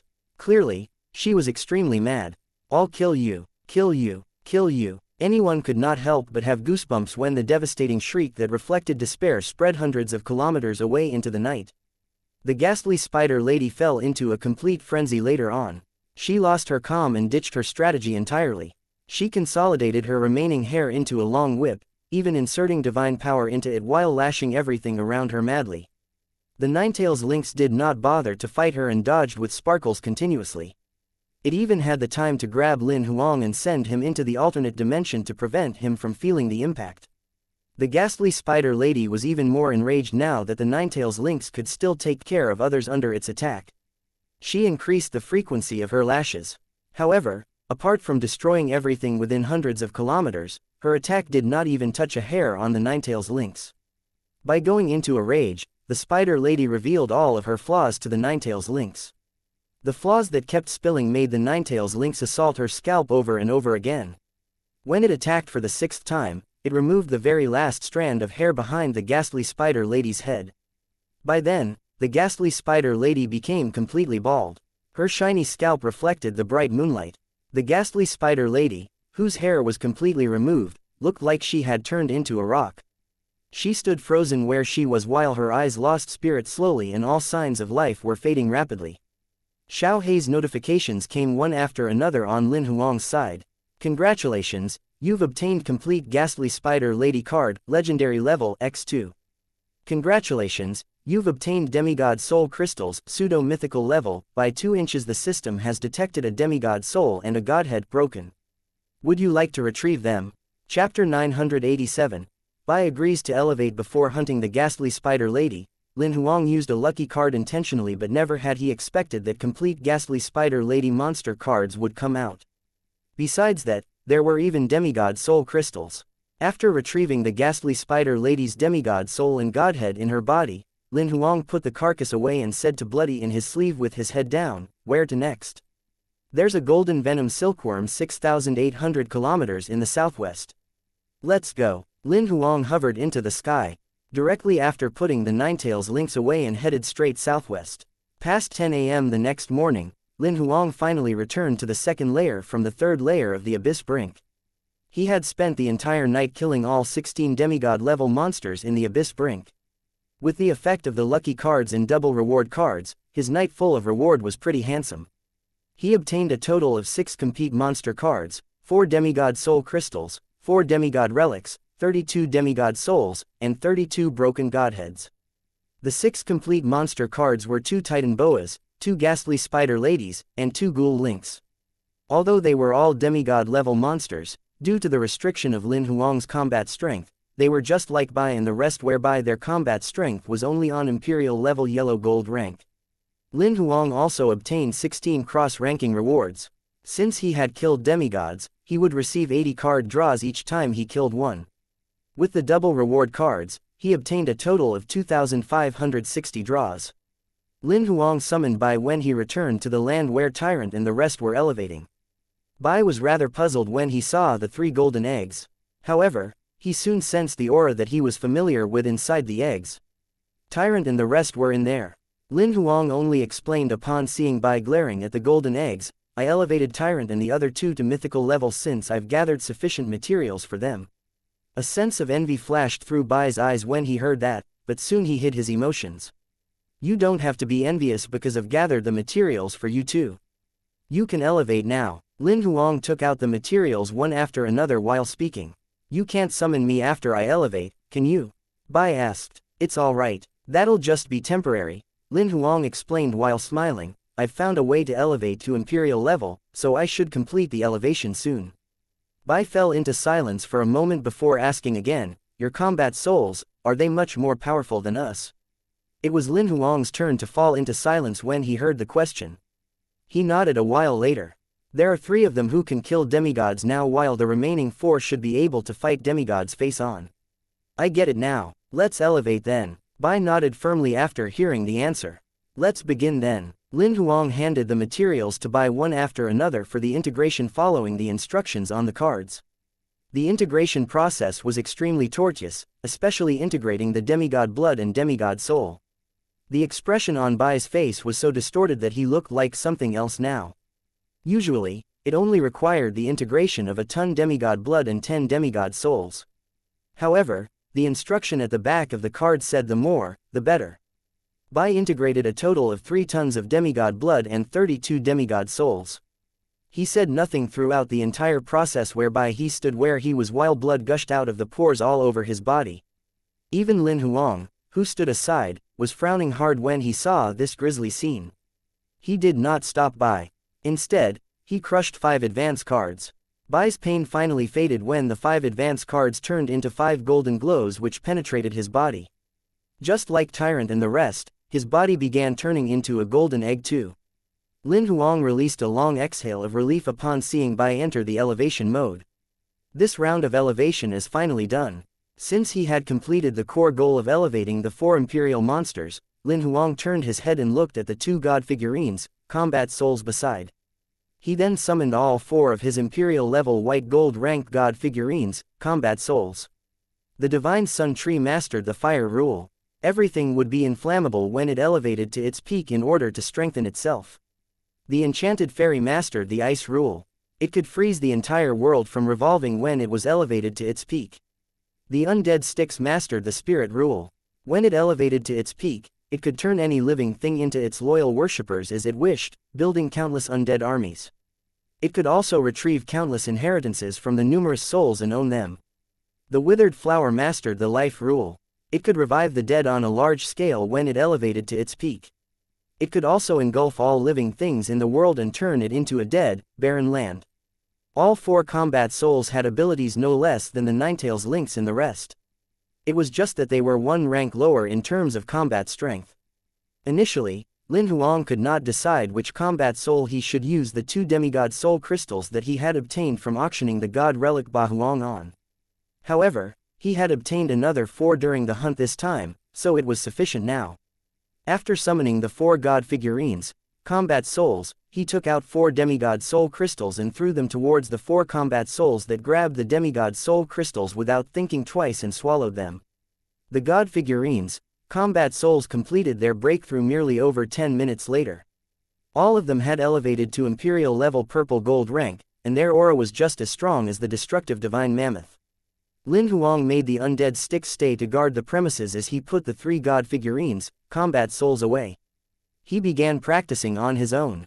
The undead sticks had 100,000s of imperial level armies in its body, whereby it had close to 200 imperial level purple gold rank powerhouses alone.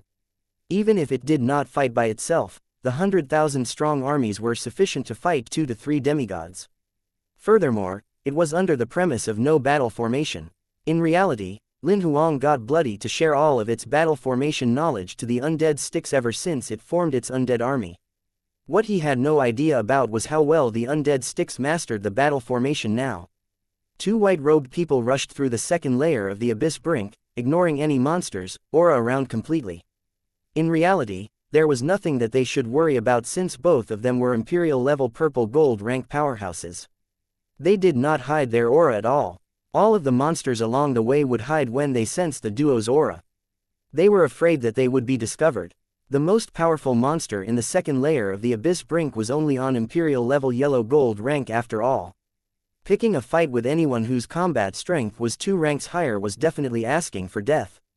We've searched through the few usual hunting zones on the 2nd layer, but we didn't find Lin Xia's trace at all. Could he not be in the hunting zone? There are only 2 possibilities. He's either in the hunting zone or he's gone to the 3rd layer. Why did he even come to the abyss brink if he's not going for the hunting zones? Who knows? We can only search following the map. We can't let go of even a single zone. Chapter 988. God bless 2 white silhouettes, one tall and one short, were flying north at high speed in a dense jungle in the northeast of the 2nd layer of the abyss brink. This is the last zone. If we can't find Lin Xia here, it means that he has either gone to the 3rd layer or he's left the abyss brink, said the tall one without any expression on his face. I think there's one more possibility.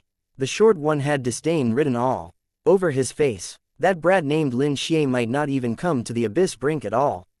The news that we got might be fake since the beginning.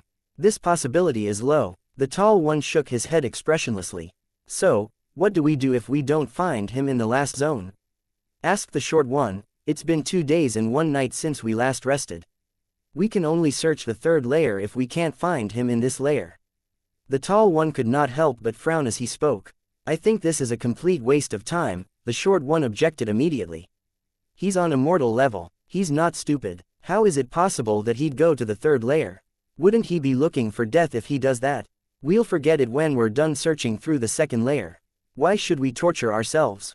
Master asked me to team up with you on purpose because he knew you'd give up fast.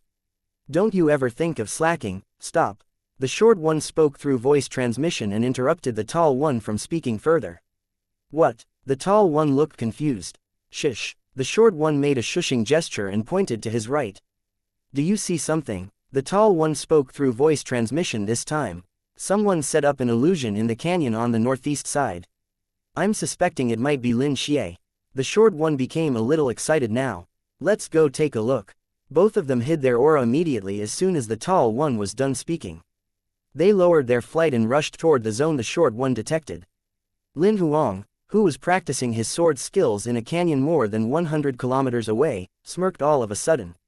They're finally here. Yesterday, when Lin Huang returned from the third layer of the abyss brink, Bloody found out about these two imperial-level purple-gold rank men in white robes since its leech pods filled the second layer of the abyss brink.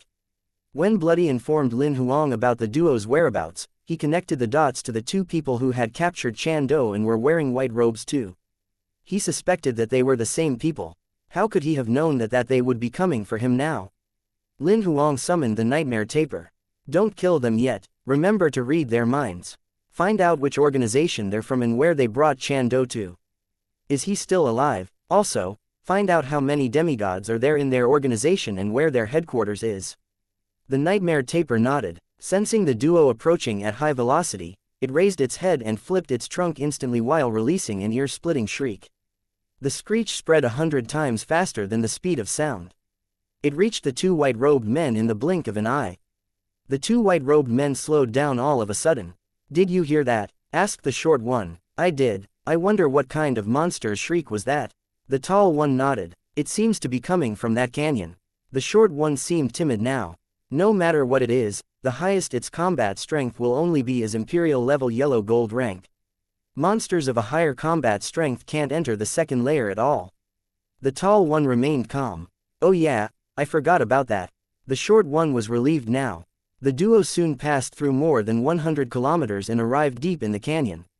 An ungulate monster with black scales all over and a horn on its head lay on the ground of a cave. It was breastfeeding two of its babies. It's a midnight unicorn. The tall one raised a brow when he saw that creature. It seems like that fella set this illusion up. We've wasted our efforts again. Disappointment remained all over the short man's face. Our luck's awesome. The midnight unicorn is a rare spirit-type monster that's expert in illusions. It happens to have two babies, so we'll have one each. The tall one killed the mother monster quickly as he was speaking. He grabbed the two baby monsters and passed one of them to the short one. None for me. I'm not a fan of keeping pets, the short one rejected right away. What do we do now?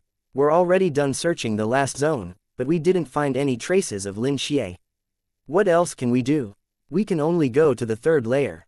We can't go back without even taking a look at the third layer. Am I right, or do you think that you can get away from Master's questioning? The short one fell into silence for a moment and eventually nodded unwillingly. Let's go to the third layer then, but you'll search on your own if want to do it at night. I'm going to sleep. Sure, let's take a rest tonight. Let's take a look at the third layer together tomorrow, the tall one agreed directly. Lin Huang began observing the two white-robed men when they appeared before him. The tall one was skinny. He was at least 1.9 meters tall like a bamboo stick. His skin was rather fair. He seemed to have taken on an unhealthy pallor as if he had been staying indoors for a long time without getting any sunlight. The short one was obviously less than 1.7 meters. Perhaps, he was only 1.6 meters at the most. He was plump and tanned while the pores on his nose were huge with many blackheads. The white robes they were wearing were pure white without any labels. Lin Huang only found two Emperor's heart rings on them, they had nothing else. After he was done observing them, the nightmare taper transferred all of the information it had retrieved to Bloody. How is it? Are they the ones who took Chan Do? Lin Huang asked immediately upon seeing Bloody looking at him. Yes, Bloody confirmed. Is Chan Do still alive? He's still alive, but this is so much more complicated than we imagined. Bloody had no idea how to put it into words. They're from an organization called God Bless. It's not a new underground organization, but it's been hiding under the radar for over 800 years. They've even joined the organizations founded by the Union government and the Hunter Association. Their people have penetrated the higher management of organizations including the Union government and the Hunter Association. Apart from the Union government organization, they've occupied almost all the major underground organizations' higher management. I'll transfer the memory after I've arranged them. Take a look for yourself. Bloody extended a tentacle that slithered to Lin Huang's forehead after speaking. A sea of information rushed into his head rapidly. Lin Huang only opened his eyes a long time after Bloody recalled its tentacle. He was frowning hard. No wonder these people dare to capture the direct descendants of the Chan clan who have demigods guarding their clan. They basically control all the major organizations in this world. It should be them who attacked Master that time. Only they could do it. They used the Union government name to set the trap for Master and destroyed the evidence perfectly. Now, the most troublesome thing is that there's no way we can identify who is from God Bless and who isn't. Bloody voiced the biggest existing conundrum. Lin Huang, who had just digested the new information in his head, looked serious now. Making enemies with God Bless was no different from making enemies with all the organizations in the world. Chapter 989, Herculean King. Quadruple mutated Lin Huang found out from the two white-robed men's minds that Chan Do was still alive, but the duo had no idea where he had been sent to. The God Bless organization was massive, whereby there were a couple of branches in each safety zone. And each branch in the same zone served different purposes. The white-robed men only knew what was happening at their branch, but they knew nothing much about the other branches and the headquarters. They did not even know where were the exact locations of those branches and headquarters. Although Lin Huang found out about the location of their branch as well as there being a demigod there from the duo's memory, he did not plan to alert the enemy just yet. Bloody shared the same opinion. Looking at the current situation, it's easy for us to destroy this branch that we know of. However, the people from God Bless will be even more cautious as soon as the branch is destroyed. It will only bring our further investigation a bigger obstacle, so we can't do anything to this branch just yet. I think so too, but the current issue is that we can't obtain more information to deepen the investigation if we don't drop by this branch. We don't have to do the investigation ourselves, Bloody said and looked at the two white-robed men who were still wandering in dreamland. We can send 2 spies in. Lin Huang's attention shifted to the two white-robed men. He stared at them for a while and turned his head to ask the nightmare taper, "Can you do it?" "It shouldn't be a problem. I can imprint a part of me in their bodies. As soon as they fall asleep, I can retrieve the information from their heads no matter the distance. Furthermore, nobody will find out about that including themselves," said the nightmare taper, nodding, but he raised a question, "But there's one problem. Many things they experienced in the dreamland can't be explained properly. If we let them go just like that, there'd be many loopholes when someone were to question them. They'd find out about it sooner or later. I'm afraid they'd know we did something to them by then. Tell me about what they went through. I'll make you a new script." Bloody took up the responsibility. Bloody saw everything in their heads a moment later. "I get it now. I might need your help to delete the beginning portion of their memory. Start from the midnight unicorn illusion they saw when they came to the canyon. Change it to them seeing a male midnight unicorn which ran away when it saw them from far away." Soon, 2 days had passed. The two white-robed men returned to the second layer of the abyss brink from the third layer. "I've already told you that he's definitely not on the third layer. We wasted 2 days for nothing," the short one complained, feeling irritated. "It seems like Lin Xie has left the abyss brink." The tall one ignored the short one's complaint while speaking to himself. "Since he's not on the second and third layers, I think we should take a look at the first layer." "Go by yourself. I don't have the time to play along with you. I'm going back to report myself now." The short one did not bother the tall one and rushed to the exit of the second layer right away. The tall one frowned slightly. Seeing the short one disappearing from his field of vision, he followed, feeling helpless. Over half an hour later, the duo got out of the second layer exit of the abyss brink one after another. They returned to the land. Just when they returned, the duo summoned a dimensional portal and stepped into it. In Division 3, Magical Sky City. In a tall office building, there was a well-lit office with 3 transparent membrane walls. An old, gray-haired man in a ponytail who was sitting at a meeting table was looking at the 2 white-robed men standing before the office table through the frameless glasses on his nose bridge. One of the 2 white-robed men was short and the other, tall. The tall one was at least 1.9 meters tall. His skin was unhealthily pale. The short one was less than 1.7 meters tall. His skin was tanned, and one could see the pores on his nose from a couple of meters away. The old man placed his elbows on the table while crossing both of his hands as he listened to the 2 men talking. Do you mean the both of you have browsed through the second and third layers of the abyss brink but you didn't find any trace of Lin Xie? Yes, boss, we didn't only browse through the hunting zones this time. We also went through every inch of the land from the south to the north, from the east to the west, but we didn't find Lin Xie, added the short one. The old man did not look at the short guy. Instead, he turned his head to look at the tall one and asked, "You didn't miss out any place?" The tall one nodded. "Yes, we didn't miss out an inch on the second and third layers." "So, you didn't browse the first layer?" The old man frowned slightly. The short one nudged the tall one next to him with his elbow. "See, I told you that we should browse the first layer, but you insisted that it's impossible for Lin Xie to go to the first layer and you said we must come back to report ourselves right away." The tall one was enraged to hear that. Just like that, the short one turned the tables around. "Never mind, it doesn't matter if you didn't browse through them. Indeed, it's pretty impossible that Lin Xie would go to the first layer." The old man waved to stop the duo's fight. "All right, both of you may leave now. Be on standby and don't go too far. There will be a mission soon." "What mission, boss?" the short one asked rather curiously. "Something from the Purple Crow. Don't ask about the detail. I'll tell you guys by then."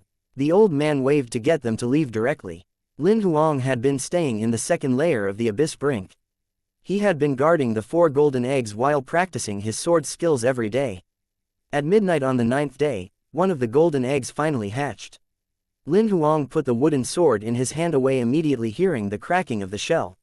He looked at the few golden eggs and soon realized that it was the Herculean King's golden egg that was cracking. The crack seemed to have formed automatically. It was just a hairline crack in the beginning at only over 10 centimeters. Soon, it turned into the size of a thumb while its length expanded to hundreds of meters. The crack spread out, and there were more and more cracks. Approximately half an hour later, cracks of all sizes filled the entire egg. All of a sudden, countless golden rays shot out of the cracks. Subsequently, the entire shell broke and turned into pieces. The tens of thousands of eggshell pieces turned into golden dots sparkling in the air. It looked like stars in the night sky. Lin Huang saw the giant golden ape covered in the sparkles. The giant ape opened its eyes slowly as if it was waking up from a deep slumber. At the moment, the golden dots went through a tremor out of the blue. They turned into a golden stream and penetrated the giant ape's chest. After a long time later, the golden gleam faded completely. The giant ape stepped forward, shrinking with every step it took. Its height shrunk to 3 meters when it appeared before Lin Huang.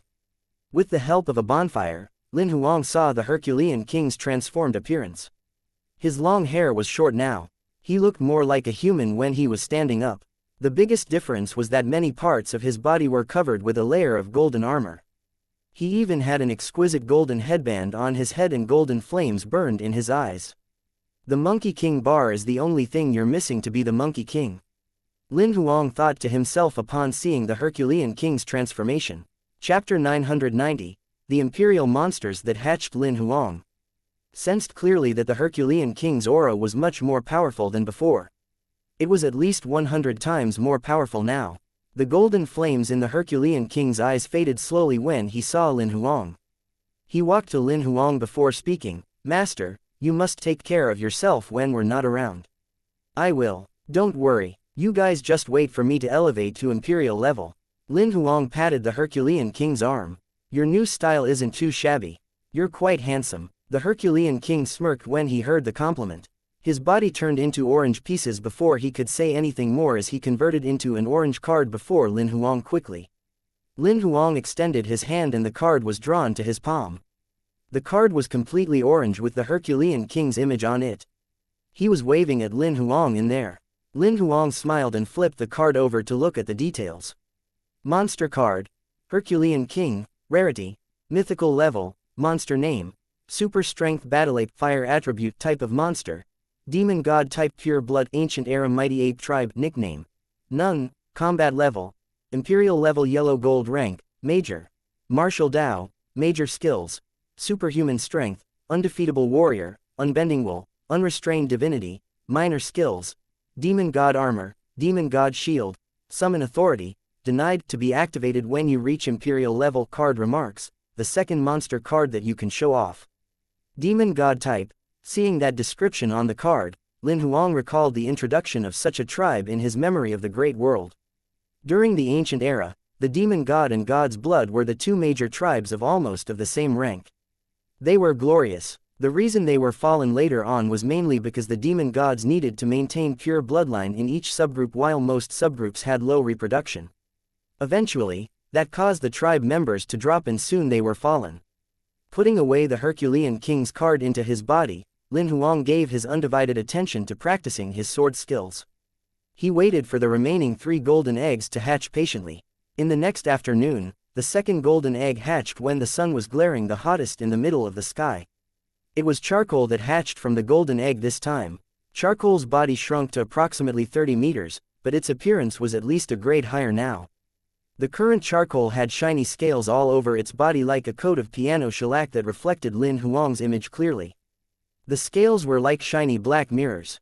Not only had it shrunk, but its body was also slenderer now. It lost the clumsiness it had before and seemed rather elegant now. Although it did not look as suppressive as before, Lin Huang clearly sensed that the aura the current version of charcoal had was so powerful that it was terrifying. Charcoal disappeared just when Lin Huang saw it hatch out of the shell. It then appeared before Lin Huang, rubbing its head against him. Lin Huang staggered from the slight scare. He did not see the dragon's trajectory of movement at all, which shocked him a little. His speed's a few folds faster than Kylie before she elevated. He patted Charcoal's head. Your strength's different from before now. Please behave. Hehe, I'm more powerful now. Soon, I'll be able to fight. Charcoal grinned. It's still far away from that. Stay in your sealed form patiently. Charcoal's body began to turn into a card as soon as Lin Huang was done speaking. Lin Huang flipped the card in his hand directly to look at the detailed information on the back. Monster card. Charcoal, rarity, mythical level, monster name, demon flame dragon, fire attribute, type of monster, dragonkin, pure blood, ancient era demon dragon tribe, nickname, flame lord, combat level, imperial level, yellow gold rank, major, true dragon Dao, major skills, evil flame, dragon power, dragon breath, draconic secret skill, dragon realm, dragon flame, minor skills, elemental immunity, divine regeneration, physical reflection, summon authority, denied to be activated when you reach imperial level. Card remarks, trainable. Lin Huang proceeded with his sword practice after putting Charcoal's card away. On the morning of the 11th day, Lin Huang heard the cracking of an eggshell when he had just washed up and was having a snack. He looked up and saw a crack that was so subtle that it was almost invisible to the naked eye on the giant golden egg, which was so colossal that it was touching the sky. Since he had experienced the same thing twice, Lin Huang proceeded to munch on the dried meat in his hand while waiting for Tyrant to break out of the egg patiently. Almost 20 minutes had passed when he finished his breakfast in leisure. By then, Tyrant finally hatched from the egg. Tyrant's height that was over 30,000 meters tall was shrinking rapidly. He only stepped out and appeared before Lin Huang when he shriveled to approximately 2 meters tall. Master. Lin Huang began taking a closer look at Tyrant that looked almost similar to a human now. He was over 2 meters tall with huge muscles bulging all over his body while his skin was its usual bronze color. He had blonde hair now while his pupils were black. The beard on his face was cleanly shaven. He looked like a handsome hunk who was 25 years old at the most. The once dark gold armor that was attached to his body was pitch black and it flaunted his body even more now. Lin Huang sensed the explosive power coming inside of Tyrant's body unquestionably.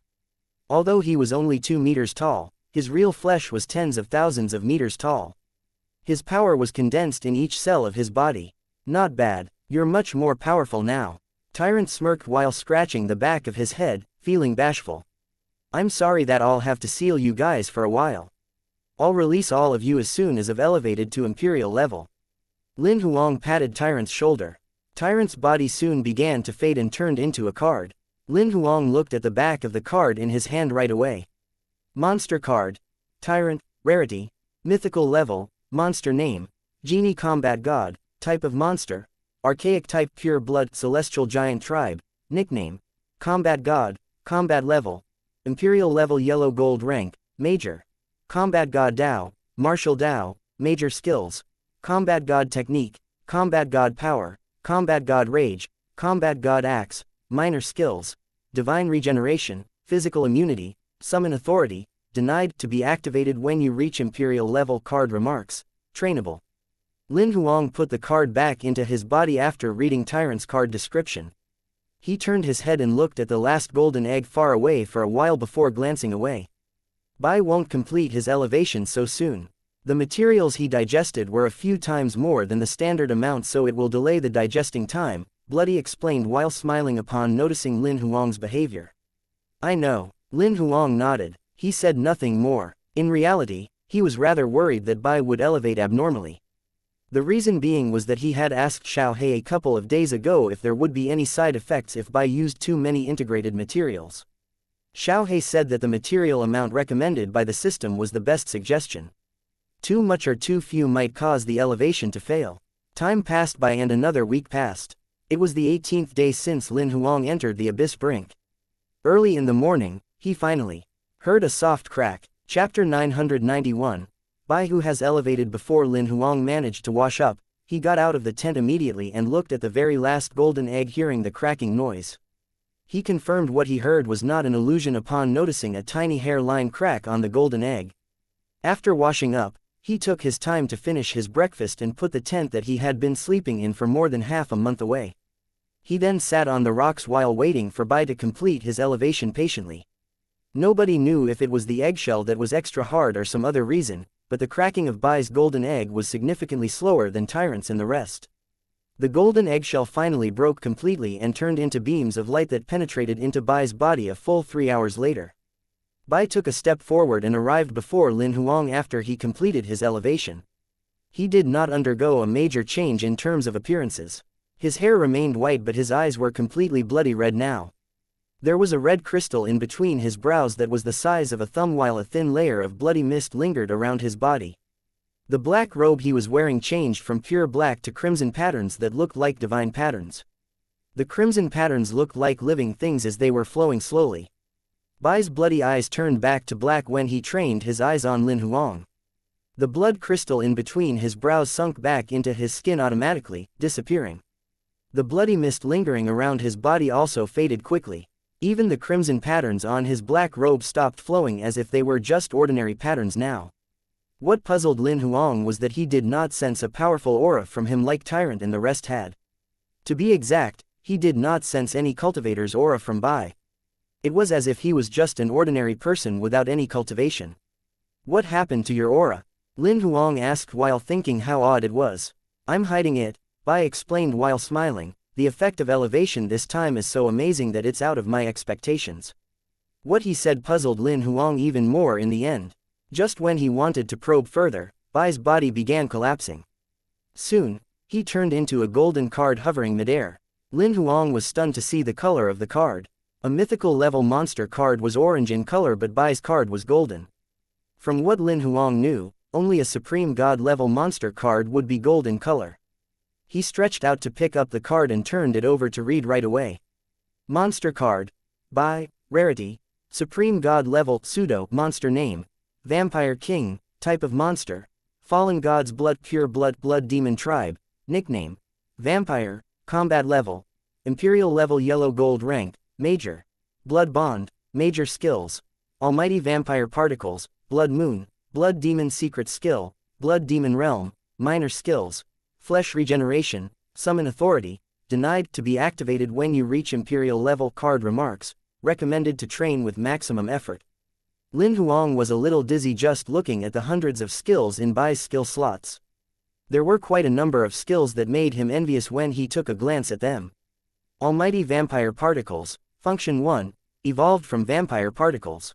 It can imitate any form as well as constructing any form from one's imagination as long as it doesn't defy the law of physics. Function 2. The owner of the skill can read all information about another living thing on the gene level from their blood. It gives the owner of the skill the ability to imitate the subject perfectly, unable to imitate living things possessed by high-level owners. Function 3. The owner of the skill with the living thing's blood can influence and assimilate the subject, and turn it into his blood servant. The maximum efficiency would be assimilating a living thing of the same combat strength as the owner of the skill. Blood moon. A blood moon can be consolidated from blood power and divine power coming from the owner's body. Every living thing that the moon shines on within the territory will turn into blood servants, only applicable to living things with combat strength and level lower than the owner of the skill, flesh regeneration. As long as the owner of the skill has 1% of flesh left on his body, he can be resurrected using the remaining portion of flesh. Apart from these skills, there were a couple more in the Blood Demon secret skill that made Lin Huang envious. Blood Demon Embodiment, an embodiment made of blood power and divine power. The embodiment will possess 80% of the owner of the skill's abilities and most of the owner's skills. As long as the owner's blood power and divine power are available, the embodiment can be consolidated over and over again no matter how it is killed. Blood Power Extraction. The owner of the skill with any injuries at all can use this skill to extract all living things' blood within his territory and turn it into blood power for healing, only applicable to living things with a combat strength and level lower than the owner of the skill. Bloody Sacrifice. The owner of the skill can use this skill to sacrifice a massive amount of living things within his territory to acquire temporary level elevation. The sacrificial lives must have a combat strength and level lower than the owner of the skill. The maximum elevation with this skill is 1 level higher. Stealthy Blood. Hide all life aura and transform oneself into a drop of blood to go completely stealthy. What's wrong? Any their issues on Bai's elevation? Bloody could not help but ask when it saw Lin Huang staring at the card silently for a long time. As his summoning beast, it could not see the card. However, it knew Lin Huang was looking at Bai's card details. Nothing. Lin Huang just snapped back to his senses. He put Bai's card away and shook his head while smiling. Bai elevated to pseudo-supreme god level directly. Some of his skills are very impressive. He elevated to pseudo-supreme god level directly. Bloody gasped. It was clearly surprised. Man, I'm envious. There's no need to be envious of him. All of you will elevate to supreme god level as long as you follow me. It's just a matter of time, Lin Huang assured with full confidence. A mythical level quadruple mutated monster is already a legendary figure. It's a little hard for me to imagine how powerful would a quintuple mutated supreme god level monster be. Bloody was in awe. Lin Huang thought it was funny as he watched it. Bloody was usually extremely rational, so it was rare for it to take that much interest in something. Since the mission of elevating his summoning beasts was completed, Lin Huang's goal of coming to the abyss brink this time had come to a perfect end. He could even say that it was more than what he bargained for. Apart from learning about God Bless, which was considered to be bad news, overall, the trip was rewarding. Not only did he obtain a massive amount of cross-ranking kill rewards and 6 complete legendary level monster cards, but he even acquired sufficient demigod soul crystals to elevate 7 of his god figurines, combat souls, to imperial level purple gold rank. Lastly, he learned how to elevate himself to imperial level and even obtained 32 broken godheads that could be used as elevation material. Lin Huang called out to Bloody after recalling Grimace, who was in charge of setting up the illusion in the god figurines combat soul undead sticks. That was in charge of guarding. Let's go. Bloody snapped back to its senses and returned to Lin Huang's sleeve immediately. Lin Huang then summoned a dimensional portal and stepped into it. Chapter 992, Bronze Crow City. Lin Huang returned to Wanbao City as soon as he came out of the abyss brink. However, he did not stay in a hotel this time. Instead, he headed straight to the Wanbao City dimensional portal. He had lunch and waited for almost 2 hours before entering the dimensional portal heading to Bronze Crow City. No, A-17 foothold, Bronze Crow City, was one of the 2 grade A footholds which the underground organization Purple Crow terrorized in Division 3. The reason he went there was that he had a massive amount of storage equipment that he needed Yongling to unlock for him. Since he had storage equipment from the Great World and other mini-worlds, Yongling could not unlock them for him from a distance because he would need the storage equipment with him. As a result, Lin Huang could only make the trip to get it done. He informed Yongling that he would visit when he had just gotten out of the abyss brink more than 2 hours ago. A middle-aged man walked toward him not too far away just when Lin Huang opened the map after coming out of the dimensional portal. "Brother, do you need accommodation?" asked the man, who smirked while speaking through voice transmission. "We offer our special services." Speechless, Lin Huang did not expect this world to have such a soliciting technique too. "It's all right, I've already booked a hotel. We have everything here. Young ladies or mature women, pick anyone you like. You definitely won't have such service at those usual hotels," continued the man through voice transmission. "Thanks, I don't need that." Lin Huang waved to reject him outright. However, just when he was going to key in the name of the hotel on the map, the man spoke through voice transmission again, "If you don't like girls, we have men too. Young boys and old men, you can pick anyone you like. 16 to 60 years old, we have everything." Lin Huang blocked the voice transmission speechlessly while keying the hotel name in. After setting the coordinates, he hovered into the sky directly, leaving an explosion as he took off. The middle-aged man turned around after watching Lin Huang leave. He shook off the wretched expression on his face and walked into an alley. He dialed a number after clicking the communication page on his Emperor's heart ring. "I saw Lin Xie, he's going to the Phoenix Hotel now." A voice came behind him as soon as he was done speaking. "Are you talking about me?" The middle-aged man turned around stiffly and realized that it was Lin Huang behind him. I already knew that you're not some motel owner as soon as I saw you, let alone some pimp," Lin Huang said while smiling. The reason he said that was because the nightmare taper who mastered spiritual force could clearly sense bad intention from anyone. The moment the man locked eyes with Lin Huang, the nightmare taper in his body sensed his evil intentions and informed him immediately. Subsequently, Lin Huang released the god figurine's combat soul, the nightmare taper, to pull the man into dreamland. Everything was just an illusion, from him speaking to Lin Huang to seeing him leave and informing his senior about Lin Huang's arrival. In reality, the man had just taken a step toward Lin Huang's direction whereby he had yet to even speak to the latter. Naturally, him speaking to Lin Huang at the moment was an illusion too. It was the nightmare taper who projected the dreamland for Lin Huang, giving him the opportunity to participate in the dreamland. In the dreamland, the plot went on. "If I'm not mistaken, you must be someone from God Bless." The middle-aged man's heart jolted when he heard what Lin Huang said. He did not expect his organization to be exposed. "No, I must send out the news about Lin Xie knowing about the organization. I'll get the higher management to kill him immediately." He covered his sleeve with his hand while composing a message using telekinesis secretly in his sleeve. He was relieved when he noticed that Lin Huang did not seem to realize he was sending the message out. However, he had no idea that whatever he was doing in the dreamland was futile. "You must be a professional intel to be playing tricks before me." Even Lin Huang admired the man's professionalism when he noticed the man's secret trick. "So what if you've found out? I've already sent the message out. You can't change the truth even if you killed me." The middle-aged man seemed to be fearless of death at all. His eyes were filled with disdain when he stared at Lin Huang. "Thanks for making me understand something. I can't underestimate anyone in God Bless." Lin Huang assigned the man the death penalty as soon as he was done speaking. "You may rest in peace." A flying dagger shot out of his sleeve as soon as he concluded with that sentence. It pierced through the man's head, penetrating the air tens of times faster than the speed of sound. The head of the middle-aged man, whose combat strength was only mid-level immortal level, exploded like a watermelon. He did not have time to respond at all. When he was pulled out of the dreamland back to reality, the middle-aged man collapsed onto the ground all of a sudden and he was pronounced dead. Lin Huang walked past the body without stopping at all, as if the person's death had nothing to do with him. However, he secretly used his divine telekinesis to steal the Emperor's heart ring on the person's finger silently. Many people surrounded the body after he took a few steps away. He left the crowd without any reaction and walked to an alley hundreds of meters away.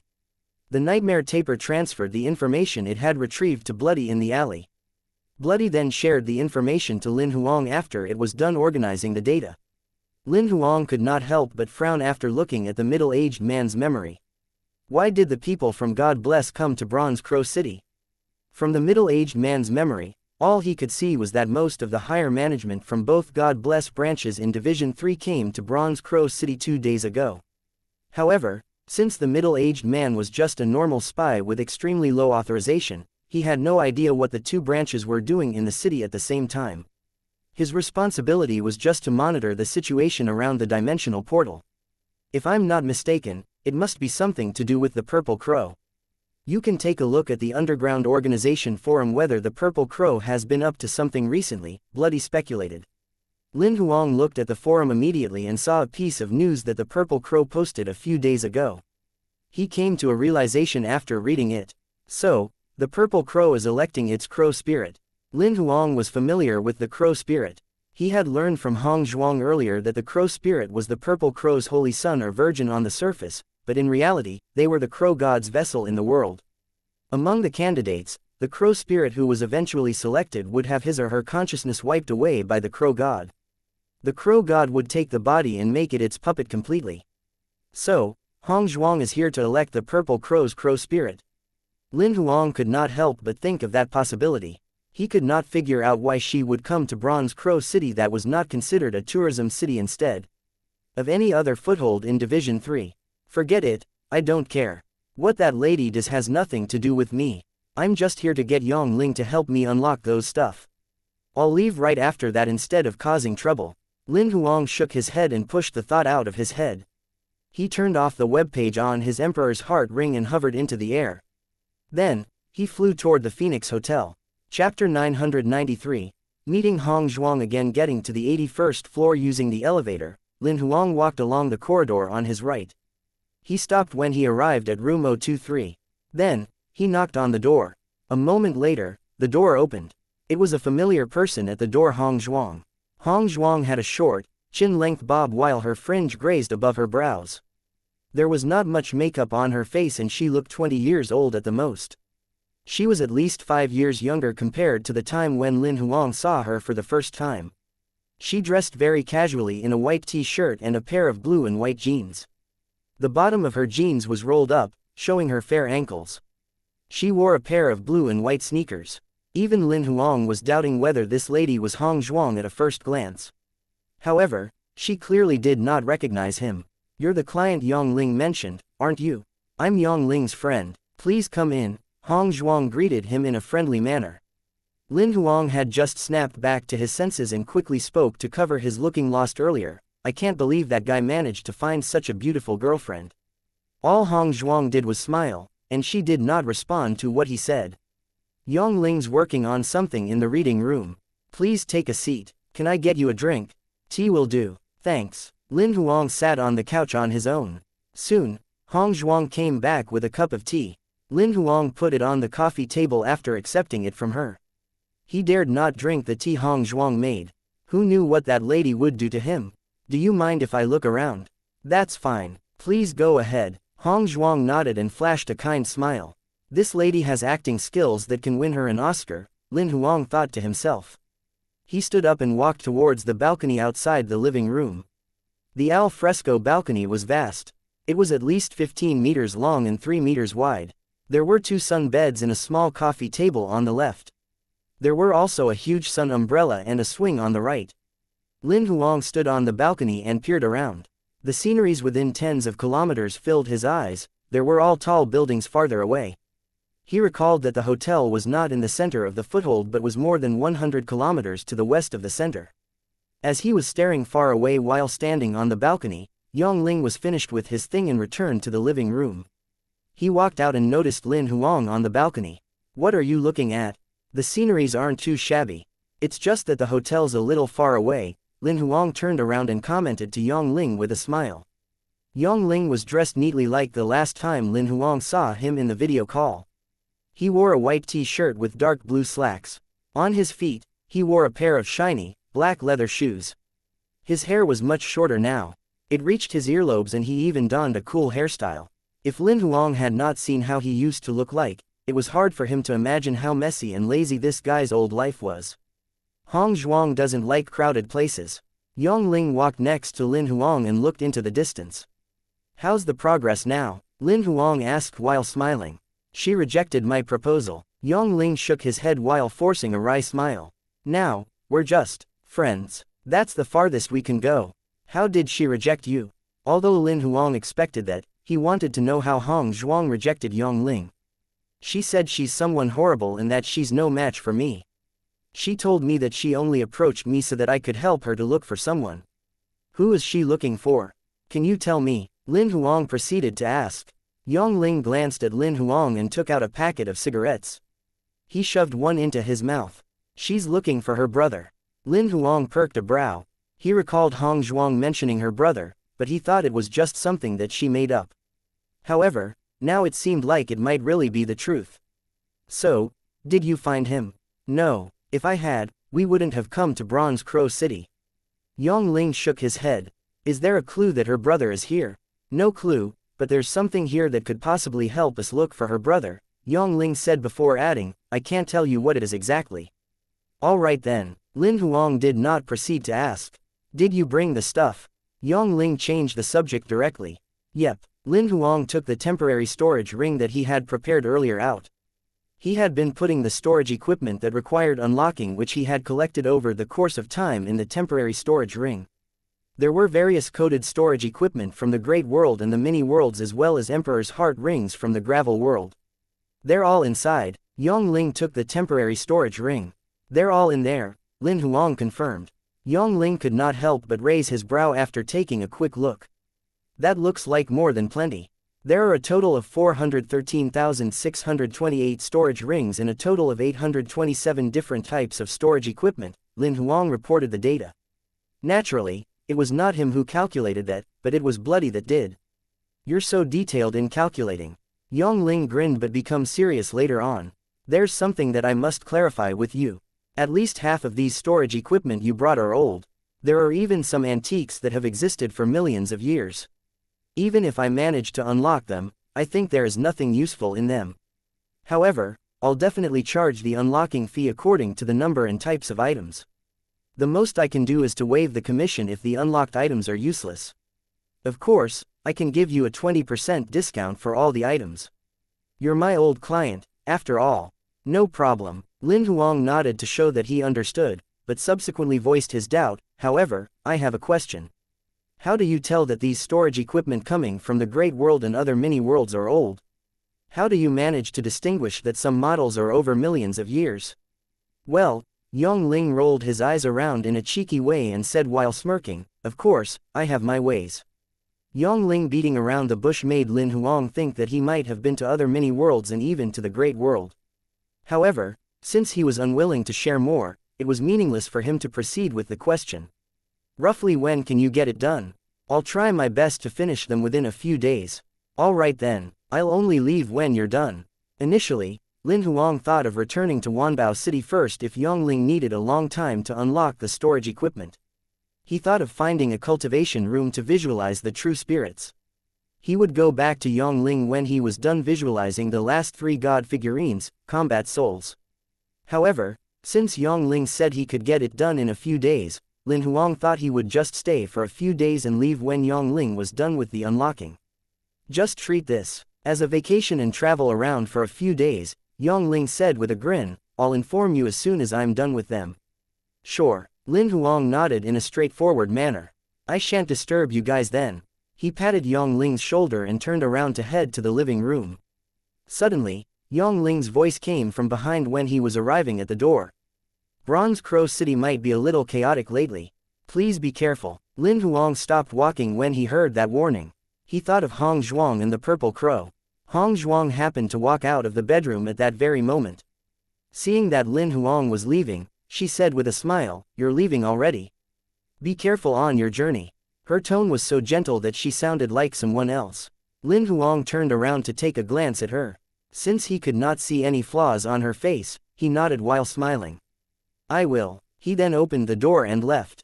Chapter 994. A chance encounter. The Phoenix Hotel was located in a rather remote area whereby there were no decent shopping malls around. Lin Huang thought about it. He figured that he would be staying there for a few days since it would be more convenient for him to stay somewhere more crowded. Eventually, he did not stay at the same hotel as Yang Ling did. Instead, he found a hotel in the central zone of the foothold 100 meters away. The hotel that he picked was called the Homing Hotel. It was located in the most bustling zone of the Bronze Crow City. The biggest business district of the city was just downstairs. There was everything from food to entertainment, and it was crowded. Lin Huang did not enjoy the crowd, he just wanted convenience. Although he would most probably stay in the hotel to practice his sword skills these few days, he did not want to rule out the sudden urge to take a look outside. Moreover, even if he was going to order delivery in, the choice of food around the Homing Hotel was much wider compared to the hotel Yang Ling was staying at. Just when he had checked in at the front desk, he could not help but raise his brow when he saw the people who were walking out of the elevator. He turned around naturally and began talking to one of the guests in an attempt to be friendly. "Uncle, your jacket is pretty cool. Where did you get it?" The man was an uncle who looked over 60 years old and was dressed rather fashionable. He was excited to hear Lin Huang ask about his attire. "You've sharp eyes, kid. I designed and made it myself." Lin Huang nodded and smiled as he listened to the uncle ramble on about the story and process of making clothes. He only interrupted the man's story when the people who walked out of the elevator left the hotel and were nowhere in sight.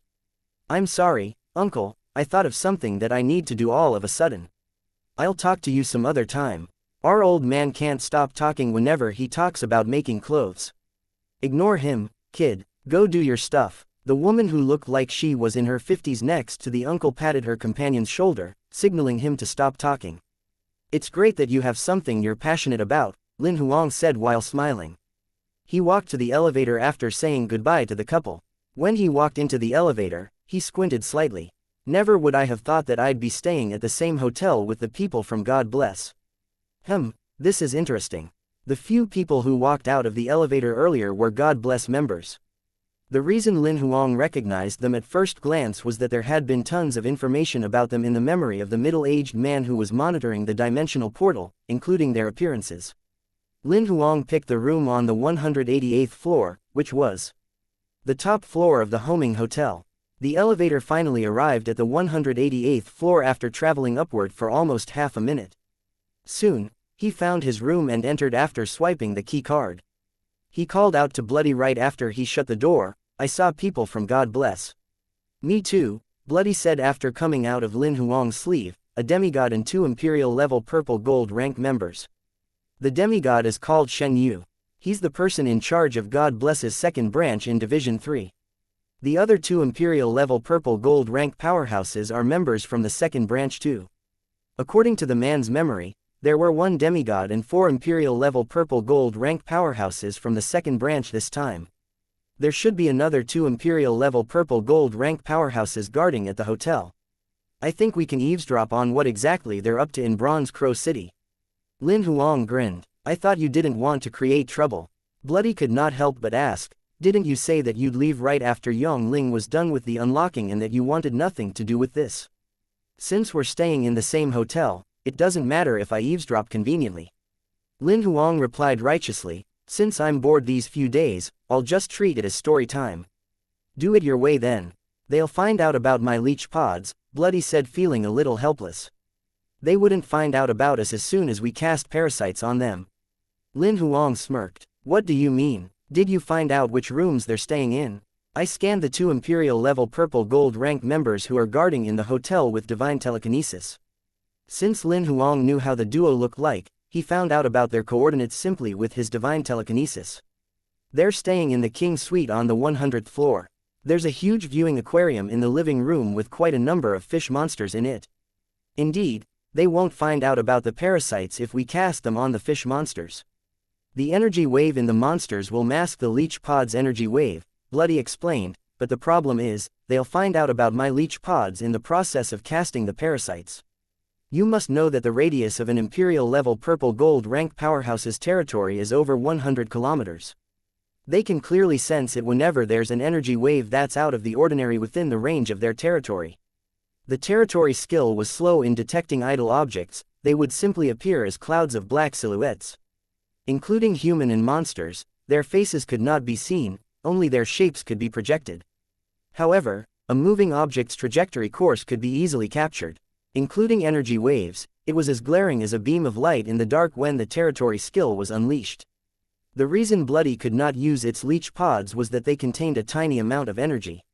Though tiny, they drew attention just like fireflies within a powerhouse's territory. Bloody could block the detection if the person's combat strength was lower than itself.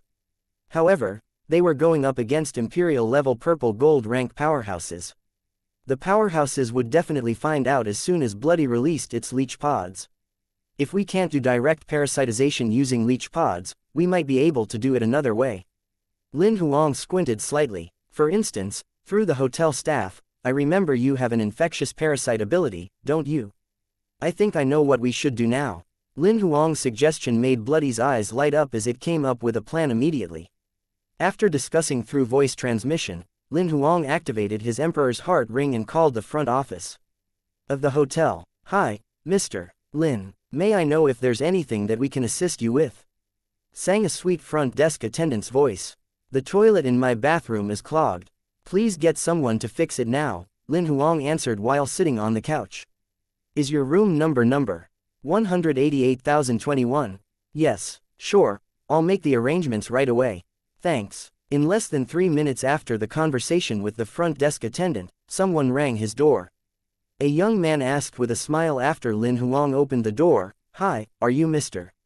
Lin? Did you call about the clogged toilet?" "Oh, yes, please come in." Lin Huang nodded and extended his hand. The young plumber was stunned, but he shook Lin Huang's hand anyway. While they shook hands, Bloody's tentacle stretched from his sleeve and tapped on the plumber's palm lightly. The plumber turned into a parasitical puppet right away. Then, Bloody controlled the plumber to stroll into the living room while Lin Huang closed the door. It only took a moment for Bloody to read all of the plumber's memory. "The virus parasite that I'm using is a microbial-level parasite. There's no energy reaction, but it can only be contracted through skin contact," Bloody explained to Lin Huang through voice transmission. "I can control this young man to infect the other hotel staff he knows. The parasite's pathogen will spread continuously from him, so it should take less than an hour to infect all of the staff in the hotel. Yes, the first step has been very successful. Let's proceed with the rest of the plan that we discussed." Lin Huang nodded. He could not help but secretly be in awe with how terrifying the parasite species of monster could be. Chapter 995.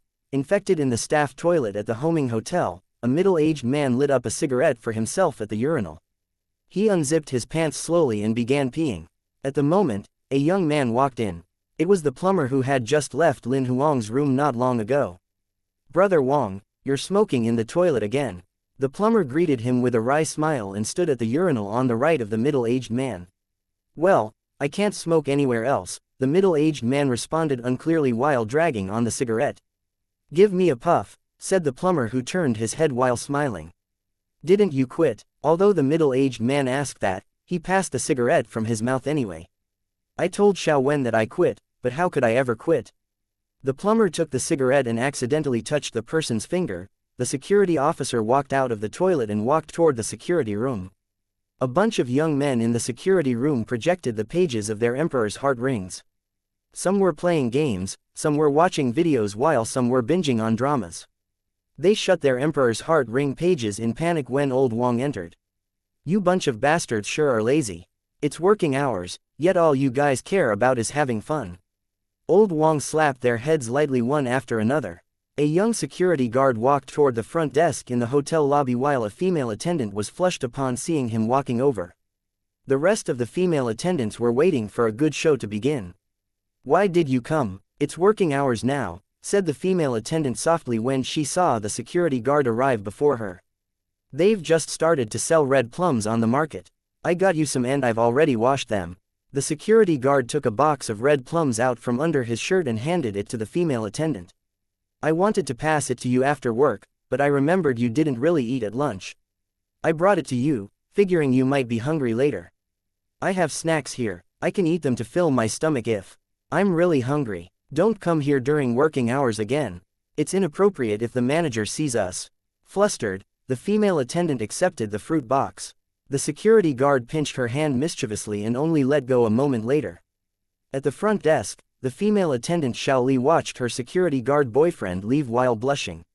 "Xiao Li, I bought you red plums and they're washed," a female attendant ridiculed her by imitating the security guard boyfriend's tone earlier. "You're showing off much earlier than usual today," the other female attendant teased while smiling. "I want a boyfriend too. I want one who'd send me food every day," whined a female attendant with a puffy face while looking envious. "Let's try how these fresh red plums taste." Xiao Li opened the box and grabbed a few for everyone. She passed them around by wrapping the red plums in serviettes. In the hotel room No. 188,021, Bloody nodded to Lin Huang half an hour after sending the plumber out. "Over 90% of the staff are infected now. We've completed the preliminary work, so we can go on with the next step now." "Let's do it," Lin Huang nodded. A moment later, Xiao Li the female attendant called a number using the hotel line at the front desk. The Emperor's Heart ring of a God-bless man with a buzz cut began vibrating all of a sudden. He tapped the communication page open and picked the call up, seeming a little puzzled after realizing that it was the hotel front desk calling. "Hi, this is the front desk. May I know if you're the guest from room No. 100,003. What's up? Asked the man while frowning a little. Oh, it's just a small matter. Today is the day we do our monthly aquarium cleaning for the King Suites. Our staff will go to your room later to change the water in the aquarium. The process might take approximately 20 minutes. I hope that it won't disturb you. If you're not okay with this, we can transfer you to another room with a clean aquarium. What's wrong? Asked the short, buff man next to him. The front desk said they're coming to change the aquarium water. It's the official aquarium cleaning day today, replied the man with the buzz cut. Oh, no wonder I sensed staff going into a couple of rooms on this floor earlier. The man with the buzz cut recalled sensing something like that within the range of his territory earlier. He said to the front desk, "We don't need to change rooms, but please be quick with the cleaning." "Sure, we'll make the arrangements right away. It's our pleasure to be at your service." Approximately 2 minutes later, the doorbell of room 100,003 rang. The man with the buzz cut only let his guard down when he opened the door and sensed no cultivator's energy wave from the two young hotel staff in uniform. "Please clean the aquarium quickly. My boss has a bad temper. He doesn't like being disturbed. It's best that you get it done by seizing the opportunity since he's not here." "Sure, we'll get it done as soon as we can." The man with the buzz cut closed the door and walked to the balcony for a puff. However, he was facing the living room to watch the two young men work. The staff used a net and another used his hand to scoop the fishes out one after another before putting them into a temporary tank. These fish monsters seemed to have gotten used to such a routine, so they did not struggle at all. After scooping all the fishes out, the duo removed the plug at the bottom to release the water. Later on, they began cleaning the inside of the tank with tools such as the water gun. The man with the buzz cut lost his interest when he watched them to this point. He turned around and looked outside the hotel. Approximately 15 or 16 minutes later, the aquarium was filled with water again as the fishes were slipped back in one after another. The duo put the tools away and wiped the floor completely dry. They then informed the man with the buzz cut that they were done and left. "There's nothing to be nervous about. The two of them are just ordinary people. They were just doing their job all the way and they did not do anything else," reported the short, buff man as he walked into the living room with a grin. "Look, the water in the aquarium is so much cleaner now. I wasn't nervous, I was just being cautious." The man with the buzz cut snubbed the cigarette out with his fingers and walked straight into the living room. He shuffled into the kitchen, took out a bottle of beer from the refrigerator and popped it open with his thumb. Then, he took a big gulp with his head up. "Old Lay, we've known each other for say, over 20 years. Don't you think I can't tell whether you're cautious or nervous?" teased the short, buff man while smiling. The man with the buzz cut was quiet. "You escaped from the Purple Crow. The boss brought you here on purpose. This is a mission against the Purple Crow. He's giving you an opportunity to prove yourself, so don't do anything foolish," the buff man proceeded. "I've told you countless times.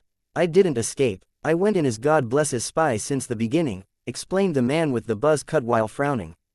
"The reason why I was unwilling to come isn't that I still have feelings for them, but I know how scary the Crow God is." In room number 188,021 on the top floor of the hotel, Lin Huang was smirking as he sat on the couch while Bloody projected what was happening in room number 100,003. In the projection, the conversation between the man with the buzz cut and the short, buff man was crystal clear.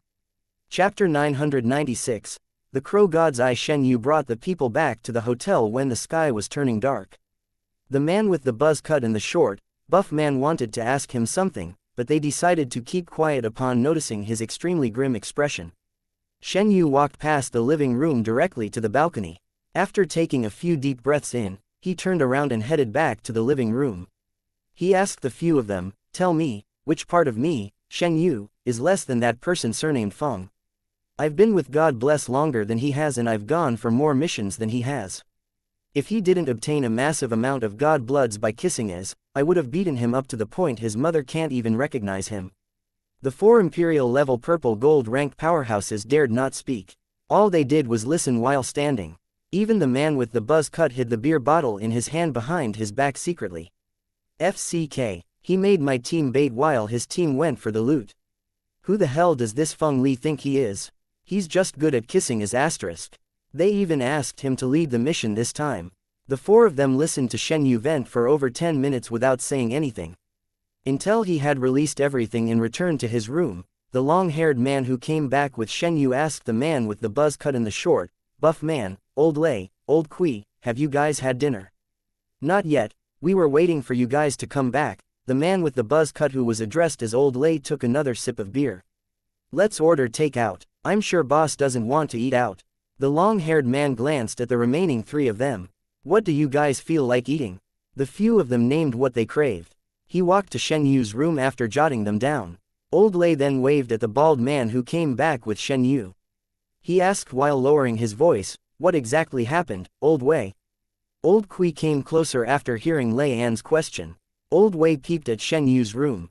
Noticing that Shen Yu did not stop them with the question, he spoke quietly, Boss Feng is the captain of the mission this time. A cough came from Shen Yu's room as soon as he spoke. It clearly came from the long-haired man. Old Wei changed what he was going to say immediately. As the captain of the mission this time, Feng has 3 demigods and 20 imperial-level purple gold rank powerhouses in his team. He asked our team and Master Li's team to be the bait to get the Purple Crow's attention. As the third team, they'll be hiding in the dark all this time and will only show themselves to get the target in the very last moment. Moreover, he asked both of our teams to be their backups. In other words, we're just the bait and they'll take the credit. Old Kui raised his brow. There's nothing that we can do. Feng has a good relationship with higher management. They made him the captain of this mission. Old Wei spread his arms while feeling helpless. Furthermore, we're not the only bait. I'm guessing except himself, everyone else, including the team that he's leading, are the bait too. Don't worry about it, him wanting to go for the target himself is a good thing for us. Believe me, that thing is a curse as soon as you touch it. Old Lei took another sip of his beer. At the moment, Shen Yu flung the door open all of a sudden. Leian, what exactly do you know about the Crow God's Eye? I've already reported whatever I know to the headquarters, but the higher management only sees the benefit and ignored the risk of the item. I emphasized the risk on purpose, but they said I'm just being an alarmist and they ignored me completely. Leian had helplessness written all over his face. Tell me everything you know. Shen Yu took a step out and appeared before Leian. Sure, Leian nodded, I'll give you guys a rough explanation. The Crow God of the Purple Crow is a true Protoss. He's on a completely different level from the fake Protoss that attacked us 800 years ago. His combat strength is at least true God level or even higher. Legend has it that the Crow God has a total of 108 eyes with different abilities in each of them. The one that the Purple Crow has is called the Detective Eye. It can see through lies and reveal the truth. It's an extremely rare God item. To the Purple Crow, the main function of the Detective Eye is to pick out the Crow spirit. At other times, it's hardly used apart from in special situations.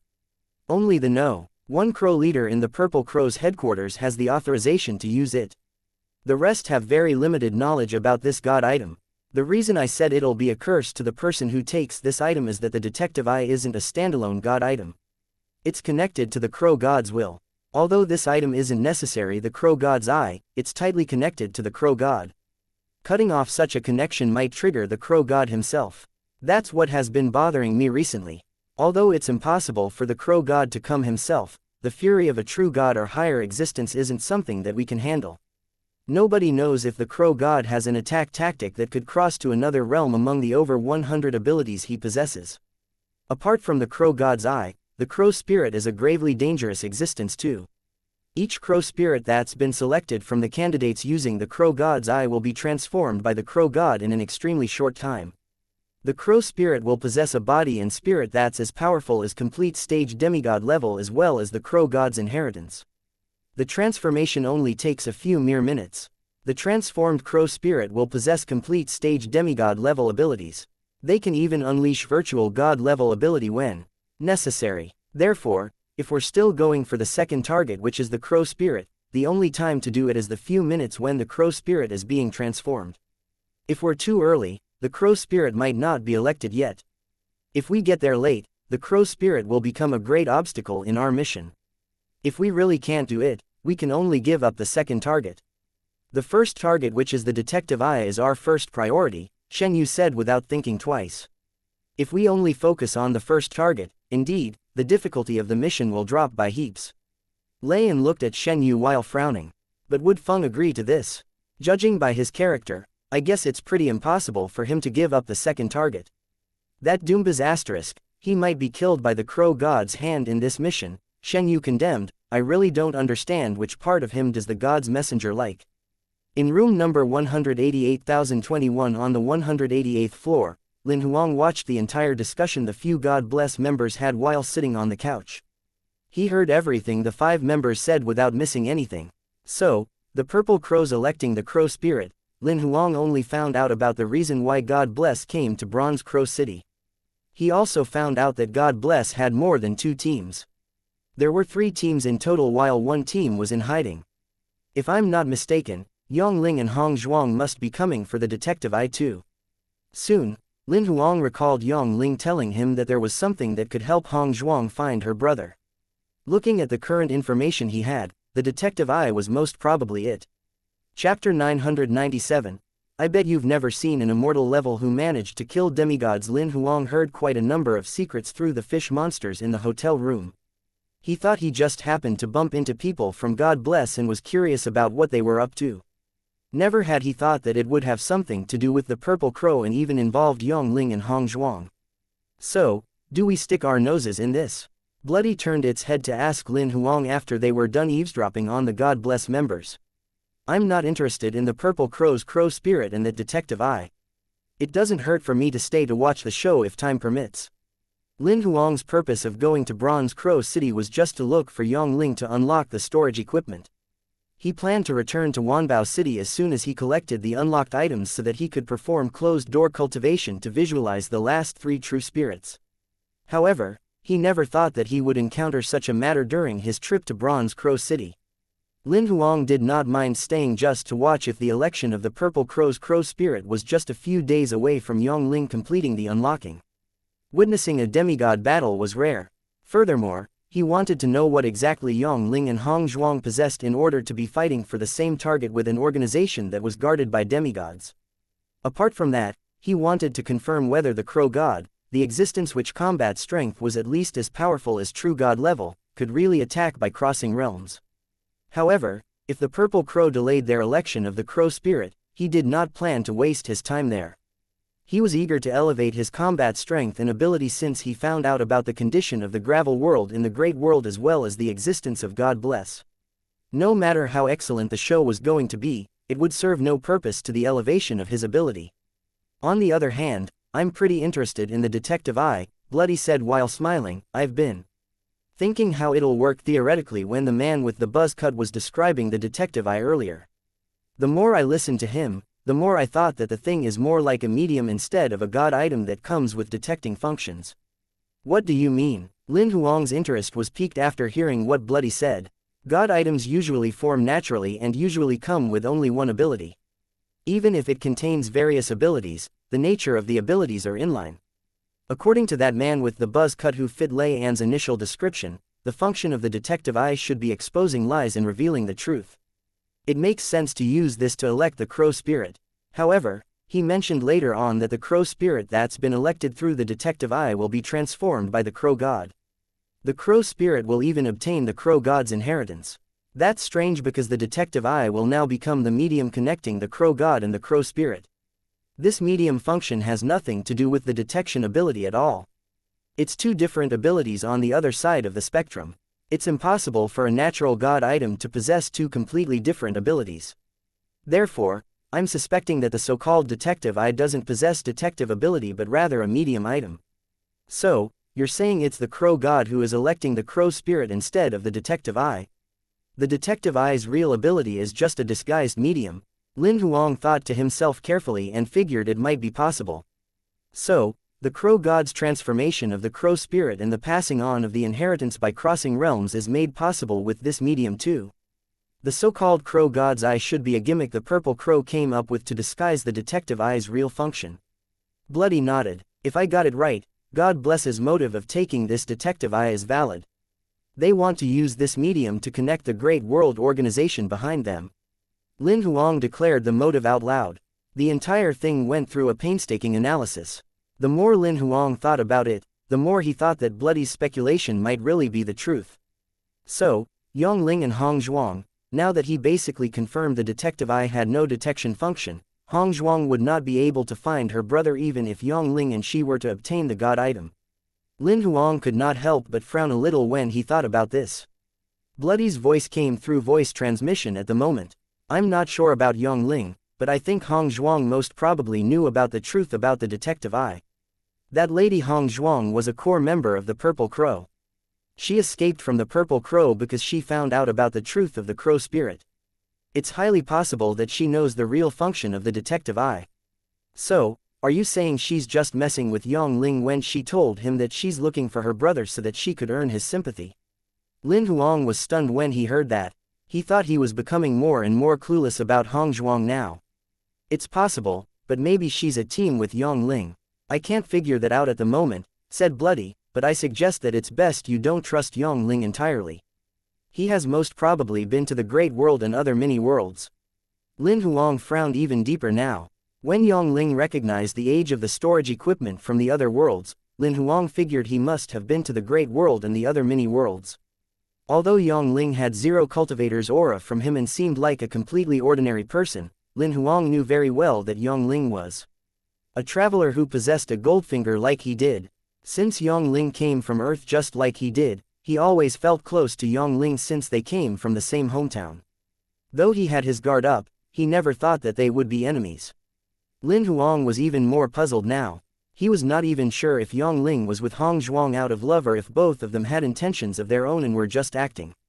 Also, whether Yongling knew about the real function of the detective eye or not, he's in the same boat with Hong Zhuang now. Knowing the truth or not doesn't change this fact.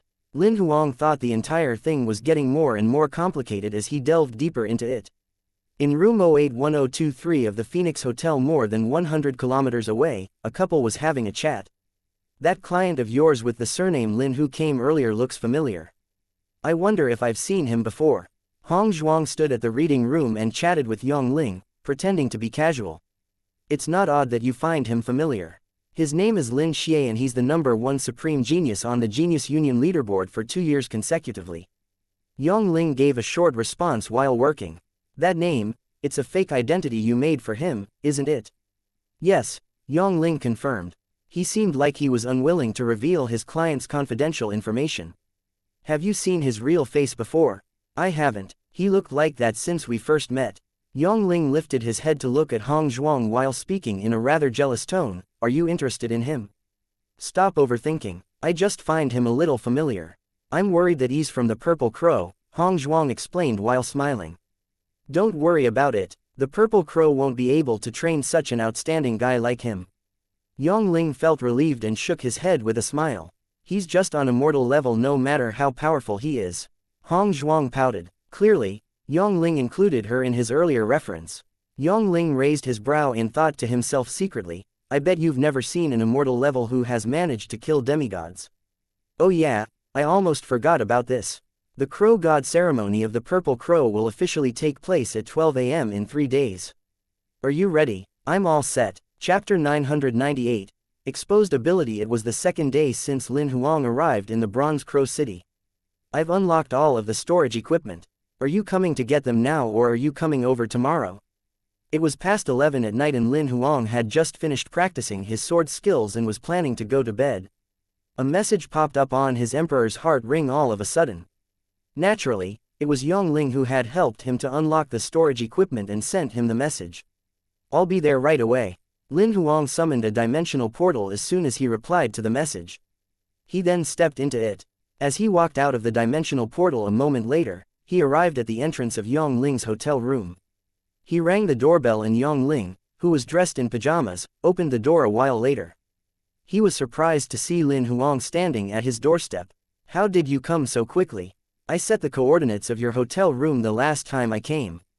Come in then. Yongling gestured him to enter. Lin Huang did not see Hong Zhuang when he entered. However, he sensed someone lying in the bedroom within the range of his territory. He thought to himself, she has such a healthy lifestyle.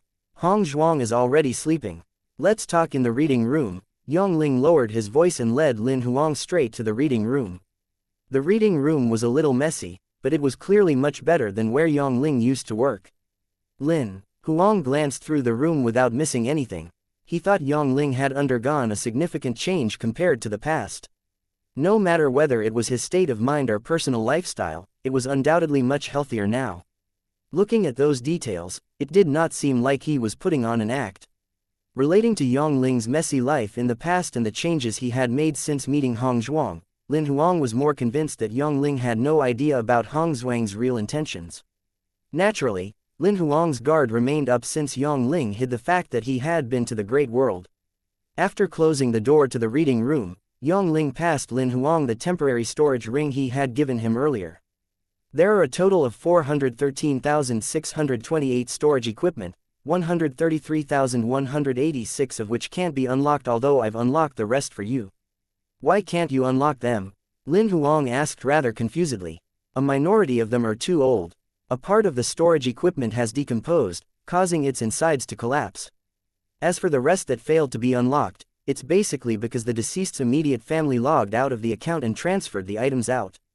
The respective organizations collected the empty storage equipment back. What Yongling said confirmed Lin Huang's suspicions that he had been to the Great World even more. Otherwise, it was impossible for him to know about such a log-out process so clearly. However, Lin Huang did not question him any further. Thanks, I'll take a look at them when I get back and I'll pay your commission later. Lin Xie, I have a favor to ask. Yongling hesitated before saying all of the sudden. What is it? There are over 300 storage rings among the pieces of storage equipment that come from the Great World. I would like one, any one of them. I only want the ring. I don't want anything in it. Yongling finally voiced his request. I can give you a 20% discount on the commission. Can you tell me the reason why you want the storage ring? Lin Huang thought about it and asked directly. I can't tell you that. All I can tell you is that it's related to my privacy. It won't harm anyone. Yongling stared at Lin Huang as he gave him an explanation that could not really be considered a reason. Lin Huang fell into silence for a moment and eventually nodded. All right then. To him, it did not hurt to lose one of those storage rings. Furthermore, Yongling did not specify which one he wanted, whereby Lin Huang could just pick any for them. Even if Yongling wanted a specific one among all of them, the probability of him having it was less than 1/300th. Lin Huang used his divine telekinesis to detect his temporary storage ring and casually picked a male storage ring. He handed it to Yongling after retrieving its contents. Yongling had no objection, so he put the ring on his finger as soon as he took it. He smiled and nodded at Lin Huang. Thanks, I'll make a move now if this is all. Lin Huang put the temporary storage ring away and looked at Yongling. When do you plan to leave Bronze Crow City? Within these 2 days. What's up? Nothing. It's just that it'll be chaotic in Bronze Crow City lately, so it's best if you can leave as soon as possible to prevent yourself from getting into trouble. There was a hidden message in Yongling's words as he looked at Lin Huang hintingly. I don't usually create trouble, but I'm not afraid of trouble. Lin Huang locked eyes with Yongling while speaking cryptically. If some bastard insists on coming at me, it's his bad day then. The two of them looked into each other's eyes for a moment and smiled. I'm leaving. Lin Huang waved and summoned a dimensional portal before stepping into it right away. A moment later, the dimensional portal closed and Lin Huang disappeared. However, Yongling mumbled to himself with a sigh as he watched Lin Huang vanish. I hope this guy won't stick his nose into this. Lin Huang sat on the couch and remained silent for a long time when he returned to the hotel room. He knew that his ability was now exposed. What Yongling said earlier clearly meant to urge Lin Huang not to interfere with what was going to happen in Bronze Crow City. It also meant that Yongling knew Lin Huang had the ability to interfere. How did I expose myself? Lin Huang took out the temporary storage ring and looked into it with his divine telekinesis. He looked through the storage equipment in it one after another. He soon found out what the problem was. There was divine power left behind in some of the storage equipment. Bringing out the storage equipment, he soon found out the reason of divine power remnant was because of the blood on them. In reality, many storage equipment would have blood on them and Lin Huang basically would not clean them. Nobody knew how long it would take to clean hundreds of thousands of storage equipment one after another. He would usually retrieve the loots and sell the storage equipment on the black market. The black market would clean the storage equipment themselves when they received the storage equipment. However, the blood on the storage equipment was clearly not regular monster blood. Instead, it was demigod blood, hence the remnant of the divine power. That's strange. How would these storage equipment have demigod blood? I used the temporary storage ring to keep the storage equipment temporarily. I put those demigod-level monsters' carcasses that I killed in Abyss Brink away straight into my Emperor's Heart Ring. Lin Huang thought it was a little odd. Bloody knew what happened as soon as it heard Lin Huang's soft mumble. You must have gotten the blood from the Emperor's Heart Rings you obtained from killing the demigod-level monsters on the third layer of the Abyss Brink. You put the hundreds of Emperor's Heart Rings away in there too. I figured there might be rings used by demigods before and Yongling would see through your ability, so I took the time to pick them out before sending them for unlocking. Never did I think I would have overlooked the blood. It was normal for storage equipment to have blood on them. Even Bloody overlooked it when it handled them, thus it did not think of the remnant of the divine power. Such remnant from demigod blood would not last long and would vanish a month later the most. It was easy for Yongling to figure that the blood was left behind after killing demigod-level monsters. Forget it, let it be if he finds out. Lin Huang did not want to dwell on it since it had come to this point. The Crow God ceremony is beginning in 2 days. He must be putting all of his focus on it instead of watching me. Chapter 999. There's more than one god in this world. Time flew by and soon 2 days had passed. Lin Huang spent the past 2 days in the hotel room practicing his sword skills. He even handed the task of eavesdropping on the God Bless members to Bloody, which relayed the important messages to him. Apart from learning about the time and venue of the Crow God ceremony, he did not only learn about the mission this time, but he even heard many God Bless secrets. The founder of God Bless was called the Master God and his combat strength and ability were unknown. He had been in hiding for hundreds of years and had just come back to take over God Bless again. That was also the reason why God Bless was active lately all of a sudden. Below the Master God were 4 God's messengers whose combat strength was unknown as well. However, judging from Shen Yu's respect towards the gods' messengers, the 4 of them might most probably be virtual god-level powerhouses. Shen Yu was a demigod himself, after all, and only virtual gods could make a demigod fear for them. Then, there were commanders below the 4 gods' messengers. The commanders were in charge of all of the branches in the entire safety zone. Some safety zones had 1 commander while some had a main commander and a deputy commander. The guy with the surname Feng whom Shen Yu mentioned earlier was Commander Feng Li. He was currently leading God Bless in Division 3, and he managed all 3 branches in Division 3. The reason Shen Yu despised him was that the latter, who had more experience, was supposed to be appointed as the new commander since the past Division 3 commander was reassigned. Never had he thought that Feng Li would appear out of nowhere. Not only Feng Li was given a massive amount of God's blood and elevated to perfect stage demigod level despite only going on very few missions, but he was also assigned to be the commander of Division 3. Since Shen Yu secretly had the most complaints towards Feng Li, Bloody knew a lot about him. Almost half of the commanders from God Bless had the same combat strength as Feng Li, whereby they were on perfect stage demigod level. Perfect stage demigod level would mean that 100% of the life power in the demigod level's bodies could transform into divine power. On a certain level, such a person was close to virtual god. Powerhouses on perfect stage demigod level would have their flesh and soul washed completely with a sea of divine power, practically reaching virtual god standard. Their ability was comparable with a virtual god level rank -1 who had just elevated. People would easily mistake their combat strength as a virtual god level powerhouse by sense. However, the broken godhead in their bodies made the construction of god territory impossible. They could not produce divine power naturally, and could only replenish it from external sources. Below commanders were the captains of each branch, which was Shen Yu's current position at God Bless. All of the captains of God Bless had demigod level combat strength. That was the mandatory condition of being a captain. God Bless had a couple of branches in the 3 core safety zones. For instance, Division 3 had 3 branches while Division 1 and Division 2 had more. After the captains came the normal members. God Bless did not have many members. They were basically on high immortal level and imperial level. Each branch had few members with only 20 to 30 members or over 100 members at the most. Comparatively, God Bless might have more spies allocated in each organization than their members. Naturally, the spies followed another system that was entirely different from the system Shen Yu and the rest followed. Even the intel branches of each division were unrelated. Shen Yu only chatted about that with his few underlings once, and it was just a short conversation, so Bloody obtained very limited information from that. Lin Huang frowned when Bloody was telling him that information. Are you sure those 4 gods' messengers are virtual gods?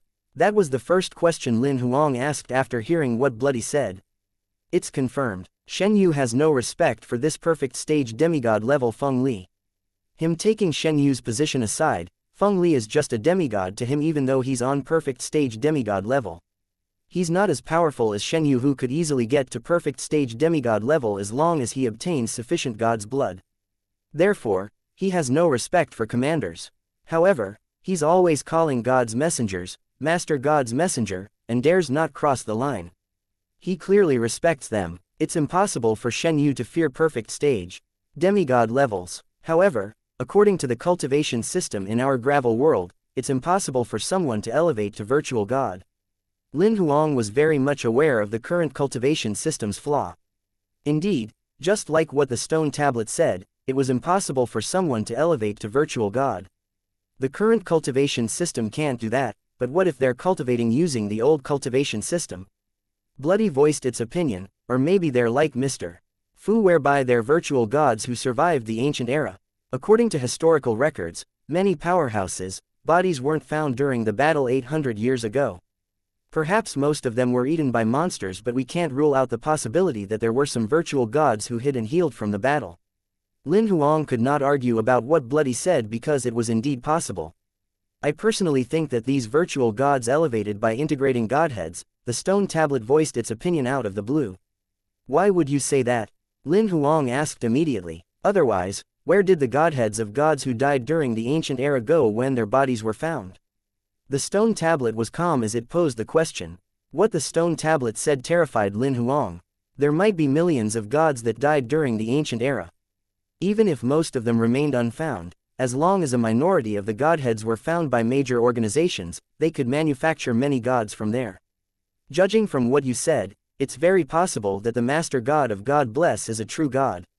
Lin Huang thought his view of the world was now completely shaken. He had always thought Mr.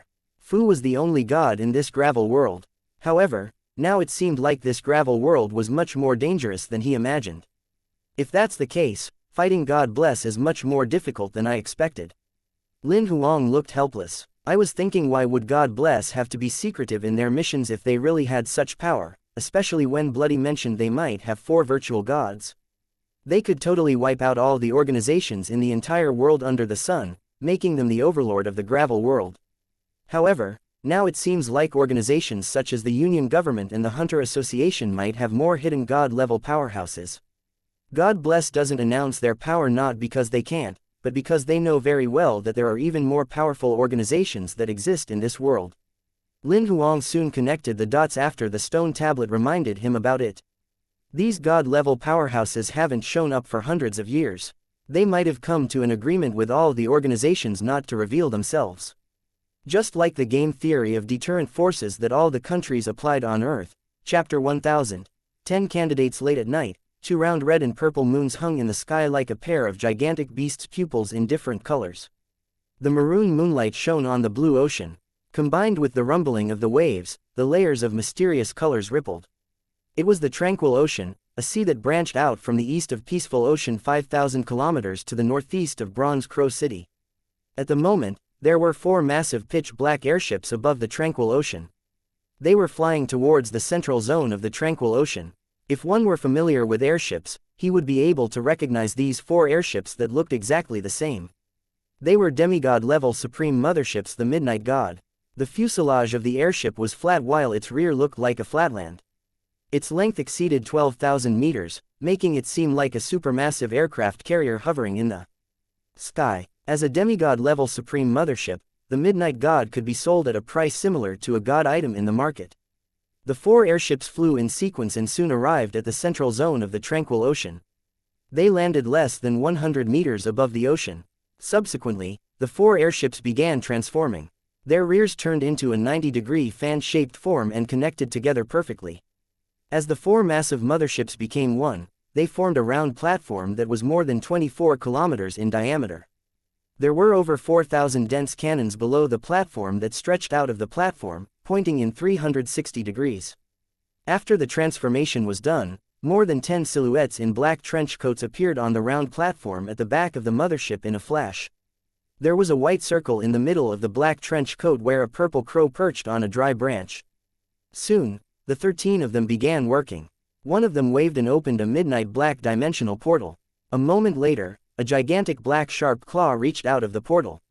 The claw alone plugged the entire portal. "Stop clogging the portal. Come out now," shouted the man who summoned the portal at the monster that stretched its claw out. The black sharp claw shrunk at a rapid speed as a pitch-black dragon-like creature came out of the portal. It glared at the person who shouted at it, feeling crossed, then looked around. "There's no fight here, Lu Dong. Why did you summon us?" The second monster crawled out of the portal as soon as he was done speaking. It was a green giant with countless lumps all over its body. Its height was approximately 7 to 8 meters tall, and it had bulky muscles all over. "How many times do you want me to tell you not to call me by my name, Big Black? You're my imperial monster. You should have some basic respect toward your master," Lu Dong said with arrogance on his face. He would usually let it go, but many of his colleagues were around to witness the scene. "Respect, Maya's asterisk. Since there's no fight here, I'm going back to sleep." The dragon creature named Big Black snorted, turning the air into ice in the next second while the temperature on the platform plunged. He glared at his master and turned around in an attempt to leave. "Dracena," Lu Dong shouted immediately upon seeing him leaving. Big Black stopped right away while a hint of slyness flashed in his eyes. He swung his head. 300, 200, go back to sleep if you don't want any. Deal." Big Black then turned around. "Barbecue." The green giant looked at Lu Dong with a grin. Clearly, he was going to lock a deal down. 2 tons, nothing more, Lu Dong announced grimly. The giant nodded immediately. Another 4 monsters came out of the portal at the same time and they were grinning at Lu Dong. Lu Dong glanced at them and looked even gloomier now. "However," he said while gritting his teeth, "give me everything you have today. Those who slack will have their reward taken away." Although they put on an amusing show whereby the master was bullied by his imperial monsters, Lu Dong's colleagues did not make fun of him.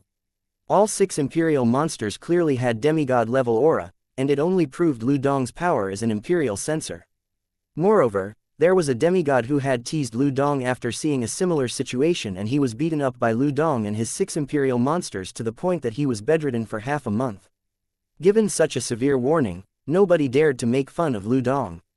The 6 demigod-level imperial monsters began working immediately. Apart from the 2 that stayed by Lu Dong's side, the remaining 4 scattered. 2 of them flew into the air while another 2 jumped into tranquil ocean to hide. After the preparations, Lu Dong sat with his legs crossed while watching his 12 colleagues building the altar nearby patiently. Approximately half an hour had passed.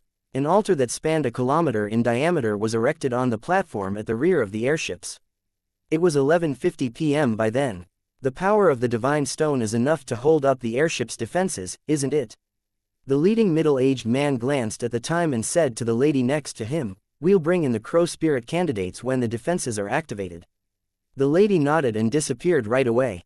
Soon, a semi-transparent defensive layer formed quickly the air above the airship platform, engulfing the entire area. Looking from far away, the platform at the back of the airships was not the only covered area. There was also a semi-transparent membrane overlaying the bottom of the airships without the cannons. Approximately 2 to 3 minutes after the shield was formed, the lady who disappeared and the other man brought 10 young people in white robes in through the elevator. The muscular man who had just arrived was clearly a demigod judging by his aura. Meanwhile, the young people in white robes were of mixed genders and had different combat strength auras. 6 of them were on imperial level, and the one with the highest combat strength was on imperial level purple gold rank. The other 3 were on high immortal level. The last one was on holy fire level, having just stepped into white flame level. The leading middle-aged man glimpsed through the bunch of young people in white robes and began speaking, being selected as a crow spirit candidate as an honor. "However, only one among you will be elected as the crow spirit, the crow god's representative in this world. We won't know who'll be elected until the very last moment. The election has nothing to do with your combat strength or ability. The will of the crow god will determine the final decision. For those who aren't selected, don't give up. You're an irreplaceable purple crow member. Be diligent in cultivating. You'll still have the opportunity to go for my position as crow leader." The middle-aged man held his head down and looked at the time after he was done speaking. It's almost time now. Let's begin. Chapter 1001. Lurker Lin Huang hid in the alternate dimension and watched everything that was happening on the platform of the airships through the semi-transparent defensive shield far away.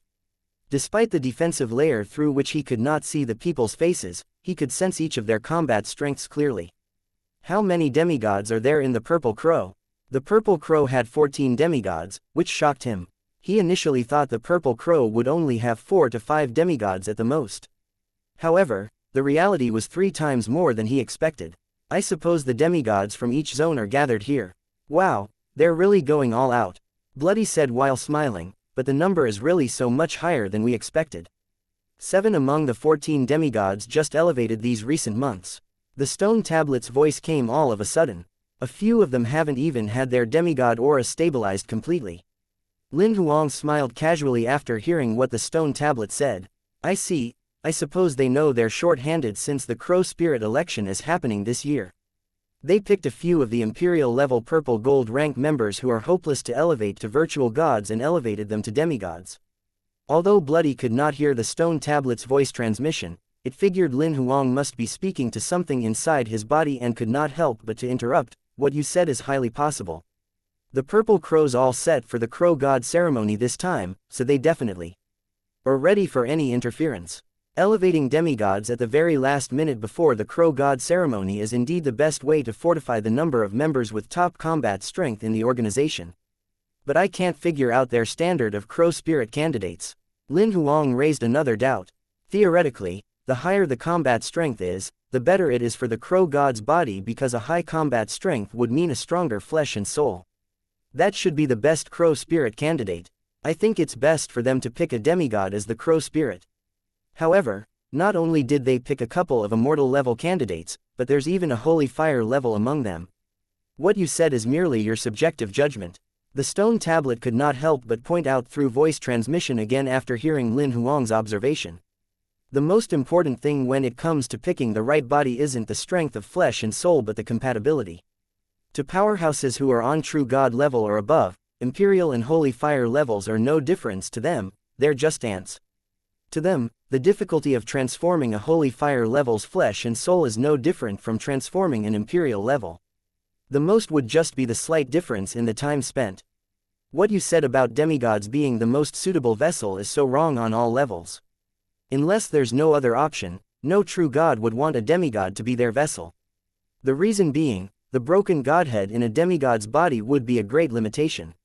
Using a demigod as their vessel would mean that the maximum combat strength of the vessel can only be perfect stage demigod level. On the other hand, the true god could possibly train the candidate to virtual god level or even true god level if he picks an imperial or immortal level candidate with outstanding potential. While Lin Huang was in a heated discussion with the stone tablet and Bloody in the alternate dimension, the world out there was tossed into chaos as well. Below the sea level of the tranquil ocean, the people from God Bless hid in a demigod relic space a couple of kilometers away from Lin Huang's alternate dimension. The demigod relic was disguised into a liquid droplet and rippled following the waves on the tranquil ocean. The people in the droplet observed everything that was happening on the airship not far away. 2 people in the space were fighting. Commander Feng, I think we should give up on the second target of our mission, which is the Crow Spirit. As soon as the Purple Crow takes the detective eye out, we'll snatch it immediately. We don't have to wait for the Crow God ceremony to begin so that we can avoid unnecessary trouble, Shen Yu suggested directly. Shen Yu, Master God's messenger, gave us 2 missions. You're asking us to give up on one mission before we've even begun. What are you trying to do here? Commander Feng looked at Shen Yu in contempt. So, let me say this to your face. Your suggestion has been rejected. I'm the commander and it's my call. I want both of the mission targets. We're not giving up on any of them. Feng Li, it only takes a few minutes to transform the Crow Spirit's body. If you want to capture the Crow Spirit, you can only do that within those few short minutes. It undoubtedly raises the difficulty of the mission by heaps. If we fail to capture the Crow Spirit within the given time, we'll be fighting an opponent who is comparable to perfect stage demigod level or even virtual god level when the integration of the Crow Spirit and the Crow God is completed. By then, we might not even complete any of our missions. Then, we'll capture the Crow Spirit within the few minutes of transformation. Feng Li insisted while glaring at Shen Yu. You mother. A young man gripped Shen Yu's shoulder and shook his head when Shen Yu almost cursed out loud. It was the other Division 3 captain, Li Qing. Shen Yu, if you insist on disobeying my order like this, I'll talk to Master God's messenger and send you out of Division 3 when the mission is over. I don't need you to talk to him. I'll do it myself. You as kisser, I've been tolerating you for way too long. I'll report your misguidance if this mission fails. In his rage, Shen Yu shook Li Qing's hand off from his shoulder and began screaming. Lian and the other three who stood aside turned pale from the scare. Even Captain Li Qing smacked his forehead, feeling helpless about the situation. Shen Yu, are you asking for death? The intention to kill flashed in Feng Li's eyes. All right, let's take a step back. We're on a mission now. Both of you can solve the conflict between you guys after the mission is over. Don't interfere with the mission. A tall and big fatty walked past Feng Li and stood between both of them.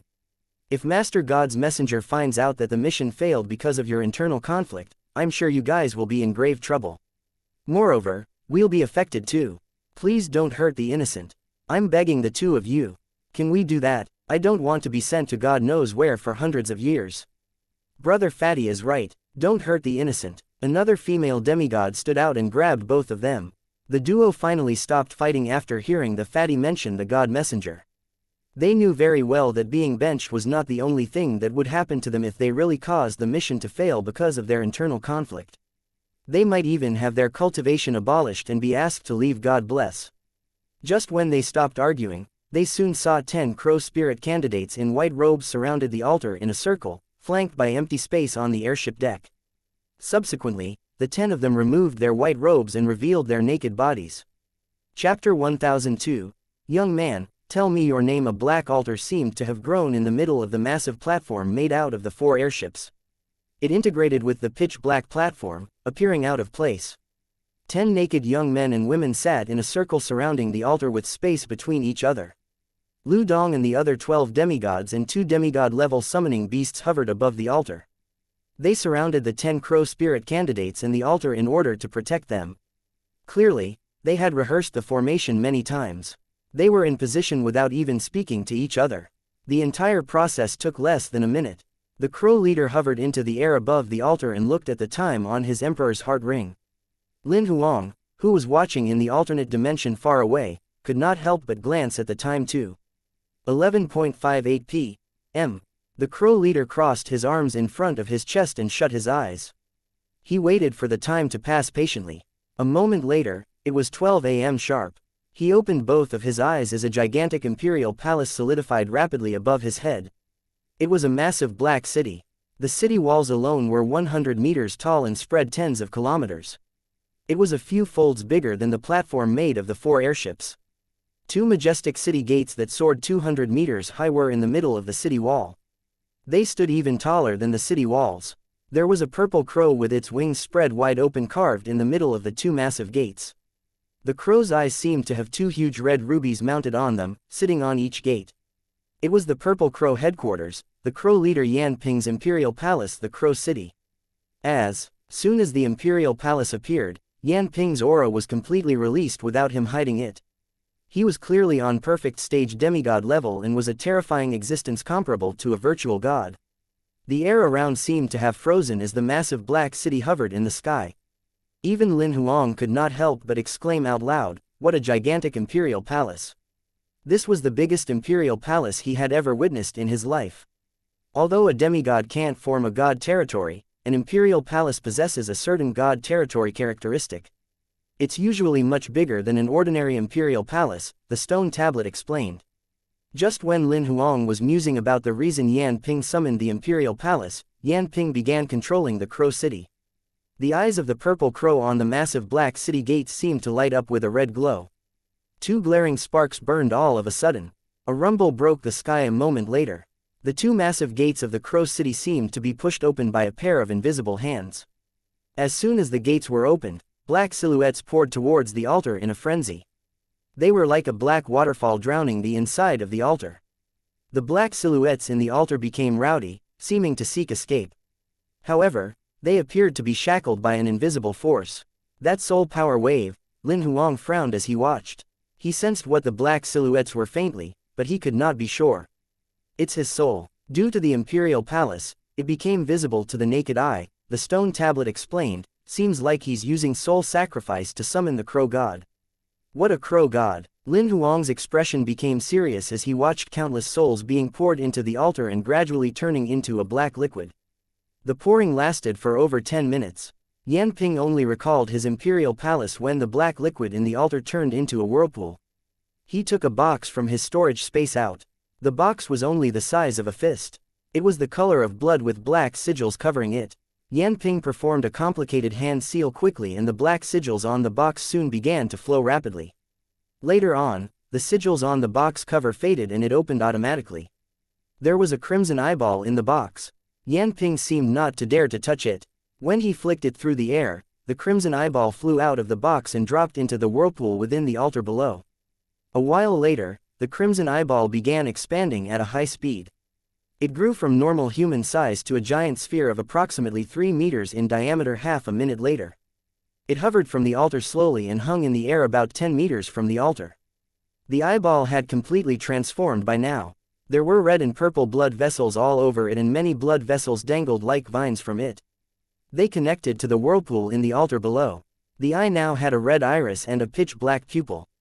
An ominous aura spread across the space, lingering in this broken mini-world. Even Lin Huang felt a slight suppression as he watched everything far away in the alternate dimension. He had goosebumps all over and his scalp tingled numbly.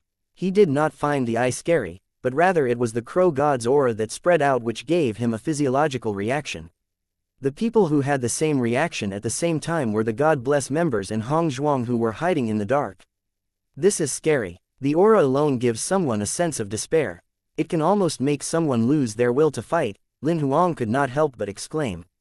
Apart from a true god's holy power, this crow god should have some other suppressing power that exudes such spiritual oppression that's so much higher than others who are on the same level as he is, explained the stone tablet. On the deck of the airships, everyone including the crow leader Yan Ping, the other 13 demigods and the 2 demigod-level imperial monsters fell from the air onto the deck due to the crow god's holy power. The 10 naked men and women at the border of the altar were quivering. They were not afraid, but it was a physiological terror that made them lose control of their bodies. All demigods had divine power in their bodies, so they had a certain resistance to such holy power. However, people below demigod level who had zero divine power in their bodies were like naked humans in the snow whereby they could not resist the holy power's suppression at all. Yan Ping, who hovered above the air, spoke as soon as the eyeball had completed its transformation. Master God, we've picked 10 crow spirit candidates. You may select the crow spirit. The eyeball peeped at Yan Ping and subsequently glanced through the 10 naked men and women below one after another. Less than 10 seconds later, the eyeball stared at the 5th person all of a sudden after it had just glanced through 5 of them. Yan Ping and the rest held their breaths. He's done picking so soon. The eyeball was staring at the young man who had the lowest combat strength among the 10 candidates. The young man looked only 17 or 18 years old. He was skinny and stood less than 1.7 meters tall. Despite his tan skin, he was not considered good-looking. There was a circle of black, complicated sigils on the left side of his chest which looked like a black tattoo. There was a massive amount of black fog billowing out of the eye, forming a massive black silhouette before the young man. The black shadow looked like a crow spreading its wings, and there were 108 red pupils on the black silhouette's head like a sky full of stars. Young man, tell me your name. The black silhouette's head came less than a meter before the young man and asked for the young man's name. Its voice was overlapping. It sounded like more than 100 men and women talking at the same time. The young man's shivering body surprisingly calmed down as he looked at the black silhouette's 108 pupils that looked like stars. He told his name without hesitation. My name is Xiao Mo, Chapter 1003, A War Has Begun. When the crow god asked for the young man's name, Yan Ping and the rest of the demigods knew very well that the crow god had basically decided on the crow spirit. However, Lu Dong and the rest were a little confused. Among the 10 candidates, the crow god had gone for the one with the lowest combat strength. Furthermore, he went for the most inconspicuous person. Almost everyone thought the young man who had just broken through to white flame level recently was just a stand-in for the crow spirit candidate. Even Xiao Mo himself thought the same too. However, Never had he thought that the crow god would select him right away. The black silhouette, which was the incarnation of crow god, asked in a deep voice, "Xiao Mo, are you willing to be my crow spirit?" His voice remained overlapping. "I do." The young man nodded vigorously. "The deal is done." As soon as the crow god was done speaking, crimson beams of light shot out of the 108 pupils at the same time. It was as if a bloody sun was shining with an endless glow, causing everyone to shut their eyes. The red glow only went off for a second. As soon as their vision recovered, they saw Xiao Mo hanging midair and the crow god's black silhouette entering his body at a high speed by turning into a black fog and entering through his mouth and nose. Xiao Mo's body hovered into the air without him controlling it. His flesh and bones were disintegrating. Subsequently, his body was reforming at a speed that could be seen with the naked eye. However, the process was clearly an unpleasant one. While Xiao Mo's flesh was flying all over in the air, the remaining 9 candidates were frowning slightly as they witnessed the horrible scene while hearing his devastating shriek. In a droplet disguised beneath the tranquil ocean, Commander Feng Li put on a golden mask and ordered without hesitation upon seeing Xiao Mo being wrapped within the crow god, "Let's go." As soon as the order was issued, Shen Yu and the other 3 demigods who wore their masks got out of the droplet space. 1,000-meter-high wave rumbled on the tranquil ocean, advancing toward the airship. 4 white silhouettes were riding on top of the massive wave. The 4 had a majestic aura, clearly exhibiting their demigod status. Furthermore, one of them even had the same combat strength as Yang Ping, which was perfect stage demigod level. The crow leader Yan Ping narrowed his eyes as he watched the wave coming. "Lu Dong, bring the 9 candidates with you. Leave the imperial monsters behind." Lu Dong had no objection upon hearing the order. He was different from Lin Huang, whereby he was purely an imperial censor, and his combat ability lagged far behind compared to his imperial monsters. Although he was a demigod, he might lose if he encountered an imperial level who was experienced in combat. "All candidates, follow me." Lu Dong knew he would be a burden if he stayed, so he obeyed the order directly. The 9 of them stood up immediately. They did not even take the white robe lying on the ground and ran toward Lu Dong with their naked bodies. They had rehearsed such a crisis multiple times before. They followed Lu Dong into the elevator without saying anything. On the massive platform, only 13 demigods, 2 demigod-level imperial monsters and Xiao Mo, who hovered in the air taking in the crow god's transformation above the altar, were left. The giant wave collided with the giant airship's defenses almost at the same time that Lu Dong brought the 9 candidates away in the elevator. Shen Yu and the other 3 demigods attacked at the same time as the collision. Shen Yu held a demigod battle saber and swung it across the sky. A crescent-shaped black glow charged out and collided with the defensive layer. Li Qing held a blue sword weapon in his hand. A dazzling white glow shone when the tip of the sword struck the shield. Meanwhile, the female demigod held a silver sword in her hand. The tip of the sword also smashed into the defenses as she swung it across, and a silver glow exploded like fireworks. However, the one who had the most powerful combat strength was the tall and big fatty.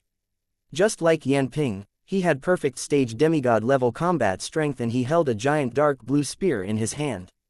The giant spear was 5 meters long and the body was in a spiral form. When the fatty laid his palms at the bottom of the spear handle, the giant spear shot out into the air. Everywhere the tip of the spear passed by became distorted, including the air. Yan Ping and the other purple crow demigods had a dramatic change of expression when they saw the power coming from the spear. "Is that a god relic?" Meanwhile, Lin Huang, who was hiding in the dark, was shocked. "Is that the Ba Huang spear?" The Ba Huang spear was the god relic spear that Lin Huang had auctioned off at the Wanbao auction earlier, which turned out to be a bought-in. Someone bought it with 3 god figurines and 2 demigod soul crystals later on. Never had he thought it would end up with God bless. Soon, the Ba Huang spear tip hit the defensive shield formed by the 4 demigod airships.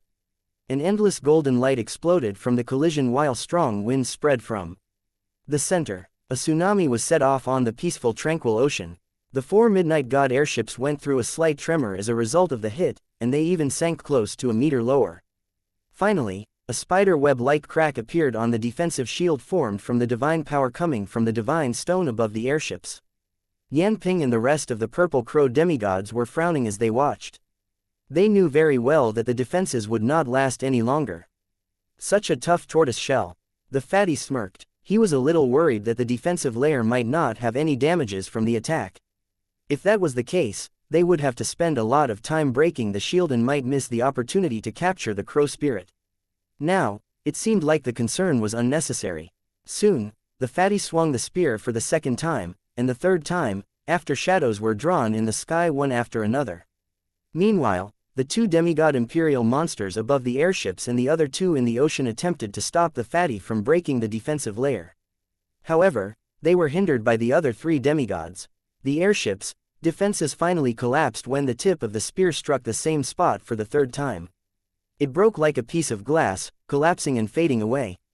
Finally, everything on the platform was clearly exposed to the outside world.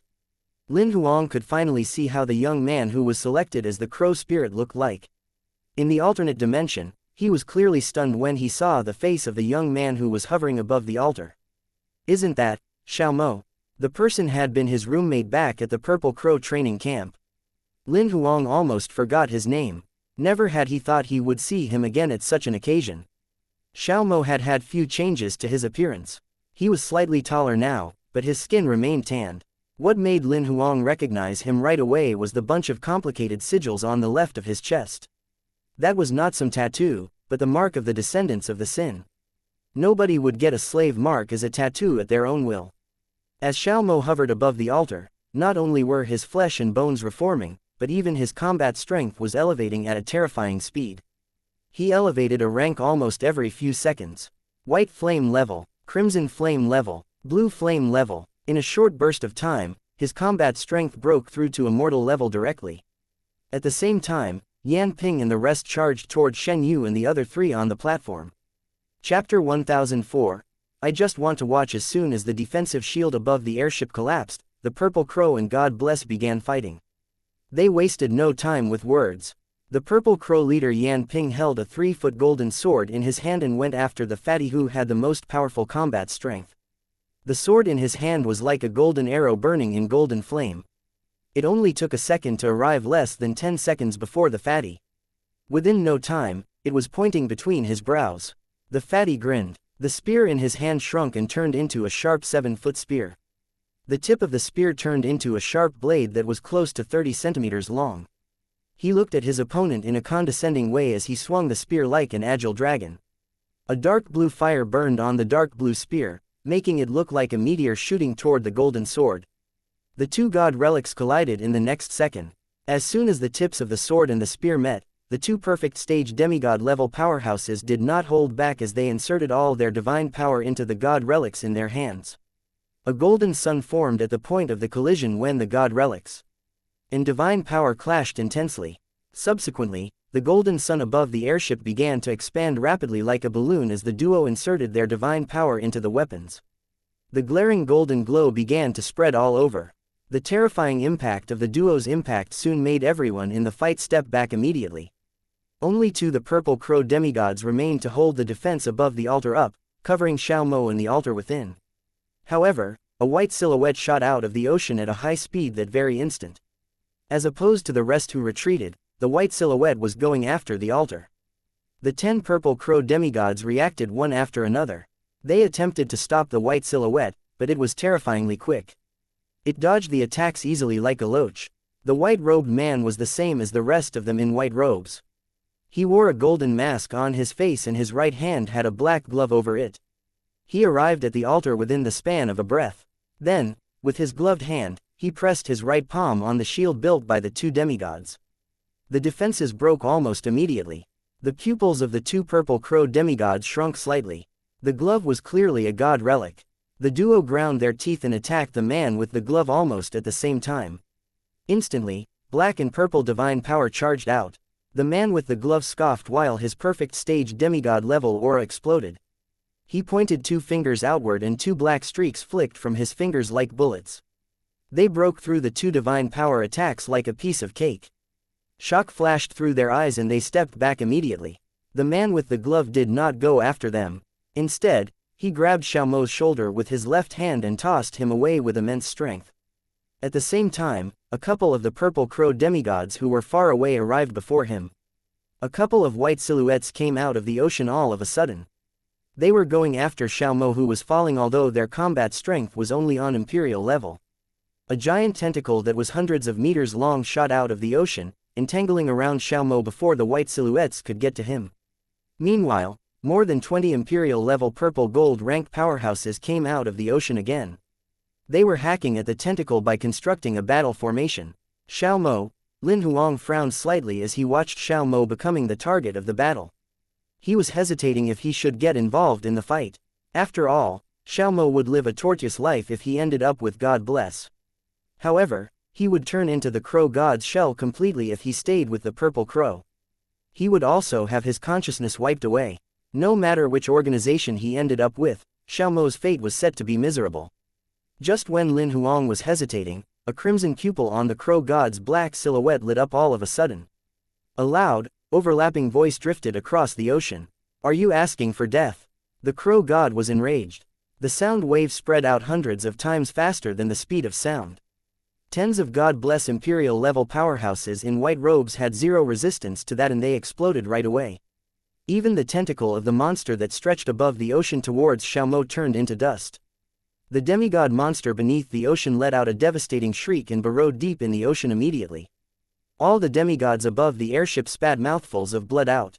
Even the two perfect stage demigod-level powerhouses who were fighting held their breaths. The golden sun between their god relics that had been maintaining its balance shattered. The duo stepped back immediately because they knew very well that the explosion caused by the collision should not be underestimated. However, Feng Li, who was wearing the glove, did not leave the airship deck just yet.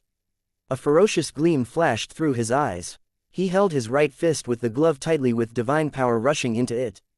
He was punching the detective eye. "You're asking for death." A furious voice came from the detective eye at that moment. The eyeball shifted its focus and glared at Feng Li. A powerful spiritual suppression was released from the detective eye just then. Even Lin Huang, who was in the alternate dimension a couple of kilometers away, felt his heart sink. Bearing the brunt, Feng Li froze completely as if he was entrapped in a spell. In reality, apart from him, nobody knew what had just happened. He saw a real crimson eye through the detective eye. The second he saw the eye, his soul went through an intense tremor like an earthquake. Fortunately, a golden glow came to suppress the tremor. His soul was stabilized and he narrowly escaped having his soul destroyed. However, his eyes shattered instantly. While it was the price to pay for an ordinary person to look at a true god, it was also the lowest price one could pay. Although he escaped death from the soul-type god relic in his soul which he prepared ahead, the power from the true god's eye struck the god relic, so it still rang intensely in his head. He lost all of his senses at the moment, and his divine power retreated back to his body.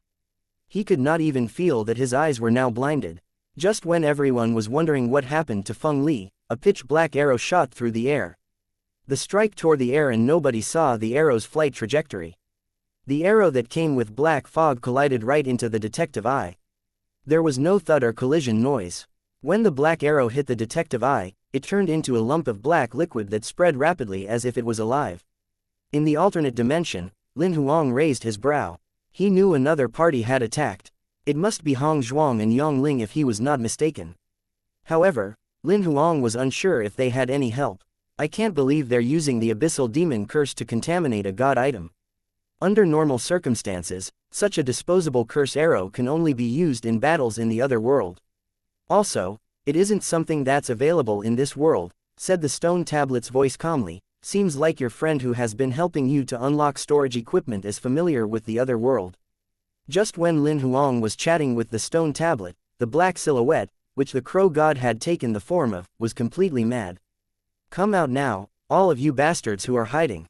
The voice diffused more than 100 times faster than the speed of sound. Everyone who was hiding in the dark within 1,000 kilometers was forced out. Even Lin Huang was squeezed out of the alternate dimension by a mighty force after sensing a tremor. The Ninetails lynx that was sitting on his shoulder looked solemn like it had never before as it watched the crow god which had taken on the black silhouette form. "What's wrong? I just want to watch." Lin Huang looked aggrieved when he saw many members from the Purple Crow and God Bless staring at him. Chapter 1005.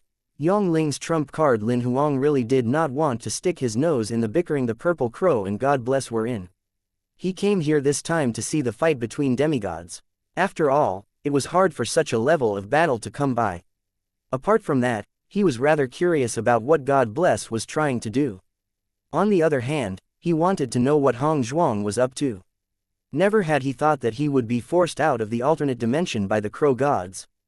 Projection. Lin Xie, among the God Bless members, Li Qing and the rest soon recognized him. The division that Li Qing was in had issued the order to capture Lin Xie.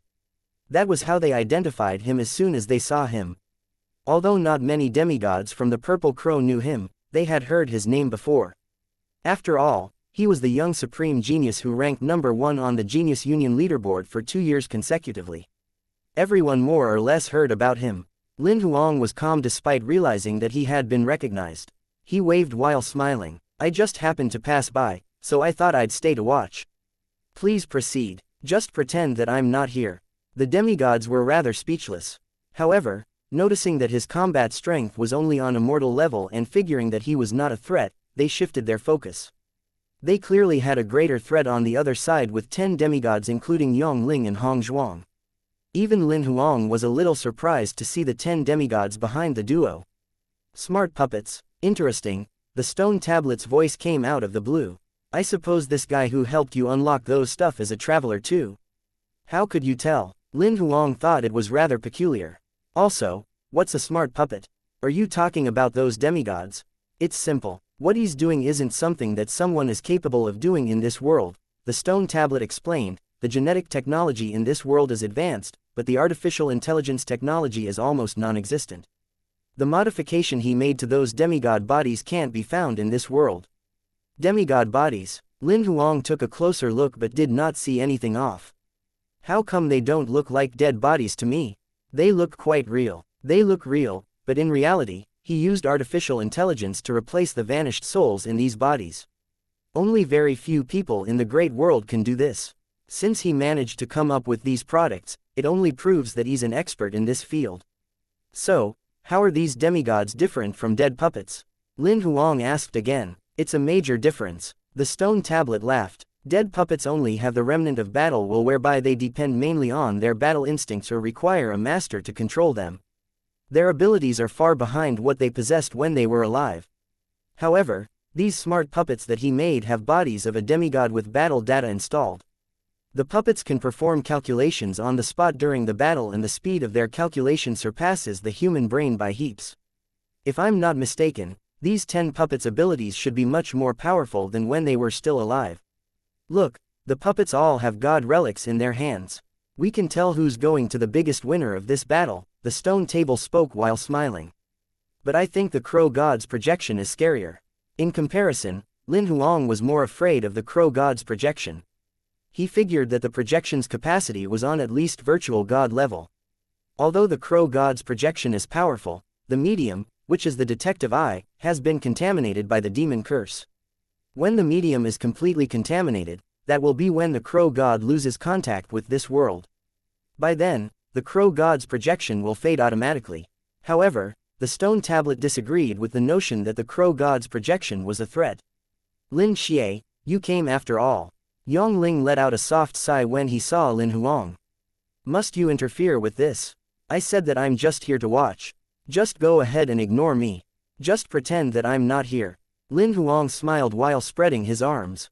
Standing aside while observing Lin Huang, Hong Zhuang asked all of a sudden, did we meet somewhere before? The last time, I went looking for Yong Ling to unlock the stuff at the hotel. It was you who opened the door, Lin Huang replied naturally, don't you remember that? That's not it, I mean before that, did we meet somewhere else? Hong Zhuang proceeded to ask. I don't think so, I'd definitely remember you if we had met before, Lin Huang denied directly. He did not want to have any association with Hong Zhuang at all. Just when Hong Zhuang wanted to say something, she was interrupted by the crow god's projection. The 108 crimson pupils on the gigantic black projection stared at Hong Zhuang and the rest. I'll keep your dead bodies in one piece if you give me the anecdote. The overlapping voice was as if 100 men and women were talking at the same time through everyone's ears. I'm sorry, I'd like to live, so I'll reject your offer. Yong Ling took a step back. Lin Huang sensed no cultivation aura on Yong Ling, but he had no idea why he seemed like he was standing on the ground when in reality, he was standing in the air. Go to hell then. As soon as the crow god's projection was done speaking, a black thread stretched from its projected body at a terrifying speed hundreds of times faster than the speed of sound. It pierced through Yang Ling's body in the next second. The hit was so fleet that even Lin Huang did not manage to react in time. He saw Yang Ling's body being stabbed by a black thread and he was pitched high into the air. Lin Huang frowned, but soon something shocking happened. Yang Ling's body that was tossed into the air like a ragdoll disintegrated into cubes rapidly and soon vanished. However, countless cubes reformed next to Hong Zhuang in the next second. To Lin Huang's fascination, Yang Ling's body seemed completely unharmed. Crow God, you can't kill me with your projection alone. Yang Ling seemed like he was narrating a fact expressionlessly. HMPH. Another black thread stretched out after the scoff, piercing through Yang Ling's body again. As his body disintegrated into cubes, more black threads extended from the Crow God's projection to attack the thousands of cubes. However, the cubes that were attacked merely broke into smaller cubes instead of being destroyed completely. Just like that, the thousands of cubes broke into smaller cubes again and again. Eventually, they broke into millions of tiny cubes that were almost invisible to the naked eye. By then, the Crow God recalled the black threads grudgingly. In the next second, Yang Ling's body consolidated next to Hong Zhuang again. This time, it took slightly longer than before. No wonder you're so arrogant before me. It seems that you've mastered the rule-bending power, the Crow God's projection spoke calmly. It clearly knew what Yang Ling was doing. You're worthy of being called the Crow God. Yang Ling grinned. Let's make a deal. Chapter 1006. Rich as the word. Lin Huang was dumbstruck as he watched Yang Ling, who he thought had zero cultivation, remain unharmed after being attacked by the Crow God's projection twice. He was even more shocked when he heard the conversation between the Crow God and Yang Ling. The rule-bending power, isn't that something that can only be mastered by a true god? Could Yang Ling be a true god? Has he been hiding his aura? Is this why I can't sense it? He didn't hide his aura. He really has zero cultivation. The stone tablet's voice soon came into Lin Huang's ears. Then, why did the Crow God say he mastered rule-bending power? Hearing the question, the stone tablet fell into a moment of silence before answering. Maybe he used to be a true god or even a more powerful being. The stone tablet's answer made Lin Huang stare at Yang Ling in awe. At that moment, Yang Ling began talking to the Crow God. He showed no respect to the Crow God, using a tone that he usually spoke to the neighbors with. Let's make a deal. I'll remove the curse on your eye and let you complete the crow spirit transformation. The condition is that you'll give us the eye. Who do you think you are? It was you who cast the curse, but you're using that against me now. The Crow God's projection rejected the condition directly. He was clearly disgruntled judging by his tone. Yang Ling fell into silence for a moment with his head down. He then lifted his head to look at the Crow God's projection. I'll owe you a favor. I can do one thing for you when I get to the great world, as long as it's something that doesn't cross the line. Yang Ling's offer made the Crow God fall into silence. He seemed to be thinking about whether the deal was worthy or not. He seemed to have come to a final decision a moment later. I decline. Although you might be a true god or even a more powerful existence before, you have zero cultivation now. It's simple to determine from your aura that you've been staying in this broken world for a long time, but you've remained cultivation-less. It proves that something is very wrong with your body, or maybe something is wrong with your cultivation base. No matter what's wrong with your body, judging from your current condition, the probability of you getting back to your initial combat strength is almost zero. I'd accept the deal you made without hesitation if you were at your peak, but now, your favor means nothing to me. Hundred-eyed dark crow, think carefully. If you reject my suggestion now, you might not have the opportunity to come to this gravel world again in the future. Yang Ling called out the Crow God's tribe name directly. He clearly knew about the tribe very well. Are you threatening me now? The Crow God knew that his projection would be destroyed as soon as the medium was completely contaminated. Furthermore, if Yang Ling obtained the medium, he would definitely disconnect the eye with the Crow God's consciousness.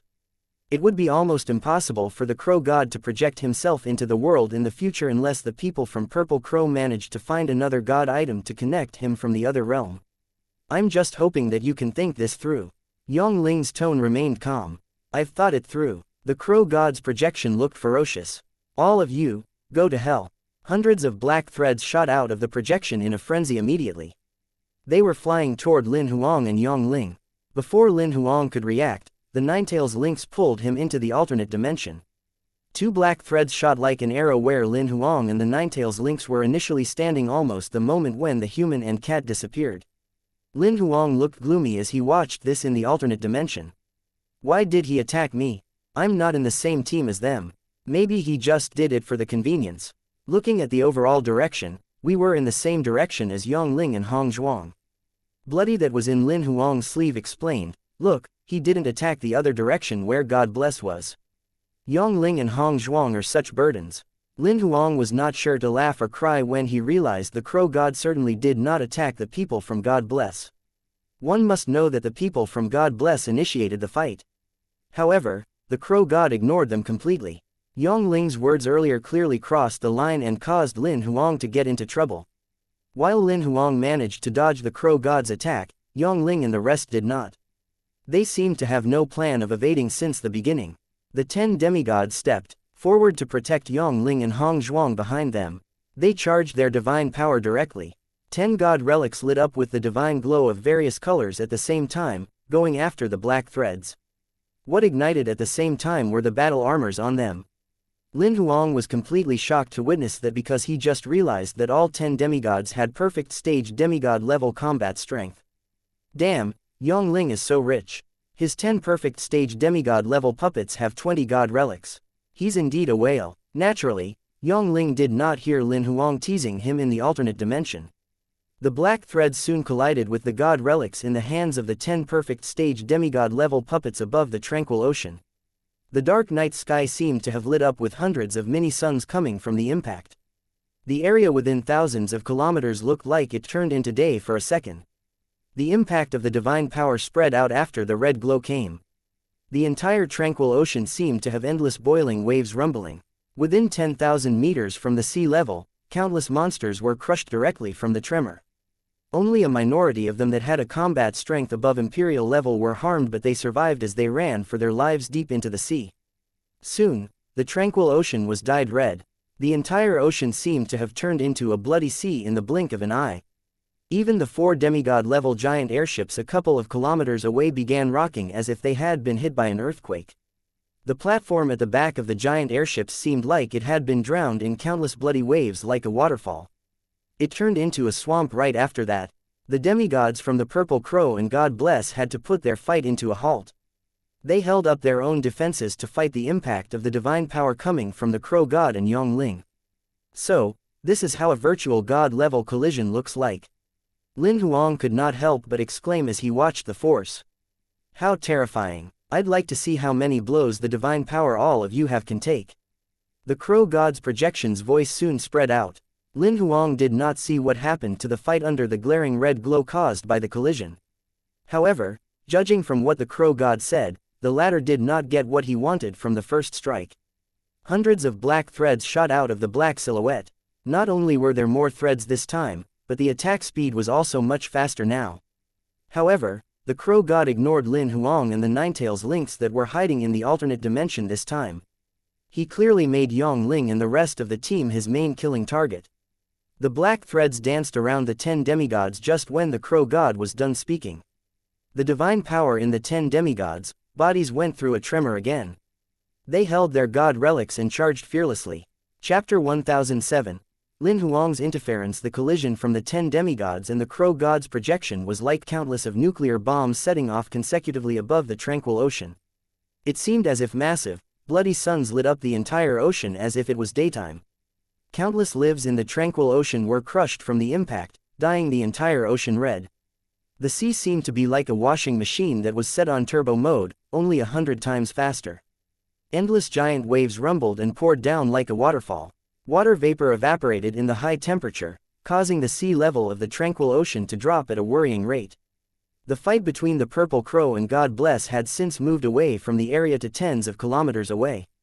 Apart from Yongling and his team as well as the Crow God's projection, Lin Huang, Bloody, and the Ninetails lynx in the alternate dimension and Xiaomo whose combat strength remained elevating were the only ones left.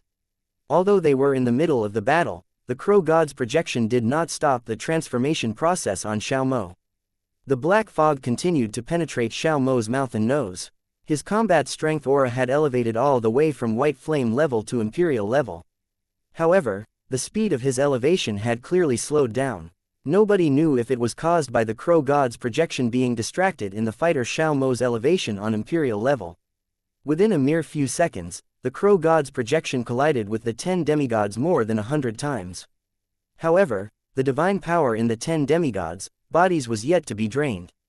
Even Lin Huang thought it was rather odd. Theoretically, demigods could not generate divine power in their bodies. The divine power in their bodies would dwindle whenever they used it. Naturally, the Crow God noticed that too, but he did not plan to stop attacking just yet. I didn't tell you earlier, but the divine power in these demigod puppets' bodies can't be drained. I want you to experience it yourself. Yang Ling's voice came behind the demigod puppets. After all, you'll only believe it after experiencing it. The Crow God's projection scoffed and he did not slow down on his attack at all. Do you know why the divine power in these puppets' bodies can't be drained? Yang Ling's voice soon came again. Because I installed the true God's divine fire in their bodies. The divine power in their bodies are bottomless, they can never finish it. You're lying. A demigod's body can't handle the true God's divine fire at all unless the true God gave it up willingly, the Crow God finally responded. What if I made the divine fire myself? Yang Ling asked. The Crow God fell into silence at that moment. I spent hundreds of years studying the Godhead and divine fire, so I've finally managed to come up with the divine tinder more than 100 years later. After that, I spent decades figuring out a way to integrate the divine tinder. Unfortunately, I've not experienced a breakthrough in studying the Godhead. Otherwise, you would see more than just demigods today, Yang Ling explained while smiling. Give it up. The speed of the divine power supply in these puppets' bodies is comparable with a true God's. It's impossible for you to defeat them by draining the divine power in their bodies. Yang Ling proceeded to advise the Crow God. The suggestion I gave still stands. As soon as you give us the eye, we'll remove the contamination immediately so that you can complete the Crow God ceremony. The Crow God turned his head to look at the detective eye, 80% of which had black goo dripping all over it. Only a small portion was untouched. You're running out of time. Yang Ling peeped at the direction of the detective eye and bent his head down to look at the time on his emperor's heart ring. Looking at the current progress, the eye will be completely contaminated within 30 seconds at the most. You won't be able to complete the transformation of your crow spirit. As soon as the eye is completely contaminated, you will lose contact with this world entirely and you'll disappear right away. Really? The Crow God's projection laughed all of a sudden. His crimson eyes shifted away from Yang Ling and subsequently stared at Hong Zhuang. I suppose this lady is very important to you, isn't she? What are you trying to do? Yang Ling frowned slightly. You're too amateur to be playing tricks with me. As soon as the Crow God's projection spoke, a black thread that was the width of a hair revealed itself on Hong Zhuang's neck. The black thread wound around her neck, sinking into her skin a little. The Crow God had placed the black thread there secretly during the fight earlier. He hid its aura intentionally as well as its trace. Remove the contamination on the eye if you want this lady to live. The Crow God's projection chuckled cunningly. You're a true god and you're threatening me, an ordinary human with a lady. Do you think this is right? Yang Ling taunted. Quit your nonsense. Do you want her to live or do you want her to die? The black thread that was the width of a hair on Hong Zhuang's neck tightened slightly now. Release her. You have my word. Yang Ling scowled and fell into silence for a moment. Eventually, he made up his mind. Don't give him what he wants. Hong Zhuang shook her head at Yang Ling. You better be quiet, lady. The thread the Crow God had tied on Hong Zhuang's neck tightened even more now. Blood was flowing from the cut on Hong Zhuang's neck. The Crow God then looked at Yang Ling. Remove the contamination. I'll release her as soon as you do that. I don't trust you. Release her first. It's not your choice whether to trust me now. The Crow God's projection smiled. This is the only option you have. I don't plan to give you another option. All right then, I hope that you'll do as you promised. Yang Ling decided to compromise in the end. A demigod puppet with a battle bow in his hand soon walked out among the 10 puppets. Clearly, he was the one who had shot the arrow at the eye to contaminate it earlier. He moved and appeared next to the eye above the airship in the next second. He touched the battle bow in his hand to the eye. The black goo that occupied close to 80% of the eye began fading away and flowed towards the battle bow in the demigod's hand. Lin Huang, who was in the alternate dimension, raised his brow as he watched that. He asked the Ninetails Lynx, can you cut his thread? It'll take some effort but it's doable, the Ninetails Lynx confirmed. Then, Cut the thread on Hong Zhuang's neck, Lin Huang ordered. Are you sure you want to do that? This would mean we're involved in this fight. Bloody's voice came out of his sleeve. Don't worry, the crow god has no time for us. Yongling won't give him the opportunity to do anything to us, Lin Huang assured with a smile. In the next second, the little white cat disappeared from Lin Huang's shoulder. Lin Huang saw the black thread on Hong Zhuang's neck being snipped off, then the little white cat returned to his shoulder. Yongling was stunned for a second and reacted immediately. He controlled the demigod puppet to recall the absorption of the demon curse on the battle bow. As a result, the demon curse began to contaminate the eye again. The crow god's projection noticed something off right away. The 108 pupils stared at where Lin Huang and the Ninetails lynx were hiding. Without a doubt, the crow god was enraged. Chapter 1008. Raider Lin Huang saved Hong Zhuang not because he knew her and Yongling. He did it because he did not hope to see the crow god complete the crow god ceremony, which would remove Xiaomo's consciousness and take over his body. Moreover, Lin Huang thought that the crow god threatening Yongling by taking Hong Zhuang as a hostage was shameless. He could not help himself but get involved in the fight. He was not afraid of the crow god's projection because it was limited to the eye, whereby it could not leave the latter too far away. If he wanted to run, the Ninetails lynx could always take him away. Another reason was that the crow god would be attacked by the enraged Yongling since Hong Zhuang was no longer a hostage. Furthermore, the eye would soon be completely contaminated. The crow god had no time for Lin Huang at all. As expected, the crow god only glared at Lin Huang as he extended tens of black threads out, sweeping toward the demigod who held the battle bow. He wanted to take the battle bow in his hand to remove the curse cast on the eye. Yongling noticed that and got help right away. A couple of demigods attacked the crow god's projection and Xiaomo from a distance. Feeling helpless, the crow god could only spend some effort to build a defensive shield. The war between the two parties began again. Nobody knew what technique Yongling performed when he sent Hong Zhuang away by merely a wave of his hand. He was the only one left watching the battle. This round of fighting was completely different from before. To protect Hong Zhuang earlier, the 10 demigods stood guarded in front of her. Even if they attacked, they did so from a distance. However, a couple of demigod puppets charged straight at the crow god's projection and Xiaomo as soon as the battle took place. The crow god's projection felt more pressure than before. Infinite large, bloody suns lit up in the air when the demigods collided with the crow god's projection. The sky above the tranquil ocean and the water turned red. It looked like doomsday was coming. Circles of divine power swept in all directions in the form of endless wind while the entire tranquil ocean rumbled with waves. Thanks for helping me earlier.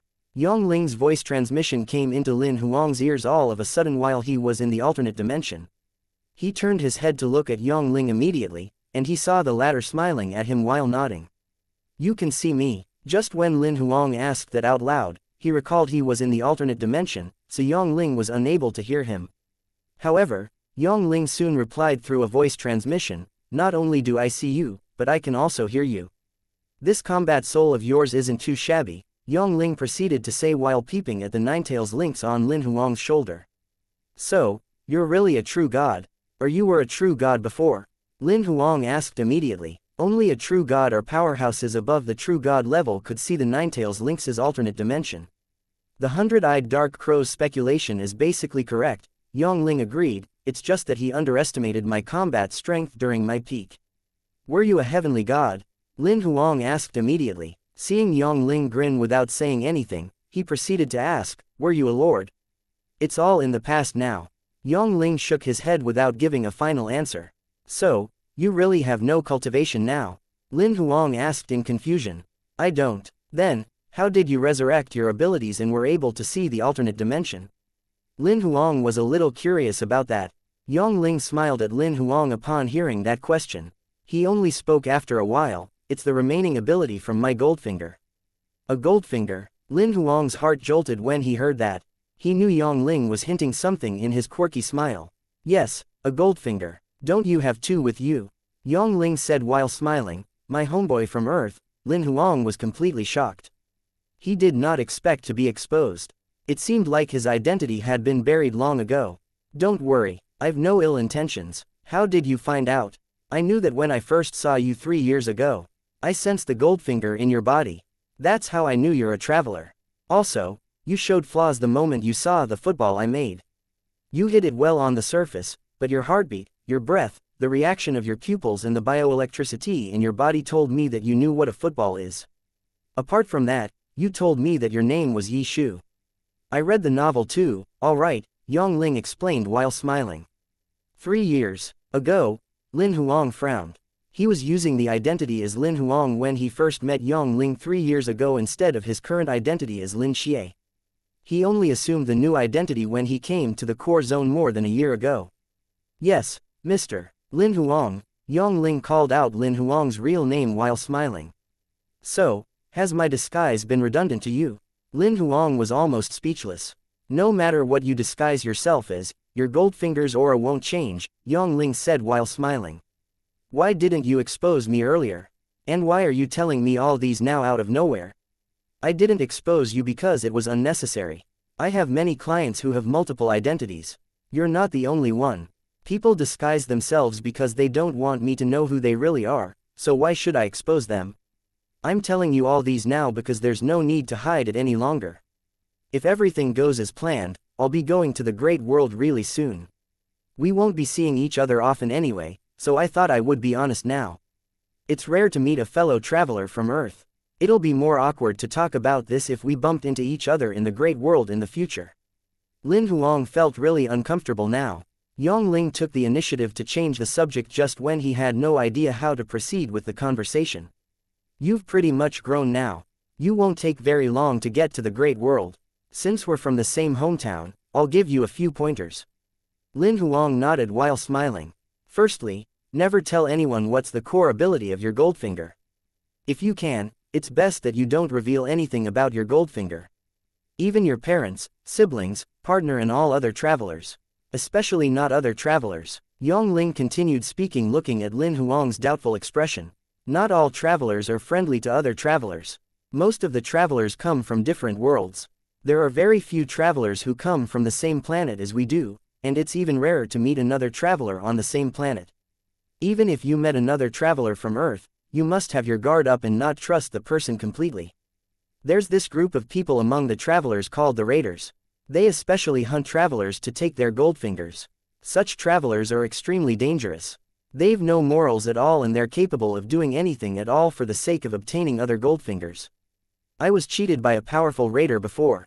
That's how I ended up like this. He attacked me and took my Goldfinger away. I would have been dead if I didn't escape with my very last gush of a soul from self-explosion at the very critical moment. I thought I could start over again, but never had I thought that my cultivation base was destroyed because my soul remnant was severed. Moreover, I was left with less than 10% of ability in my Goldfinger. It's difficult for me to go down the cultivation path again, let alone obtain the combat strength I had back then. So, have you found a way to cultivate again? Lin Huang could not help but ask because he heard Yang Ling mention that he would go to the great world soon. Pretty much. A slyness flashed through Yang Ling's eyes. If I succeed, Chapter 1009, the little elephant swings its trunk above the tranquil ocean, the crow god's projection and 10 demigods clashed again and again. The entire ocean thundered. The transformation the crow god was performing on Xiaomo did not stop just yet. His combat strength had entered imperial level white gold rank and was still elevating. However, the detective eye above the altar was 95% covered in black goo. It would be completely contaminated soon. Naturally, the crow god noticed that, as well, so he was panicking. Lin Huang and Yang Ling, who were chatting a couple of kilometers away while watching the fight, felt something happening on the battlefield out of nowhere. A terrifying red glow lit up the 108 pupils on the crow god's projection as if a blood-colored laser was shining in the dark. At that moment, the 10 demigods stopped moving as if a spell was cast upon them. A black thread turned into a long whip as it shot into the air. It lashed through a demigod's right arm in the blink of an eye, severing the muscular limb right away. Blood spurted out from the wound. In the next second, the black thread wrapped around and grabbed the battle bow from the severed arm directly. It then pressed the battle bow onto the eye that was almost completely contaminated now. As soon as the battle bow touched the layer of black goo, the sticky goo began to rush toward the battle bow as if it was alive. The black goo that was covering the eye began fading slowly. Subsequently, hundreds of black threads came out of the black silhouette which was the crow god's projection in a frenzy. They were going after the 10 demigods who were unable to move. Noticing that the threads were going to pierce through the demigods' bodies, Yongling raised both of his arms suddenly and moved all 10 fingers. The 10 demigods who were unable to move seemed to have their mobility recovered in flash. They activated the gold relic in their hands to strike the black threads. Even the demigod whose arm was severed had his limb grow back soon. He held a golden arrow in his hand, tossing it out after covering the entire arrow with divine power. A golden glow flew into the air. As the golden glow flashed, it pierced through the black thread that was wound around the battle bow. The black thread was torn into a few parts as a result of the attack. A silhouette flew across the sky at a high speed. He stretched his hand and picked up the battle bow to stand hundreds of meters away. It was the demigod whose arm had been severed earlier. At the moment, the eye that was initially 95% contaminated was left with 80% corruption since the crow god's projection used the battle bow to remove the curse. Although the actions of the crow god's projection earlier did not remove the eye's contamination entirely, it bought him some time. A couple of seconds later, Xiaomo's combat strength finally arrived at Imperial level purple gold rank. He had reached the preliminary stage to qualify as the crow god's vessel. The crow god began inserting divine power into his body to transform him further. Consequently, his combat strength, body, and soul proceeded to heighten. To a crow god, a qualified vessel must have a minimum combat strength of Imperial level purple gold rank. If the vessel was to be used for a long time, its body and soul must be strong enough to take in the draining of divine power. The more thorough the transformation of body and soul with divine power was, the longer the vessel could be used. A perfect vessel that was transformed entirely with divine power could even last for more than 100 years. The crow god's divine power penetrated into Xiaomo's body again and again. It was the beginning of the body transformation. Each and every cell in his body was destroyed at a high speed wherever the divine power passed by. Right after that, the divine power would work on the recovery. The cycle repeated over and over again, and the cells in his body would become stronger from the repeated cleansing. However, Xiaomo, who was being transformed, was feeling a pain that was tens of times more intense than before. Although a tsunami was rumbling on the tranquil ocean, Lin Huang could faintly hear his devastating shriek. Lin Huang frowned slightly and looked toward Xiaomo, hesitating if he should help. Judging from the current situation, the crow god was buying time in an attempt to finish Xiaomo's transformation. As soon as Xiaomo's transformation was completed, he would turn into the crow god's projection's shell. By then, the crow god's projection would not need to use the detective eye to maintain his existence. Even contaminating the eye completely would do nothing to him. Therefore, Lin Huang knew very well that the crow god would definitely attack him as long as he helped Xiaomo. The crow god might even give up on fighting Yongling's 10 demigod puppets and come for him instead. Although Lin Huang was very confident in his god figurines, he had no faith in fighting a true god's will projection that was comparable with a virtual god's. During the few seconds Lin Huang hesitated, the contamination level of the eye above the altar went above 90% again. It would take 10 seconds at the most to corrupt it completely. Right at that moment, the battle took a turn again. A golden beam shot through the sky like a meteor. It was going after the demigod puppet who was holding the battle bow. The crow god's projection knew he had help now. He attacked the 10 demigods with more black threads now. None of them had managed to fight back. The golden beam soon arrived like a flash and crashed hard into the muscular demigod who held the battle bow in his hand. When the golden beam froze after the collision, Lin Huang managed to see who invaded the battlefield. It was the purple crow leader, Yan Ping. He was fighting a demigod who was exactly like him with a combat strength of perfect stage demigod level and holding a god relic in hand filled with divine power. They crashed. The demigod blocked the tip of the sword that was pointing between his brows with the crescent-shaped battle bow. A golden glow lit up in the air when the god relics collided. It was initially just a golden glow that was smaller than the size of a thumb. It began expanding rapidly at a speed that could be seen with the naked eye like an expanding balloon. A golden sun that was nothing less than a blood sun appeared out of nowhere within the span of a few breaths. It grabbed everyone's attention again. The other demigods wanted to help, but they were stopped by the black tentacles. They could only watch the large, golden sun growing in the sky and subsequently exploded. A silhouette shot out among the golden light. However, another silhouette passed through the exploded golden glow and went after the silhouette that shot out after turning into a golden flash. Yongling appeared serious. Although his demigod puppet was no weaker than Yan Ping in all aspects, Yan Ping was a legit sword cultivator. A sword cultivator was best in close-range combat. Meanwhile, the demigod puppet that was attacked was an arrow cultivator when he had been alive. He was best in mid-range combat. He could not perform at his full ability in close-range combat. Meanwhile, the other demigods were obstructed by the crow god's projection at the moment, so they could not help. Lin Huang squinted slightly as he watched the demigod puppet who was going to killed by the golden glow's sword and have its battle bow taken away. Just when Yan Ping was going to swing his sword, a silhouette came between the duo. It was a little elephant whose body was less than 2 meters long. Everyone was stunned to see the monster that invaded the battlefield out of nowhere. Even Yan Ping stopped moving. However, his expression soon turned cold. He wielded his sword in an attempt to kill the little elephant before him. The little elephant swung its trunk like a whip and collided with the golden sword glow. What happened next shocked everyone. An invincible force rushed toward the god sword relic in Yan Ping's hand. As it struck, the bones in his right arm that was holding the sword were broken immediately. Later on, a powerful impact spread through his body and he shot out without having the ability to control himself. He shot out tens of kilometers away within the span of a breath and fell into the tranquil ocean. The little elephant that swung its trunk at the god relic flew back a few kilometers away. It stood still and shook its head. There was not even a cut on its trunk. Chapter 10:10. The projection collapsing. The destructive divine mammoth's sudden appearance was beyond everyone's expectations. What shocked everyone even more was that this little elephant that cannonballed the perfect stage demigod level powerhouse far away only had a combat strength of imperial level purple gold rank. Furthermore, it suffered no injury after colliding with a god relic head-on. Apart from Yongling, nobody else could tell it was just a combat soul. Many people shifted their focus onto Yongling. They thought it was him who released the summoning beast. The crow god's projection was stunned for a moment and turned his eyes on Lin Huang's direction. Rage filled his eyes. He knew it was Lin Huang who had done that because it was the Ninetails lynx that sent the destructive divine mammoth out of its alternate dimension. Clearly, it came from the same person who was Lin Huang hiding in the alternate dimension.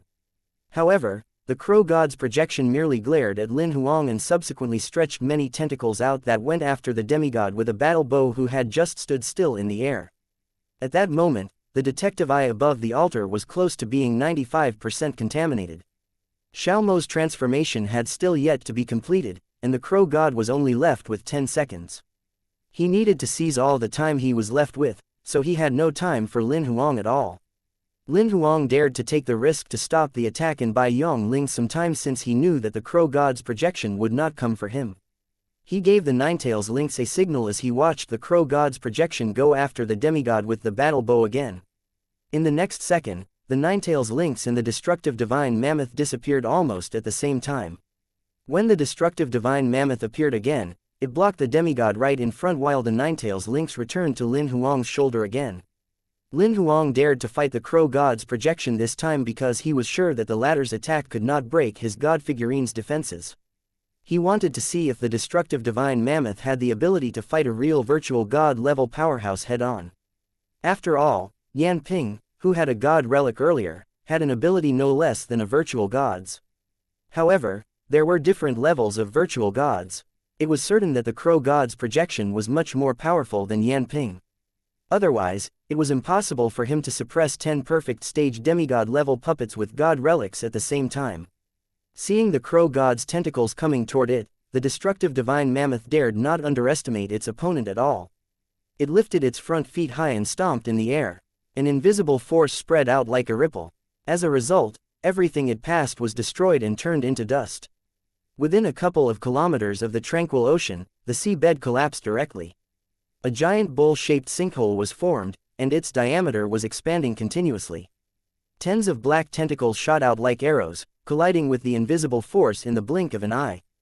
The tentacles were shredded at a high speed. However, there were black cracks in the invisible force at the same time and it seemed like the air was cracking. It seemed like it was a tie among the duo, surprising Lin Huang as he watched. Not bad. This god figurine's combat soul's ability is slightly more powerful than a virtual god rank 2's. It's close to a virtual god rank 3 standard now, but it's impressive that it manages to do this when it's still a child. The stone tablet's voice came into Lin Huang's ears all of a sudden. It's close to virtual god rank 3 now. Then, how about the crow god's projection? Which rank is he on? How about those demigod puppets with god relics? Lin Huang asked immediately. The crow god's projection is virtual god rank -3. Those demigod puppets are comparable with virtual god rank -1, the stone tablet answered immediately. So, they're 2 ranks away from each other. Theoretically, shouldn't the crow god's projection be able to suppress the 10 demigod puppets easily? Lin Huang could not understand that. The crow god can't use most of his abilities when he projects his will by crossing realms before he integrates with his vessel. Moreover, the 100-eyed dark crow isn't good at fighting physical monsters. Its physical attack technique is considered low among protosses of the same combat strength. Furthermore, those demigods have god armor relics defending them. It's a limitation to the crow god. It also causes him to be able to only perform 20 to 30% of his ability, the stone tablet gave a detailed explanation. I see. Lin Huang just realized that it was not the crow god's projection that was weak, but his abilities were limited too. Judging by the current situation, this destructive divine mammoth of yours is limiting him gravely. The destructive divine mammoth happens to be best at long-distance combat and defense while its ability is nothing weaker than the crow god's projection. If they were to fight head-on, the crow god's projection might not have the upper hand, the stone tablet smiled while saying. I've always thought that my combat soul's ability is just slightly more powerful than demigods or maybe on par with perfect stage demigod levels. Lin Huang realized that he had been underestimating his god figurine's abilities. How can it be? Your combat souls are all true spirit level monsters. If you really want to measure them by rank, they're far ahead of mythical levels. Even a mythical level monster that has a combat strength of imperial level purple gold rank would have an ability comparable to virtual god rank -1, let alone monsters of a higher rank, the stone tablet told another piece of common sense. To a mythical level monster, this is a huge divider. As soon as they arrive at this rank, their ability that's comparable with an ultimate evolution, legendary level, will be boosted exponentially. There is no comparison between the two. As Lin Huang and the stone tablet chatted, the battle turned intense like it never had before. The crow god's projection attempted to pass by the destructive divine mammoth to attack the demigod holding the battle bow directly. However, the destructive divine mammoth did not back off at all. It would stop the crow god as soon as he stretched his tentacles out. The crow god's projection was furious now. Seeing that the eye was going to be completely contaminated by the black goo, he finally could not help but use his trump card again. A crimson glow shot out of the 108 pupils, freezing the destructive divine mammoth and the demigods present. They could not move at all. The only ones that remained unaffected were Lin Huang in the alternate dimension and Yongling who was watching on the side. This attack must be draining for him. Lin Huang could not help but comment. This is his gifted ability. It's also one of the limited abilities he can use in the form of projection. However, he can only use this ability 3 times at the most when he's in projection form. By then, his projection will collapse entirely, the stone tablet explained. 3 times only, no wonder he hasn't been using it. After freezing all of his opponents, the crow god's projection did not even bother to look at Lin Huang and Yongling. He stretched his tentacle towards the demigod who had the battle bow in his hand again, taking it away. Before Yongling could control his demigod puppet again, the tentacle that grabbed the battle bow retreated rapidly. The crow god's projection could not wait to remove the curse on the eye to buy himself some time. However, Lin Huang signaled the Ninetails lynx again at that moment. The little white cat disappeared in the next second and appeared by the eye's side. The little white cat scratched the air as it watched the black tentacle advancing. In the next second, the tentacle that was grabbing the battle bow was ripped. A white silhouette flashed in the air, and the battle bow was now in Lin Huang's hand who was in the alternate dimension. The little white cat returned to his shoulder once again. The crow god's projection glared at Lin Huang in the other dimension. His eyes were so ferocious that they seemed as if they were going to bleed. However, he only glared at the eye's direction and looked away without thinking twice. He turned his body into a cloud of fog and went into the nostrils and mouth of Xiaomo who had yet to complete the transformation. At that second, only a thumb-sized area of the eye was uncontaminated. It would take less than 3 seconds for the eye to be completely corrupted. A silhouette appeared behind Xiaomo right just then. The silhouette held a golden talisman and pressed it to the back of Xiaomo's head. It was the leader of the God Bless mission this time, Feng Li. As soon as the golden talisman stuck to the back of Xiao Mo's head, it turned into a golden glow and penetrated his head. In the next second, a furious shriek came through the air. After having a small part of his body go into Xiao Mo's body, the crow god's projection stopped moving. His 108 bloody pupils glared deadly at Feng Li. "You're asking for death." Almost at the same time, tens of black tentacles flew out after Feng Li in an attempt to kill him. However, Feng Li was smirking at the same time. "You're running out of time. We'll gladly accept your crow spirit." A giant shield appeared before him as he spoke. It turned into an enormous metal wall dazzling with a golden glow, blocking the tentacles' attack. Since the first attack failed, the crow god attempted to attack again in his rage. However, his body began to turn into a fog that billowed out of control. The crimson pupils were dimming one after another, and they soon turned black. He looked up to see the eye above the altar being covered in the black curse completely. There were no gaps in between. As soon as the eye was completely contaminated, it only took a couple of breaths for the crow god's 108 crimson pupils to dim completely. His body that was turned into black fog faded rapidly and disappeared as his raging condemnation echoed. Chapter 10:11. The end. As the crow god's projection faded away, Feng Li pressed his hand to Xiao Mo's shoulder in an attempt to take him away. However, he sensed a silhouette flash by at a high speed. In the next second, he felt his left arm that he stretched out go numb. He realized that the portion below his left elbow had been severed and blood was spurting out of the wound. Almost at the same time, the crow spirit in his hand disappeared. Feng Li was only stunned for a moment, but he soon snapped back to his senses. Instantly, he knew who had done this to him. Lin Xie. He sensed everything within the range of his territory in an attempt to look for Lin Huang. However, a voice came behind him. "Are you looking for me?" Lin Huang appeared less than 20 meters behind Feng Li. He hovered above the rumbling tranquil ocean with a little white cat sitting on his shoulder. The little elephant that had fought head-on with the crow god's projection earlier was on his left, while the crow spirit version of Xiao Mo, whom he had taken away from Feng Li earlier, was on his right. At the moment, Xiao Mo was unconscious while his body hovered in the air. Lin Huang held onto his shoulder to adjust his posture. "Lin Xie, give me the crow spirit." Feng Li did not attack right away. He was even a little terrified of the Ninetails lynx that had severed his arm earlier. He did not really care for the destructive divine mammoth because he did not see it fighting the crow god's projection head-on earlier, so he had no idea that this god figurine's combat soul was as dangerous. "I'm sorry, he belongs to me now." Lin Huang waved his hand and the Ninetails lynx sent Xiao Mo into its alternate dimension. "I'm telling you to give him to me. Trust me, you don't want to mess with us." Feng Li's severed arm was regenerating at a speed that could be seen with the naked eye. However, his eyes that exploded from looking at the crow god through the detective eye did not have any signs of regenerating. Under the golden mask, his eyes were hollow and bleeding. "What? You don't even dare to say your organization's name?" Lin Huang did not care about the regeneration at all. "The commander of God Bless's Division 3 branch, Mr. Feng Li." Feng Li frowned under the golden mask. He did not expect his identity to be exposed in such detail. Not only did the person he was speaking to know about God Bless, but he also knew his position and name. "You know too much." After a moment of silence, Feng Li lifted his head slightly while aiming for where Lin Huang was with his hollow eye sockets that were filled with blood. In the next second, he pointed his fingers in a black god relic glove and launched his attack on Lin Huang. He was charging with full divine power as the black force coming from his fingers shot out like bullets, but tens of times faster. The force that was almost 100 times faster than the speed of sound arrived before Lin Huang in the blink of an eye.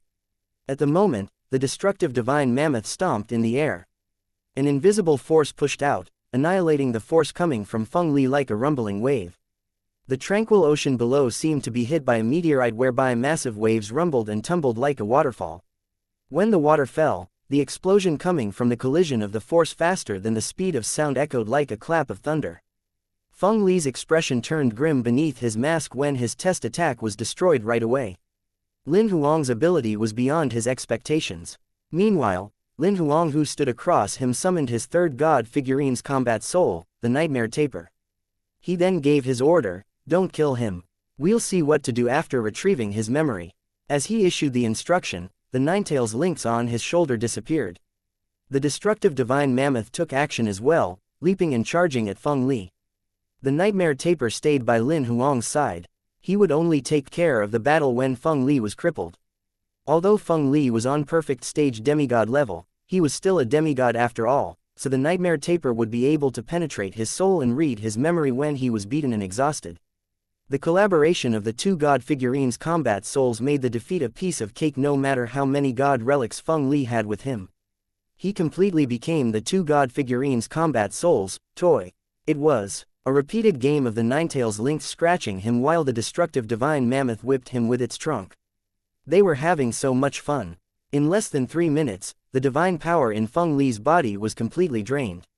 He could not even summon his god relic armor any longer. Noticing that, Lin Huang stopped the duo from playing and got the nightmare tapir to take over. The nightmare tapir extended its trunk and pressed it against Feng Li's head. Without any strength to fight back, he was dragged into dreamland. In less than a minute, the nightmare tapir had retrieved everything that could be read in his memory. He then nodded at Lin Huang. "Kill him," Lin Huang responded to the Ninetails lynx and the destructive divine mammoth. The Ninetails lynx stretched its claws and severed Feng Li's head in one fell swoop. Almost in the next second, the destructive divine mammoth stomped and turned Feng Li into mush. A few god relics that he had refined came out. There were a black glove, a battle armor, and a shield. With a wave of his hand, Lin Huang put the 3 god relics that were now ownerless away. He also conveniently took the Emperor's heart ring on Feng Li's finger.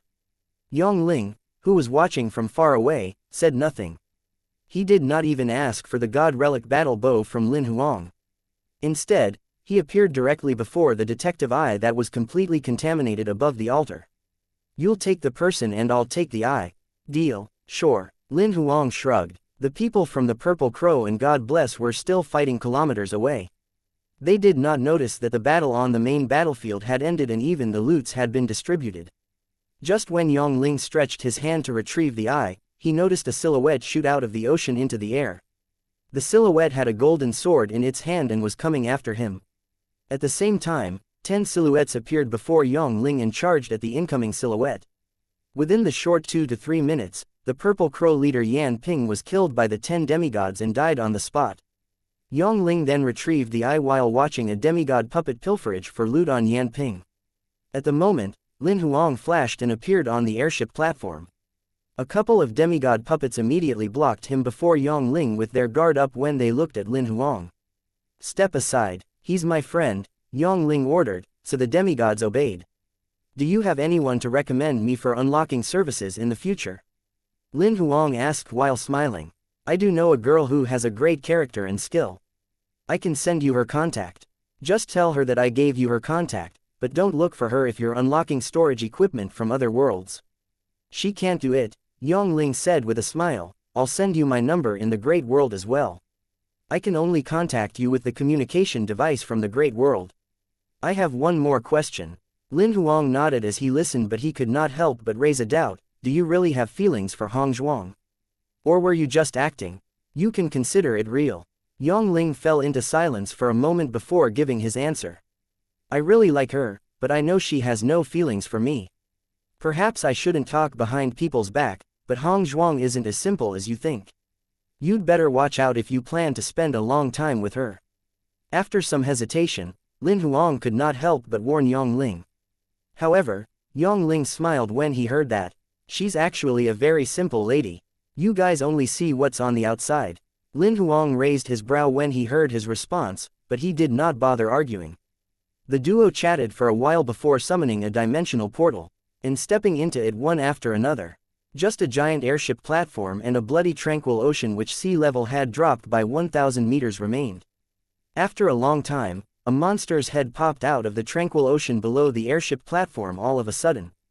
It stared toward the direction where the duo disappeared. The monster that looked like a sea snake was Lu Dong's demigod-level imperial monster. Its body was severely lacerated, but a bloody light flashed through its 4 pupils. It flew towards the airship. A moment later, Lu Dong opened the airship door as he sensed the imperial monster's aura that survived. He led it into the airship. "Ah hi, you're still alive.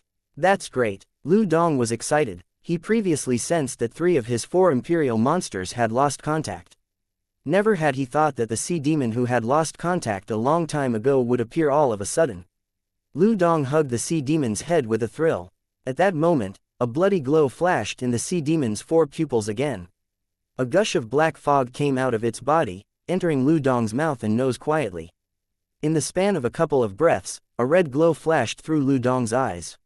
He let go off the sea demon's limp carcass while his face looked ferocious. I, the Majesty, will remember the both of you. You wasted my massive amount of divine power and forced me to use a demigod who has no elevation potential to be my vessel. Chapter 10-12. Counting the Lin Huang returned to Wanbao City and checked into a hotel. Only then, he got the Ninetails links to release Xiao Mo from its alternate dimension. However, Xiao Mo was still unconscious. Although his combat strength remained on Imperial level purple gold rank, his aura was close to demigod level. Fortunately, his aura did not extend very far, so only people within 100 meters could sense it. As a result, he did not cause chaos. Looking at Xiao Mo who was lying on the couch, Lin Huang summoned the nightmare taper again and got him to transfer the information he had retrieved from Feng Li's head to Bloody. A moment later, Lin Huang asked when Bloody was done arranging the memories, is his consciousness still there? Or has it been replaced by the Crow God?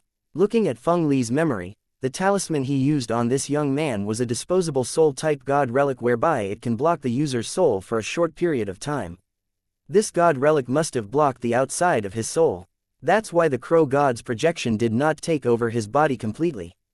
After all, the god relic held up a defense which even the Crow God's projection's ability could not penetrate within a short period of time.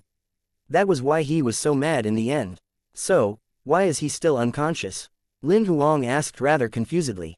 Feng Li activated a double shield to make the capture easier. Not only does it block the Crow God's projection from taking over the body, but it also locked the young man's consciousness in the soul space, Bloody explained. However, this disposable god relic will only work for a maximum of 24 hours. Even if it's not being attacked, it will break on its own in 24 hours. This young man should wake up automatically by then. Lin Huang was relieved to hear the answer. He was still a little worried that the Crow God might have done something else to Xiao Mo. Is there anything useful in Feng Li's memory? Is there anything about Chando? Lin Huang pried again. There's nothing about Chando. We know about the capture more than he did. He only knows that it was done by people in the Division 1 branch. Bloody proceeded to say, there's nothing much that's useful. The core information about Division 1 branch is blocked by some unique seal. It's a technique of at least virtual god level. Even the nightmare taper can't break it. Nevertheless, the mission this time is quite informative. Feng Li and the rest wanted the detective eye for their master god who's like the Crow God whereby they need a representative for the former. This young man became their second target because they think he must be special since he's been chosen by the Crow God. He can be the master god's representative candidate too. We also learned about the eye's function. This thing isn't only a communication tool but also a temporary teleportation tool. The eye allows us to communicate with powerhouses in the great world which crosses realms. The powerhouses from the great world can even create a projection of their will and stay here temporarily through the eye. The higher the combat strength of the projection of their will, the more sacrifice it'll take to maintain the opening of the eye and the shorter it can stay. Therefore, most powerhouses will keep the combat strength of the projection of their will at beginner stage virtual god level which is virtual god ranks -1 to 3. Keeping it at virtual god rank 3 drains 4 times more energy than virtual god rank -1. However, if one were to project mid-stage virtual god level which is above virtual god rank 4, it would drain at least 10 times more than on virtual god rank -3. High-level virtual god level which is virtual god rank 7 to 9 will drain even more energy at least 10 times more than virtual god rank 6. Also, as soon as a projection of their will enters the eye, the combat strength can't be changed. Changing the combat strength will only cause a disruption in the energy wave, causing the temporary tunnel to collapse. Therefore, one can only perform the combat strength adjustment before putting a projection of their will through the eye. I see. I thought the Crow God's projection's combat strength is only virtual god rank 3 because his combat strength is low. Lin Huang just realized that they managed to beat the Crow God's projection over and over again because he did not even show his real ability. Apart from that, the temporary tunnel the eye builds can teleport items both ways, even living things. It's possible as long as the energy wave of the items or living things that are being teleported don't exceed the tunnel's load limit, Bloody continued. In other words, Yongling can go to the great world through the eye as long as he manages to build the tunnel. It can be used as a dimensional portal as well. Lin Huang's eyes lit up when he heard that revelation. After they were done talking about the eye, Bloody proceeded to give a short description of the rest of the useful information and shared the memory that it had categorized with Lin Huang directly. Lin Huang looked through the memory in his head. After a short discussion with Bloody, he then put aside the matter about God bless. He used his divine telekinesis to carry Xiao Mo and put him in one of the guest rooms. Then, he returned to the living room and began looking through the loot he gained this time. First was the 4 god relics: a black glove, a battle armor, a shield, and a battle bow. Apart from the battle bow that came from Yongling, which he had shamelessly taken, the other 3 came from God Bless's Division 3 branch commander, Feng Li. However, Lin Huang deserved Yongling's battle bow. If he had not extended help twice, Hong Zhuang would have definitely died, while Yongling might not have been able to obtain the eye. It was him who helped during the critical times and turned the tables around. Yongling clearly gave him the God Relic battle bow to reward his assistance. Trading a God Relic for an eye that he desired, Yongling was not considered to have lost anything in this deal. Apart from the 4 God Relics, Lin Huang also got a demigod-level golden mask which he had grabbed from Feng Li's face. As soon as one put on the mask, it could block the user's aura completely and even prevent a demigod level from detecting it. It was a magnificent item. As for Feng Li's Emperor's Heart Ring, although Lin Huang had yet to open it, there were many useful stuff in there according to Feng Li's memory. There were at least 2 God Relics and more than 10 demigod relics. After all, he was the commander in God Bless's Division 3 branch, so he would have much more inheritance compared to the ordinary demigods. What he possessed was comparable with a prominent family's inheritance through generations. Apart from the loot he got from Feng Li, he had the storage equipment that he had asked Yongling to unlock earlier. Among the over 280,000 storage equipment that could be unlocked, over 50,000 of them had nothing useful in them since it had been too long.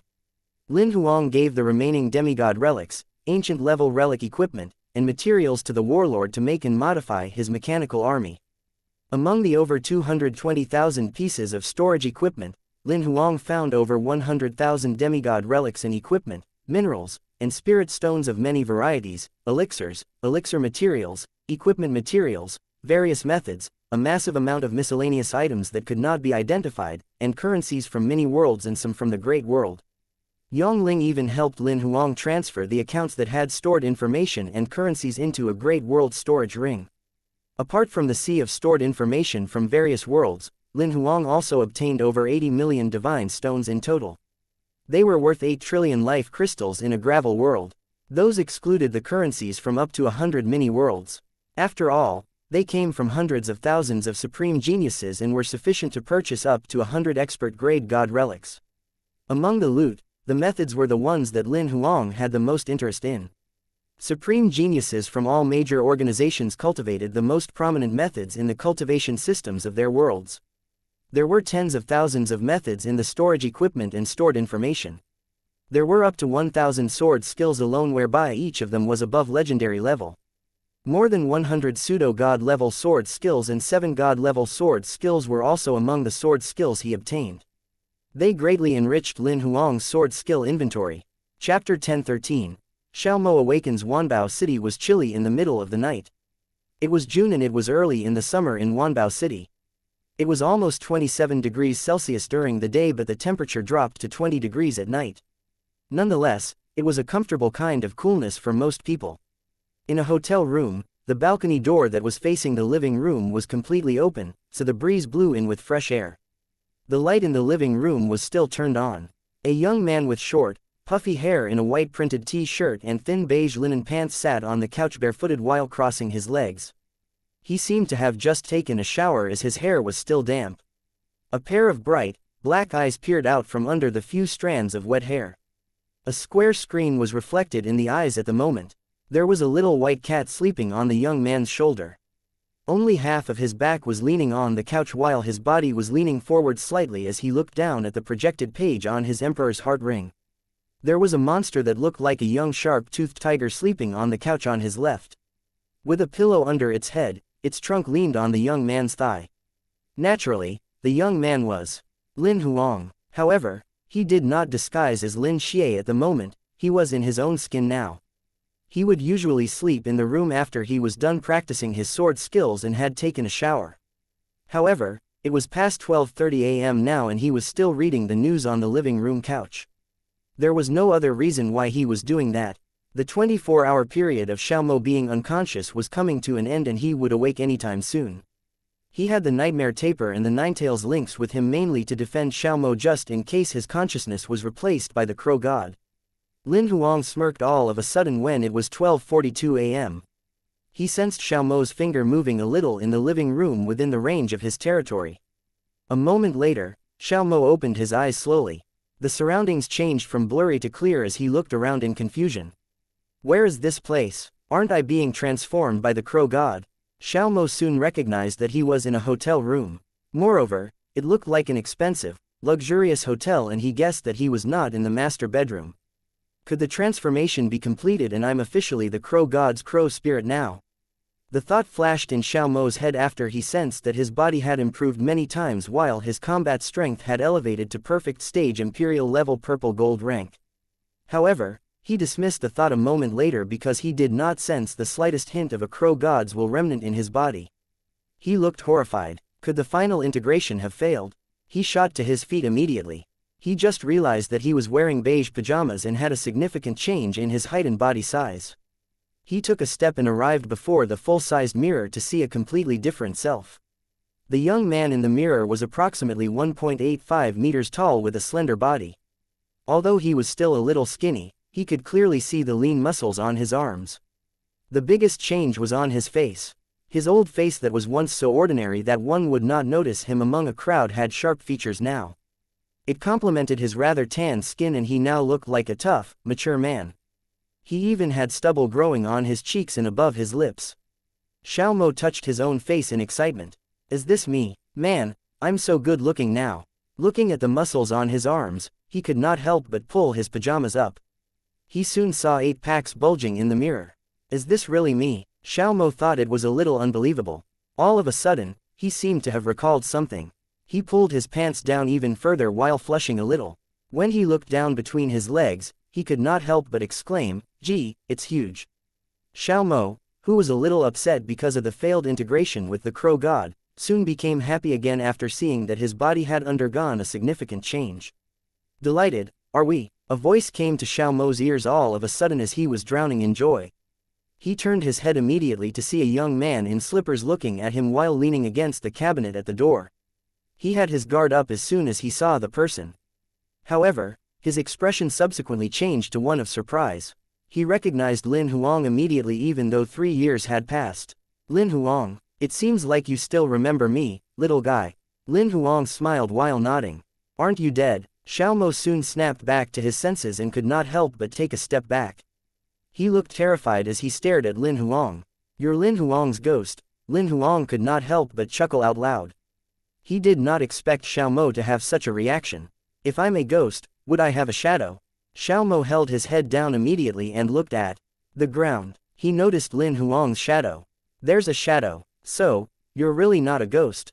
Although he saw the shadow, Xiaomo was still unsure. You're on Imperial level now. Although you still have no life palace yet, you should have territory sense now. Sense with your territory, then you'll know whether I'm a human or a ghost, Lin Huang continued. Xiaomo got familiarized with his body and soon expanded the range of his territory. He sensed Lin Huang and the 2 god figurines' combat souls. He then widened his eyes as he looked at Lin Huang. You're really still alive. I didn't die. I faked my death so that I could leave the Purple Crow, Lin Huang confirmed while smiling. Xiaomo walked to him slowly but he still had disbelief written all over his face. Lin Huang knew he was unsure, so he stretched his hand. You'll know whether I'm alive by shaking my hand. Xiaomo walked to Lin Huang hesitantly. He stretched his hand out slowly, scared and ready to bolt anytime. As Lin Huang held his hand, he felt how real and warm his palm was. He was very relieved. So, do you believe me now? Lin Huang let go of his hand and asked while smiling. Xiaomo then nodded. I know you have many questions. Let's talk in the living room. Lin Huang turned around and brought Xiaomo to the living room. Xiao Mo looked around anxiously when he arrived in the living room. Where's this place? It's the hotel that I'm staying at.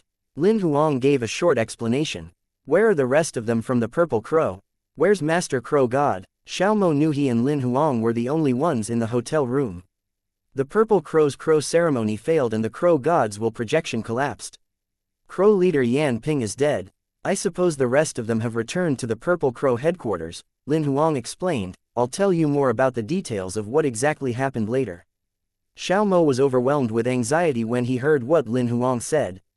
He had never thought the Crow leader would be dead or that the Crow God's will projection would have collapsed.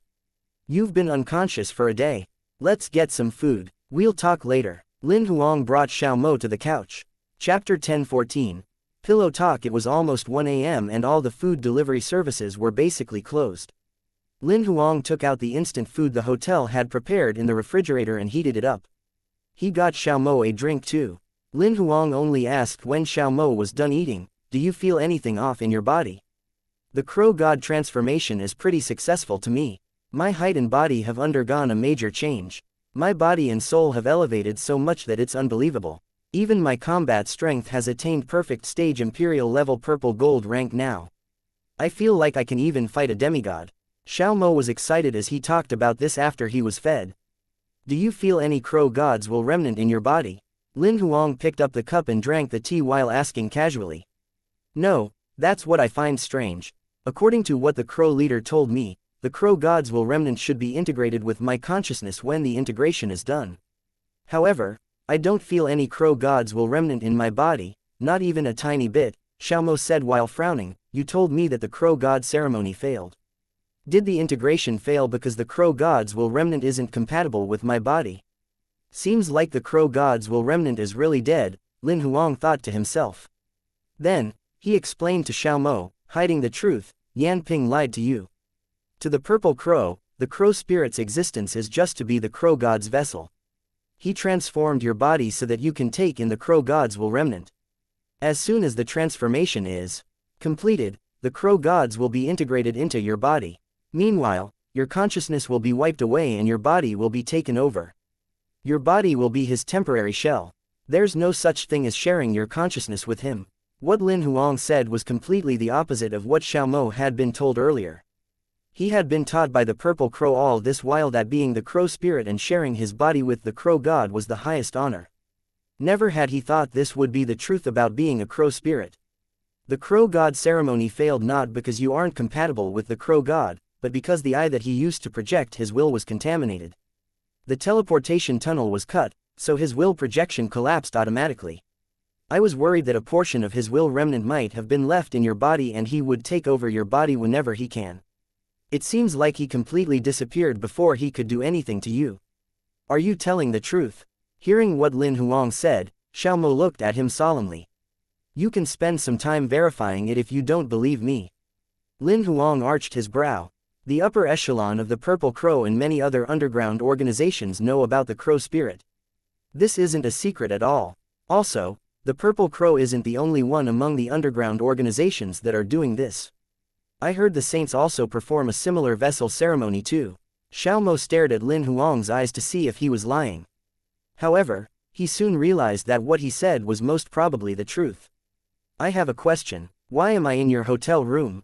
Xiao Mo finally asked the enigma that had been bothering him since the beginning. The people from God Bless wanted to take you away when the Crow God's projection disappeared. I took you away from them, Lin Huang said, and he proceeded to tell him what happened earlier. Xiao Mo was in disbelief when he heard that. So, they wanted to take me as their vessel too. That's my speculation, but only people from God Bless's headquarters in Division 1 will know what the exact use is. Lin Huang nodded. Can you tell me more about this God Bless? Xiao Mo asked. Lin Huang did not hide anything and told him everything he knew about God Bless, including their plan to take the eye and Xiao Mo. He also told him about them blending in other organizations, capturing Chando and so on. After Xiao Mo listened, he thought the Purple Crow was nothing compared to God Bless. This organization is so scary.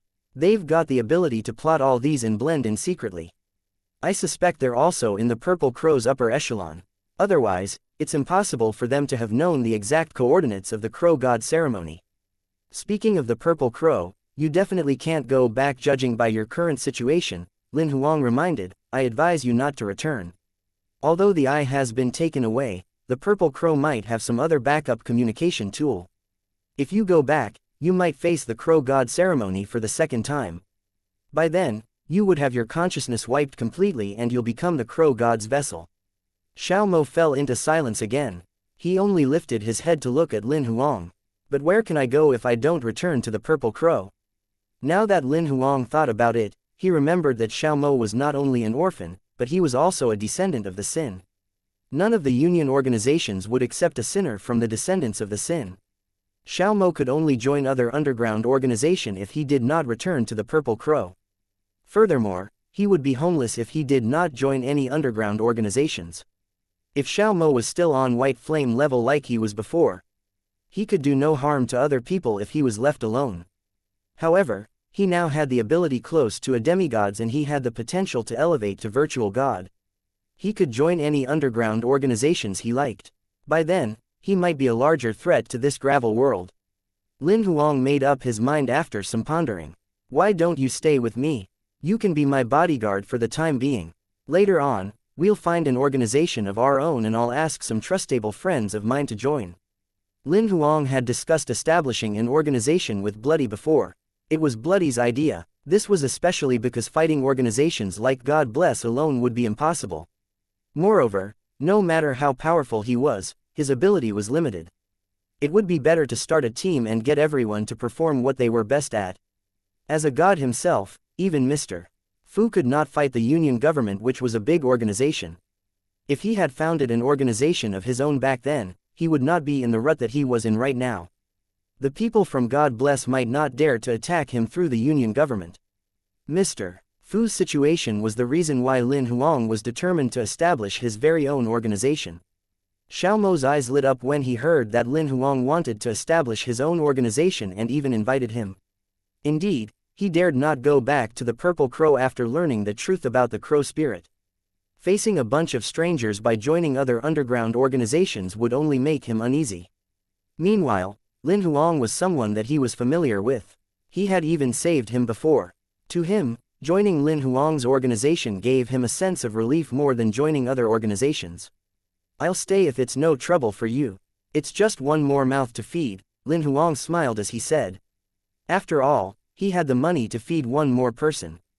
After confirming where Xiao Mo would go, the duo began talking about their experiences throughout these years.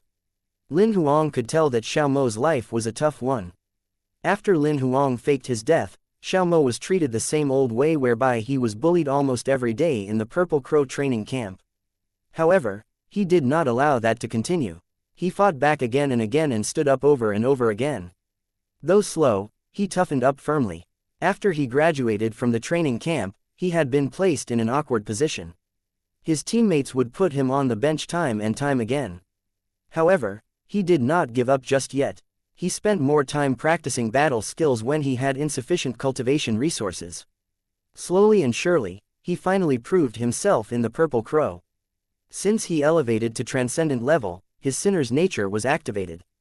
He obtained a memory inheritance of his bloodline. He had also activated his gifted superhuman strength and powerful defensive ability. In a short span of time, he managed to elevate his ability to supreme genius, hence he was selected as a crow spirit candidate. Meanwhile, Lin Huang told him about some minor events. Even so, Xiao Mo indulged in his stories, envious of his experiences. Just like that, the two old roommates talked until the next morning. Chapter 10-15. 2 missions. It was the beginning of summer and the sun rose in the east of Wanbao City before 6 a.m. Watching the sky turn bright outside the window, Lin Huang and Xiao Mo realized that it was already morning. Let's take a walk outside and have breakfast, Lin Huang suggested after looking at the time and realizing it was not even 6 a.m. and since both of them were not sleepy at all. There's this breakfast place nearby that's run by a couple. They have really good fried buns and fried dumplings that are absolutely delicious and really popular. There'll be people queuing past 7 a.m. every day. They begin the preparations at 6 a.m. Let's wash up and it'll open when we arrive. Naturally, Xiao Mo had no objection to that. He hardly had the opportunity to go out. As a Purple Crow member, he would basically stay in when he had no mission. He would focus on the mission whenever he was out, so he had no time to enjoy the view outside at all. Now that his identity was different and it was his first time in Wanbao City, it was only natural for him to be so excited with all the fresh and new sights. After quickly washing up, Lin Huang brought along the nightmare tapir, the nine-tails lynx, and Bloody when they headed out. Many cultivators brought their pets out in Wanbao City. Most of them were not imperial censors, they merely spent money to buy pets that had already been tamed. The two god figurines combat souls that Lin Huang brought along did not catch any attention. However, Nightmare Tapir's rather unique appearance would attract some occasional stare. The breakfast place that Lin Huang talked about was less than a kilometer from the hotel that he was staying at. They arrived in a couple of minutes as they conversed along the way. The couple had just opened the store. Even the pots had just been put on the stove.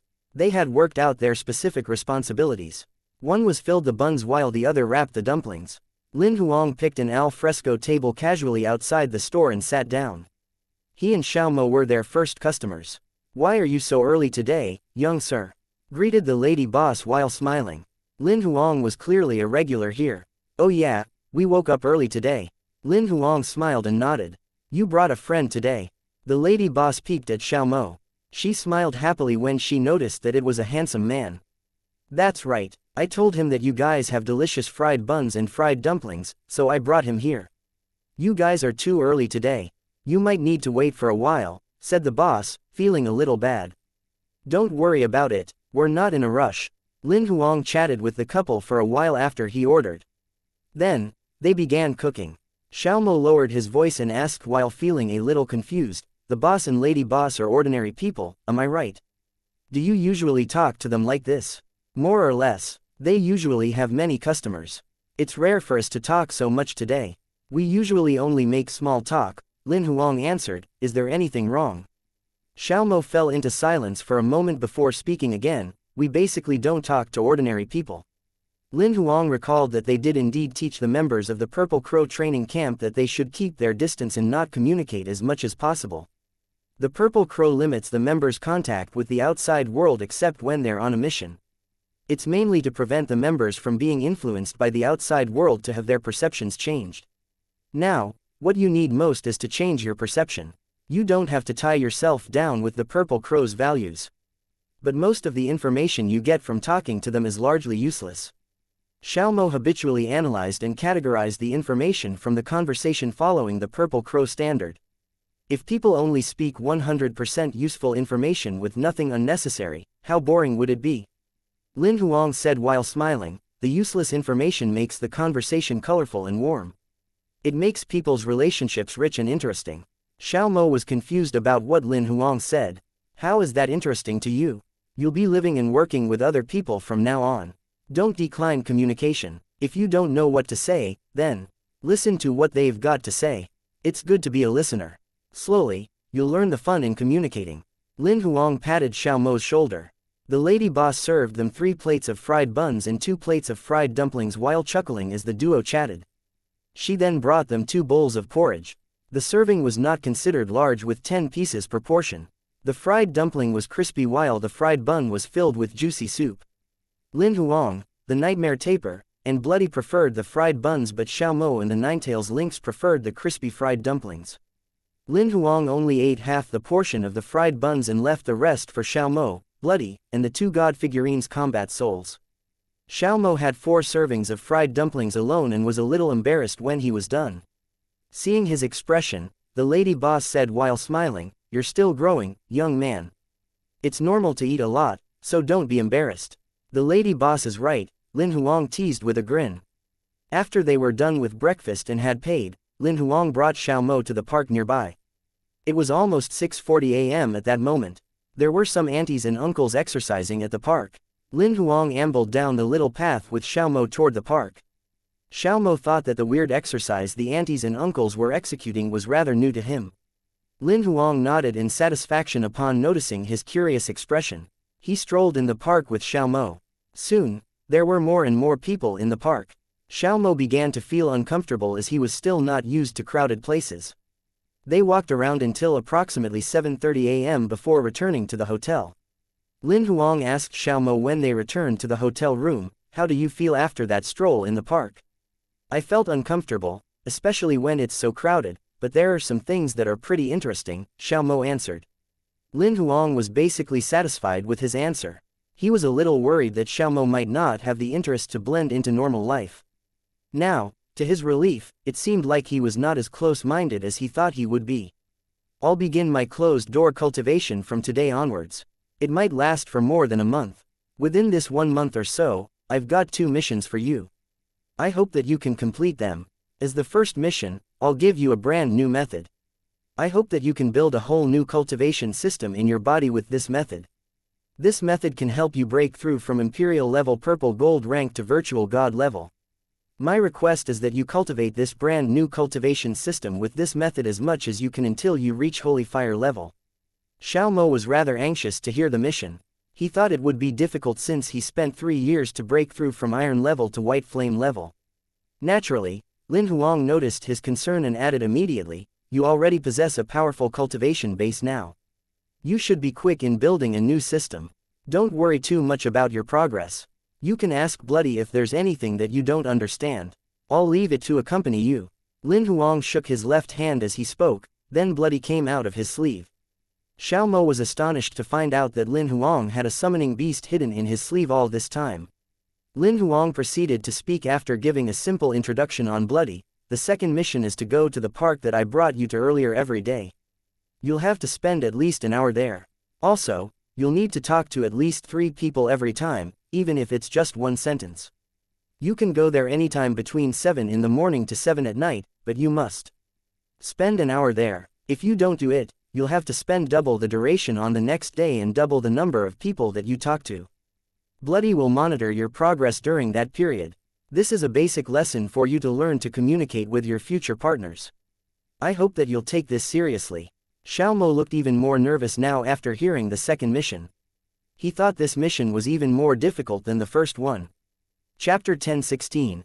Perfect Stage Immortal Level Rank 10. Of the 2 missions Lin Huang assigned to Xiaomo, the first one might have been very difficult for ordinary people, but Lin Huang figured it should be easy for him. Although he was assigned to cultivate a different cultivation system, to an Imperial level powerhouse, it was easy to elevate to Transcendent level. The difficult thing was to break through Transcendent level. Getting him to cultivate a brand new cultivation system was a practice for him to master his power again. After all, he did not get to his current combat strength by himself. He needed a certain time to familiarize with his power. As for the second mission, Lin Huang noticed through their conversation that most of Xiaomo's values influenced by the Purple Crow. The one that influenced him the most was interacting with people. If Xiaomo were to maintain the old habits he had when he was with the Purple Crow, it would be a disadvantage no matter whether it was to him as a person or to the organization Lin Huang would be establishing in the future. Therefore, Bloody suggested Lin Huang do this. He could get Xiaomo to talk to harmless, ordinary people to give him a brand new view to learn about this world and break the strange values the Purple Crow had instilled in him. The reason why Bloody suggested that was because it had actually gotten the Nightmare Taper to read Xiaomo's memory secretly. It had done so earlier to take precaution against this unknown little guy who might be dangerous. After learning about Xiaomo, Bloody realized that this kid had a naive nature because he had been living in a terrible environment which affected him. However, Bloody hid the fact that it had checked on Xiaomo earlier from Lin Huang. The ancient cultivation method Lin Huang gave Xiaomo was called the Unrivaled Combat God. It was a combat cultivation method which happened to be compatible with Xiaobo's body. Moreover, there was a combat skill set called Unrivaled in it. Apart from this method, Lin Huang also picked thousands of close-range combat skills in his head and shared them with Xiaomo. You'll be focusing on the Unrivaled Combat God throughout this month. Of all the combat skills, just focus on Unrivaled. The remaining battle skills are mainly for your reference. You can learn them if you come across any that you're interested in, but know what to prioritize. After Lin Huang was done making the arrangements, he left Bloody and the Ninetails Lynx behind while he got to a cultivation room to focus on his closed-door cultivation. He had gotten the last 3 god figurines much earlier and even completed the integration. However, considering that the visualization would take a long time, he had been putting visualizing the last 3 god figurines into true spirits aside. He finally had some time to do this. The first among the 3 god figurines was the coffin carrier. This monster was entirely red with bulky muscles all over. Its body looked like a skinned bullfrog that had just been scooped out of a spicy hot pot. It looked slightly humanoid, but its head appeared like a combination of a dog and a bull. It had sharp fangs and two buffalo-like horns on its head. Its feet had hooves, but its hands had sharp claws like a devil. It had two thick, black chains behind its shoulders, and a black coffin was tied at the very end of the chain. The coffin was clearly heavy since its back was hunching a little from the weight. The monster was a fallen abyssal Protoss. Even the stone tablet was a little surprised when it saw this monster manage to form into a god figurine. It was the stone tablet's first time seeing a dead abyssal Protoss being consolidated into a god figurine. The stone tablet had explained the true spirit's choice to Lin Huang earlier. He decided to follow the stone tablet's suggestion, which was to visualize this coffin carrier as a death butterfly. The death butterfly mastered the yin-yang gate. Only such a true spirit could travel freely within the material and spirit realms when it was on true god level. Although its beginning combat strength was not considered powerful compared to other true spirits, it had great potential for growth. According to the stone tablet, it was one that was worth training among the true spirits that mastered the death rule. After finding the death butterfly in the true spirit guide, Lin Huang crushed an epiphany card and soon fell into visualization mode. Lin Huang finally visualized the death butterfly successfully after 13 restless days.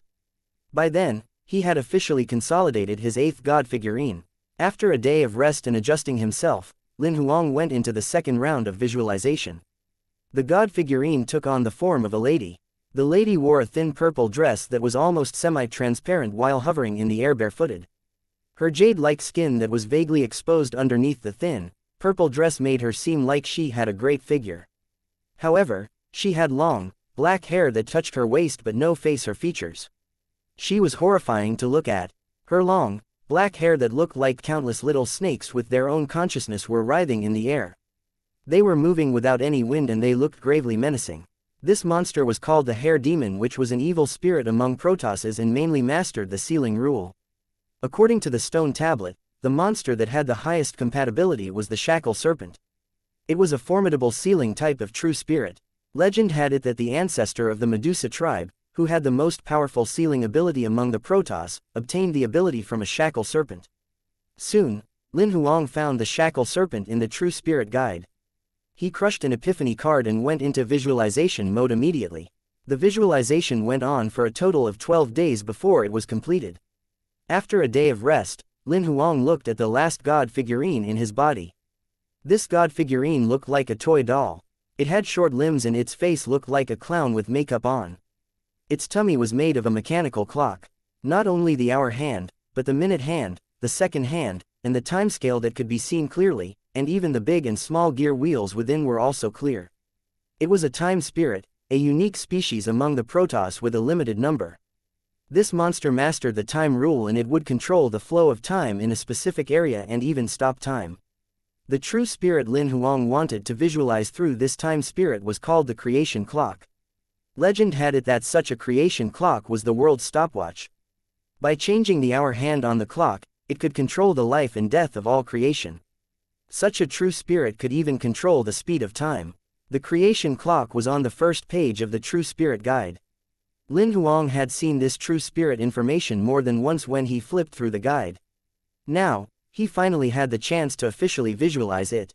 As he crushed another epiphany card, Lin Huang soon went into visualization mode. The visualization of the third true spirit lasted for a total of 18 days. It was the true spirit that took the longest time to complete the visualization among the 10 true spirits that he possessed. Lin Huang let out a long sigh of relief when he saw the 10th god figurine's combat soul that had finally consolidated into a true spirit. However, the consolidation of 10 god figurines' combat souls was not the end. Lin Huang took out a sea of soul crystals and began feeding his last 3 god figurines' combat souls. He spent almost half a day to finally feed them until they reached Imperial level white gold rank. Since he was unsure if the remaining soul crystals could elevate an Imperial level white gold rank combat soul to Imperial level purple gold rank, he put aside the elevation of Death Butterfly that was poor in battles compared to the rest. He took out the last 2 demigod level soul crystals he had and fed the Shackle Serpent and the Creation Clock respectively. The duo then elevated to Imperial level purple gold rank. Subsequently, Lin Huang fed the remaining soul crystals to the death butterfly. When the sky was turning dark, the death butterfly finally elevated to imperial level purple gold rank after digesting a massive amount of soul crystals. At the moment, less than 1,000 soul crystals were left in Lin Huang's storage space. At that point, all 10 of his god figurines' combat souls had elevated to imperial level purple gold rank while he had finally arrived on perfect stage immortal level rank 10. Chapter 1017. Xiao Mo's. It was the first day since Lin Huang went into closed-door cultivation 45 days ago. Xiao Mo was reading the unrivaled combat god in his head. The method was a completely new cultivation system. After flipping through it roughly, he realized it should be an ancient cultivation method. According to Lin Huang, this method should allow him to cultivate all the way to virtual god level. With excitement and anxiety thrumming in him, he began the level -1 of the unrivaled combat god's cultivation. This method was special, whereby the first 3 levels were about integrating the power into his body, strengthening his flesh, organs, and bones to its maximum capacity for a human. On level 4, the method would begin using the sea of power to break through his body limit. If that was successful, it would mean that he would get to holy fire level and become transcendent. Xiao Mo cultivated level -1 of the unrivaled combat god following the life power in his body. It was much more successful than he imagined. Under normal circumstances, not many people could complete the level -1 full rotation in the first cultivation. However, he spent less than 3 hours completing one full rotation. It was just a trickle in the beginning and it accumulated into an energy stream when the first rotation was done. A complete circle was formed. Just like that, he built the foundation of the level -1 energy like a piece of cake. Even he found it a little unbelievable. After he completed level 1's cultivation, Xiao Mo did not begin level 2 just yet. Instead, he proceeded to rotate level -1, adding more energy from his life wheel into this new energy circle. The stream was growing while the speed of the flow was accelerating. Xiao Mo was performing the rotation with his energy over and over again at an accelerating speed. The next morning, he shortened the rotation time to within a minute. The initial energy flow was so powerful that it was now a massive surging river. I'm pretty much done with the level -1 cultivation for now. Xiao Mo pulled his senses out of his body and realized that it was the next morning now. Bloody's voice came loud and clear at the moment. It's almost 7 now. Although Master said you can pick any time within 7 AM and 7 PM to complete your mission of interacting with people for an hour, I personally suggest you go there after breakfast. Would there be any difference if I go at a different time? Xiao Mo asked rather confusedly. Morning is usually the new beginning of a day. After a good night's sleep, people have the best energy in the morning and they're happiest in the morning too. Therefore, that's the time most people are friendliest to others, Bloody explained while smiling.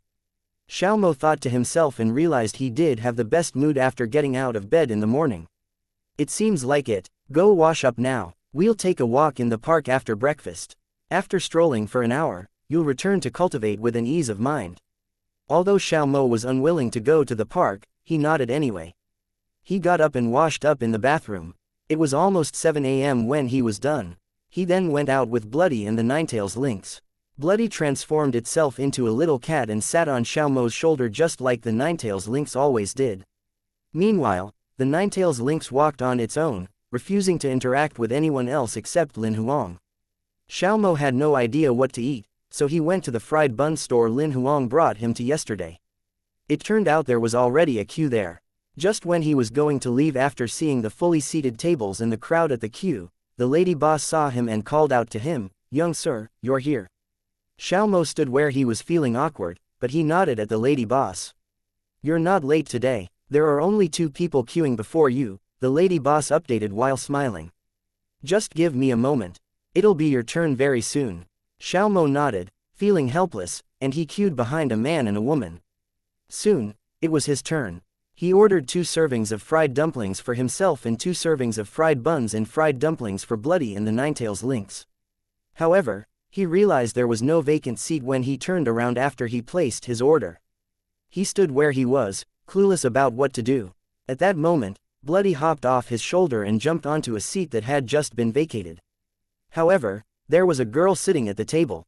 Xiao Mo had never shared a table with any strangers before. He was stunned to see what Bloody did. Bloody's voice came to his ears at that moment. "Sit here, We can only share tables now. There'll be more people later if you don't take this seat now. It's still early now, so we can leave as soon as we're done eating. Xiaomo walked to the seat Bloody reserved without having a choice. Meanwhile, the Ninetails lynx hopped onto the bench and glanced at the girl across it. It did not go to the table. The girl, who was eating a fried bun, asked in excitement when she saw Xiaomo with 2 cats sitting across her. Such beautiful cats. Are they yours? Xiaomo felt troubled when the girl talked to him. He wanted to prevent such a situation, which was the reason why he was unwilling to share the table with a stranger. Just when he was going to ignore the girl's question, Bloody's voice came to his ears again. Don't reject interaction. I'll teach you if you really don't know what to say. I'll say it and you'll repeat after me. Xiaomo looked at Bloody and nodded lightly. He spoke a moment later. No, they aren't mine. They belong to my friend. Oh, really? Can I touch them? The girl asked in excitement. Xiaomo looked at Bloody before answering. You can touch the one on the table. The one on the bench bites. The girl began caressing Bloody after getting his permission. Bloody went along with it while squatting on the table, not dodging at all. It considered sacrificing itself to solve Xiaomo's communication problem. Soon, the lady boss came with a few plates of fried dumplings and buns. Isn't the young sir joining you today? Xiaomo peeped at Bloody again and answered, he's been busy recently. Oh, enjoy your meal then. The lady boss nodded while smiling. She then turned around to go on with her work. Seeing the lady boss serve 6 plates of fried buns and dumplings, the girl across looked surprised. Can you eat so much? The both of them will help, Xiaomo answered. While the girl across was still in surprise, Bloody and the Ninetails lynx soon finished a whole serving. They were no slower than Xiaomo. The girl across was shocked when she watched the 2 cats finishing 2 plates of fried buns and dumplings on their own. These 2 cats have such big appetites. There was a long queue at the breakfast store when they were about to leave. Xiaomo paid the bill quickly and walked to the park. Fortunately, to his relief, there were lesser people at the park. Soon, he was surrounded by a bunch of students who were on their way to school. They were obviously attracted to the 2 cats. Before the students came around, the Ninetails lynx took a step out and disappeared. It was tens of meters away when it appeared again. Brother, this cat is so cute. Is this yours? Brother, may I touch it? Xiaomo had no idea what to do at the moment. He glanced at Bloody immediately, hoping to get help. However, Bloody's voice came to his ears. This is the park. You'll have to depend on yourself from now on. I can only give you one advice: don't reject interaction. His face turned gloomy, but he did not choose to run away in the end. Instead, he answered in a shy manner, why, you can touch it. It's my friend's cat. Xiaomo let out a long sigh of relief after he watched the little kids leaving happily. However, he suddenly realized that interacting with strangers was not as difficult as he imagined. You've completed the mission of speaking to 3 people today. All you have to do now is to stay here for an hour, Bloody reminded out of the blue. Xiaomo's face turned morose again.